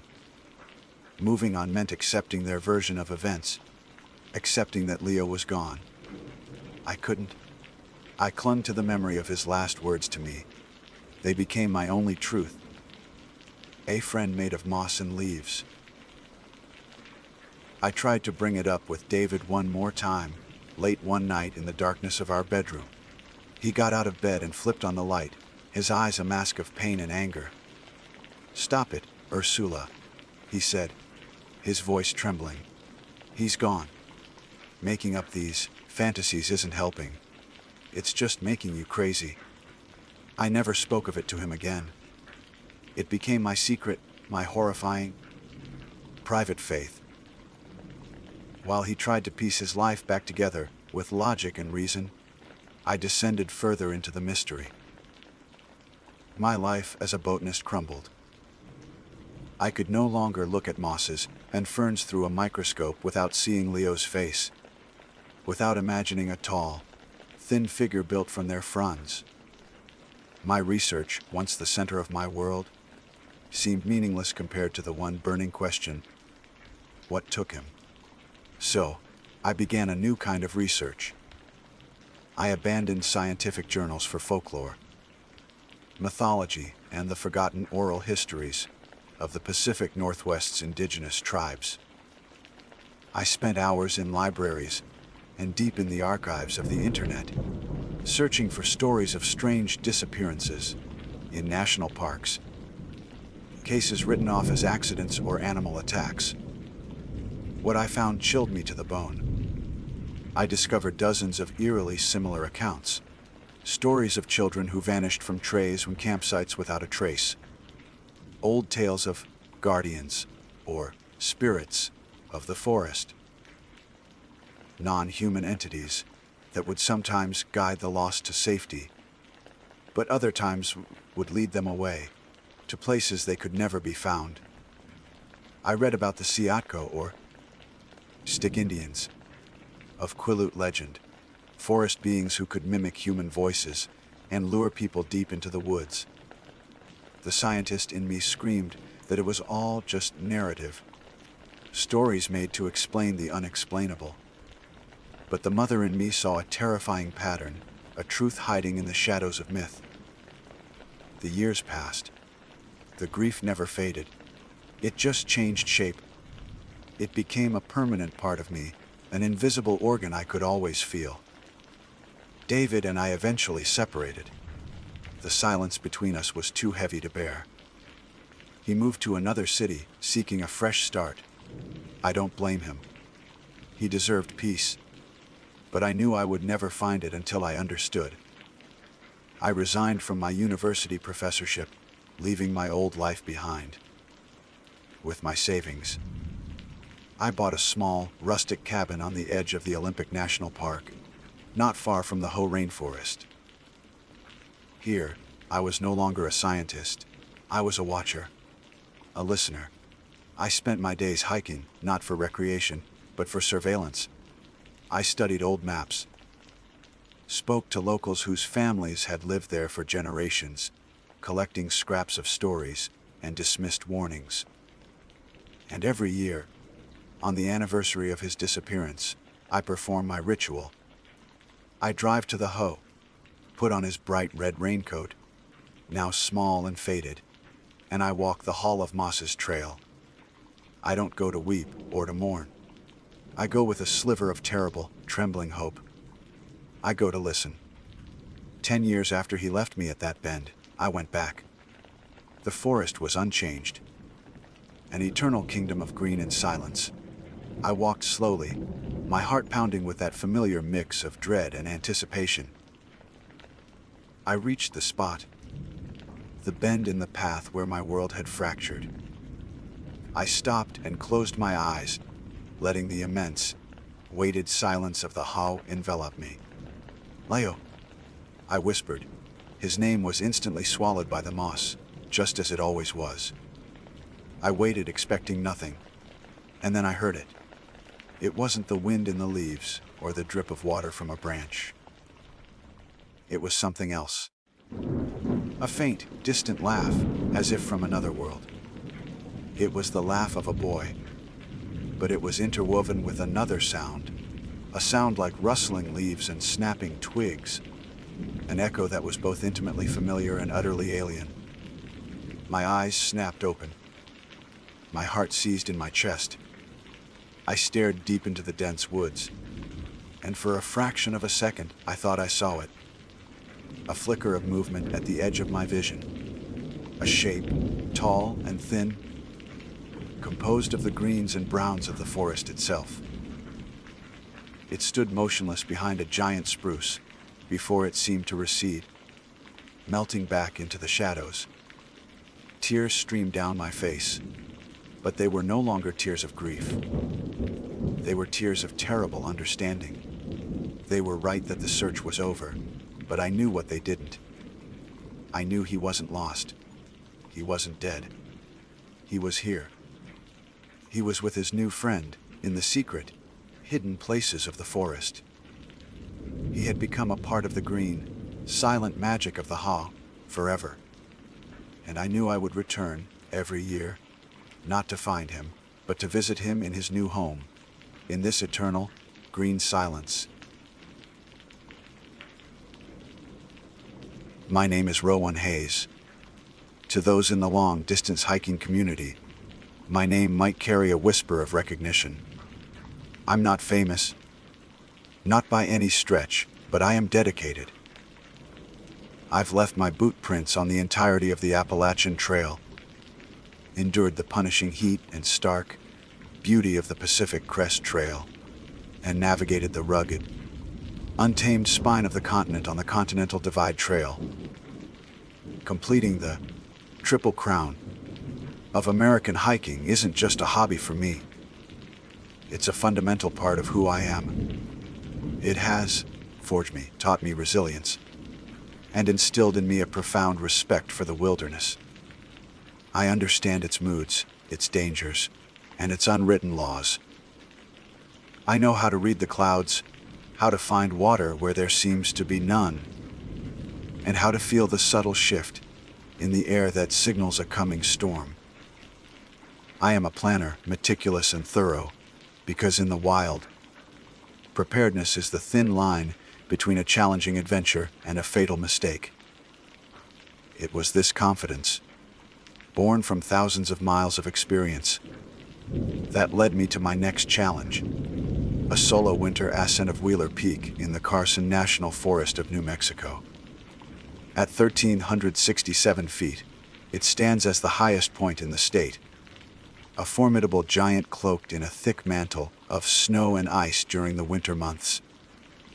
Most hikers, even seasoned ones, attempt it during the forgiving summer season. To do it solo in the dead of winter was a test of a different magnitude. It was a test of gear, of physical endurance, and, most importantly, of will. I saw it as the ultimate conversation between me and the mountain, a raw and honest dialogue stripped of all comfort and convenience. My preparation was, as always, exhaustive. I spent weeks studying topographical maps, analyzing weather patterns, and reading every available trip report from the few hardy souls who had attempted it before me in similar conditions. My gear was top of the line, a 4-season tent designed to withstand gale, force winds, a sub-zero sleeping bag that felt like a portable cocoon, and layers of technical clothing that could handle the brutal temperature swings of high-altitude environments. My pack, weighing a hefty 50 pounds, was a self-contained world of survival. I carried an ice axe, crampons, snowshoes, an avalanche beacon, a satellite messenger for emergencies, and enough dehydrated food to last me twice the planned duration of the trip. I left no stone unturned, no variable unaccounted for. Or so I believed. The drive to the trailhead in Taos Ski Valley was a journey into silence. The vibrant desert landscape of New Mexico gradually gave way to foothills dotted with piegui, on and juniper, then climbed into the realm of towering ponderosa pines and aspens, their naked branches stark against the snow. The air grew colder, crisper. The world felt cleaner, more elemental. I checked in at the ranger station, a small, rustic cabin with smoke curling lazily from its stone chimney. The ranger on duty was a man named Al, his face a roadmap of wrinkles carved by decades of sun and wind. He looked over my itinerary, his gaze lingering on my stated goal. "Wheeler in winter, huh?" he said, stroking his gray beard. "You're a brave man or a foolish one. Sometimes it's hard to tell the difference." He stamped my permit with a heavy thud. "You've got the gear, I can see that. But be mindful up there, son. The mountain has a different personality this time of year. It doesn't always like visitors." His words were casual, a standard warning given to any ambitious hiker. But they held a weight that settled in the back of my mind. The first day on the trail was a brutal but beautiful baptism. The snow was deep, a pristine, powder-soft blanket that forced me to wear my snowshoes from the first mile. Each step was a conscious effort, a sinking and lifting motion that quickly found a rhythm. The air was thin, a constant reminder of the ascending altitude, and my lungs burned with a clean, cold fire. But the scenery was a reward that dwarfed the struggle. The world was a masterpiece of white and blue. The snow absorbed all sound, creating a profound, almost sacred silence, broken only by the rhythmic crunch of my snowshoes and the sound of my own breathing. The sun, bright in a cloudless sky, made the landscape glitter as if it were dusted with diamonds. I felt a deep sense of peace, of rightness. This was my church, my sanctuary. This was where I belonged. I made camp late in the afternoon, in a sheltered grove of Engelmann spruce just below the tree line. I was exhausted, my muscles aching with a satisfying burn, but my spirits were high. I had made excellent time, and the summit felt within my grasp for the following day. The process of setting up camp was a familiar, comforting ritual. I stamped down a solid platform in the snow, erected my tent with practiced efficiency, and fired up my small stove, its roar a welcome intrusion into the silence. As I melted snow for water, I watched the sun begin its descent, painting the western sky in fiery strokes of orange, pink, and purple. The alpenglow on the snow-covered peaks was an ethereal sight, a fleeting moment of impossible beauty. As darkness fell, it was as if a switch had been flipped. The temperature plummeted with an almost physical force. The world outside my tent became an alien landscape, ruled by a cold so intense it felt like a living entity. But inside, I was secure. I crawled into my sleeping bag, bundled in my down layers, and felt a profound sense of accomplishment and solitude. I was alone, miles from any other human being, suspended between the frozen earth and a sea of brilliant, icy stars. I listened to the wind as it began to pick up, a low, mournful sigh that vibrated through the tent poles. It was the lullaby of the high country, and I drifted towards sleep, content. That's when I heard the whispers. At first I was so faint I was certain I had imagined it, a phantom sound born of fatigue and the monotonous moan of the wind. But it persisted. It wasn't the wind. The wind was a deep, bass note. This was a high, sibilant counterpoint. It was a chorus of faint, dry rustles, like the sound of dead leaves skittering across frozen ground, except there were no leaves here, only feet of snow. The sounds were close, frighteningly close. They seemed to be coming from just outside the thin, nylon wall of my tent. My heart began a frantic, heavy drumming against my ribs. I lay perfectly still, straining my ears, trying to parse the sound. It wasn't an animal. I've heard the snuffles of bears, the cough of deer, the yips of coyotes. This was different. It had a cadence, a rhythm. It sounded like a language, but one my brain couldn't process. A series of soft, overlapping hisses and clicks. My training kicked in, a desperate attempt to impose logic on a situation that felt utterly illogical. Hypoxia, my mind supplied. Altitude sickness can cause auditory hallucinations. It was a plausible explanation. I was at over 11,000 feet, and despite my acclimatization, it was a possibility. I was exhausted, dehydrated. My brain could be playing tricks on me. Clinging to that rational thought, I slowly unzipped my sleeping bag, the sound deafening in the charged silence. I grabbed my headlamp, its powerful beam a sliver of technological courage in the oppressive darkness. My hand trembled as I unzipped the tent fly. I peered out, sweeping the beam of light across the small clearing. Nothing. The snow was a smooth, unbroken canvas, glowing serenely in the moonlight. My own tracks leading to the tent were the only blemishes on its perfect surface. There were no other footprints. No signs of disturbance whatsoever. The spruce trees stood like silent, hooded sentinels at the edge of the campsite. There was nothing there. I zipped the tent shut, my breath clouding in front of me. A wave of relief washed over me, so potent it left me weak. It was a hallucination. Just the altitude, the exhaustion, the wind playing with my mind. I had to get more water in me and try to get some real sleep. But as I settled back into my sleeping bag, the whispering started again. This time it was different. It was no longer a vague sound at the edge of hearing. It was clearer, more defined, and it seemed to be coming from all directions at once, as if the very air around me had learned to speak in this chilling, alien tongue. And this time, I knew with a certainty that sank into my bones like the cold itself, I was not alone. The certainty that I was not alone was a horrifyingly calm realization. It wasn't a jolt of panic, but a slow, cold infusion of truth that displaced every rational thought I had desperately clung to.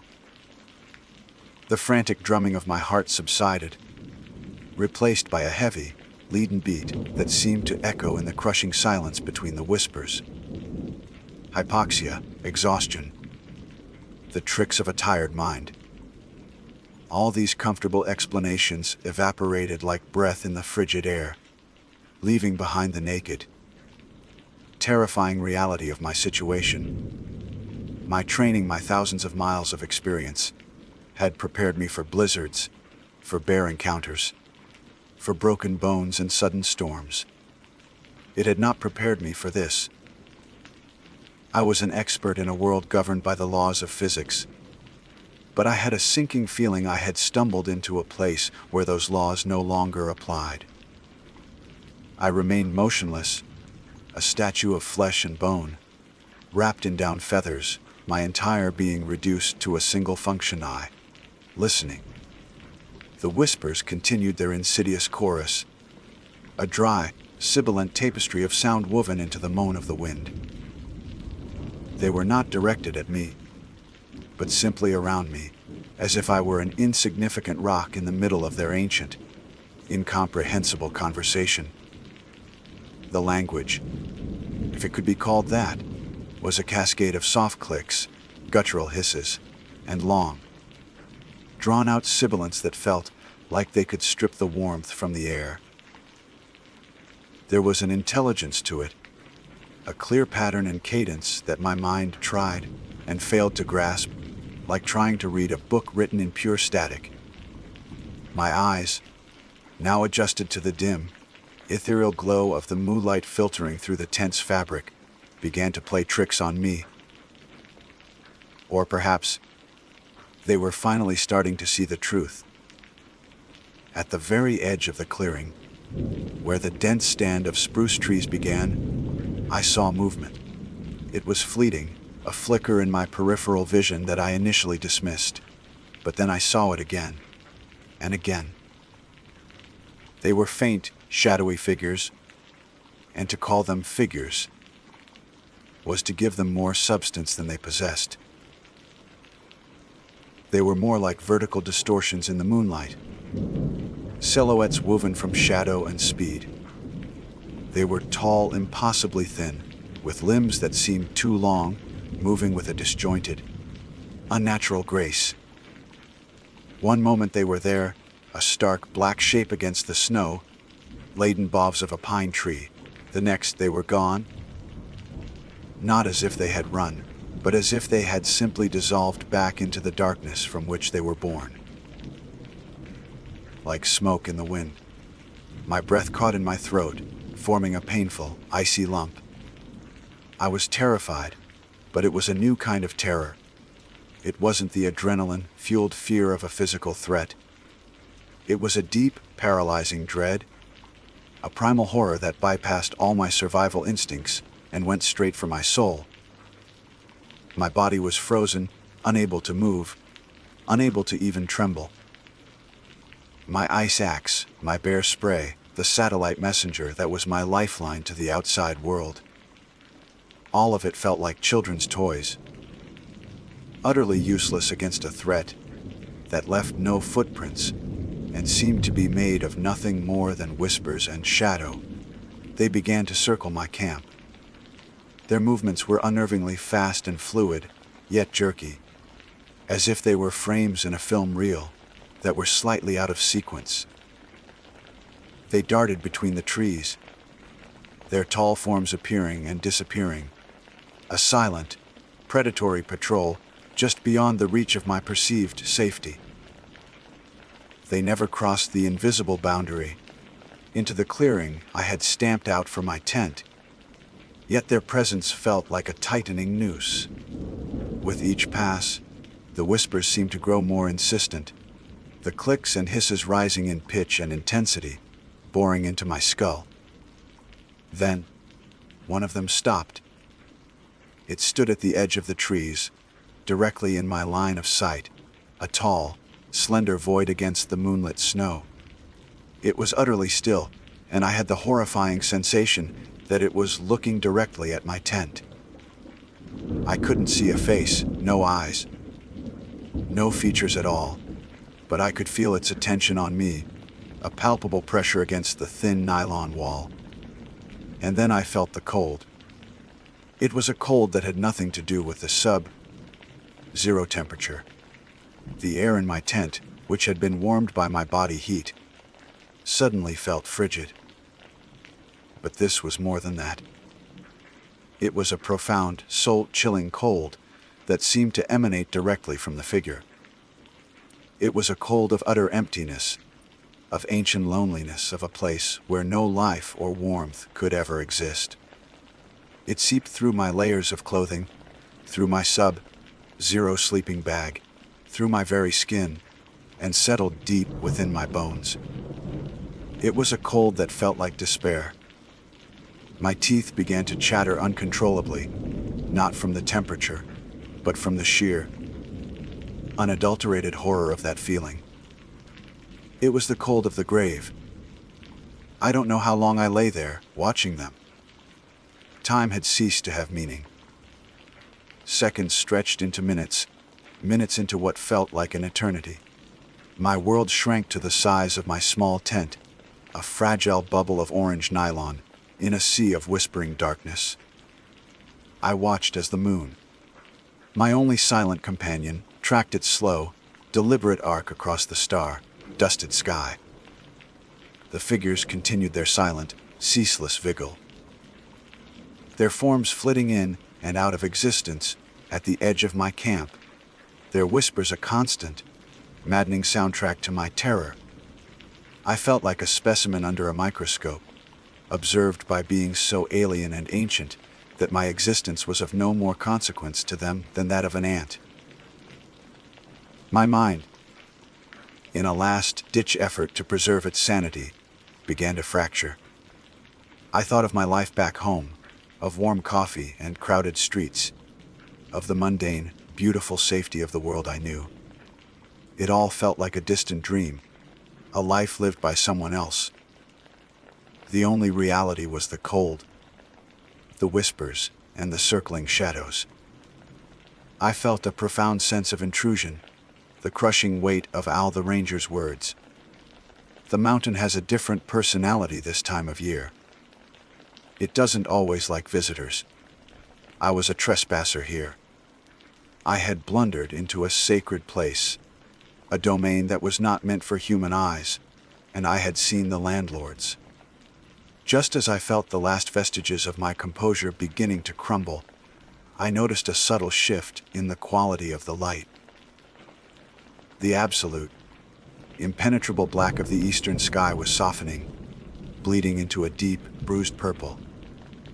Dawn was coming. As the first faint hints of light began to touch the sky, the figures began to fade. They didn't retreat, they simply became more transparent, their shadowy forms thinning like mist in the morning sun. The whispers, which had been a constant torment for hours, began to recede, their sibilant edges softening, until they were once again indistinguishable from the sound of the wind sighing through the pines. The figure that had been watching my tent was the last to go. It lingered for a moment, a final, chilling silhouette against the growing light. And then it too dissolved into nothingness. And then there was silence. A complete and total silence that was somehow more terrifying than the whispers had ever been. The forest was still. The wind had died down. There was no sound at all. I didn't attempt to summit Wheeler Peak. The thought was laughable, a ludicrous ambition from a different lifetime.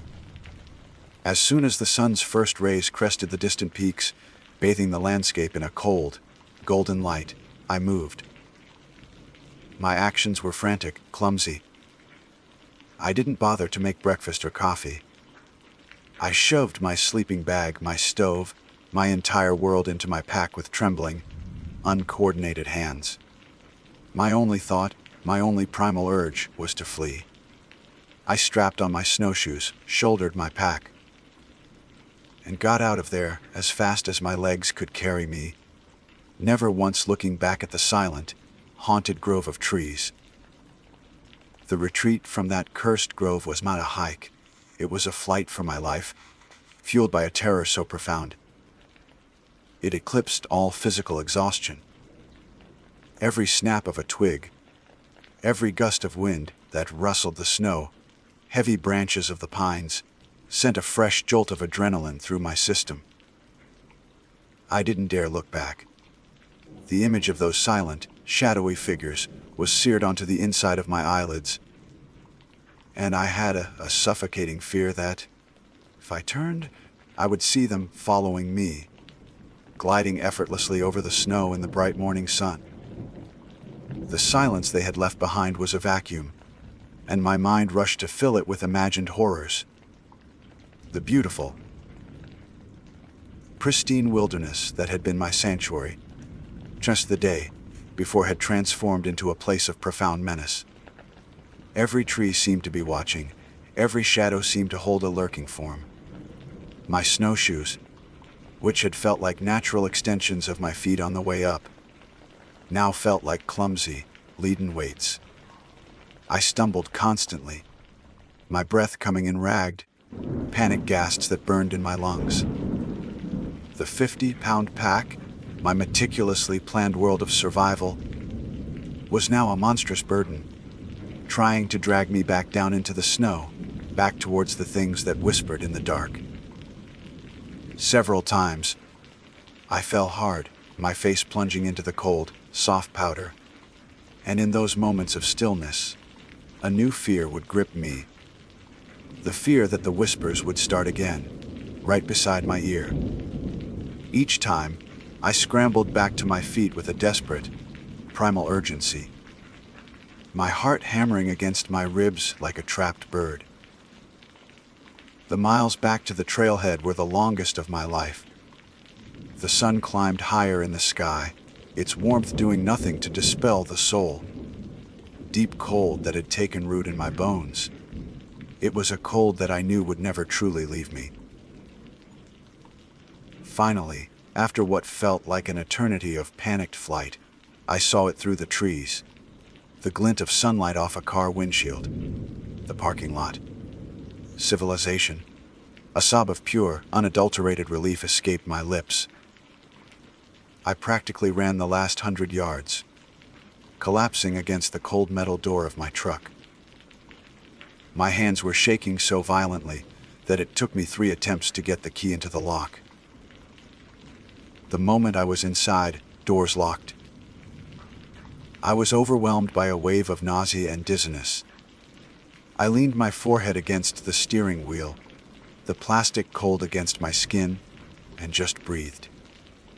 The familiar smell of stale coffee and gasoline was the most comforting scent I had ever known.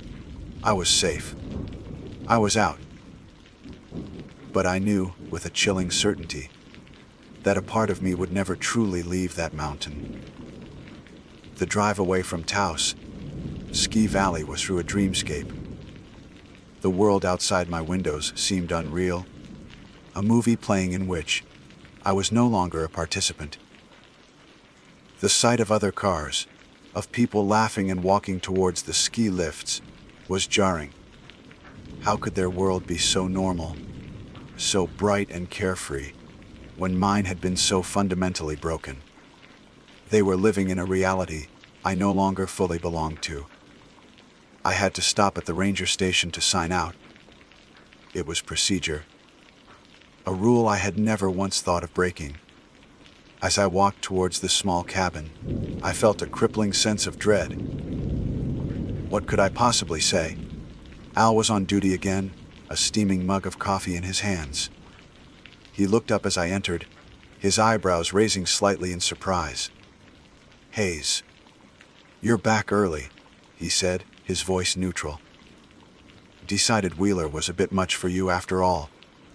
I opened my mouth to speak, but no words came out.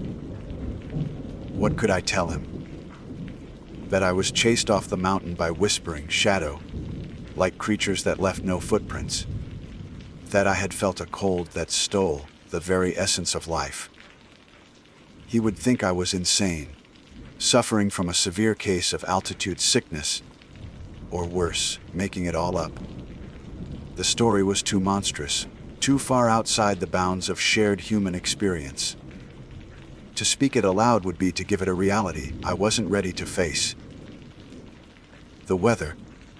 I finally managed, my voice a hoarse croak. The forecast. I didn't like the look of it. It was the lamest, most pathetic excuse a hiker of my experience could possibly offer, and we both knew it. The sky outside was a brilliant, cloudless blue. Al looked at me for a long moment, his gaze sharp and penetrating. He looked past my words, past my feeble excuse, and seemed to see the raw, undiluted terror that was still clinging to me like a shroud. He looked at my haunted eyes, my pale face, the tremor that still lingered in my hands. He took a slow sip of his coffee, his expression unreadable. "Sometimes," he said softly, his voice low and gravelly, "the mountain just tells you it's time to go. A wise man listens." He turned and stamped my permit, seal OCD, without another word. In that moment, I felt a strange sense of gratitude towards him. He didn't press. He didn't question. And in his eyes, I saw a flicker of something that looked like understanding.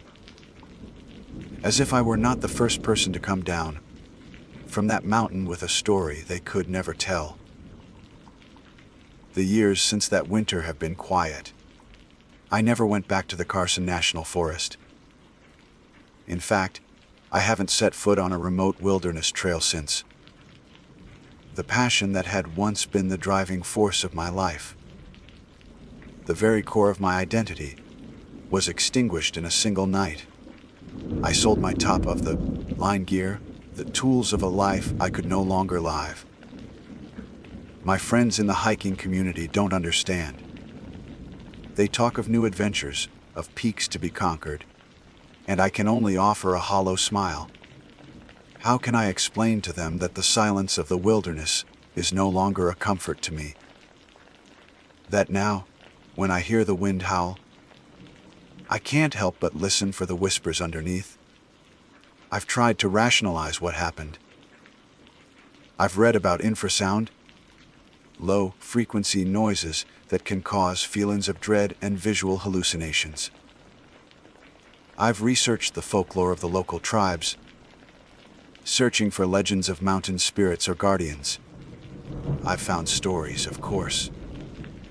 The native peoples of that land have always known that the high places are sacred, powerful, and not to be trifled with. Their legends speak of spirits, of beings, neither living nor dead, who inhabit the peaks and resent intrusion. But none of it truly explains what I saw and felt. It doesn't explain the unnatural speed of the figures, the intelligent cadence of their whispers, or the soul-freezing cold that had nothing to do with the temperature.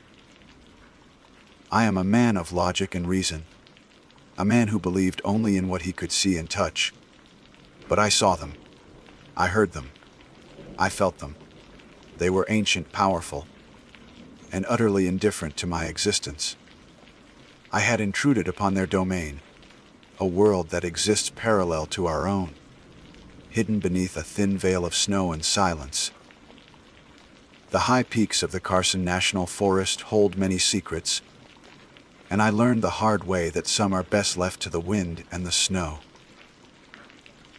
The mountain told me to go, and I listened, and I will spend the rest of my life listening to the echo of its voice.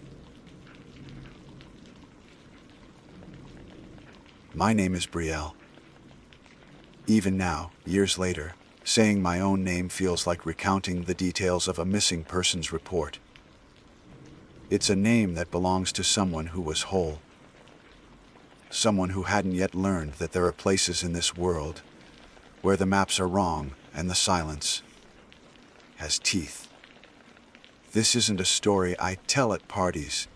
It's a memory that I live with, a shadow that stretches long behind me, no matter how brightly the sun shines. It's the story of the weekend. We went to the Coconino National Forest and trespassed on something that had been sleeping for a very, very long time. There were 5 of us, fresh out of college and drunk on the intoxicating illusion of our own invincibility. We thought we were adults, but we were just children with car keys and a misguided sense of adventure. Our self-appointed leader was Liam. He was all swagger and confidence, the kind of guy who talked about conquering nature as if it were a business rival. He'd read a book or 2 on survivalism and believed that made him an expert. His girlfriend, Chloe, was there mostly for him. She was sweet and a little timid, more comfortable with boutique hotels than backcountry camping, but she'd follow Liam anywhere. Then there was Ben, the quiet observer of our group, a gentle soul who was there for the genuine beauty of the wilderness, not to prove anything. And finally, there was Maya, my best friend since childhood and the person I would share a tent with. She was the anchor of the group, practical and level-headed, the one who actually remembered to pack the first aid kit and extra water. I fell somewhere in the middle, carried along by the group's momentum, eager for a break from the mundane, but with a quiet hum of apprehension I couldn't quite shake. Liam had sold us on the Coconino National Forest with promises of grandeur.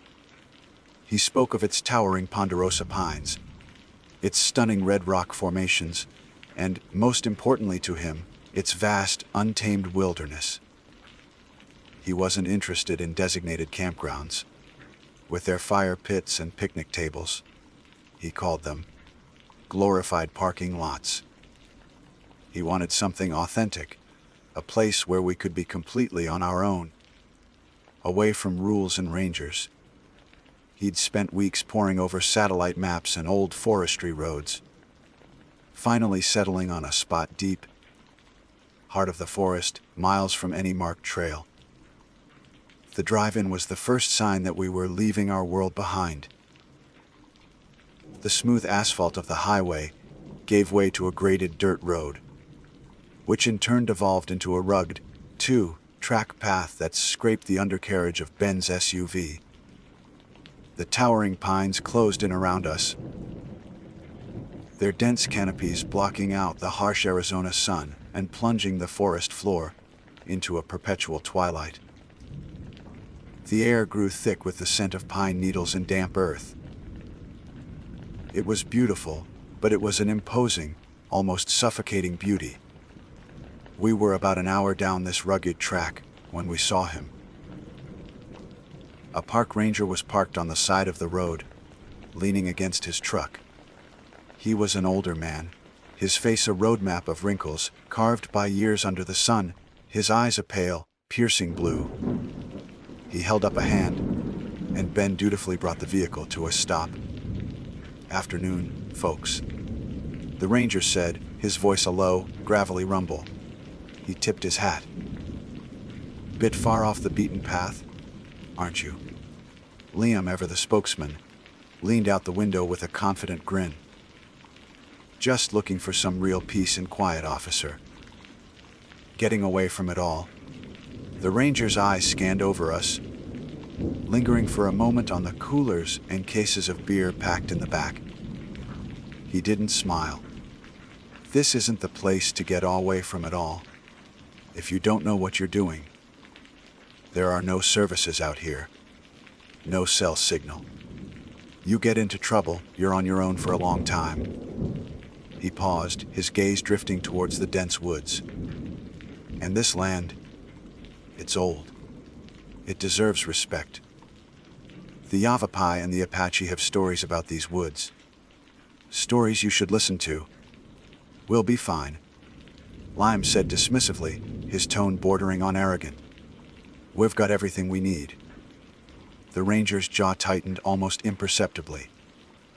"Stick to the main roads. Don't build fires outside of designated pits. And if you hear anything strange at night, just stay in your tents. Some things in this forest are best left undisturbed."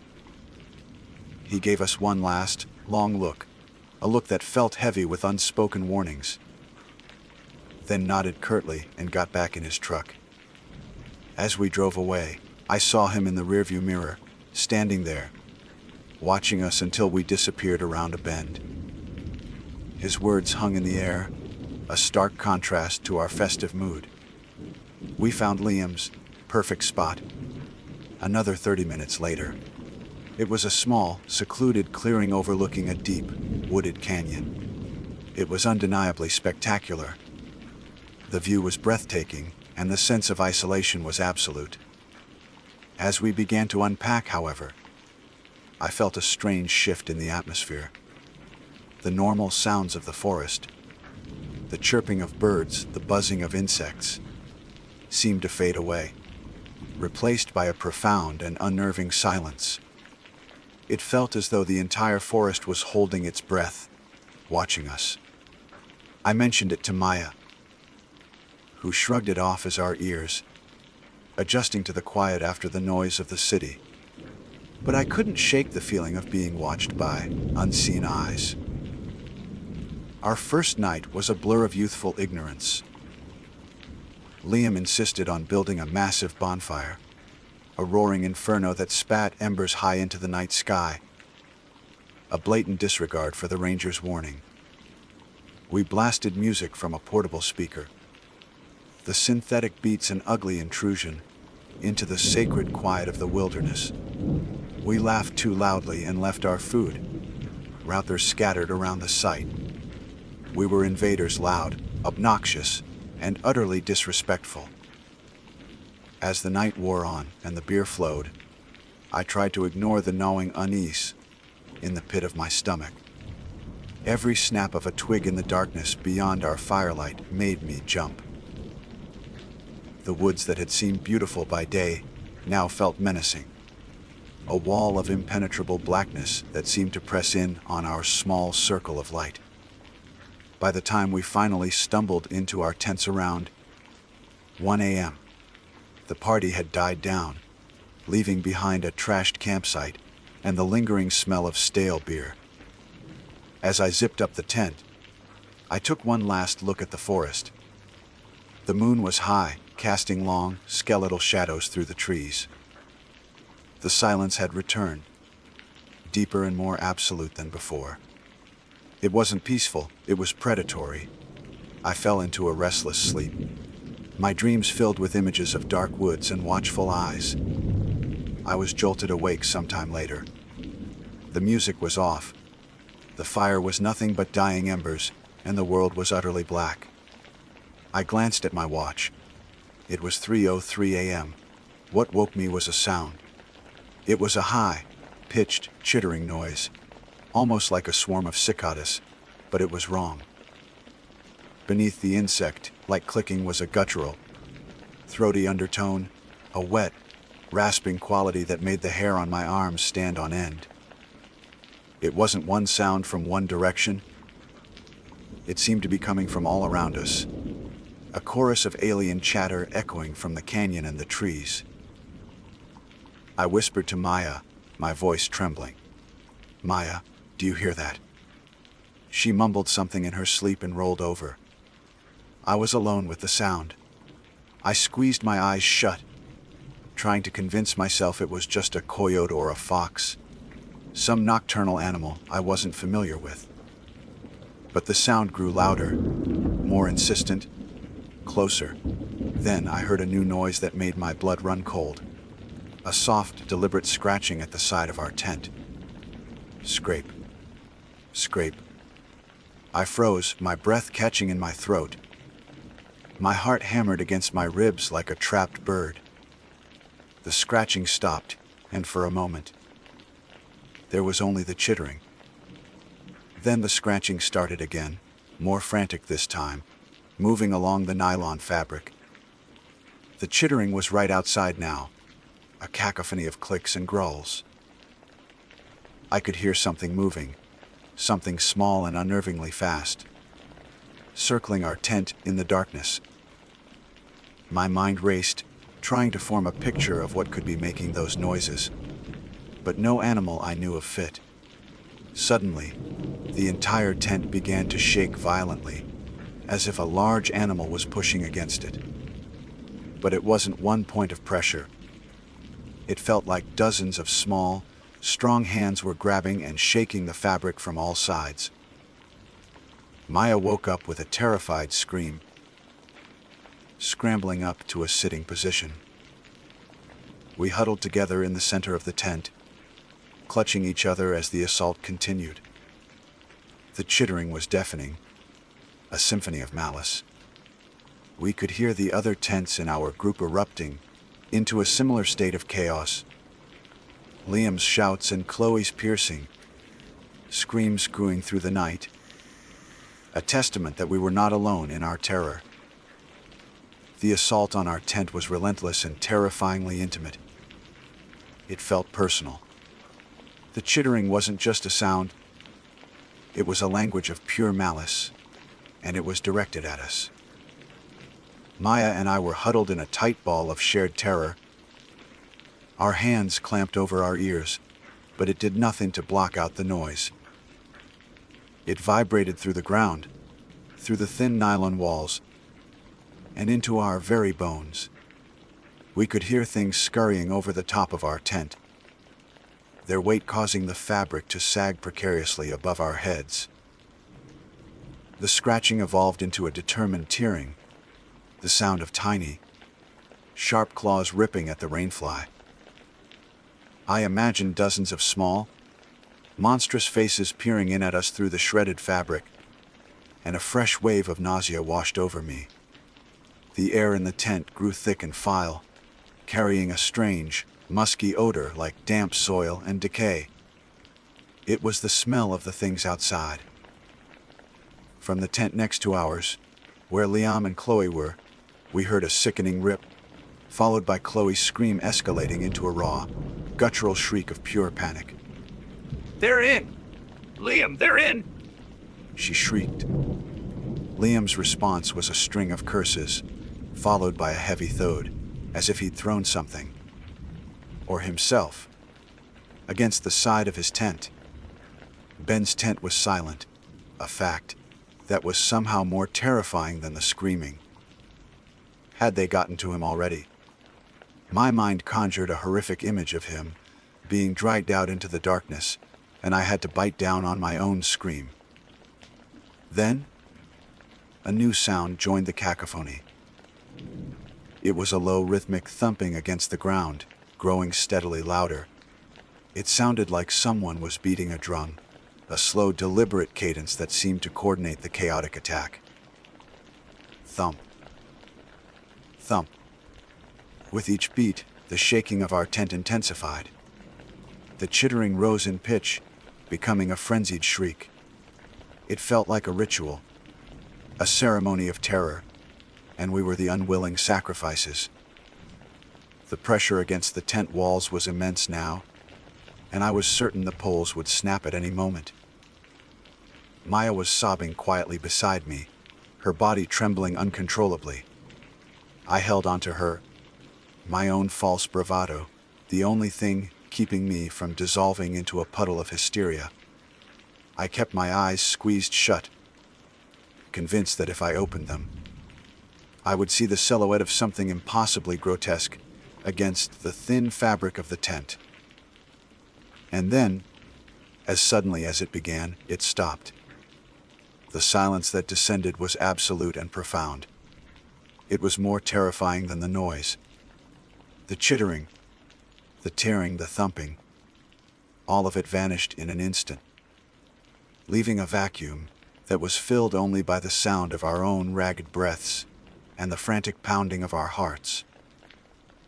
The forest was completely, unnaturally still. Not a cricket, not a whisper of wind, nothing. It was as if the world outside our tent had ceased to exist. We stayed frozen, huddled together for what felt like an eternity. Every second stretched into a minute, every minute an hour. We were too scared to move, too scared to even speak above a whisper. Ere they gone? Maya finally whispered, her voice hoarse. I don't know. I breathed back, my eyes still scanning the dark walls of the tent. Don't make a sound. We waited. The minutes crawled by, each one a small lifetime of fear.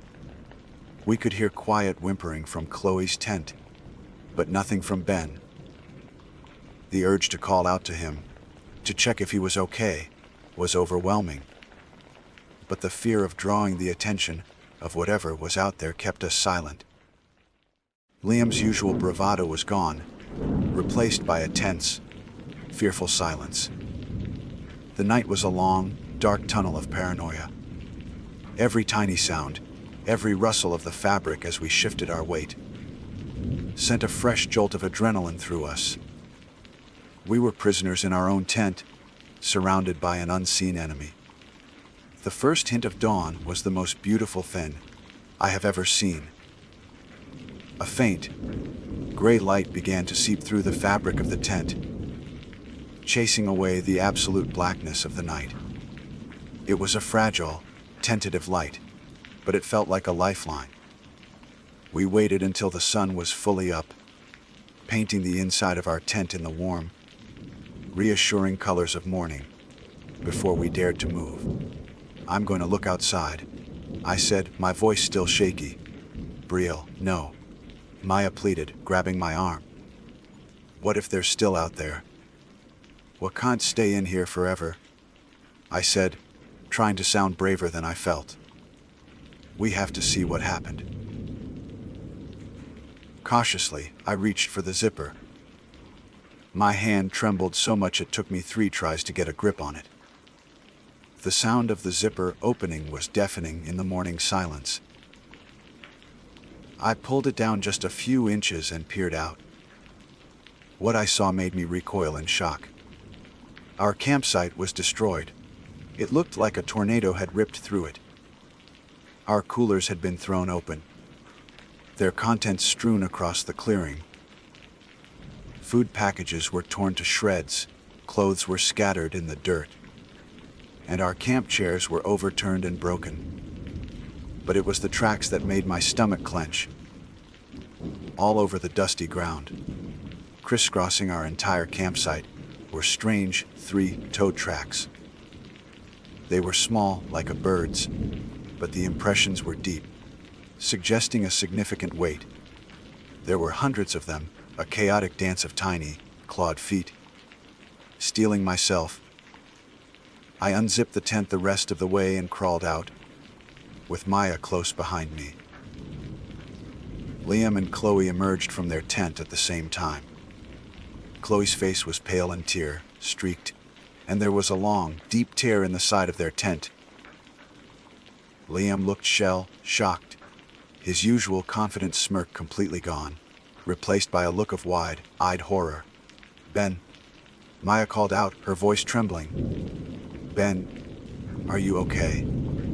There was no answer. We all turned to look at his small, one-person tent. It was leaning at a strange angle, and the front flap was hanging open. A cold dread washed over me. We rushed over, and Liam tore the flap the rest of the way open. The tent was empty. Ben was gone. His sleeping bag was in a heap in the corner, and his backpack was still there, but there was no sign of him. That's when Chloe screamed again, a high, thin sound of terror. She was pointing at the entrance to our tent. We all followed her gaze, and what we saw would be burned into my memory forever. Left at the entrance of each of our tents, placed with a deliberate, ritualistic care, were small, woven dolls. They were crudely made from twigs and dried grass, bound together with something that looked disturbingly like dark, human hair. They were small, no bigger than my hand, but they radiated an ancient malevolence. And in the center of each doll, piercing through the woven chest, was a sharp, jagged piece of black obsidian. It was a message, a warning, a curse. The sight of those dolls shattered the last of our composure. The bravado, the recklessness, the party atmosphere, it all evaporated, replaced by a primal, gut-wrenching fear. This wasn't a random animal attack. This was something else. Something intelligent, something ancient, and something that hated us. "We have to go," I said, my voice barely a whisper. Now. No one argued. The spell was broken. We were no longer adventurous college kids. We were trespassers who had been brutally warned. We began to pack with a frantic, desperate energy, throwing our belongings into our bags without any care for organization. We left the tents, the coolers, the food. We took only what was essential. As we worked, the silence of the forest pressed in on us again, but this time, it felt different. It felt like we were being watched, judged. I kept glancing at the dark tree line, half expecting to see a pair of glowing eyes staring back at me. A faint, high-pitched chittering sound drifted on the morning breeze, a chilling reminder that the night's horrors were not just a bad dream. They were still here in the woods waiting. We didn't talk about Ben. We couldn't. To speak his name would be to acknowledge the tearing possibility that he was gone for good. Another victim of the forest's ancient guardians. All we could think about was escape. The drive out was a blur of panicked silence. We threw our bags into the back of the SUV. With a carelessness that bordered on violent, our only instinct to flee. No one dared to touch the small, malevolent dolls left at our tents. We left them standing as grim sentinels over the wreckage of our weekend. The silence of the forest was no longer just an absence of sound. It was a living entity, heavy and suffocating. I felt 1,000 unseen eyes on my back as I scrambled into the vehicle, my heart hammering against my ribs. I didn't look back at the clearing. I couldn't bear to. The image of Ben's empty tent, the flap fluttering like a final, sad wave, was already seared into my mind. Liam drove, his knuckles white on the steering wheel, his face a mask of grim determination. The arrogant, cocksure leader was gone, replaced by a haunted young man who had looked into the abyss and seen it look back. Chloe sat in the passenger seat, curled into a ball, her quiet sobs the only sound in the car. Maya and I were pressed together in the back, drawing a fragile comfort from each other's presence. The rugged, track path that had seemed like an adventure on the way in was now a treacherous gauntlet. Every bump and lurch of the vehicle felt like the forest itself was trying to hold us back, to keep us from escaping its grasp. I kept my eyes fixed on the rearview mirror, half expecting to see a horde of small, chittering figures swarming out of the trees behind us. The high-pitched insect-like sound echoed in my memory, a phantom limb of terror that I knew would never truly fade. It felt like an eternity before we reached the graded dirt road, and another before we saw his truck. The park ranger was there, parked in the exact same spot as before, as if he had been waiting for us.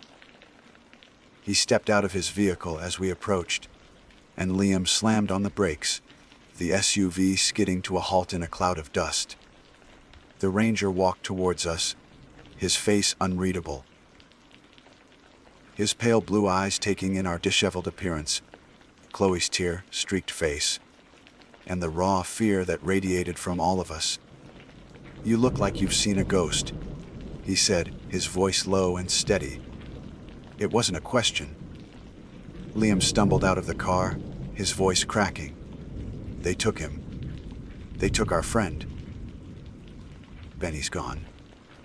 The ranger listened without interruption as Liam, in a frantic, disjointed torrent of words, recounted the night's events. The chittering sounds, the shaking tents, the destruction of their camp, the missing friend. He talked about the tracks, the smell, the feeling of being surrounded. He didn't mention the dolls. I don't know if he forgot, or if some part of him knew how insane it would sound. When Liam finally fell silent, panting for breath, the ranger's expression hadn't changed. There was no surprise, no disbelief. There was only a deep, wary sadness. He looked past us, his gaze fixed on the dark woods from which we had just fled. "I told you," he said softly. "This land is old.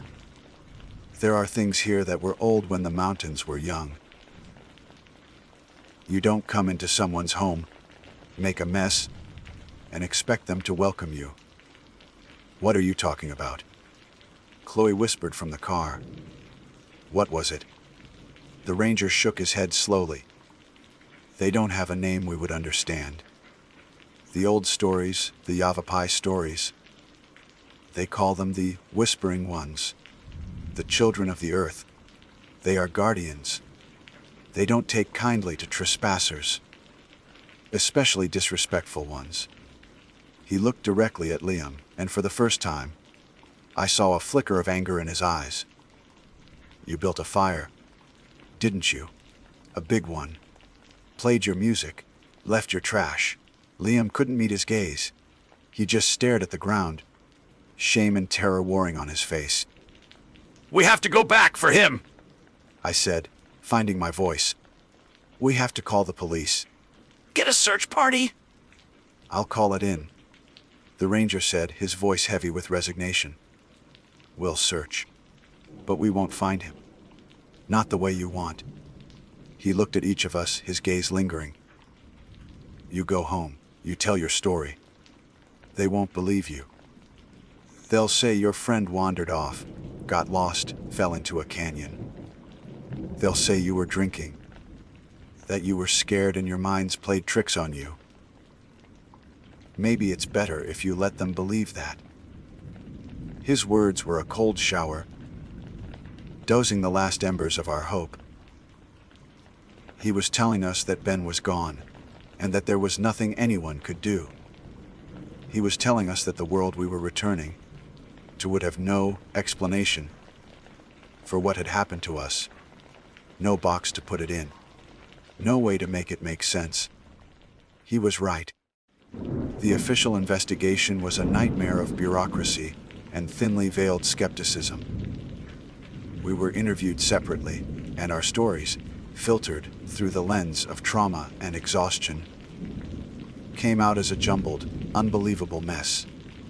The sheriff, a man with a tired face and a perpetually raised eyebrow, listened to my account of the chittering creatures and the obsidian pierced dolls with a look of patient condescension. He asked how much we'd had to drink. He suggested that a bear might have ransacked our camp and scared us, causing Ben to run off in a panic.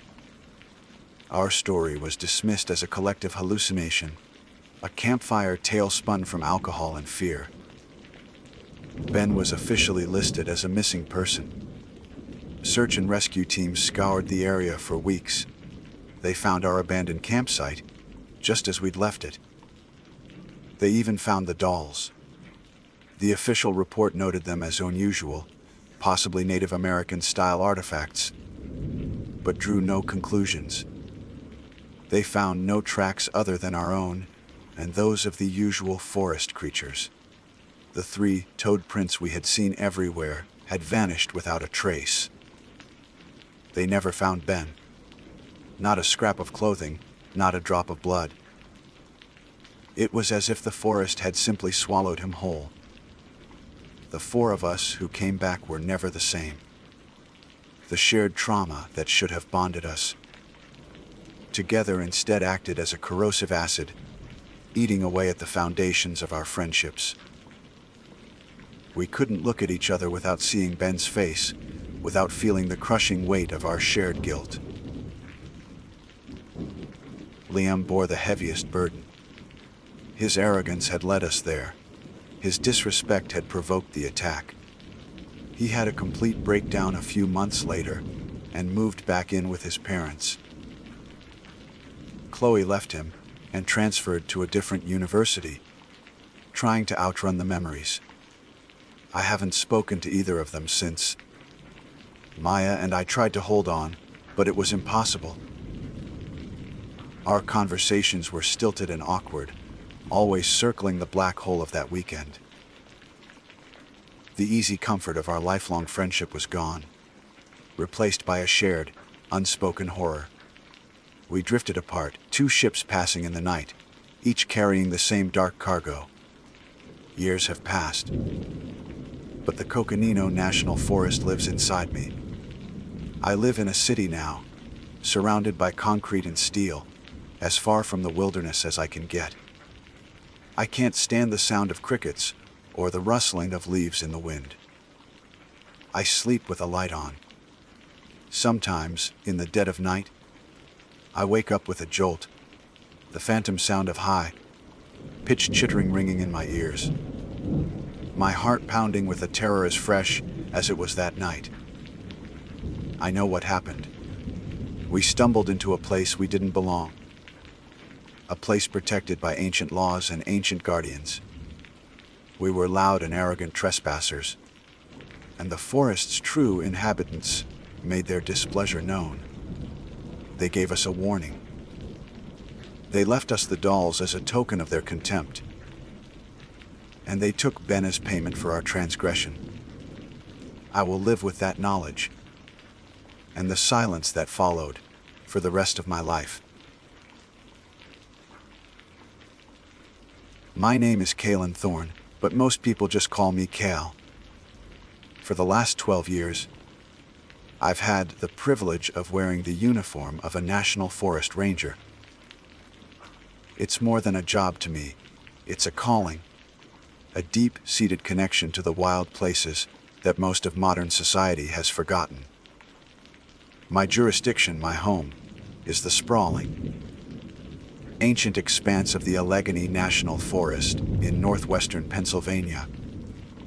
I didn't just happen upon this career, I was born into it. My father was a ranger in this very forest, and his father before him. The scent of pine needles and damp earth is in my blood, and the rustle of leaves in the wind is a language I've understood since childhood. I know its trails like the lines on my hand, its hidden streams, its sun-dappled clearings, and its deep, dark hollows where the sun rarely touches the ground. I've always found solace in its silence, a profound peace that the concrete world could never offer. That's why I decided to take a solo camping trip for a few days. It wasn't an adventure into the unknown for me. It was a return to the familiar, a way to recalibrate my soul, away from the endless paperwork and administrative duties that had been piling up at the station. I chose a spot I knew well, a secluded campsite nestled in a grove of old growth hammocks, about a 5-mile hike from the nearest access road. A clear, cold stream gurgled nearby, its water tumbling over moss-covered stones. It was the kind of place that felt untouched by time, where the only sounds were the music of the forest, the chattering of squirrels, the distant call of a pileated woodpecker, and the gentle sigh of the wind through the canopy. The air was crisp with the promise of autumn, and as I set up my camp, I felt the tension in my shoulders begin to melt away. My tent, a sturdy 2-person dome, was pitched on a flat patch of soft earth. I arranged my gear with the practiced efficiency of a seasoned professional. Sleeping bag unrolled, cooking supplies organized on a flat rock, and a neat stack of firewood ready for the evening. The first day was idyllic, a perfect embodiment of everything I loved about the wilderness. I spent the afternoon hiking a familiar loop, my boots crunching softly on the fallen leaves. The forest was alive around me. I saw a doe and her fawn drinking from the stream, their movements graceful and silent. A flock of wild turkeys scurried into the underbrush, their heads bobbing in comical unison. There was a harmony to it all, a natural rhythm that I felt a part of. As dusk began to settle, painting the sky in hues of orange and purple, I returned to my camp and started a fire. The flames crackled and danced, casting a warm, flickering glow on the surrounding trees and pushing back the encroaching darkness. I cooked a simple meal of dehydrated stew and sat by the fire, a book in my lap, feeling utterly content. The night was peaceful. The normal nocturnal sounds of the forest were a comforting lullaby. The hoot of a barred owl, the chirping of crickets, and the occasional rustle of a small creature in the leaf litter. I slept soundly, wrapped in the profound silence of the woods. The second day was much like the first, filled with quiet exploration and peaceful solitude. But as evening approached, something felt different. It was a subtle shift, a change in the atmosphere that I couldn't quite put my finger on. The air grew still, and the usual chorus of birdsong seemed to quiet down earlier than usual. A strange, heavy silence descended upon the woods, a silence that felt less like peace and more like anticipation. I was sitting by my campfire again, the flames a solitary beacon in a sea of darkness. The book lay forgotten beside me as I stared into the embers, my mind drifting. That's when I heard it. A sharp, distinct snap of a twig breaking in the woods just beyond the ring of firelight. My head snapped up, my senses instantly on high alert. My first thought was deer. They're clumsy sometimes. I scanned the wall of blackness that surrounded my camp, listening intently. Nothing. The silence rushed back in, deeper and more absolute than before. I tried to dismiss it, telling myself it was just a deer or a bear passing through. I was in their home, after all. I went back to poking the fire with a stick, trying to recapture the feeling of peace from the night before, but it was gone. A thread of unease had been sewn into the fabric of the night. A few minutes later, it happened again. Another snap. This one was closer, maybe 30 yards away, to my left. It was followed by a soft, shuffling sound, like something heavy being dragged through the leaves. This wasn't a deer. The sound was too deliberate, too stealthy. My heart began to beat a little faster. I slowly reached for my high-powered flashlight, my movements careful and quiet. I stood up, my back to the fire, and aimed the beam into the impenetrable darkness between the trees. The powerful beam cut a brilliant white path through the night, illuminating the trunks of trees and the tangled undergrowth. I swept the light back and forth, searching for the source of the sound. And then I saw them. Two small, luminous pinpricks of light, reflecting the beam from low to the ground. Eyes, they weren't the large, gentle orbs of a deer, nor the greenish, gold reflection of a bobcat or fox. These were a pale, sickly yellow, and they were set wide apart. They stared back at me, unblinking, from the deep shadows behind a thicket of rhododendron. They didn't seem curious or frightened, like a normal animal's would. They seemed intelligent, watchful. I held the light steady, my breath caught in my chest.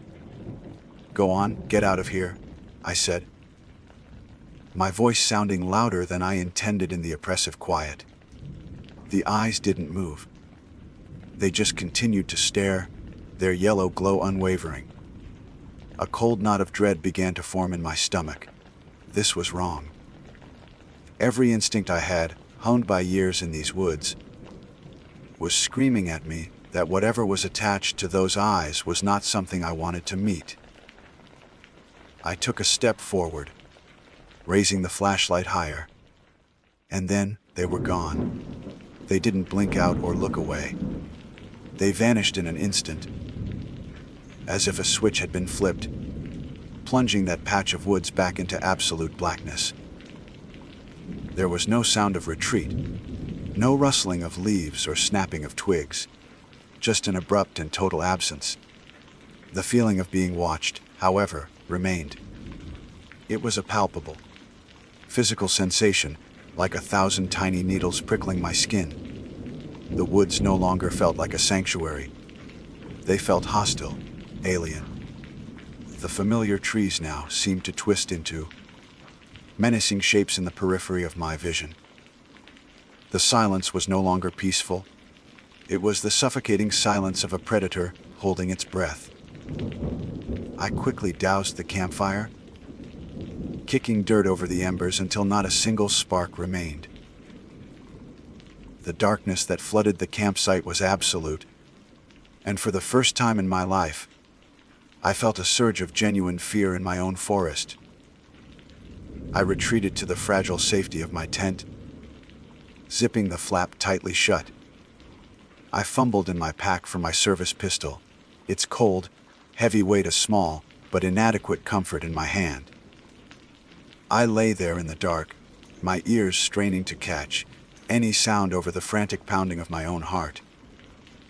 For what felt like an eternity, there was nothing but that heavy, watchful silence. I was just beginning to think that maybe, just maybe, it had moved on, when I heard a new sound. It was a soft, wet, scratching sound, right on the side of my tent, just inches from my head.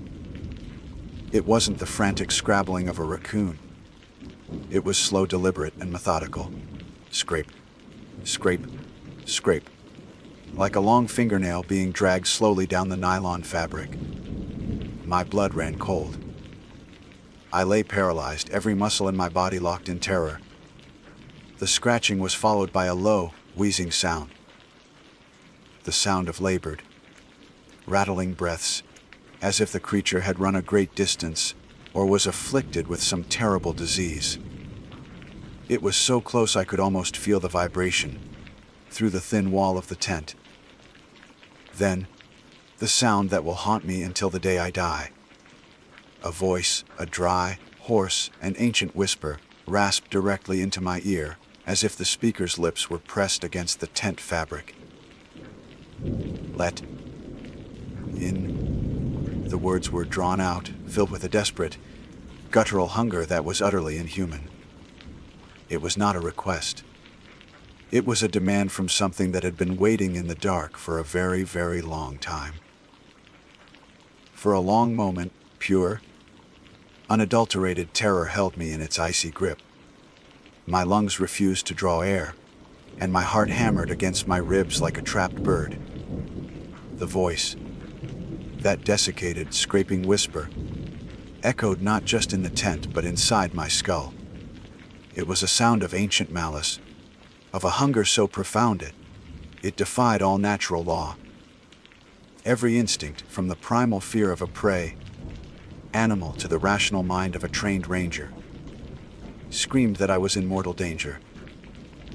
The fragile nylon wall of the tent felt as useless as a spider's web against a hurricane. A surge of adrenaline, raw and potent, finally broke the paralysis. It wasn't a conscious decision. It was a reflex born of sheer panic. With a guttural yell that tore from my throat, I kicked out violently at the side of the tent where the voice had been. My boot connected with something solid yet yielding. It wasn't like kicking a tree or a rock. There was a sickening, soft give to it, followed by a high-pitched, wet hissing sound that was part pain and part fury. It was a sound no animal I had ever encountered could make. I heard a frantic scrabbling, a chaotic retreat into the undergrowth, and then an unnerving silence fell once more. But this was not the watchful silence from before. This was a wounded silence, a resentful one. I knew, with a certainty that chilled me to the bone, that it hadn't gone far. It was out there in the oppressive darkness, and now it was angry. I didn't sleep. Sleep was an impossible luxury. I remained in my sleeping bag, the service pistol clutched in my trembling hands, my body rigid with tension. I was a statue carved from fear. For hours I listened. The forest, my lifelong sanctuary, had transformed into a theater of horrors. Every familiar sound was now a potential threat. The gentle rustle of leaves could be its stealthy approach. The hoot of an owl sounded like a mocking laugh. The wind whispering through the hemlocks seemed to carry its name, a name I didn't know and never wanted to learn. Occasionally I would hear it, a soft, dragging sound from the perimeter of my camp, always just at the edge of hearing. It was circling, I realized, pacing. The wheezing breaths would come and go, sometimes sounding distant, other times alarmingly close. It was testing my defenses, a patient, calculating predator. My mind raced, trying to put a name to my tormentor. Was it a bear with a severe respiratory infection? A mountain lion afflicted with some grotesque form of mange? No. The voice, the intelligent eyes, the deliberate way it moved, none of it fit. My mind dredged up old stories, fragments of folklore my grandfather used to tell around the fire, tales meant to scare the children. Stories of the Wendigo, of ancient spirits that roamed these deep woods. Things that were once human but had been twisted by hunger and darkness into something else entirely. I had always dismissed them as campfire tales. Now, huddled in my tent with a monster just outside, they felt terrifyingly real. The night stretched into an eternity. Each minute was a small victory, each hour a monumental triumph of survival. I kept my flashlight off, not wanting to give it a target or reveal that I was awake and aware. I controlled my breathing, making it as shallow and quiet as possible, straining to hear its movements over the frantic thumping in my chest. The darkness in the tent was absolute, a suffocating blanket that left me alone with my thoughts, and the ever-present sound of that labored, wheezing breath just beyond the fabric. Finally, after what felt like a lifetime of terror, the first hint of dawn began to pierce the darkness. A faint, gray light filtered through the canopy, slowly pushing back the shadows. It was the most beautiful sunrise I had ever witnessed. As the light grew stronger, the sounds from outside my tent ceased. The circling stopped. The wheezing faded. The malevolent presence that had suffocated the forest all night seemed to recede with the darkness. I waited until the sun was fully above the horizon, casting long shadows through the trees, before I dared to move. My muscles screamed in protest, stiff and sore from hours of immobility. With my pistol still raised, I slowly, painstakingly, unzipped the tent flap. The morning air was cold and clean, a stark contrast to the stale, fear-laden atmosphere inside. I crawled out, my eyes scanning the campsite, expecting to see something. Anything. At first, everything looked normal. The doused campfire, my gear, the surrounding trees. It was almost as if I had imagined the whole thing, a vivid nightmare brought on by solitude. But then I saw it. There, in the soft, damp earth right next to where my head had been, was the proof. A single, perfectly formed handprint. My breath hitched. It was not human.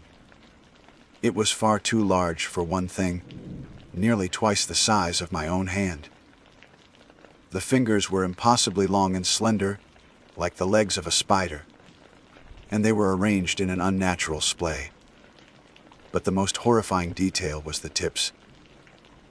Each finger ended not in a nail, but in a deep, sharp impression in the dirt, a clear indication of a pointed, vicious claw. The palm was wide and oddly shaped, and the entire print seemed to radiate a sense of wrongness. It was the hand of a creature that had no right to exist. A few feet away, I saw another set of tracks, but they were not footprints. They were drag marks, accompanied by more of those grotesque handprints, confirming my suspicion that it had been circling my tent, crawling low to the ground. That was it. My training, my protocol, my duty as a ranger.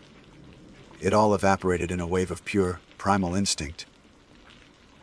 I didn't think about documenting the scene or collecting evidence. My only thought was escape. Survival. I have never packed a campsite faster in my life. I moved with a frantic, desperate energy, throwing my gear into my pack with no regard for order or care. My sleeping bag was stuffed in.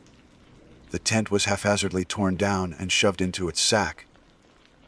Every few seconds, I would stop, my head snapping around, convinced I could hear that wheezing breath or see a flicker of movement in the trees. The forest was silent, but it was a heavy, watching silence. I felt like a mouse scurrying under the gaze of a hawk. With my pack slung over my shoulders, I began the 5-mile hike back to my car. It was the longest 5 miles of my life. Every step was an exercise in terror. I didn't stick to the trail. I crashed through the underbrush, taking the most direct route possible, my heart pounding with every snapped twig and rustle of leaves.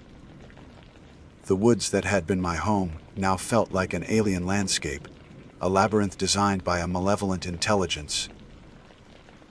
The trees seemed to lean in, their branches like grasping arms. Shadows seemed to twist and coalesce into monstrous shapes in my peripheral vision. I felt its eyes on my back the entire way, a cold, persistent pressure that urged me to move faster. I didn't dare look back. I just kept moving, my pistol in my hand, my finger on the trigger, expecting an attack at any moment. When I finally burst out of the tree line and saw my truck parked at the trailhead, a sob of relief escaped my lips. It was a beacon of civilization, a metal shield against the ancient horrors of the woods. I fumbled with my keys, my hands shaking so badly it took 3 attempts to get the key in the lock. I threw my pack in the passenger seat, scrambled into the driver's side, and slammed the door, locking it immediately. For a moment, I just sat there, my forehead pressed against the steering wheel, gasping for breath. My body trembled uncontrollably. I had made it. I was safe. Before starting the engine, I forced myself to do one last thing. I lifted my head and looked in the rearview mirror, back towards the dark edge of the forest I had just fled, and my heart stopped. For just a second, standing in the deep shadows between 2 massive oak trees, I saw a figure. It was tall and unnaturally thin, its limbs long and gangly. It was too far away to make out any details, but I didn't need to. I knew what it was. As I watched, a pale, oversized hand lifted slowly and pressed against the trunk of the tree. Then, it melted back into the shadows and was gone. I didn't wait to see if it would reappear. I jammed the key in the ignition, and the engine roared to life, shattering the unholy silence. I never went camping alone again. I still work as a ranger in the Allegheny, but I never go back to that part of the forest. The woods are old, and they hold many secrets. And I know now that some of those secrets are hungry. The drive back to the ranger station was a blur of adrenaline and raw panic. I gripped the steering wheel so tightly my knuckles were white, my eyes darting between the road ahead and the rearview mirror, half expecting to see that impossibly thin figure loping along the roadside, keeping pace with the truck. The familiar roads, once a comforting sight, now seemed menacing, flanked by endless walls of trees that concealed unimaginable horrors. Every shadow seemed to hold its shape. Every gust of wind sounded like its wheezing breath. The 5-mile hike had been a sprint for survival. The 20-mile drive was a desperate flight from a nightmare that I knew was real. When I finally pulled into the station's parking lot, the familiar sight of the log building did little to soothe my frayed nerves. I stumbled out of the truck and practically ran inside, locking the heavy oak door behind me. My colleague, a cheerful, middle-aged ranger named Dave, was at his desk, sipping coffee. He looked up, his smile faltering as he saw the state I was in. "Cale, what the hell happened to you? You look like you've seen a ghost." I couldn't answer. I just stood there, leaning against the door, panting for breath, my clothes torn and smeared with dirt. The words wouldn't form. How could I possibly explain what I had experienced? That I was hunted by something that whispered through my tent. That I saw a handprint from a creature that shouldn't exist. He would think I was crazy. That I'd finally cracked after too much time alone in the woods. I just shook my head, mumbled something about a close call with a territorial bear, and retreated to my small office, closing the door behind me. The days that followed were a living hell. I couldn't sleep for more than an hour at a time. And when I did, my dreams were filled with images of pale yellow eyes, impossibly long fingers, and that horrifying, dragging sound in the leaves. I would wake up in a cold sweat, my heart pounding, the sound of that raspy whisper, "Let me in," echoing in my ears. During the day, I was a wreck. I was jumpy and paranoid. The slightest unexpected noise would make me flinch. I avoided going outside unless absolutely necessary. The forest, the place that had been my sanctuary my entire life, now felt like a cage, and I was trapped inside with a monster. I tried to rationalize it. I spent hours on the station's computer, searching for any possible logical explanation. I looked up reports of aggressive bears, mange-afflicted coyotes, and even unconfirmed sightings of mountain lions. Nothing fit. No known animal in North America matches that description. No animal whispers in English. No animal leaves a handprint like the one I saw seared into my memory. The rational part of my brain, the part that relied on science and evidence, was at war with the part of me that had survived that night. And the survivor was winning. My work suffered. I couldn't bring myself to patrol the trails. The thought of stepping back under that canopy, of being surrounded by those silent, watching trees, filled me with a dread so profound it was paralyzing. Dave covered for me, attributing my behavior to a bad scare, but I could see the concern in his eyes. Driven by a desperate need for answers, I turned to the only other source I could think of, the folklore my grandfather had spoken of. In the station's small library, tucked away on a dusty shelf, was a collection of old books on local history and legends. I spent hours poring over them, my hands shaking as I turned the brittle pages. I found scattered references, old tales from the Seneca people who first inhabited this land, stories of spirits of the forest. And then I found it. A chapter in a book from the 1920s, written by a local historian, detailing the legend of the Gawawaidisa, a name that roughly translated to the hungry one that walks. The description was chillingly familiar. A tall, emaciated creature, once human, but twisted by an unspeakable act of cannibalism in the deep wilderness into a monster of perpetual hunger. It was said to be cunning, able to mimic sounds, and even whisper to its prey to lure them into a trap. It moved with unnatural speed and silence, and its touch was said to bring a wasting sickness. The book described it as a creature of the deep, old woods, a secret that the forest itself tried to keep. This discovery didn't bring comfort. It brought a new, colder wave of fear. This wasn't a random monster. It was a named thing, a known thing. And it lived in my forest. This new knowledge sparked a morbid curiosity, a need to know more. I started digging into the station's archives, pulling the files on every missing person case within the Allegheny National Forest for the last 70 years. It was a grim task. The files were filled with faded photographs of smiling hikers, hunters, and campers who had walked into the woods and never walked out. Officially, their fates were listed as lost, succumbed to the elements, or animal attack. But as I read through the reports, a pattern began to emerge.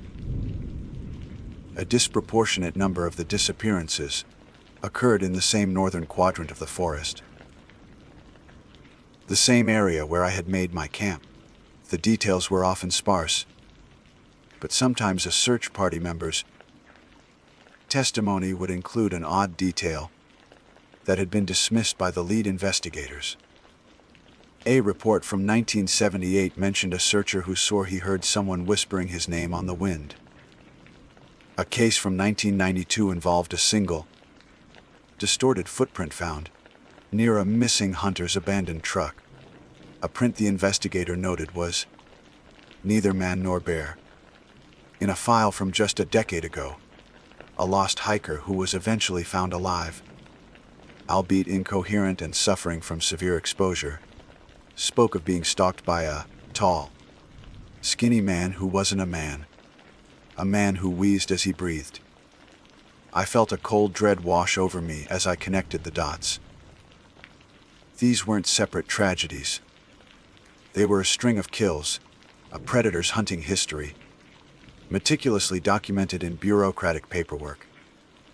The creature I had encountered wasn't just a monster, it was a serial killer that had been using these woods as its hunting ground for generations. And the forest had been keeping it secret. I now understood the truth. I hadn't escaped because I was clever or strong. I had survived because it had allowed me to. Perhaps my kicking out had injured it. Or perhaps it was simply toying with me. Or maybe, in its own twisted way, it was passing on a message. I was a ranger, a guardian of this place. Now I knew what I was truly guarding it from. My life is different now. The fear has not faded, but it has changed. It has settled deep into my bones, a constant, cold companion. I still wear the uniform of a National Forest Ranger, but my duties have changed. I still patrol, but I am armed with more than just a pistol. I am armed with knowledge, with a terrible secret. I make sure the trails in that northern quadrant are always marked as closed for one reason or another. Beer activity, trail erosion, controlled burns. I do whatever I can to keep people away, to steer them from that ancient hunger that waits in the deep woods. I no longer see the forest as a place of peace. I see it as a borderland, a frontier between our world and something much, much older. I am a warden on that frontier. I don't know what happened to the people who went missing, but I can guess. I can imagine their final moments, hearing that same raspy whisper I heard. Sometimes on cold, quiet nights when the wind blows just right, I think I can still hear it, carrying a single, hungry question through the trees.